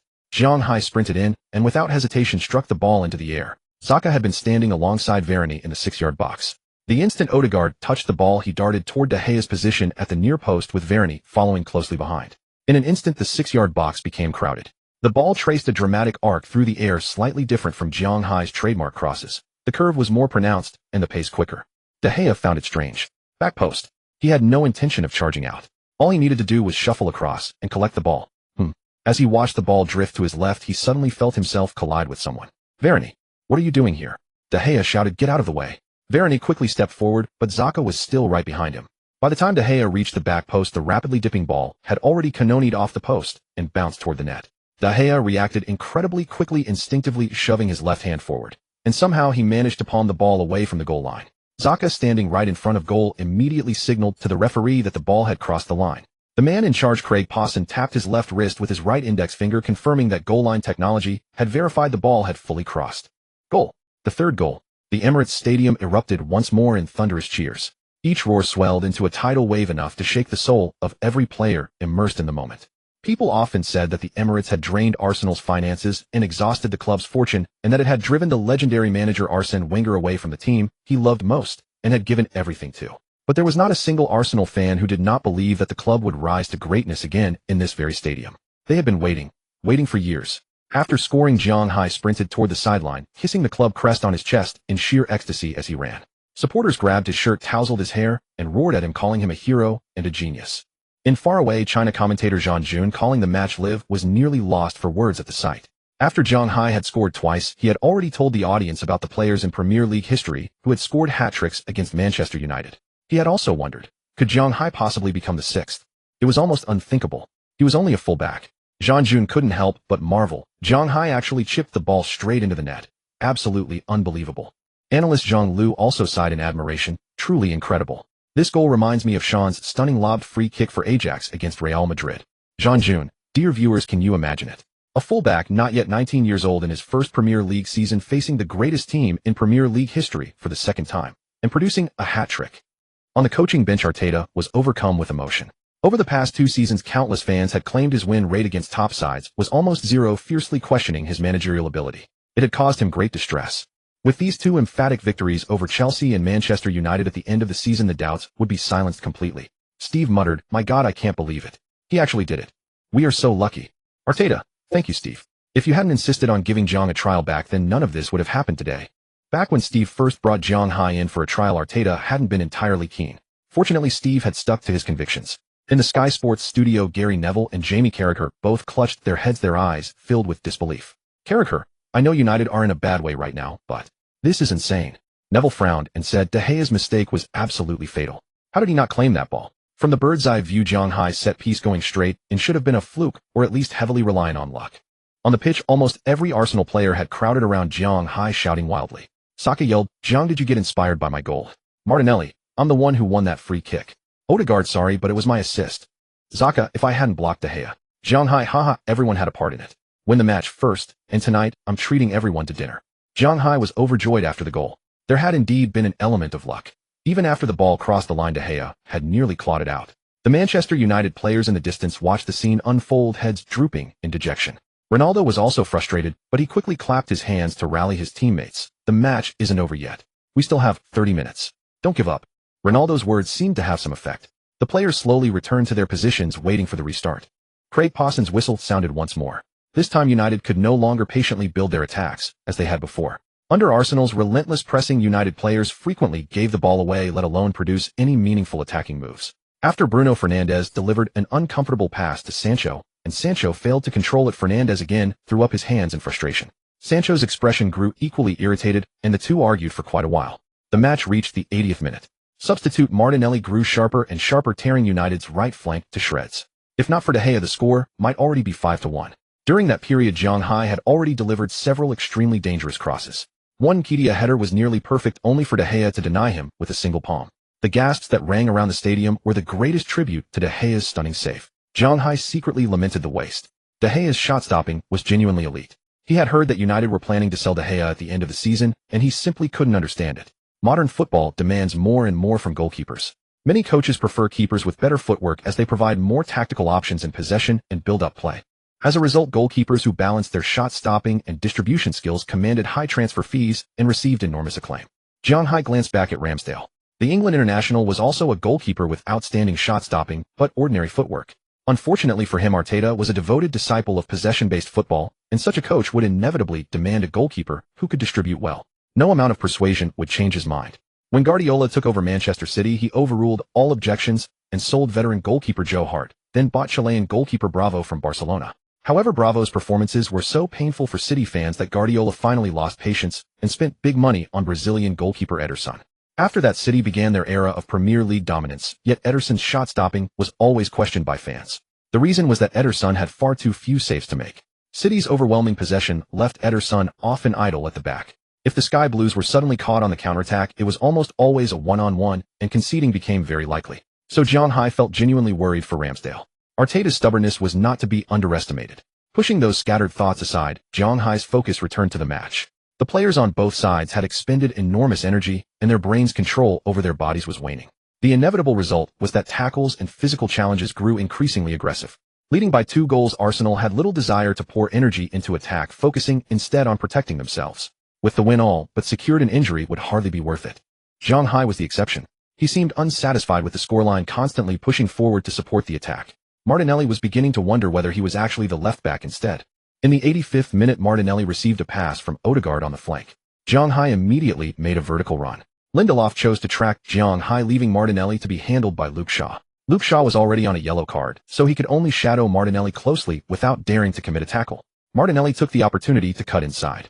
The veteran Matic was completely drained, having been ready to be substituted.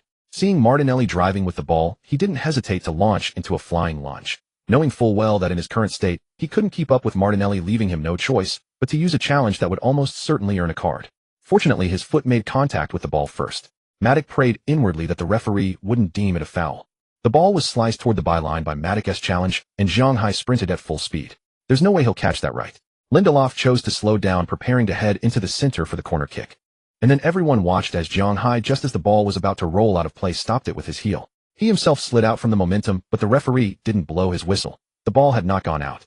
Zhang Hai scrambled up from the grass, his shirt already caked with grass and mud. Lindelof, however, didn't think Zhang Hai looked helpless at all. He accelerated again to close him down, but Zhang Hai had already carried the ball into the penalty area. Zhang Hai had already spotted the scene in the center of the box. He shaped his right foot as if to cross, but the swing of his leg was exaggerated. His right boot lifted high, then came down slowly, and Lindelof's body slid right past him. Lindelof had only one thought: how can this kid be so calm? Lindelof watched with his own eyes as the number 21 drove forward with the ball. Varane came across to cover once more, but Zhang Hai didn't dwell on the ball. The shooting angle was too tight, and he wasn't confident. Instead, he swept the ball across to the back post, where Saka arrived in perfect time and crashed into the net together with the ball. The scoreboard at the Emirates Stadium flashed again, the stunning 4-1 lead dazzling to behold. After scoring, Saka was overjoyed, never imagining that Zhang Hai would provide his first assist so swiftly. He beckoned his teammates to rush toward the advertising boards at the touchline and mimicked Zhang Hai's celebration for the cameras once more. Had they known of its religious significance beforehand, they would have refused under any circumstances. Today, God had been betrayed. Manchester United's players continued to protest Zhang Hai's line-clearing effort, insisting the ball had crossed the goal line before being rescued, though the distant assistant referee failed to see it. Craig Pawson was still in communication with the VAR official, but viewers watching the live broadcast had already seen from the replay footage that at least half the ball remained on the white goal line. A clear goal with no controversy whatsoever. Jean-Jun could only marvel. It's hard to believe that all 9 goals Arsenal scored across their consecutive matches against Chelsea and Manchester United were directly connected to Zhang Hai. Jean-Lu, the commentator, began stammering in disbelief. Truly, a player like this isn't even representing his national team. The moment he mentioned the national team, an unspoken tension filled the air, and both commentators quickly shifted the subject, as if those topics were forbidden at that hour. In the Sky Sports studio, Carragher offered a half-smile and remarked, it's already 4-0 now. I never expected this. Neville fired back with sharp criticism. Lindelof's performance was utterly unprofessional. The ball hadn't crossed the line, yet he should have been tracking the attacker. Carragher paid no mind to his old partner's frustration, letting slip almost involuntarily, I wonder if Southgate is watching this match. If England manager Southgate caught this performance, would he feel compelled to call Zhang Hai into the national team? Zhang Hai's performance in this match had been truly exceptional. With the score at 4-1, there was no longer any doubt about the outcome, yet even as the referee blew the final whistle, Manchester United's players still couldn't accept the result.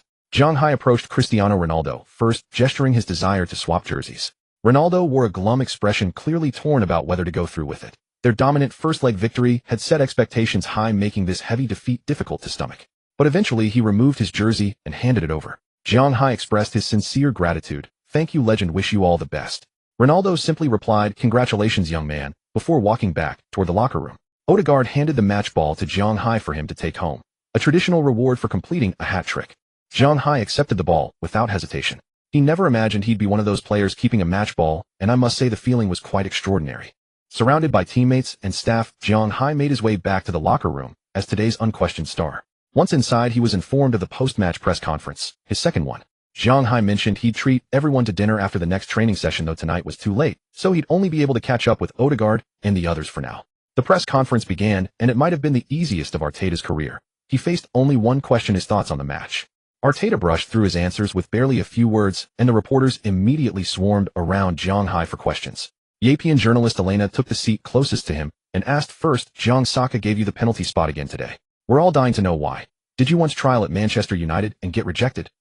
The previous match against Chelsea saw Zhang Hai asking Saka for a penalty become a huge controversy. If not for Saka's explanation at the post-match press conference, some English football legends might have lynched Zhang Hai. At the time, Saka claimed Zhang Hai had been rejected during a Chelsea trial and wanted revenge through goals.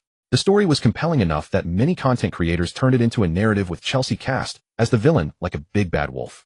As content creators added more satirical elements to their videos, the story grew increasingly outlandish, leading many to question whether it was even true. Could it be that the naive young Saka had been deceived? Zhang Hai shook his head and chuckled lightly. A trial at Manchester United? Not at all. After that experience at Chelsea, my father decided against taking me on trials with bigger clubs. He told me I wasn't the type of generational talent they'd sign. Hearing this, the reporter's first thought was whether Zhang Hai's story with Chelsea was actually true. Their second thought was even more bewildering. Wait, he wasn't considered a genius. Yet he'd just become the youngest player to score a hat-trick against Manchester United at 18. Manchester-based reporters seethed with frustration. Elena pressed on with her next question. So what's the real reason Saka gave you the penalty? Zhang Hai explained well. Before the match, I told Saka that for every penalty he yields me, I can provide him with 3 assists. We Chinese call this behavior reciprocity. He thought it was a great suggestion, and now I only owe him 2 assists. The response left everyone puzzled and slightly embarrassed, treating it so casually, as if it were nothing special. Shouldn't assisting forwards already be part of a defender's role anyway? And then there was Zhang Hai's remarkable self-assurance. He was already booking assists like reservations. Zhang Hai's reasoning was simple. He wanted to shield Saka from blame by framing it as his own manipulation rather than Saka's voluntary gesture, ensuring the midfielder wouldn't face criticism regardless of media speculation. Reporters noticed Arteta's expression suggested he wasn't troubled by such tactics on the pitch. A Manchester Evening News reporter immediately asked, "Zhang, are you really confident you'll be able to provide 3 assists for Saka soon?" Zhang Hai smiled confidently. "First, I've already completed 1 with 2 remaining. Second, please don't doubt my assist ability. You can check the Premier League assist rankings on your phones. Third, I never said in a short time. I hope Saka spends his entire career at Arsenal, so I'll have ample time to honor my promise." After assisting Saka in this match, Zhang Hai's league assist count reached 12, tying him with Salah for first place on the assist charts. Only now did everyone realize this 18-year-old standing before them possessed the capability to compete for the Premier League's top assist provider. This marked Zhang Hai's first time displaying such boldness in an interview. It was unavoidable. Without a bit of self-promotion, nobody would recognize his true ability, and generating media momentum was essential when competing for the Premier League's Best Young Player award. His wish for Saka to spend his entire career at Arsenal was really just Zhang Hai's humorous way of expressing loyalty to the club. The reporters moved on from that topic, and one asked, "Zhang, you're the 6th player in Premier League history to score a hat-trick against Manchester United, and the only defender to do so. What are you feeling right now?" Zhang Hai smiled at the camera and expressed his gratitude. "Thanks to Saka. For without that penalty, I couldn't have completed the hat-trick. Thanks to Ramsdale for saving my mistake. Thanks to Zaha, Nketiah, Odegaard, White." Zhang Hai rattled off a long list of names in one breath. "Without their efforts, we couldn't have won this match. I also want to thank Arsenal's coaching staff for devising the most suitable tactics for the team. Thank you to each one of them for their hard work. And I want to thank many others whom I won't name individually. Thank you for your silent contributions." Zhang Hai spoke so much in one breath that the journalists present exchanged bewildered glances. What on earth was this? They had never encountered anyone answering questions this way before. Was this some Chinese tradition or custom? Those unfamiliar with it might have thought he was attending an awards ceremony. Even the Arsenal players in the locker room found it strange. Saka murmured, "Is Zhang deliberately dragging this out?" Everyone immediately agreed with that assessment. Zhang Hai said, "It's getting late. If nobody has more questions, shall we wrap this up?" The reporters' expressions were priceless, a dismissal. It felt like they hadn't even gotten started. In truth, Zhang Hai had answered relatively few questions. Although answering more questions would bring greater exposure, Zhang Hai was cautious about saying something careless that the media or fans could exploit. English media were notoriously difficult to handle, and even now nobody seemed to pick up on his subtle dismissal. They kept pushing forward with more questions. "Zhang, we're all curious. Was your third goal deliberately designed that way?" Finally, a reporter asked something straightforward. Zhang Hai had prepared a response for this question in advance. Based on his previous approach, he would have credited luck, which had the advantage of preventing opponents from preparing specific defensive strategies against it, allowing him to use the same trick again in the future. However, to showcase his ability and avoid the impression that he relied solely on penalties and luck for the hat-trick, he couldn't attribute it to chance. "That's right. Speaking of which, I need to thank Saka once again. He once told me that when I really want to score, I can choose to pass to the back post, and a surprise might occur." And indeed, a surprise did happen. From the locker room, Saka jumped up excitedly, declaring, "See, I told you Zhang was inspired by me." Odegaard chuckled, but said nothing to contradict Saka. If it hadn't been for his own suggestion at the time, Zhang Hai would certainly have passed the ball. After Zhang Hai finished speaking, he noticed disbelief on some reporters' faces, likely doubting his technique, given that the goal's angle was so exquisite, it was almost guaranteed to be the Premier League's goal of the round, which seemed beyond the control of an 18-year-old rookie. An Arsenal squad reporter asked, Zhang, you've directly contributed to 8 goals across the last 2 matches. You might be the best U19 player in a single Premier League season in history. What are your goals for this season? Zhang Hai shot Charles a grateful look. Only his own people truly understood him. Zhang Hai replied sincerely, this is my first Premier League season. From the very beginning, my plan has been to train hard, improve myself, and constantly learn from excellent players. I'm using every match to develop my abilities. I may never experience another period in my life where I improve this rapidly. As for statistics, I don't care much about them because I know next season's version of me will be stronger. Whether it's goals or assists, what matters most is helping the team win matches. The team always comes first. The reporters present were visibly skeptical, rolling their eyes. Yeah, right. Didn't care about goals. Who stole 2 penalties from Saka? Didn't care about assists. Why do you know the assist rankings better than we do? Charles followed up with, Zhang, we've noticed that aside from injuries, you've maintained an unbroken daily training regimen at the club since your first day at Arsenal. What drives you to do this? Zhang Hai was internally thrilled. Charles truly understood him. In fact, apart from Arsenal's staff, no other journalist had properly investigated Zhang Hai's habits before. Now hearing Charles's description, a vivid portrait emerged of a young, disciplined, hard-working genius. His image seamlessly matching the Zhang Hai standing before them. Can this really be happening?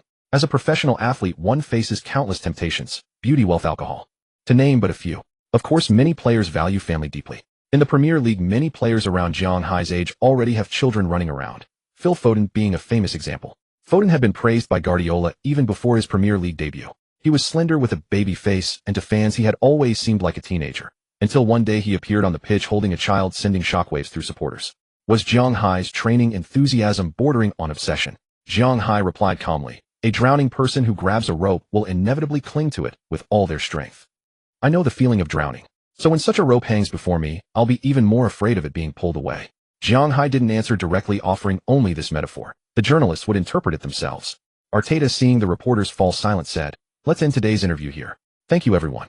Zhang Hai exhaled in relief. It was finally over. London's night was thick with fog as Zhang Hai climbed into Odegaard's car once more. Zhang, when on earth are you going to get your driver's license? I'm about to become your chauffeur. Odegaard was clearly in good spirits, joking with Zhang Hai throughout the ride. Zhang Hai didn't answer that pointless question, merely gazing out the window. The Thames looks so black tonight. Zhang, I heard your name in Chinese means river. Is that true? Zhang Hai smiled. There is some connection. Zhang He Hu Hai. River, stream, lake, sea. But I wasn't originally called by this name. Odegaard didn't press why he had changed his name, simply asking, then why did you choose this name? Zhang Hai's eyes gazed into the dark distance as he murmured, my mother on the flight to England looked down from the sky and saw the boundless ocean. That's how I got this new name. After a long silence, Odegaard suddenly said, Zhang, I've discovered you have a certain magic about you. Zhang, I've discovered that you possess a certain magic, Odegaard suddenly said. Zhang Hai turned his head, puzzled. Huh, magic. I've noticed that whenever the team is struggling, you always manage to steer us to victory, Odegaard continued. Then comes the second win, the third. Sometimes I wonder if you're a gift from Santa Claus to Arsenal.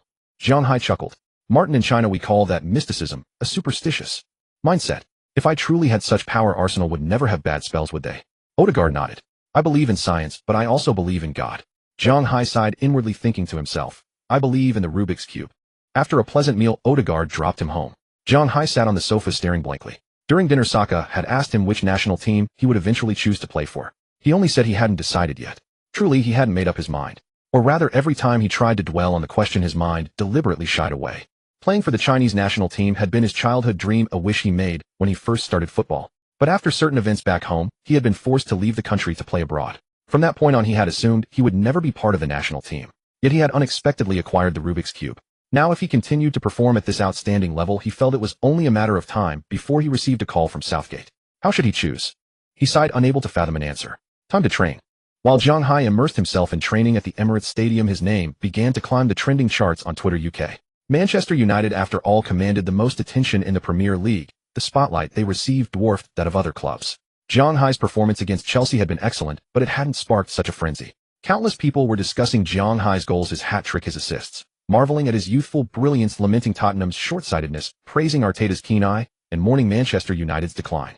The next day, Zhang Hai's celebration pose, hands clasped together, appeared on the front pages of major sports newspapers: BBC 442, Daily Sport, Mundo Deportivo. The most common headline was, A Rising Star. In China, the sensation Zhang Hai caused was even greater. Due to internal power struggles within the Chinese Football Association, the issue of naturalized players had long been controversial. However, as naturalized players took the field one by one during the World Cup qualifiers, the conflict seemed to have subsided. Yet China's dismal performance in the World Cup qualifiers, culminating in a miserable exit, marked the complete failure of the grand naturalization movement. Now Li Tai had stepped down as head coach of the Chinese national team. Li Xiaoping, after serving as interim coach for a few matches, had also hastily left the national team. The Chinese national team didn't even have a formal head coach, a testament to the chaos of its management. Despite Zhang Hai's stellar performances in the Premier League, he had never received a single call from the Football Association. In China, more and more netizens began to explore Zhang Hai's past. The power of the internet was immense. A self-media creator nicknamed the Flying Scout painstakingly pieced together clues and seemed to have uncovered why Jiang Ming had taken Zhang Hai away from China. After Zhang Hai completed his hat-trick against Manchester United, the Flying Scout quickly released a video compiling the latest clues. In just one night, the view count had reached a staggering 3 million, and it was still climbing. The video's timeline and content were simple. It captured fragments of online chatter and through meticulous deduction reconstructed the truth.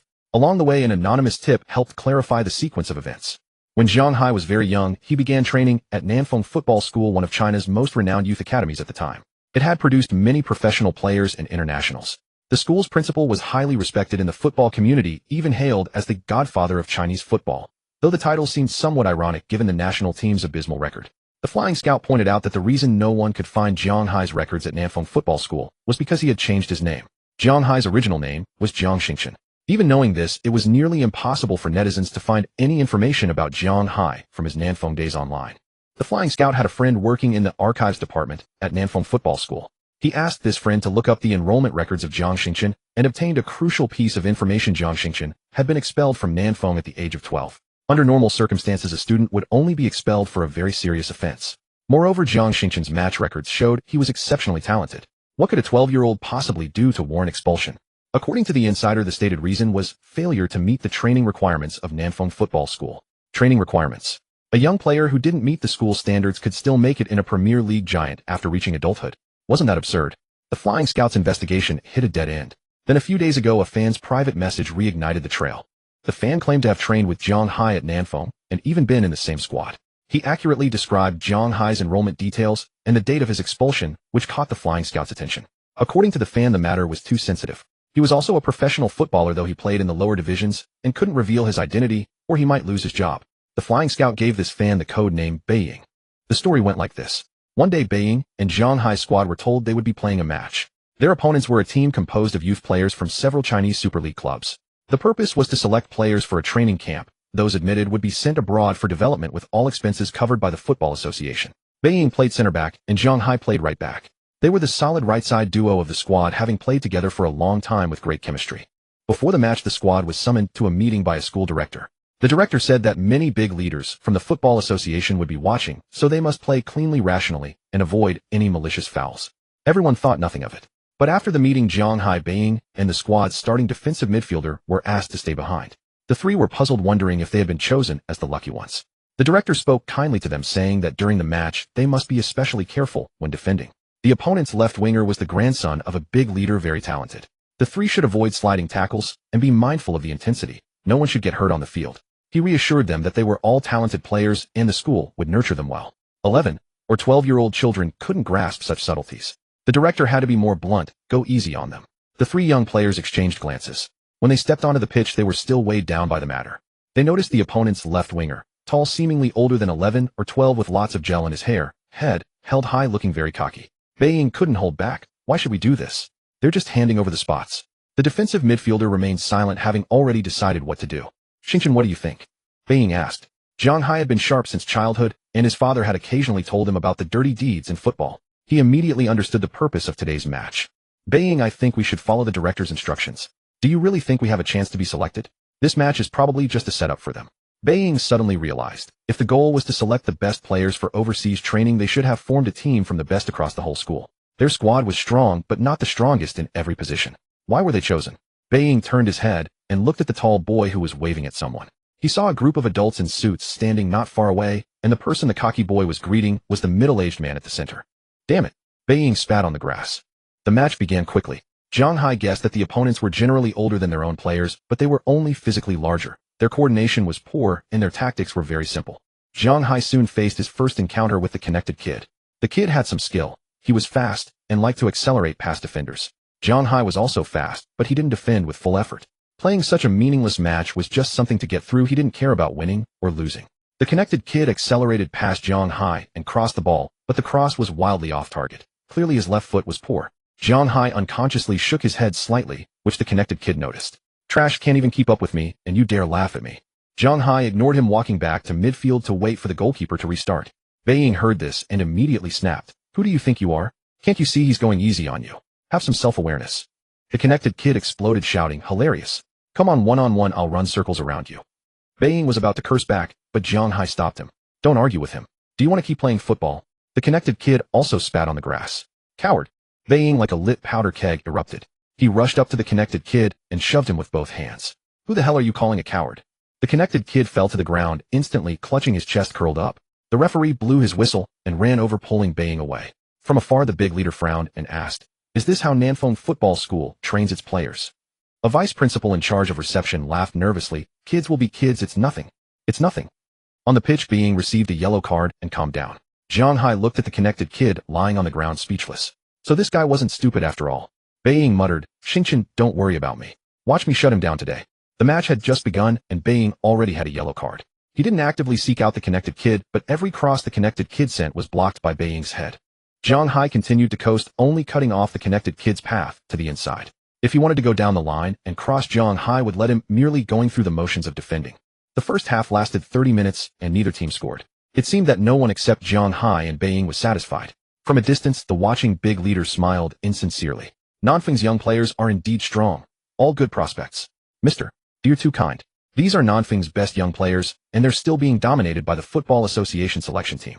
The second half began quickly. Somehow Beiying was substituted off immediately. The substituted Beiying, wearing a training bib, stood behind the goal on Zhang Hai's side, his eyes blazing with fury, as if supervising Zhang Hai. Zhang Hai had no choice. He knew Beiying's temper well, so he had to put in a bit more effort. In the 10th minute of the second half, the increasingly impatient connected kid received the ball on the flank again. He desperately wanted to break into the box before making a move, but the defense in front of him was airtight, forcing him to go down the line. He continued down the flank, trying to cut into the box from the end line. Once inside the penalty area, any contact would let him fall and win a penalty. Zhang Hai slid in, sending the ball out for a goal kick. The connected kid also fell to the ground, clutching his leg and shouting, Doctor! Doctor! It's broken! Zhang Hai and Beiying were speechless. Zhang Hai's slide tackle hadn't even touched the connected kid. What an actor! Was he a veteran of such tactics? Even more bizarrely, the referee directly showed Zhang Hai a yellow card. Zhang Hai was stunned. Seriously, this is how it's played. Beiying shouted from the sidelines, trying to explain to the referee, but it was useless. From afar, the big leader shook his head. The Football Association promotes clean play. This is just utterly disgraceful. Learning dangerous moves at such a young age. What if he hurts another kid? Mister, do please calm down. Such sliding tackles are common abroad. You might not be familiar with. The big leader's face instantly darkened. Are you saying I don't understand football? Director of Nanfeng Football Academy immediately broke into a sweat, explaining, President Du, that's not what I meant. How could you not understand football? You're the chairman. We will standardize player training, implement all the regulations and policies of the Football Association. On the field, the well-connected player rolled on the ground a few times, then got up, pretending to be injured. He clutched his ankle, grimacing in exaggerated pain. His acting was truly over the top, leaving Zhang Hai and Beiying utterly bewildered. When the match resumed, Zhang Hai decided to stop making tackles. Let him dribble wherever he wants. 2 minutes later, the well-connected player took the ball and dribbled past again. Zhang Hai deliberately left some space along the inside line, allowing him to cut inside, but the guy seemed oblivious, still heading straight for the baseline. Zhang Hai had no choice but to follow, slowly restraining his urge to make a tackle. As the well-connected player was about to dribble into the penalty area, Zhang Hai couldn't hold back any longer. He kicked the ball away hard, and at the same moment, the well-connected player fell to the ground once again. Zhang Hai was speechless. Not again. His foot had not touched the well-connected player at all. His clearance was solid, and the sound of the football proved it. Absolutely clean and precise defending. But others wouldn't see it that way. The big shot on the sidelines exploded in anger. What's that player's name? How dare you let a player like this play in professional matches? How dare you let him play for the national team in the future? What will foreigners think when they see such actions? President Du. His father was also a retired professional player. He wouldn't. When Beiying reached this point, he added that these conversations were later heard from others at the football academy. Many people were watching the match that day, so it wasn't surprising that someone overheard the leader's discussion. As for whether there was any exaggeration, he couldn't say for certain. The zealous scout then asked, and then what happened? The referee showed Zhang Hai another yellow card, and with 2 yellows becoming a red, he was sent off directly. Zhang Hai showed no sign of disappointment, and even Beiying felt helpless. This kind of thing really wasn't worth them getting into a fight over. Zhang Hai walked straight off the field and left together with Beiying, but he noticed Beiying had been holding back laughter. What's wrong? Ha ha ha, Xingqian, you didn't see it. That guy just twisted his own ankle. Ha ha ha, so stupid. Zhang Hai burst out laughing and asked, no way. I didn't even touch him. Beiying, ha ha, yes, I saw it clearly. That guy tried to fake a fall, but he messed up his act and directly twisted his own foot. The 2 laughing men had no idea that just a few days later they would be worlds apart and never contact each other again. The well-connected player had indeed twisted his own foot, and the injury was quite serious.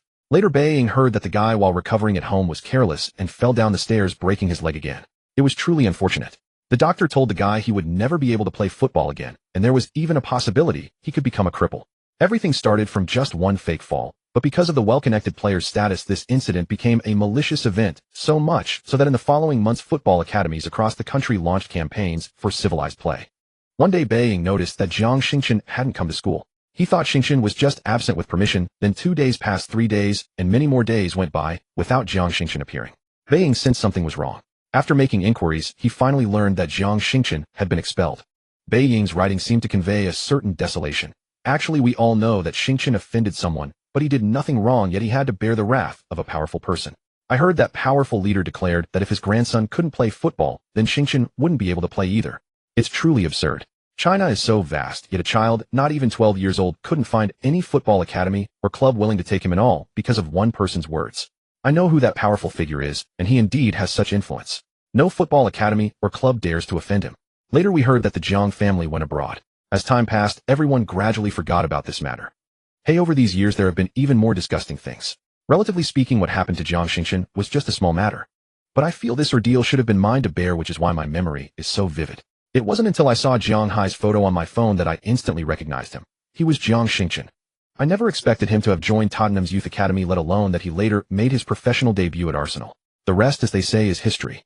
In the past, I never wanted to tell others about Xingqian's story, let alone the media. I don't know if Jiang Hai will return to play in China someday, nor do I know if these past events will greatly affect him. But now, after watching Arsenal's match against Manchester United, I suddenly realized that the boy who was once full of passion for football has now become able to control his own destiny. The internet is filled with the greatest malice about human nature. I just want to speak the truth, though I lack the courage to face it. The fan's final statement was somewhat incoherent in logic, but the zealous scout could clearly sense that there were many more thoughts he couldn't express through words. After careful consideration, the zealous scout included all of this content verbatim in his video. This is the truth of the matter. After the zealous scout uploaded the video, it immediately caused a huge response. Especially those night owls who couldn't sleep after watching Arsenal beat Manchester United were constantly scrolling through their phones. When they came across the scout's video, 9 out of 10 acted as word-of-mouth promoters and shared the video. Views, comments, and bullet screen numbers continued to rise. Just when the zealous scout was feeling pleased with himself, his video was suddenly taken down, with the reason being involving sensitive content. He knew that his video had caught the attention of some big shots. However, he wasn't worried. After the video was taken down, the hype would only grow larger. In the following time, his video clips would frequently appear on various short video platforms. The facts proved exactly as he had anticipated. A big hand seemed to be trying to extinguish these small flames, but as the old saying goes, no matter how fiercely the wildfire burns, it springs again with the spring breeze. The popularity of the zealous scout's account rose like a flame against the wind. The young players from the same era as Jiang Xingqian have now become adults. Many who were at Nanfeng Football Academy back then remembered this story, and the video content was confirmed by more witnesses. Taking advantage of this wave of popularity, the zealous scout quickly produced several more videos and posted them on different platforms with more subtly worded phrasing. A netizen with the username Innocent Zhang Qingyun posted, "Goodness me, so Jiang Hai is actually Jiang Xingqian. I even played football with Jiang Hai back in the day." The post immediately attracted many onlookers. The poster must be making this up. I've gone through the comments and already found 18 of Jiang Hai's best buddies. I can vouch for it, I was the ball back then. Soon, Innocent Zhang Qingyun provided evidence. A group photo with more than a dozen young players wearing red jerseys. One person in the photo was specially circled in red, and without careful comparison, one could clearly see that young person bore an 80 to 90% resemblance to the current Jiang Hai. Awesome OP. My teammate turned out to be a star player. My teammate is Jiang Hai. Jiang Hai's coach is Arteta, so my coach is Arteta too. OP is everything in the video true. Innocent Zhang Qingyun. Ha, I've quit playing football long ago, so I'm not afraid of offending anyone. That incident was the talk of the town back then. That well-connected player even became everyone's topic after training. He faked a fall and ruined his own career. Really something. A netizen named FMVP sincerely asked, "Opie, may I ask who the big shot mentioned in the video is?" I searched all over the Football Association and couldn't find anyone with the surname Do. A user named Once Upon a Time replied, "The Football Association. Don't make me laugh. How about looking even higher?" Several minutes later, FMVP, holy crap. No way. This netizen's exclamation quickly attracted a crowd of onlookers. However, the user, Innocent Zhang Qingyun, never spoke again. Later people learned that he had been banned from commenting for 3 years, essentially silenced. Soon a user named Innocent and Romantic Zhang Qingyun appeared in the community shouting, "Ban one of me, and there are thousands and millions more like me." Social media short videos news platforms. The story about Zhang Hai was eagerly covered by self-media reporters. But strangely, not a single relatively official sports media outlet came forward to discuss this matter. When something unusual happens, there must be something fishy going on.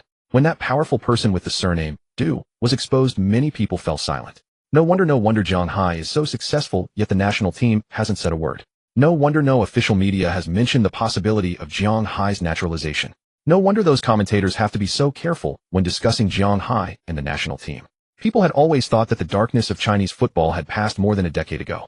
The darkness hasn't passed. It's just that the sun has been replaced by a lamp.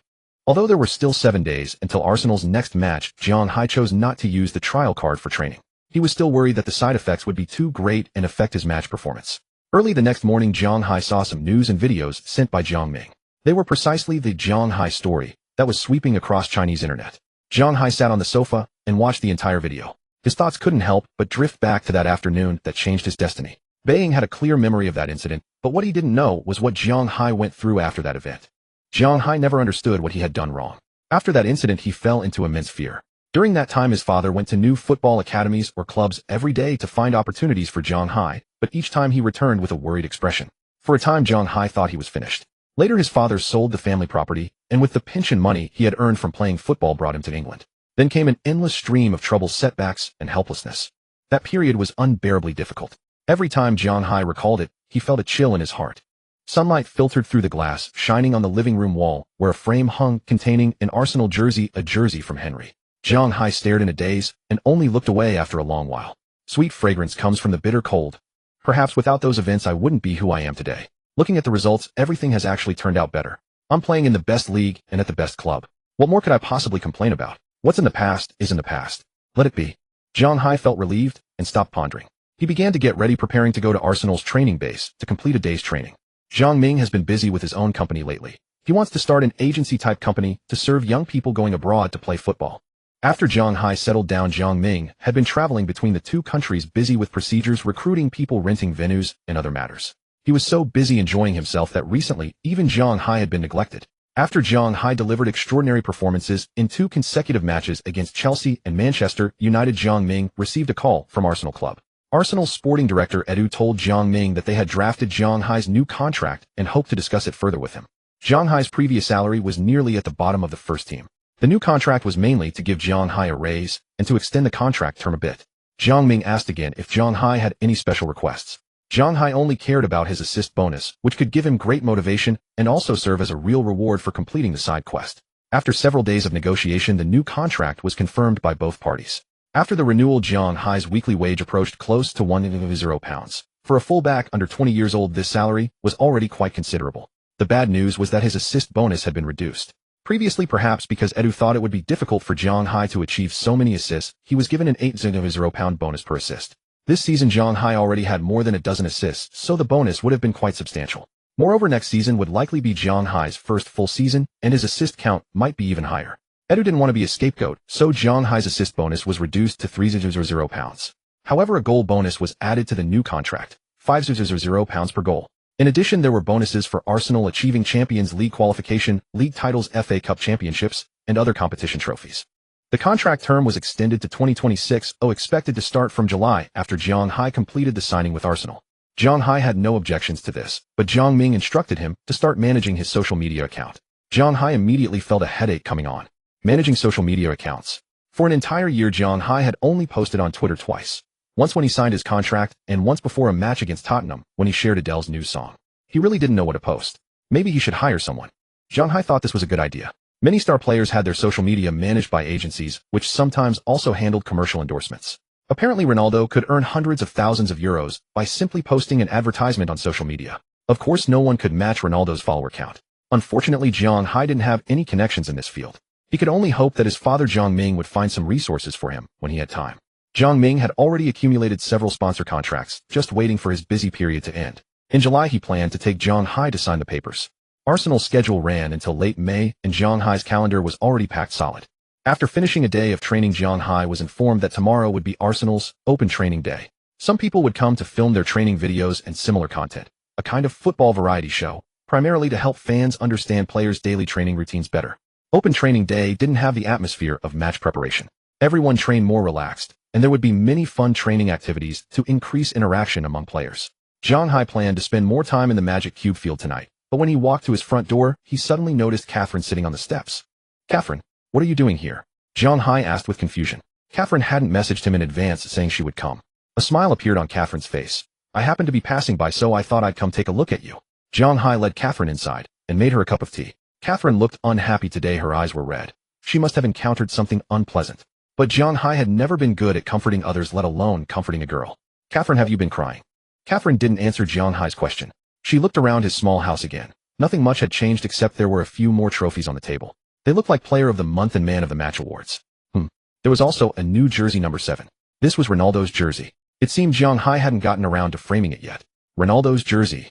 Jiang Hai nodded and said, "Yes, I initiated the exchange with him. Honestly, I never thought I'd one day be able to compete on the same pitch as Ronaldo." Catherine asked, "Jiang, my parents are die-hard Tottenham fans. My father's collection room has signed jerseys from many Tottenham players, as well as shirts from legendary players. When I was little, I often wondered why adults like collecting other people's jerseys." Jiang Hai didn't know why Catherine would ask such a question. Collecting was a hobby for many people. Jiang Hai had also thought about collecting jerseys from professional players, but he wasn't good at talking to strangers. So far he'd only proactively exchanged jerseys with Ronaldo once. "I think it's completely normal to collect jerseys from legendary players. For me, when I see a jersey, the image of that player playing football comes to mind. Like this Cristiano jersey. I can recall many of his brilliant moments. These are beautiful football memories. When I'm old and see this jersey again, the emotions should be profound." "Catherine, Jiang, do you love football that much?" "From what I know, many professional players just treat it as a job." Jiang Hai answered without hesitation. "I love football way too much. I literally cannot imagine how I would live without it." Catherine blew on the tea in her cup, dispersing the leaves, and took a careful sip. "Jiang, I'm so envious that you found something you love." "Catherine, don't you like football?" Catherine had told Jiang Hai before that she'd been an Arsenal fan since childhood. If she wasn't lying, she had no reason to dislike football. Catherine shook her head. "I like Arsenal, but only this club, or rather a symbol. Within this symbol exist parts related to football, but what I like isn't actually football." It was hard to explain clearly. Catherine gave another example. "Jiang, it's like how I like watching you play football. But how good your technique is, that's not what I care about. What I like is just you. Playing football." Jiang Hai seemed to understand, but also not quite, furrowing his brow in deep thought, unable to figure it out. Catherine's voice interrupted Jiang Hai's thoughts. "Jiang, let me treat you to dinner. You treated me to beef noodles last time. Don't Chinese people emphasize courtesy demands reciprocity?" Jiang Hai checked the time. It was still early. "All right." Catherine hadn't driven today. She took Jiang Hai to a nearby restaurant. Fearing that Jiang Hai might be recognized and cause unnecessary trouble, the two sat in a corner of the restaurant. Jiang Hai wore sunglasses and a mask. Things were different now. He was quite famous in London. Being recognized on the street was a common occurrence. After all, Chinese features were quite distinctive.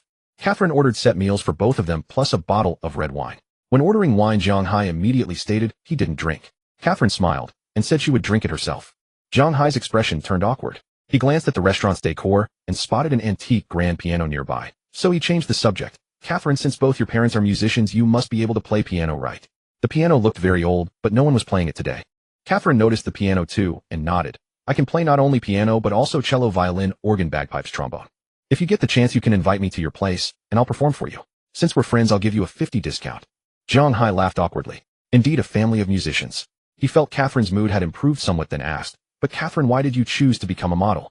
Catherine stared at the lights outside the window. The playful smile from earlier had vanished again. Her eyes seemed to pierce through time. "My mother told me that when I was still in her womb, I had to listen to performances of over a dozen instruments every day. In their eyes, my future may have been destined before I was even born. So I learned all kinds of musical instruments at a very young age and memorized countless musical scores. Many people, after going through many things, desperately want to return to their childhood. They long for those carefree times. However, I would never have such thoughts. My childhood was gray. The only wish I had back then was for my age to grow quickly so I could make my own choices about what I wanted to do. A helpless bitter smile appeared on Catherine's face. So for a while I strongly hated my parents and hated everything they planned for me. They wanted me to become a musician, so I refused. They're diehard Tottenham fans, so I had to become an Arsenal diehard. As she said this, there was a kind of determination in Catherine's eyes. Zhang Hai felt he could relate to Catherine's thoughts. He also didn't want to go back to his youth. After going through certain things, he never wanted to relive them. But at least he didn't have to fight his closest relatives. After that, both of them silently ate dinner. It seemed like both had some troubling memories in their minds. The difference was that Catherine kept drinking. Catherine, maybe you should drink less. Zhang Hai reminded her. Catherine's face had already turned red. She laughed and said, didn't the Chinese say one good drinking spree disperses 1,000 worries? Won't you have a drink too, Jiang? Zhang Hai absolutely would not drink. Alcohol could cause great harm to athletes, such as reducing their strength, speed, muscle endurance, and cardiovascular endurance. One large bout of drinking would aggravate these symptoms even further. Even on the second day after moderate drinking, athletes' athletic ability still couldn't fully recover. Alcohol and beverages like beer would also stimulate the kidneys to produce urine, accelerating the loss of water in the body and worsening dehydration. This was extremely detrimental to exercise, especially endurance sports. It also increased athletes' risk of heart disease during exercise. Moreover, alcohol could damage a person's sensation, slowing reaction time. In serious cases, it could harm judgment and balance ability, thereby endangering their safety during physical activities. Therefore, athletes needed to be especially careful about drinking, trying to minimize alcohol intake to avoid adversely affecting their health and careers. In Zhang Hai's physical training regimen, alcohol intake was a major taboo. It could undo many days of his efforts. Perhaps a small amount of alcohol wouldn't affect his body, but Zhang Hai didn't want to take even the slightest risk. Every time he dined with Odegaard and the others, Zhang Hai would propose that they not drink. Sometimes when he couldn't persuade them, he would maintain his integrity and substitute tea for wine. Catherine actually didn't have much appetite. She ate very little, but kept drinking. Soon she was drunk, squinting her eyes as she asked Zhang Hai, Zhang, do you want to hear me play piano? Zhang Hai sighed. Catherine, you seem to be already drunk. Catherine shook her head. She stood up, body swaying. Zhang Hai quickly went over to support her. With Zhang Hai's help, Catherine walked to the piano and sat down. She gently stroked the keys, then began to play. Zhang Hai naturally didn't know that Catherine was playing Chopin's waltz. He only felt that the melody seemed to carry an inseparable melancholy. Yet the notes from the piano were incomparably smooth and free. Unfortunately, Zhang Hai didn't understand music. But from the appreciative expressions on the surrounding guests' faces, Catherine's piano skills seemed quite impressive. After finishing the piece, Zhang Hai helped Catherine back to her seat. She finished the wine in her glass and asked, Zhang, was my playing good? Zhang Hai nodded. Beautiful. The night deepened. Catherine's consciousness grew increasingly hazy. Zhang Hai had no choice but to take her back to his small house. He planned to let Catherine sleep in his bedroom while he slept in his father Zhang Ming's bedroom. He carefully removed Catherine's hair accessories, took off her jacket and shoes. Looking at this young body, he clearly felt his heart racing. But he didn't do anything else. After covering Catherine with a blanket, he left. Lying on the bed, Zhang Hai couldn't calm his heart for a long time. Should he do something? Every time he thought about it, he could almost hear his heart pounding. After an internal struggle that lasted quite a while, Zhang Hai shook his head. His consciousness sank into the magic cube, and he began training with the precision crossing skill card. That free kick goal against Manchester United gave Zhang Hai a new idea. Why not use the precision crossing skill card to train free kicks? Precision crossing focused on crossing. The training area was generally within 20 meters of the baseline, with a certain angle to the goal. Zhang Hai had the goal. In the training area, the shooting angle was very small. In actual matches, there were very few instances of directly shooting from this area. The fact that he scored that goal last time was largely because De Gea failed to come out effectively. His chosen target was the junction between the far post and the crossbar. As long as the ball didn't hit the target model, he could keep training in place indefinitely. In the training, Zhang Hai gradually lost track of time. In the magic cube field, sporadic, clanging sounds echoed. It wasn't until his consciousness could no longer hold on that he exited the magic cube and fell into a deep sleep. When he woke up in the morning, Zhang Hai smelled a faint aroma of food. Opening the door, he indeed saw Catherine busy at work. Her hair was a bit damp. Wearing an ill-fitting t-shirt in the morning sunlight, that slender figure made Zhang Hai feel slightly dazed. After a while, Catherine placed an exquisite sandwich in front of Zhang Hai. He took a bite. It was delicious. He hadn't expected such a young lady from a prestigious family to have such excellent cooking skills. Catherine smiled radiantly. Zhang, thank you for taking me in last night. Zhang Hai replied non-committally, you were drunk last night. I know, Catherine said in Chinese, this is called a gentleman, right? Zhang Hai laughed. Maybe I just don't want to take advantage of someone in a vulnerable state. Only after saying this did he realize this might sound inappropriate. Why did it feel like he was implying something? But Catherine didn't seem to understand what Zhang Hai meant. She only thought he didn't want to. Clearly her Chinese idiom skills needed more work. Do you still have to go to training today? Zhang Hai nodded. Yes, today is open training day. Catherine looked a bit disappointed. All right, then I'll be waiting to watch your show. What about you? What are your plans today? Zhang Hai asked in turn. Of course I'll wait for you at home. Catherine's voice carried a hint of playfulness. Zhang Hai felt awkward. He was worried his father might suddenly come over. When he discovered a beautiful woman at home, he wouldn't know how to explain. Catherine gathered the plates. I'm just kidding, Jiang. I have to go back to Manchester today. Jiang Hai nodded. Travel safely. Jiang Hai arrived at Arsenal's training ground and found that many camera setups had been installed with numerous strangers bustling about. He first went to the gym for some light muscle training and then saw his club teammates appearing one after another. The open day training was very free and relatively relaxed with activities such as football, ping pong, shooting with feet, and underwater football on the day's schedule. After a period of warm-up training and breakfast, they finally came to the training field for some fun activities.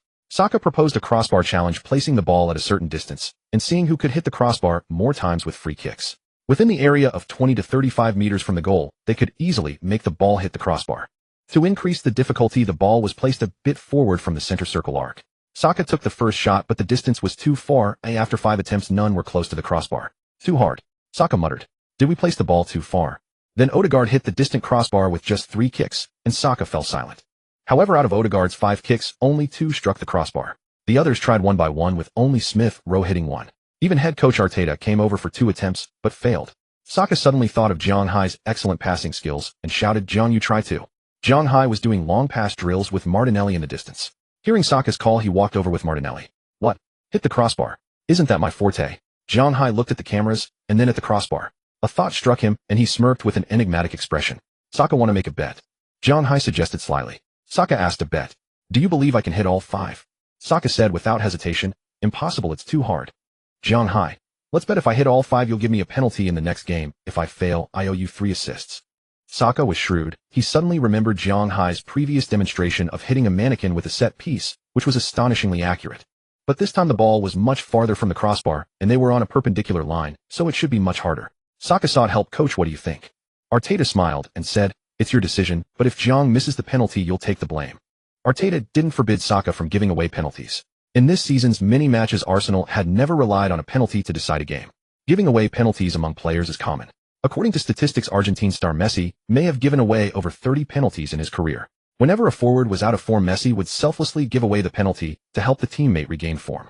However, in crucial moments of important matches, Messi would not put that pressure on his teammates and would always step up to take the penalty himself.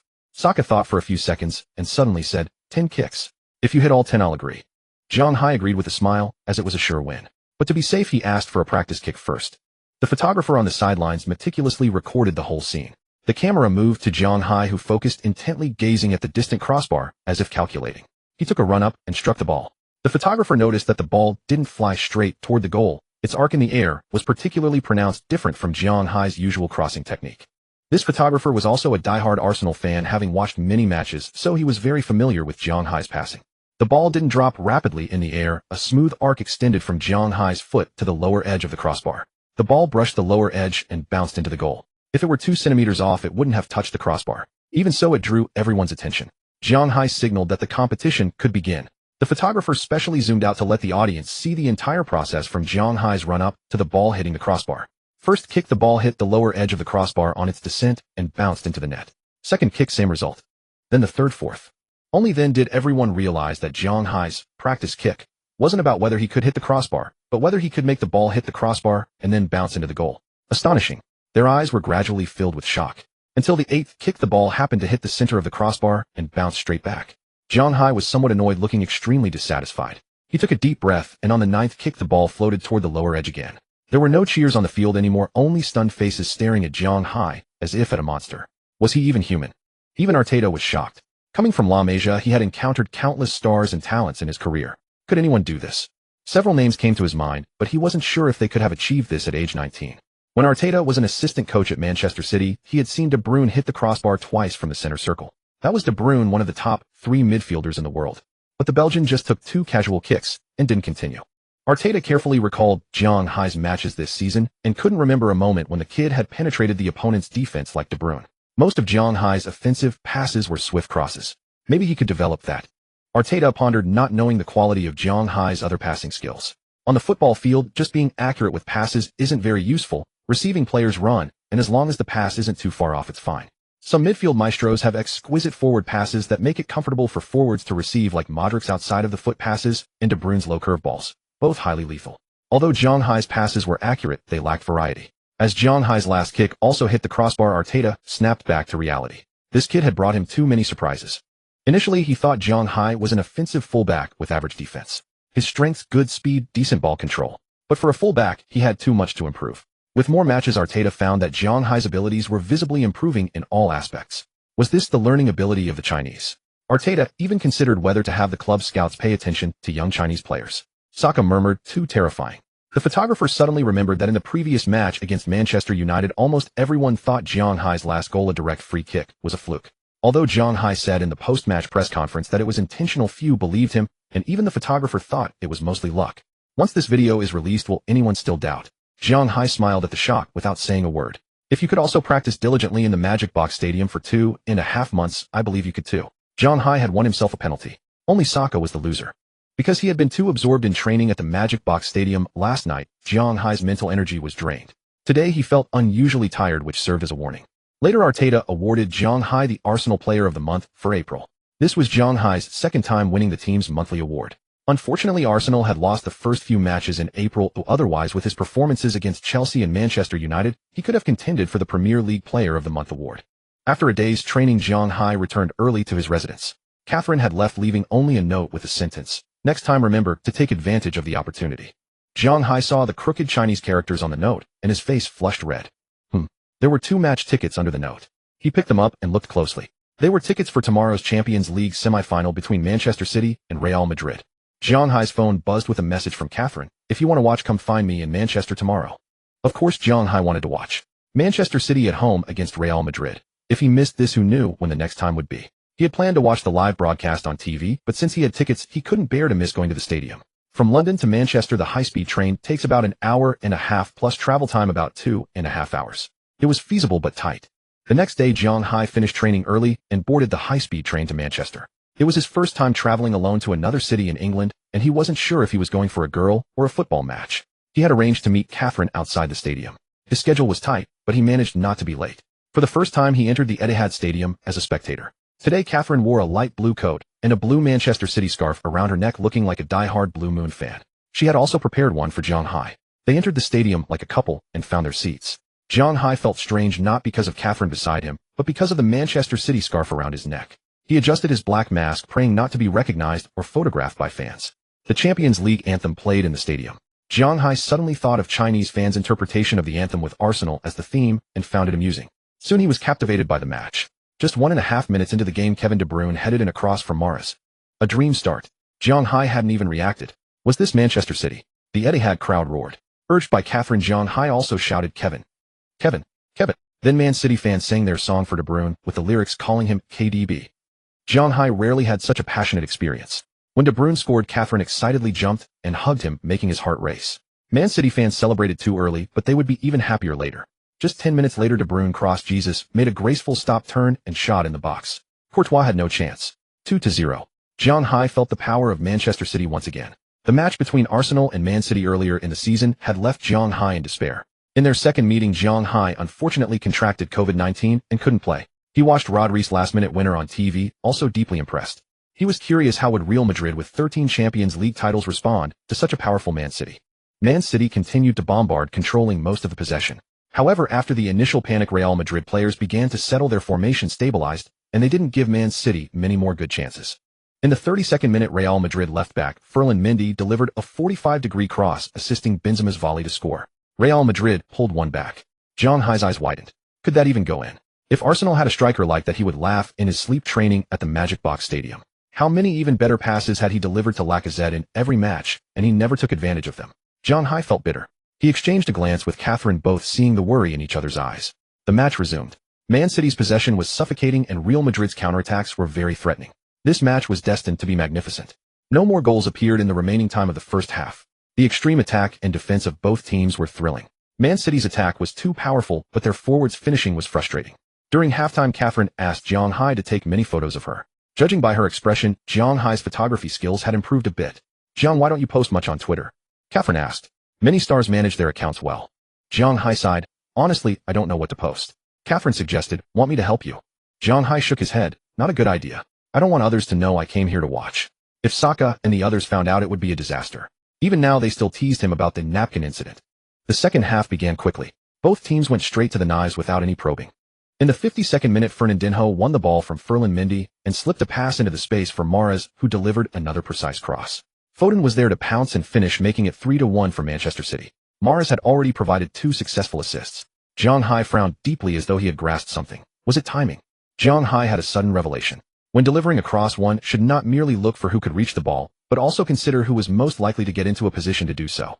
Mahrez's first cross, though labeled a cross, was more like a lofted through ball, demanding exquisite timing between pass and movement.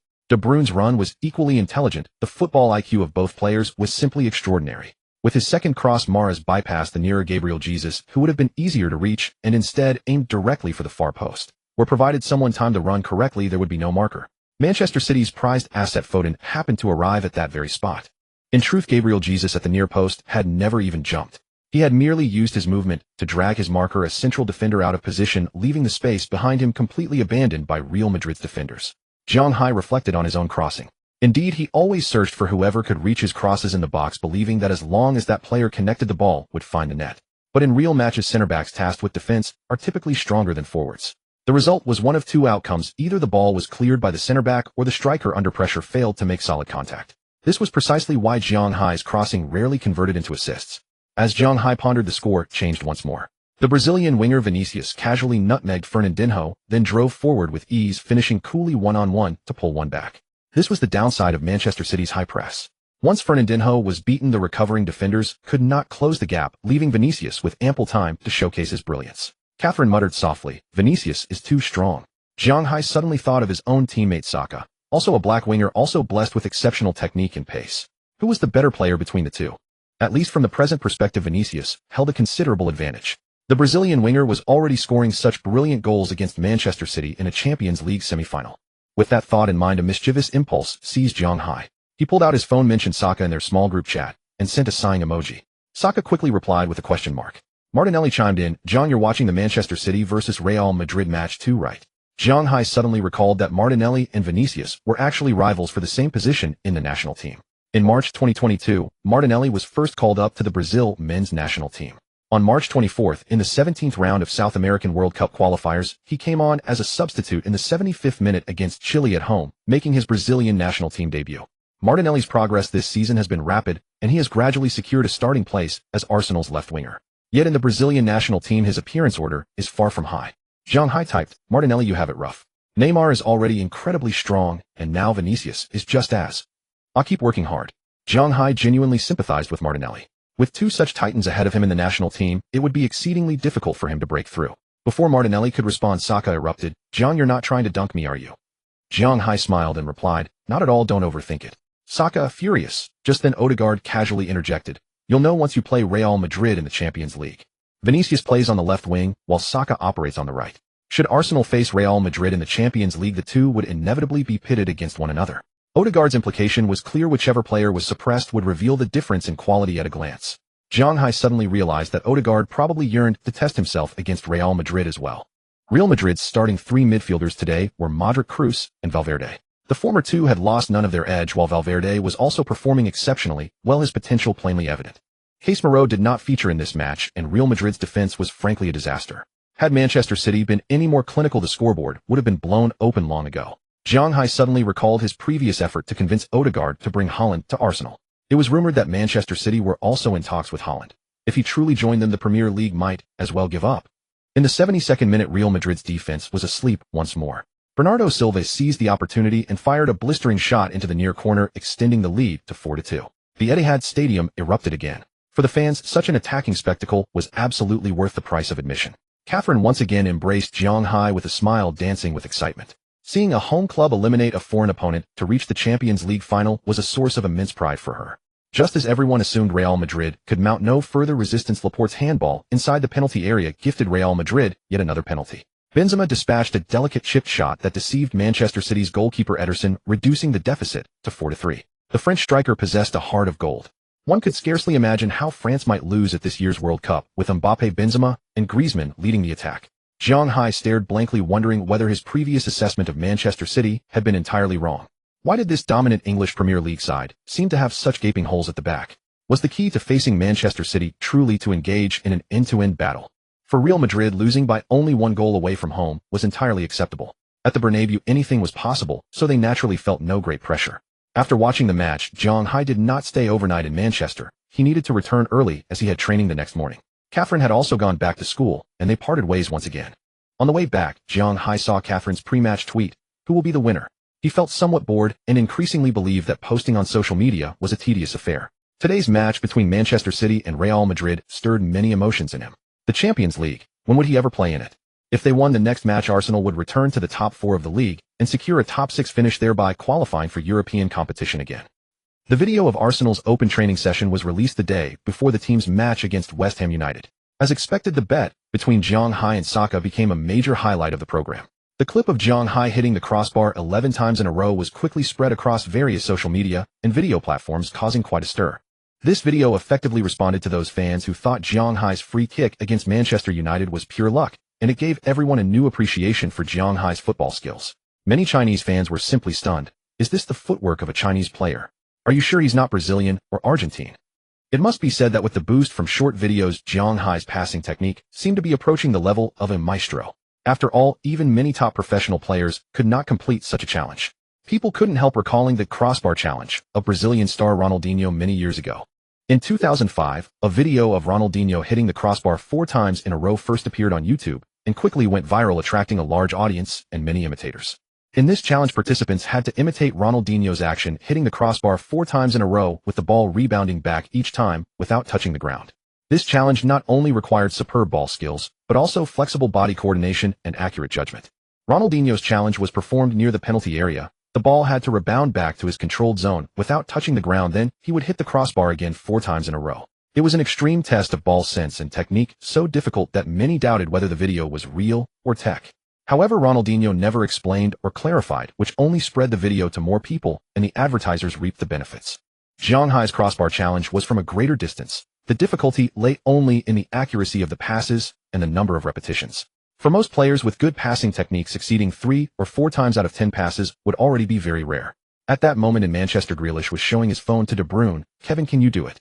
De Bruyne frowned after watching the video 10 times in a row. Very difficult. Immediately after, the social media enthusiast Grealish reposted the official Arsenal video with the caption, "Kevin says it's hard." Grealish's comment undoubtedly added fuel to the fire. Even De Bruyne thought it was difficult. Was Zhang Hai's footwork already at the level of a top Premier League midfielder? The rapid spread of the video sparked extensive discussion among netizens. Some veteran fans were clearly more sober-minded. A comment from a user named Ziajuujui garnered much agreement. In a real match, simply accurate passing is not very useful. For most professional players, the difference in passing accuracy might be only 1 or 2 meters, which for the receiving teammate is just a matter of moving 2 steps. Almost no difference. Another netizen named Fengye Chaobei also shared his view. "I agree with the above. What makes top midfielders like De Bruyne great is their ability to make threatening passes, high-difficulty passes like 45-degree curve crosses and low-driven curling balls that can completely change the course of a match. Although Zhang Hai's passes are very accurate, the ball speed is too slow. Such a passing style not only requires space, but also has limited use. Perhaps it can only be used for lobbing the goal." Of course, people were still immensely impressed by the precision of Zhang Hai's passes. Many veteran fans said that the players they could think of who had reached that level of passing could be counted on one hand. Some fans supporting Zhang Hai directly praised him. "Before you comment, consider Zhang Hai's age. He is only 19 years old and can already control passing precision.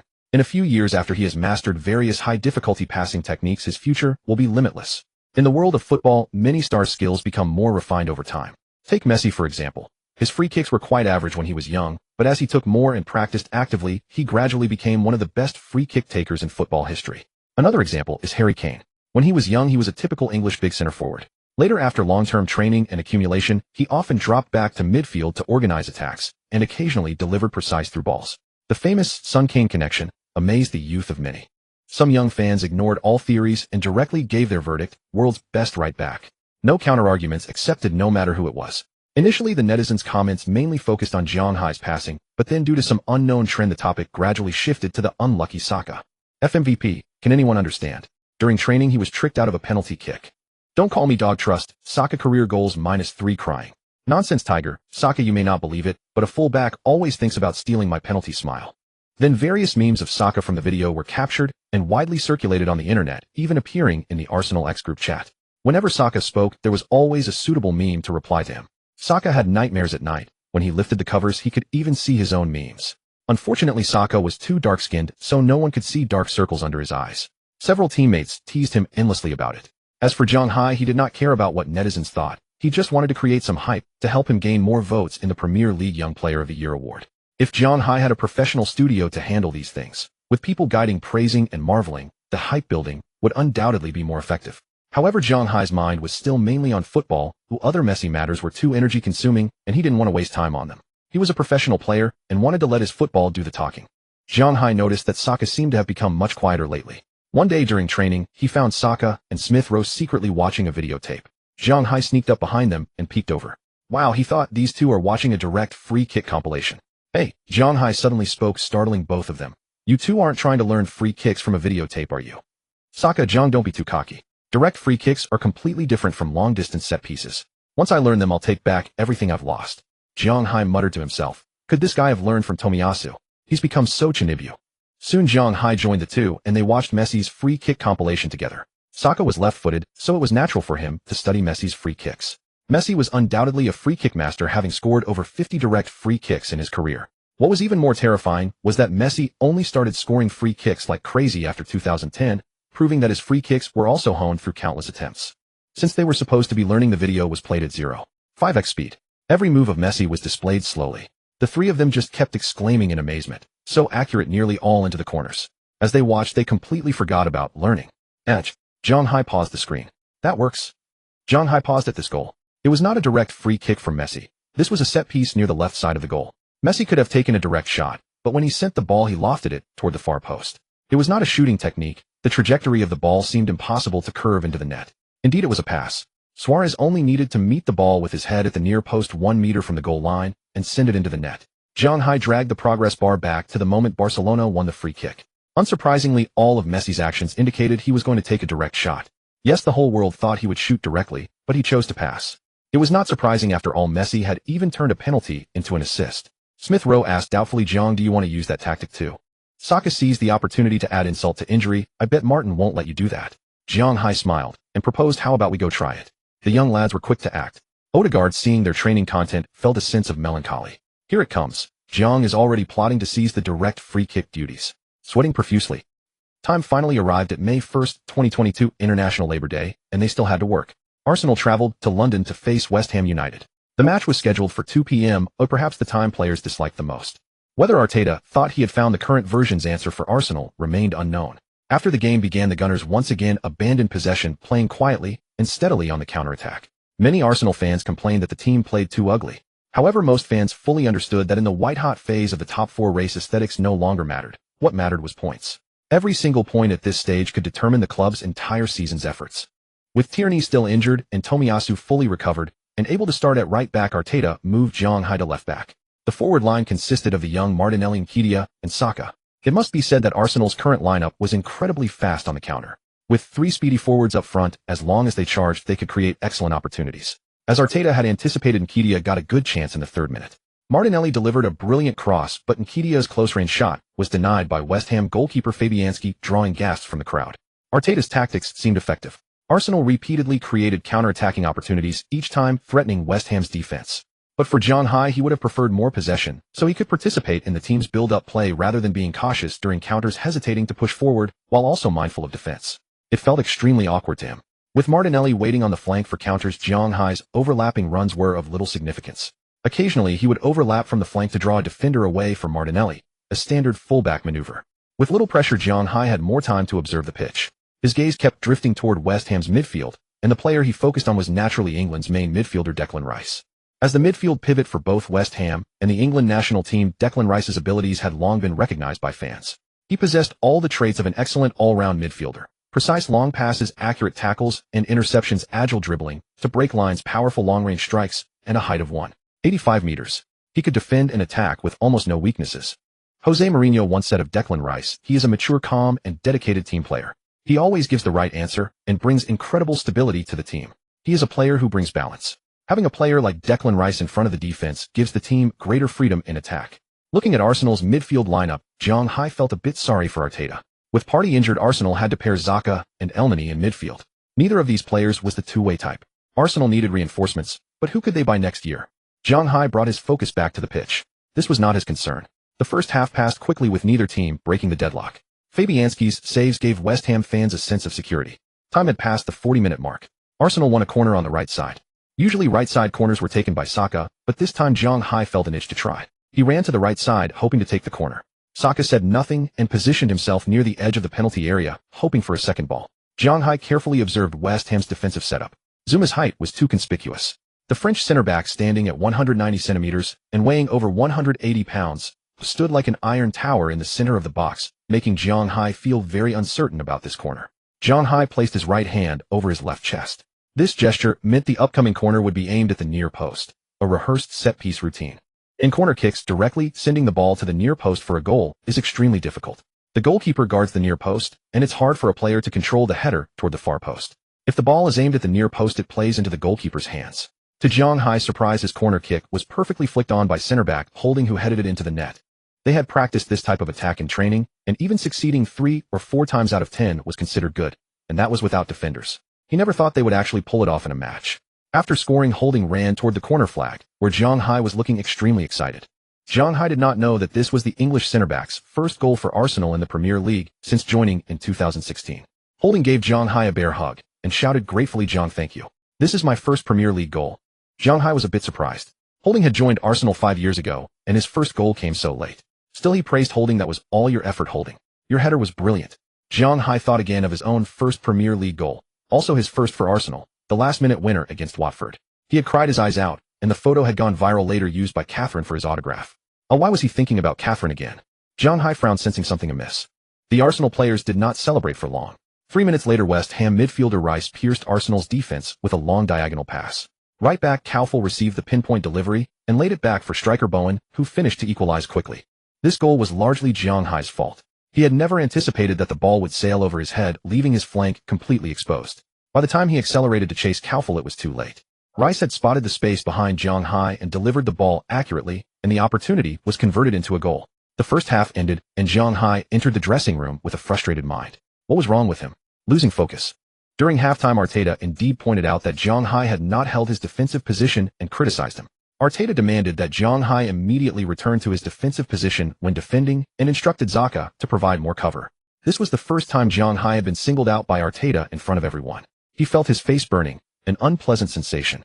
The second half began quickly. Saka tried to make an impact on the flank, but his form seemed affected by the meme incident. His dribbling was clumsy and he lost the ball. When trying to win it back, he committed a reckless foul, earning a yellow card from referee Mike Dean without hesitation. Saka felt utterly frustrated, constantly explaining to the referee that it was just a normal physical challenge, but Dean ignored his complaints, leaving Saka in a foul mood, muttering unknown curses under his breath.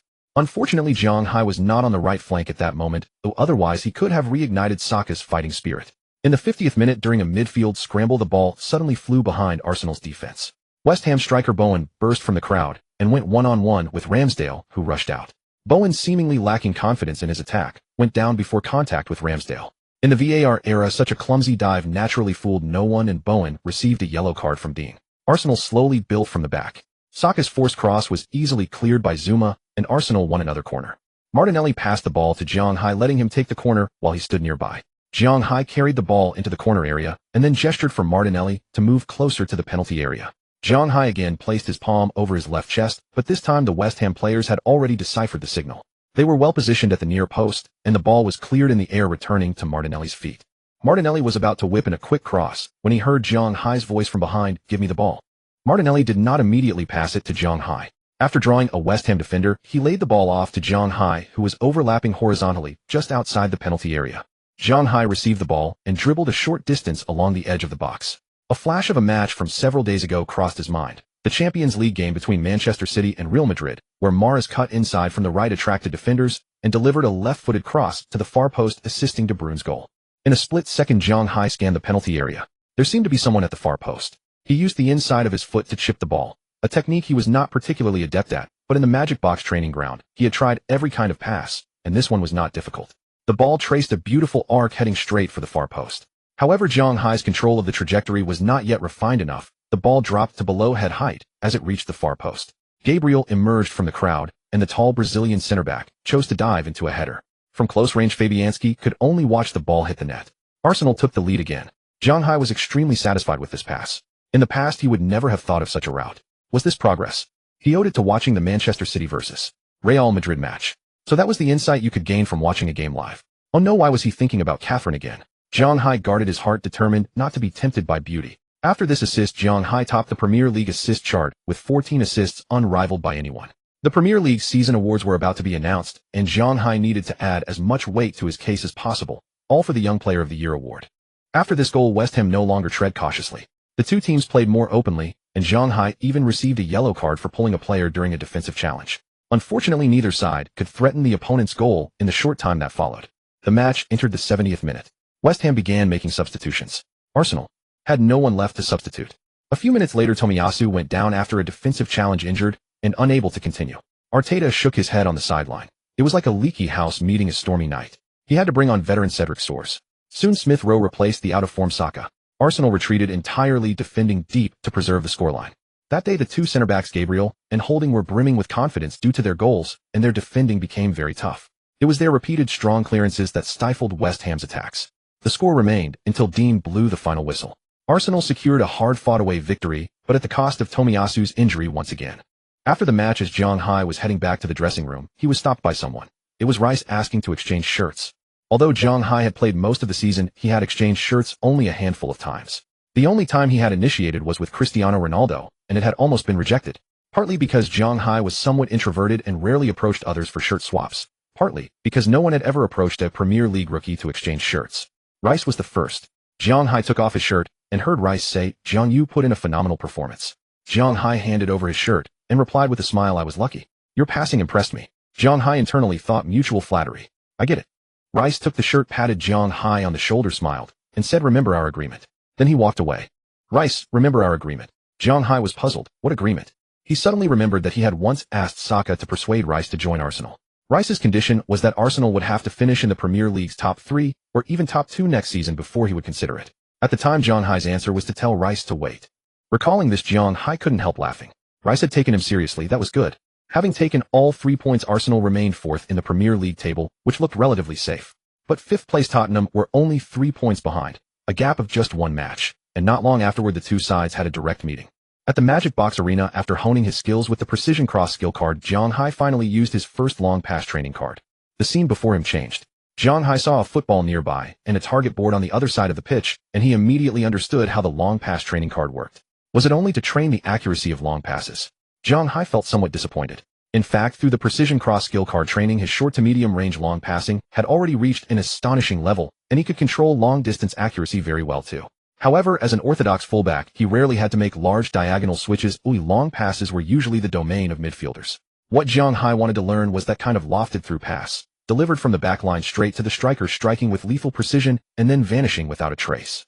Just as he was pondering, Zhang Hai's body moved beyond his control again. Could it be the same training method as the second touch skill card? He had always thought that training cards could only be learned through repeated practice, like the short pass training card and the shield training card. In those, he was always in control of his own body, sensing its changes through endless repetition and familiarization.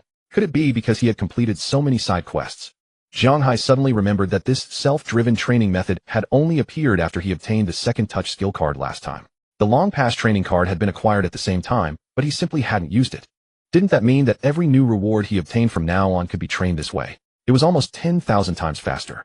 Zhang Hai felt his striking posture was somewhat unfamiliar, a method he had never tried before. The football did not shoot high into the sky from the reaction force. Instead, carrying a slow spin, it seemed to skim low through the air, flying swiftly toward the target board and finally landing at the chest of the model. 4 words immediately echoed in Zhang Hai's mind: low-driven pass. This kind of pass kept the ball at a relatively low height while retaining a certain amount of speed. Most importantly, it was easy for the receiver to control. Anyone with even a bit of skill in trapping the ball would hardly miscontrol it. If Zhang Hai had been training alone, the final result would surely have been the ball flying in the air for a long time before landing on the target board, his main focus being steadiness. The long pass training card's guidance not only achieved twice the result with half the effort, but also gave Zhang Hai an entirely new way of passing. In a sense, it was even more useful than a skill card.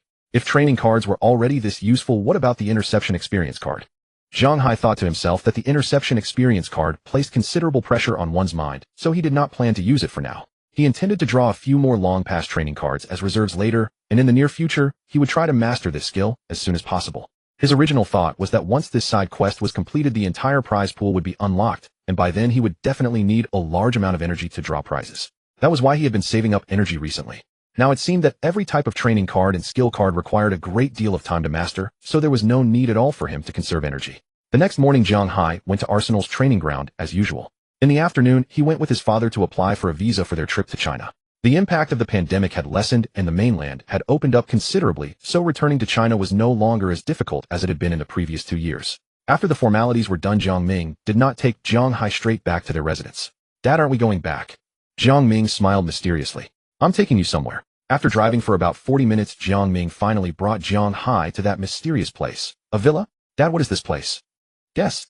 Zhang Hai said helplessly, "There's no need for me to rent such a big villa alone, right?" The villa was only about 2 kilometers from Arsenal's training ground, so Zhang Hai naturally assumed that his father wanted to change his residence. Jiang Ming shook his head. "Not rent, buy." Zhang Hai was stunned. "Buy? No way. Can our family afford that?" Before Zhang Hai joined Arsenal, the family of 3 had not been well off. His contract at Tottenham paid a very low wage, but Jiang Ming had no formal job, and only the small clinic run by Jiang Hai's mother brought in some income. Relying on that alone, buying a villa in England was absolutely impossible. After signing with Arsenal, Jiang Hai's annual after-tax salary was only a few $100,000. The villa occupied more than 200 square meters of land, and had a living area of perhaps 300 or 400 square meters. Could he really afford it? "Dad, don't joke." How much?" Jiang Ming said casually, "Only 540, not expensive. A friend of mine introduced it to me. The original owner is short on funds and eager to sell. Your mother and I discussed it, and since you're nearly at the age to get married, we wanted to have the house ready early, so we don't have to." "Stop." Zhang Hai interrupted. "Dad, how much do I earn in a year? Spending it all on a villa isn't a good idea. What if something unexpected happens?" Zhang Hai remembered all too well the days when the family lacked money. In a foreign land, the 3 of them had squeezed into one small bedroom, counting every penny for daily necessities. Every time he recalled that period, it made his heart ache. Jiang Ming had clearly arranged everything long ago. "Don't worry about the money. Remember your assist bonus. Right now you already have 17 assists in the league and the EFL Cup combined. At the time, the contract gave you 800 for each assist." At this, Jiang Ming was very pleased with himself. "When I negotiated the assist bonus with him, Edu agreed very easily. They must have thought that in your first season you couldn't even secure regular playing time, let alone get assists." With that, Jiang Ming patted his son on the shoulder and continued, 800. "I doubt Robertson, Alexander-Arnold, or Cancelo have assist bonuses that high." Edu actually agreed to it. "Haha, even I didn't think you'd get this many assists, so they couldn't possibly have imagined it." Zhang Hai was speechless. So no one had believed in him at all. Come to think of it, even Zhang Hai himself wouldn't have believed he could get this many assists in his first season. He had originally thought that with the magic cubes help 5 to 8 assists in a season would be no problem. Now that number had doubled, all thanks to the pressure of side quests. When signing the contract, besides a signing fee, he hadn't asked for any other bonus. Only the assist bonus, which he insisted on adding. He had meant to use it to motivate himself, never expecting it would turn into an unexpected windfall. Unfortunately, the assist bonus in his new contract had been drastically reduced, otherwise he would definitely earn much more next season. It had to be said, being a striker was better. Score more goals and get more assists each season, and the bonus money would rise. As the two were talking, a middle-aged man with graying hair and a neatly pressed suit walked toward them. "Mr. Zhang, hello." Jiang Ming introduced him to Zhang Hai. This was the villa's butler named Victor, whose main job was to help the villa's owner with cleaning and management. After a brief introduction, Victor said he would show them around the villa's layout. Since the villa had not yet been transferred, it was still unknown whether the new owner would hire him, so Victor treated Zhang Hai and Jiang Ming with great respect. Zhang Hai was also quite satisfied with this English gentleman. Jiang Ming had many ideas about the villa's layout, such as setting aside a dedicated room for Jiang Hai's awards and trophies, a place to hang jerseys, and reserving spots for memorabilia in advance. Jiang Hai, on the other hand, didn't care much. He just needed a comfortable bed. After showing them the villa, Jiang Ming urged Jiang Hai to learn to drive as soon as possible, saying that a new car should also be arranged, otherwise always hiring someone to drive him around would be inconvenient. Jiang Hai let out a deep sigh. These matters all felt like a hassle. Even spending just 20 minutes looking at the house was more tiring than training for over an hour at the Magic Box Arena. The thought of so many things still to do gave him a headache. Compared with the trivialities of the real world, he would rather face the empty Magic Cube world or gallop freely across the pitch. It was 7 in the evening before Jiang Hai returned to his little nest. After washing up, he opened his phone and found no message from Catherine. Feeling a little disappointed, he opened her Twitter and saw no updates either. Sigh. No. Jiang Hai was suddenly startled. Why was he paying so much attention to Catherine? Could it be? Jiang Hai slapped his cheeks and resolutely sank his consciousness into the magic cube. Only there could he be fully focused and free of distracting thoughts. His days passed in a steady rhythm, training at the Magic Box Arena at night, then verifying it at the training ground during the day. This continued until May 5th. That night, Jiang Hai did not go to the Magic Box Arena early. Instead, he stayed in front of the television. It was the second leg of the 2021-22 Champions League semi-final between Manchester City and Real Madrid. Zhang Hai had no reason not to watch it. The first leg had been at Manchester City's home ground. Zhang Hai and Catherine had watched the full match together at Old Trafford, and Zhang Hai had come away with many insights. Watching a strong team's match live from a god's eye perspective had given him a lot of inspiration. Unfortunately today, he could only watch it on television. So this is the Bernabeu. Zhang Hai saw the famous Bernabeu Stadium on the television and couldn't help feeling a longing. When would he ever step onto that pitch and play? Just then his phone buzzed. Saka, I really want to play in the Champions League. Odegaard, just win 4 more matches. So everyone was watching this match.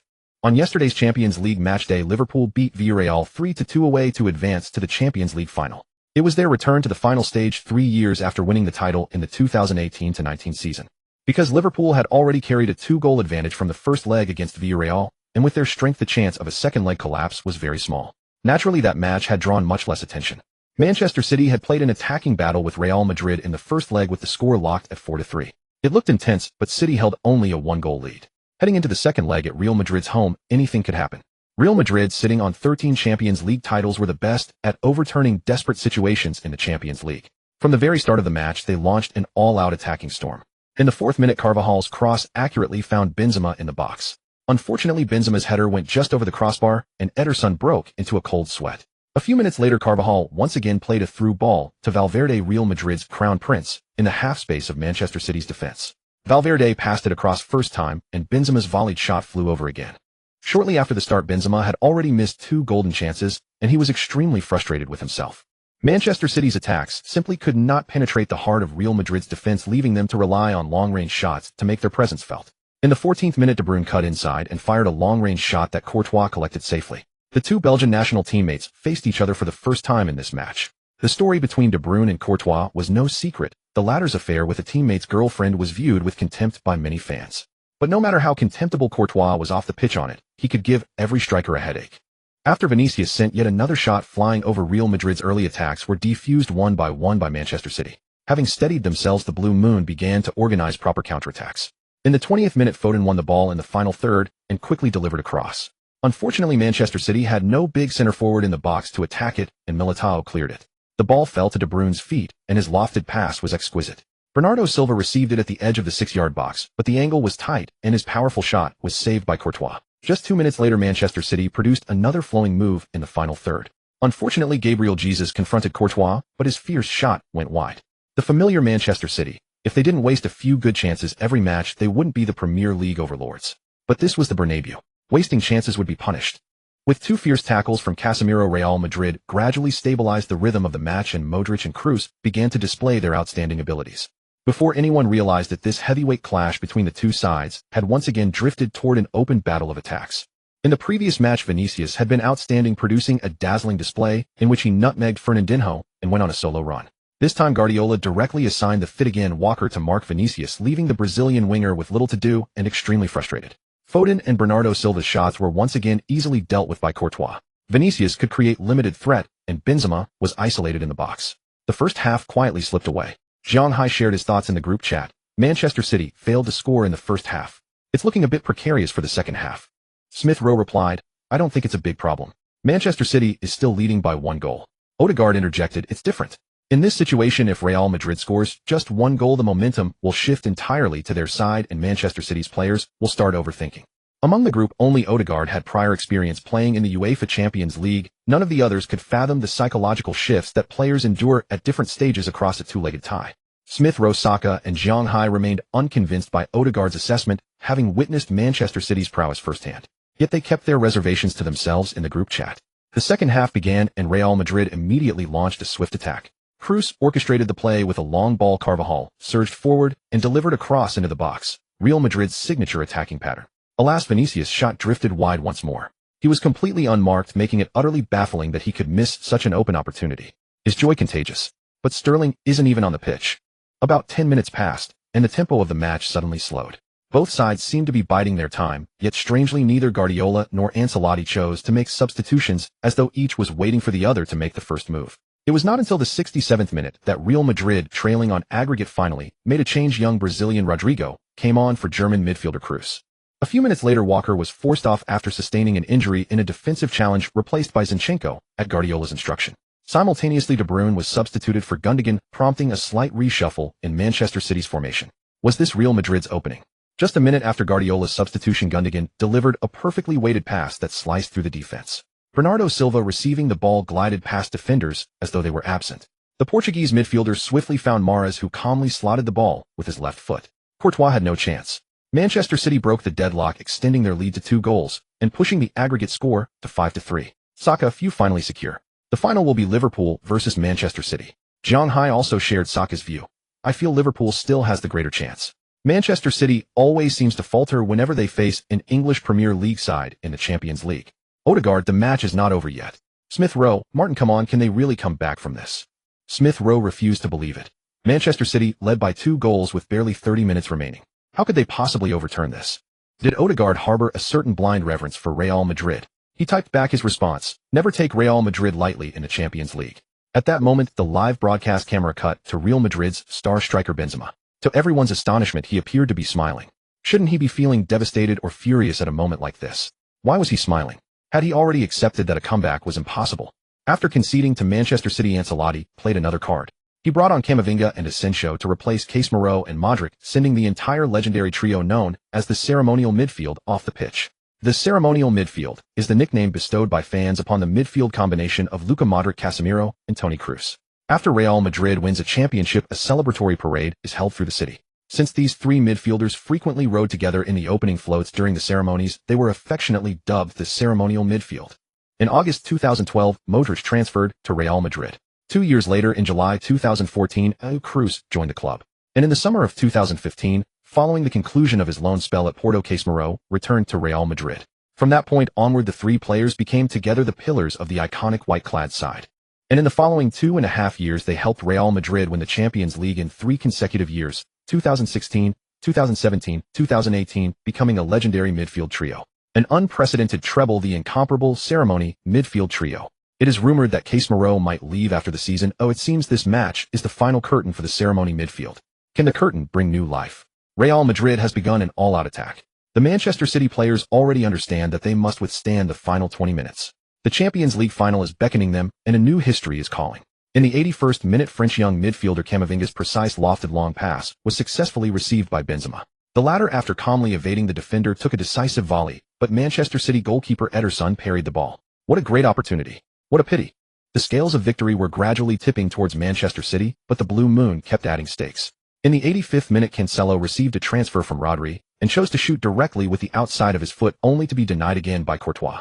Courtois could not have played any better in this match. 1 minute later, Grealish relied on his individual ability, dashed from the left wing into the box, and finally his angled sliding shot was cleared off the line by Ferland Mendy. This was the closest Manchester City came to killing the game, but unfortunately victory was delayed again. Grealish was extremely frustrated. With little time left in regular time, in the 89th minute, another aerial pass from Camavinga. Benzema received the ball and chose to cushion it to the front of the goal. The young Brazilian Rodrigo, who had just come on, made a run in the center and stabbed the ball home, scoring a goal that saved hope for Real Madrid. The situation on the pitch changed dramatically. The Manchester City players no longer thought about attacking, they only wanted to hold on through the remaining time. However, just 1 minute later, Carvajal's cross found Asensio inside the box. The latter gently flicked it on, and Rodrigo completed a header relay in the air, sending the ball into the net again. 2 minutes of brace. The Wonder Boy Rodrigo made the world remember his name on this night, achieving legendary status in one game. He managed to win the header under the defense of Laporte and Ruben Dias, leveling the aggregate score for Real Madrid. The roar at the Bernabeu reached its climax at this moment. The impossible miracle, they had done it again. What is the king of the Champions League? What is the foundation of 13 titles? This is it. The ceremony midfield trio on the sidelines looked at their younger replacements on the pitch, their eyes filled with images of their own youthful, spirited selves. Beside the sunken boat, 1,000 sails pass. Before the withered tree, 10,000 trees bloom in spring. The camera cut to Guardiola. The Spanish manager's face was so gloomy it seemed to drip with water. He could barely contain his fury. The faces of the Manchester City players on the pitch were all etched with disbelief. 180 minutes of effort turned into a dreamlike bubble in an instant. Just 2 minutes of lapse in concentration, and the situation had undergone a earth-shattering change. In the Arsenal group chat, Smith Rowe could only exclaim, "My God, Saka, I was about to go to sleep." Zhang Hai was truly incredulous and simply said, "Is this the Champions League?"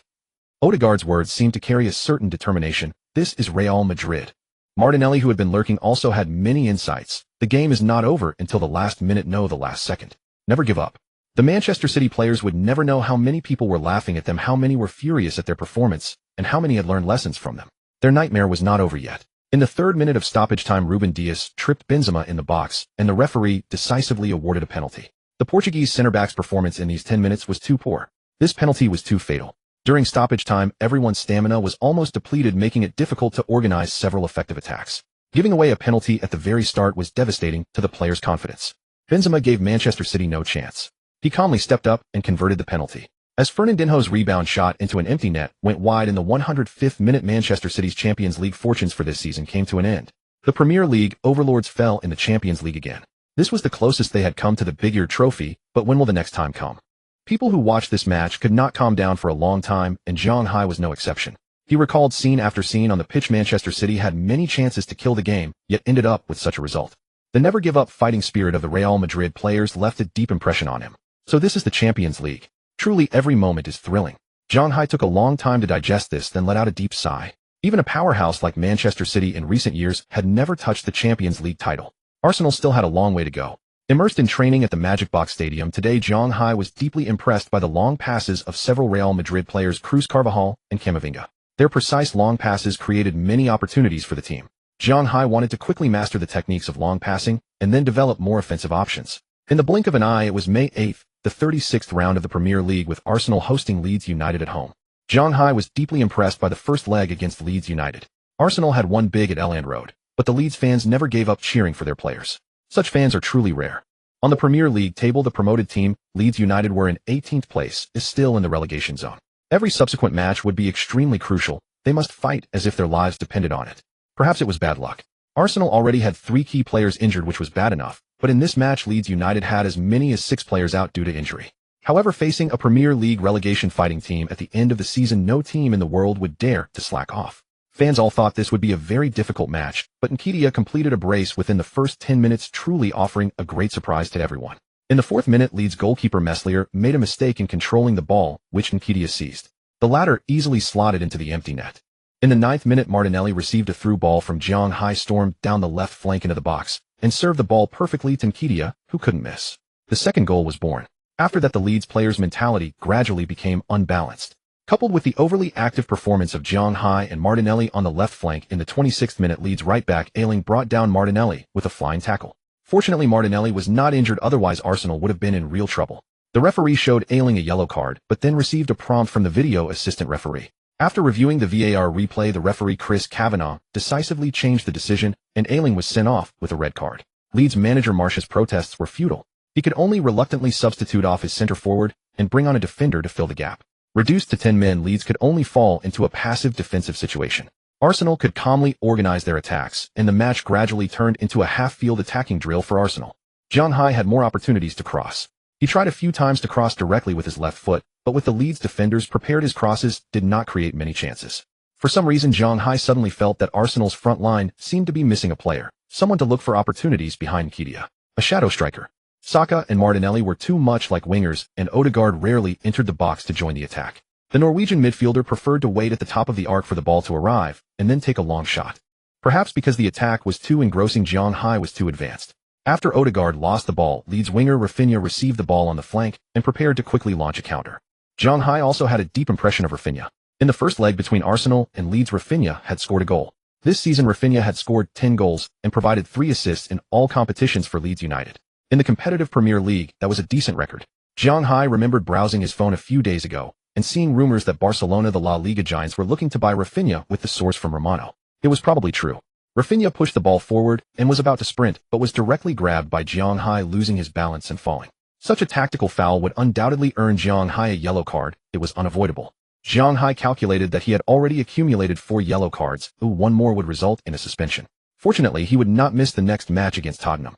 To ensure the main player's stamina, Arteta started making substitutions early. Saka and Zhang Hai were taken off to rest, followed by Odegaard and Martinelli. After a brief period of confusion following the substitutions, Arsenal still stabilized the game's rhythm, and the 2-0 scoreline was not changed. Arsenal secured another victory. The bad news was that their rivals Tottenham also won this round. The gap between the two teams remained 3 points, and the 4th-place spot in the league might be decided by their direct encounter.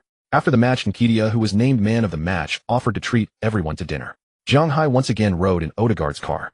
Zhang, one more win, and we'll be in the Champions League, said the victorious Odegaard happily. No, we need 2 more wins. Our goal difference is worse than Tottenham's. If we're level on points it won't work, Zhang Hai replied, having clearly done the math. Odegaard was non-committal. As long as we beat Tottenham, we just need to win one of the matches against Newcastle or Everton. Simple. Zhang Hai didn't know where Odegaard got his confidence. The next match was at Tottenham's home ground, hardly easy to win, and Newcastle's home was also tough. And if Everton still faced relegation risk, and if they needed 3 points to survive in the final round, they would fight Arsenal tooth and nail. Odegaard saw the worry on Zhang Hai's face and smiled. Don't worry, Zhang. By the way, the nominations for the Premier League Young Player of the Season are about to be announced. Are you confident? The nominations for the Premier League Young Player of the Season are about to be announced. Are you confident? As he said this, Zhang Hai began to worry again, making the shortlist. With his position atop the Premier League assists chart, it shouldn't be too much of a problem. However, to actually win the award, his credentials weren't quite sufficient. He had expected to pad his assist tally against Leeds United, but unfortunately, he was substituted off early by Arteta. His opportunities were running out. After the Tottenham match, the voting would likely be concluded. Looking at it this way, he only had 1 more match's worth of time left.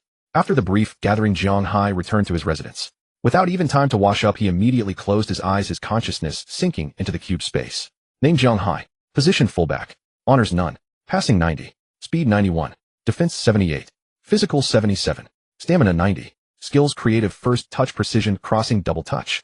Energy: 420. Indeed, his passing had finally reached 90. Before this, Zhang Hai's passing had been stuck at 89 no matter how hard he trained.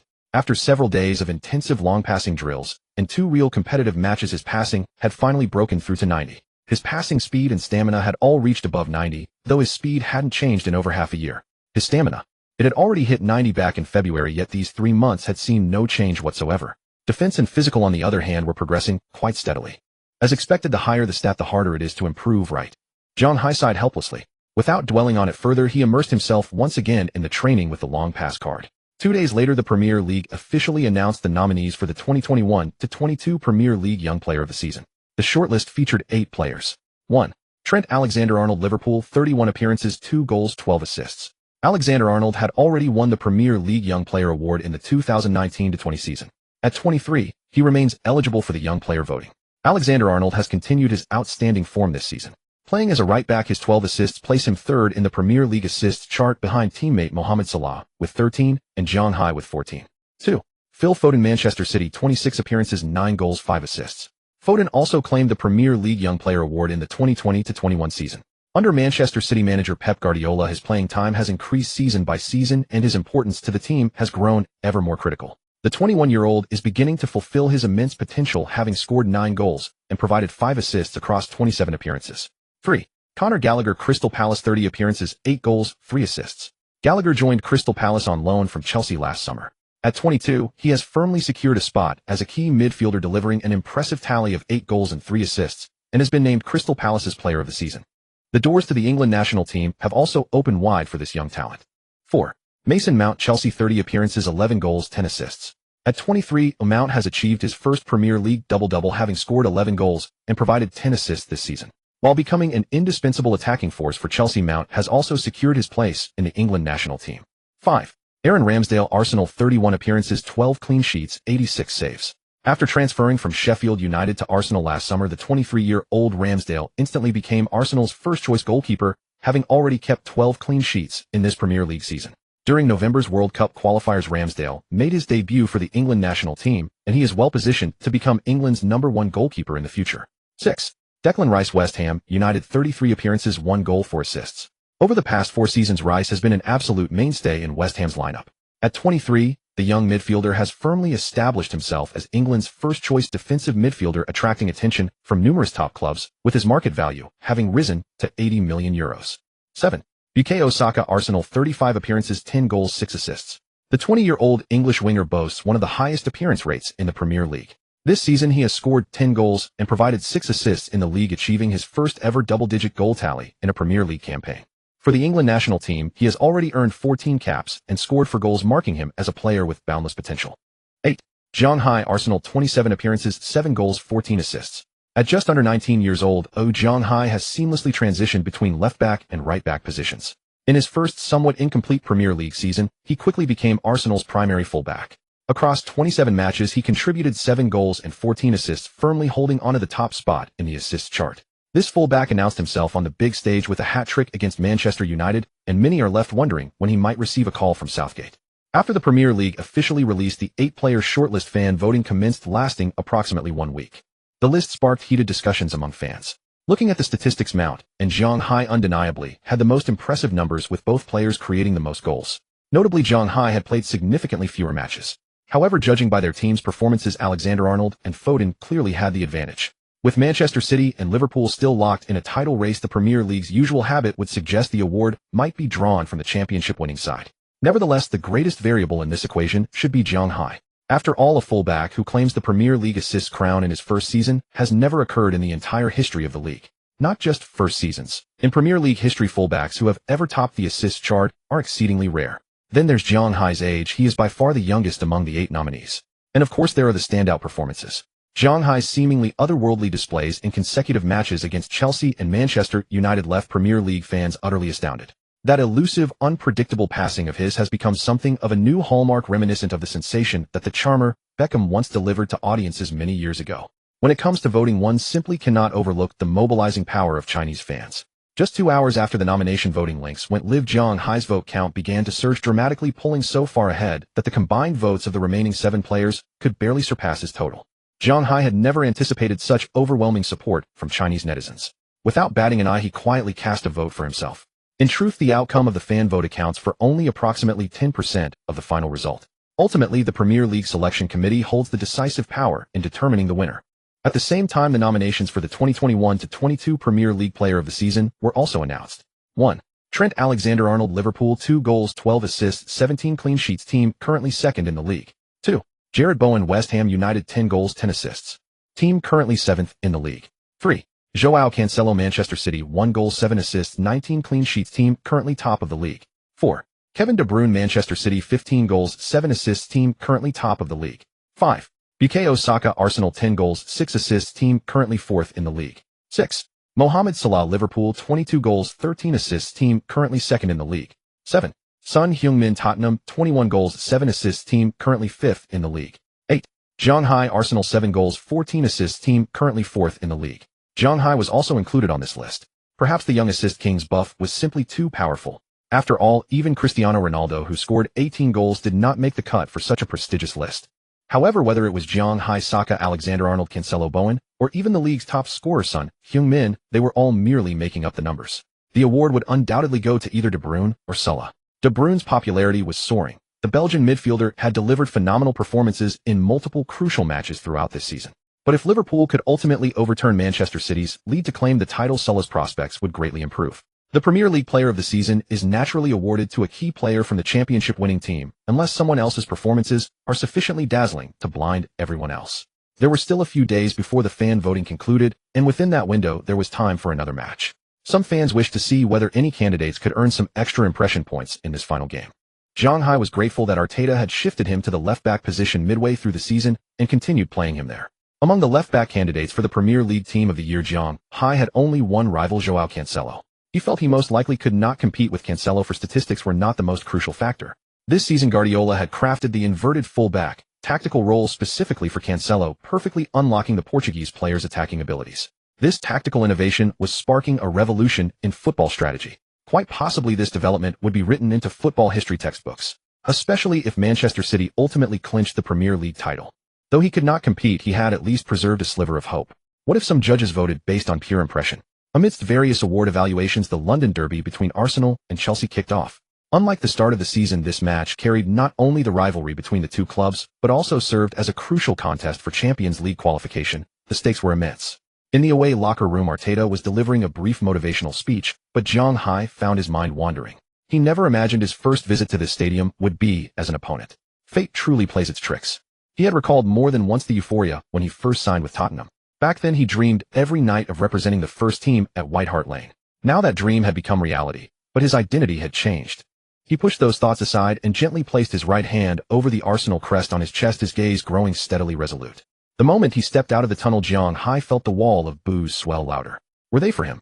Without blinking, he walked over to Saka. Saka covered his mouth and whispered, "Zhang, I'm a bit nervous." Zhang Hai was surprised. Some pre-match nerves were normal for any athlete, but for Saka to voice it outright, that level of tension was clearly abnormal. Zhang Hai glanced left and right at his teammates. Every face was etched with solemnity, and a sense of unease settled over him. As a newcomer, he hardly felt the weight of the Champions League quota personally. Yet ever since watching Manchester City and Real Madrid compete in the Champions League earlier that year, Zhang Hai's desire to play at that level had grown unprecedentedly strong. Still, he had no idea how his teammates viewed the stakes of this fixture. Nor did he know just how deeply Arsenal, having been absent from the Champions League for so long, craved to return to that stage. Cupping his hand to his mouth, Zhang Hai told Saka, "Stay calm. I'll set you up. Just think about how you'll celebrate that goal." Zhang Hai had two tried-and-true methods for dealing with Saka. The first was subtle mockery, the classic goading tactic which proved remarkably effective when Saka's form dipped. The second was vision painting, or drawing a tempting picture ahead, which helped boost Saka's fighting spirit and clear away negativity. As the players began shaking hands, the Chinese commentary team poured over Zhang Hai's handshake with Son Heung-min once again, though they detected nothing from their expressions. Fans simply snapped screenshots and captioned them, "The Premier League's top scorer and assist king." Son Heung-min had already netted 20 goals, sharing the top spot on the scoring chart with Salah. What made it even more impressive was that not a single one of his 20 came from the penalty spot. His Golden Boot credentials were undiluted. Whether Son could extend his scoring run in this match was one of the day's key storylines. Arsenal's starting lineup remained unchanged, a 4-2-3-1 formation, with Nketiah leading the line, flanked by Martinelli, Odegaard, and Saka behind him. Zappa and Elneny anchored the double pivot. Zhang Hai played left back, Tomiyasu right back, while Gabriel and Holding formed the center back pairing. Tottenham, meanwhile, deployed a 3-4-2-1. Harry Kane spearheaded the attack with Kulusevski and Son Heung-min supporting behind him. Emerson, Benacer-Hojbjerg, and Sessegnon lined up across midfield. Davies, Sanchez, Daly, and Ben Davies formed the back three with French number 1 Hugo Lloris in goal. The three-man defense was Conte's signature system, balanced between attack and defense, with the key variable being the movement of the two wingbacks. Conte's work at Tottenham this season had been highly successful, but the club's old problem persisted whenever one of Son or Kane was injured or off-color. The team's attacking machine often sputtered. After kickoff, both sides played with caution. In the third minute, Odegaard tested Lloris with a long-range strike, and the goalkeeper gathered it comfortably. Interestingly, as Lloris secured the ball, he spotted Arsenal's left back, Zhang Hai, already surging toward him. Lloris. In truth, Zhang Hai had studied Lloris and noticed the French keeper occasionally faltered on shots or made errant distribution errors. Before Odegaard's strike, Zhang Hai had already made a run into the box, but unfortunately the French shot-stopper denied him. Zhang Hai quickly retraced his steps. Arteta's assignment for him today was to neutralize Kulusevski, the winger Tottenham had loaned from Juventus, who seemed to have blossomed at Spurs. Kulusevski's game was built on physical strength, pace, and explosive directness, all of which placed immense pressure on Zhang Hai's defense. Tomiyasu on the right flank was having a difficult time as well. Son's form was visibly sharp, constantly threatening Arsenal's backline, while Kane's shadow play was undeniably world-class. Together they had torn Arsenal's right side apart, forcing Holding and Elneny to repeatedly cover for Tomiyasu. By the 20th minute, Kulusevski received the ball on the right wing. Zhang Hai stayed glued to him, denying any chance to run at the byline. Kulusevski drifted inside instead, then delivered a direct cross toward the far post. As Zhang Hai turned to track the ball, he watched it sail over the battling heads and dip toward the corner flag. Instantly, the referee's whistle pierced the air. Head referee Paul Tierney pointed firmly to the penalty spot. What? A penalty? Penalty. Zhang Hai and his teammates were puzzled. Was it a handball in the box? The referee pointed to the penalty spot. Zhang Jun, commentating from a studio in China, was equally bewildered. Zhang Lu, is he calling a foul on Tomiyasu? The two quickly saw the slow-motion replay. The ball was delivered into the box. Son Heung-min leapt only to meet Tomiyasu midair. It looked as though Tomiyasu's arm shoved Son, preventing him from reaching the landing point and sending him tumbling to the ground. Zhang Jun, isn't it a bit too harsh to award a penalty for that? Zhang Lu also offered his view. In the Premier League, penalties are rarely given for such contact. Arsenal fans were even less willing to accept it. If that kind of challenge could draw a penalty, then the referee must have come with a mission, right? On the pitch, Arsenal's players surrounded the referee in protest, but he showed no intention of checking the VAR replay and stuck to his decision. Zhang Hai felt immensely frustrated. He had watched Kulusevski deliver the pass with his own eyes, but there was little he could do. He wasn't familiar with Kulusevski, knowing him only through a few match recordings and highlight compilations. In one-on-one duels, he might not let the opponent gain the upper hand, but when Kulusevski wanted to open up space and pass, Zhang Hai couldn't have predicted it. All he could do was stick closer to him in the ensuing defense. Kane held the ball under his arm, showing no intention of giving up the penalty. After all, Son Heung-min was in the crucial stage of the Premier League Golden Boot race, with only 3 games remaining, and every goal was vitally important. Many Asian fans felt indignant on Son's behalf. They wouldn't even let Son take the penalty. In the end, it all came down to nationality, but what could be done? Zhang Hai caught a hint of helplessness on Son Heung-min's face. Being a team's top scorer, yet forever unable to enjoy the treatment he deserved. That would be hard for anyone to accept. Unless Kane left Tottenham, but what would a Kane without Tottenham even look like? If forced to choose between Kane and Son Heung-min, most fans would probably be of one mind. Kane's penalty deceived Ramsdale and found the net with composure. England's finest penalty taker had no reason to miss on such an occasion. Arsenal fell behind 0-1 early in the match, and Zhang Hai felt a sense of foreboding. Some teammates' mentality may have been affected. In the 26th minute, Kane, receiving the ball with his back to goal in the center, was persistently pressured by Holding. He then clutched his ankle and fell to the ground. The referee showed no mercy and booked Holding with a yellow card. At this moment, Arsenal desperately needed someone of high prestige to steady the ship, but neither Odegaard nor Xhaka made any gesture. Zhang Hai could only sense a strange atmosphere on the pitch. Amid the thunderous roar from the White Hart Lane crowd, Arsenal's midfielders and forwards made frequent mistakes while in possession. In the 30th minute, Tottenham centre-back Deer sent a long ball towards Son Heung-min. As Son was making his run, he was caught by Holding. The referee stopped play without hesitation and awarded a foul against Holding. Holding was already on a yellow card. Referee Paul Tierney showed no mercy. Holding received a second yellow and was sent off. The match was only 30 minutes old and Arsenal were a goal down and a man short. Gabriel and his teammates furiously protested to the referee. It was a 50-50 ball. Holding had not struck Son Heung-min with his elbow, only a normal shoulder challenge. Yet the man in the middle remained unmoved. On the touchline, Arteta shook his head and had already begun instructing Steve on how to adjust the tactics. Today they might not be able to walk away from White Hart Lane unscathed. Jean Jun also shared his view. This decision is rather harsh. On such a long ball, Holding hadn't lost his position. Zhang Lu, the decision has been made. Let's see what Arteta changes. This match is going to be tough for Arsenal. Arteta did not choose to bring on a defender to shore up the backline. It was only the 30th minute. If he replaced a forward with a defender, it would almost be declaring surrender ahead of time. Tomiyasu filled Holding's position while Zhang Hai returned to right back. This left Arsenal's defensive shape in a strange arrangement. Arteta asked Xhaka to drop back to left back, Elneny to sit between center back and defensive midfield, and Odegaard to retreat into the holding role. As for attack, everything depended on the front three. The players could not adapt to the formation right away. 2 minutes later, Son Heung-min seized an opportunity in the half space and got a shot away. Fortunately, Ramsdale was steady enough to tip it behind the goal. Tottenham had a corner. A man down, Arsenal pulled everyone back to defend the box with Zhang Hai stationed at the far post. The ball was delivered toward the center. Bentancur won the first header, and his header flew straight toward the far post, where Zhang Hai was standing. Just as Zhang Hai prepared to leap and clear, a tall figure in white charged in and headed the ball into the net. After scoring, Kane slid on his knees toward the corner flag. The deafening White Hart Lane was once again lit up by white flares. Zhang Hai felt a profound sense of powerlessness. Watching those white figures embracing his fingernails seemed to sink into his flesh. The Arsenal players walked slowly toward the halfway line with their heads down. A man down and 2 goals behind, the outcome seemed all but sealed. Only Ramsdale was clapping his hands to lift his teammates. Zhang Hai saw the dejection still etched on their faces. Clearly Ramsdale's encouragement had not been answered. In the final minutes of the first half, Tottenham continued to lay siege. The Gunners scrambled and retreated en masse. The counter-attacking opportunities Arteta had envisioned never materialized. Even Kedia was forced to drop into the box to defend. How could there be any chance to counter? Fortunately, they did not concede again in the first half. Arsenal returned to the away dressing room with the score at 0-2, dejected, yet burning with anger. Xhaka hurled a towel onto his seat, loudly cursing the referee. Holding apologized to everyone, but no one responded. Arteta was furious. To look at yourselves. Do you want to give up like this? Don't forget where you are. This is London. I can allow you to lose, but I will not allow you to play so spinelessly. Arteta's words seemed to have some effect. The players' fighting spirit lifted somewhat. Then Arteta began laying out the second half tactics. As he listened, Zhang Hai's scalp prickled.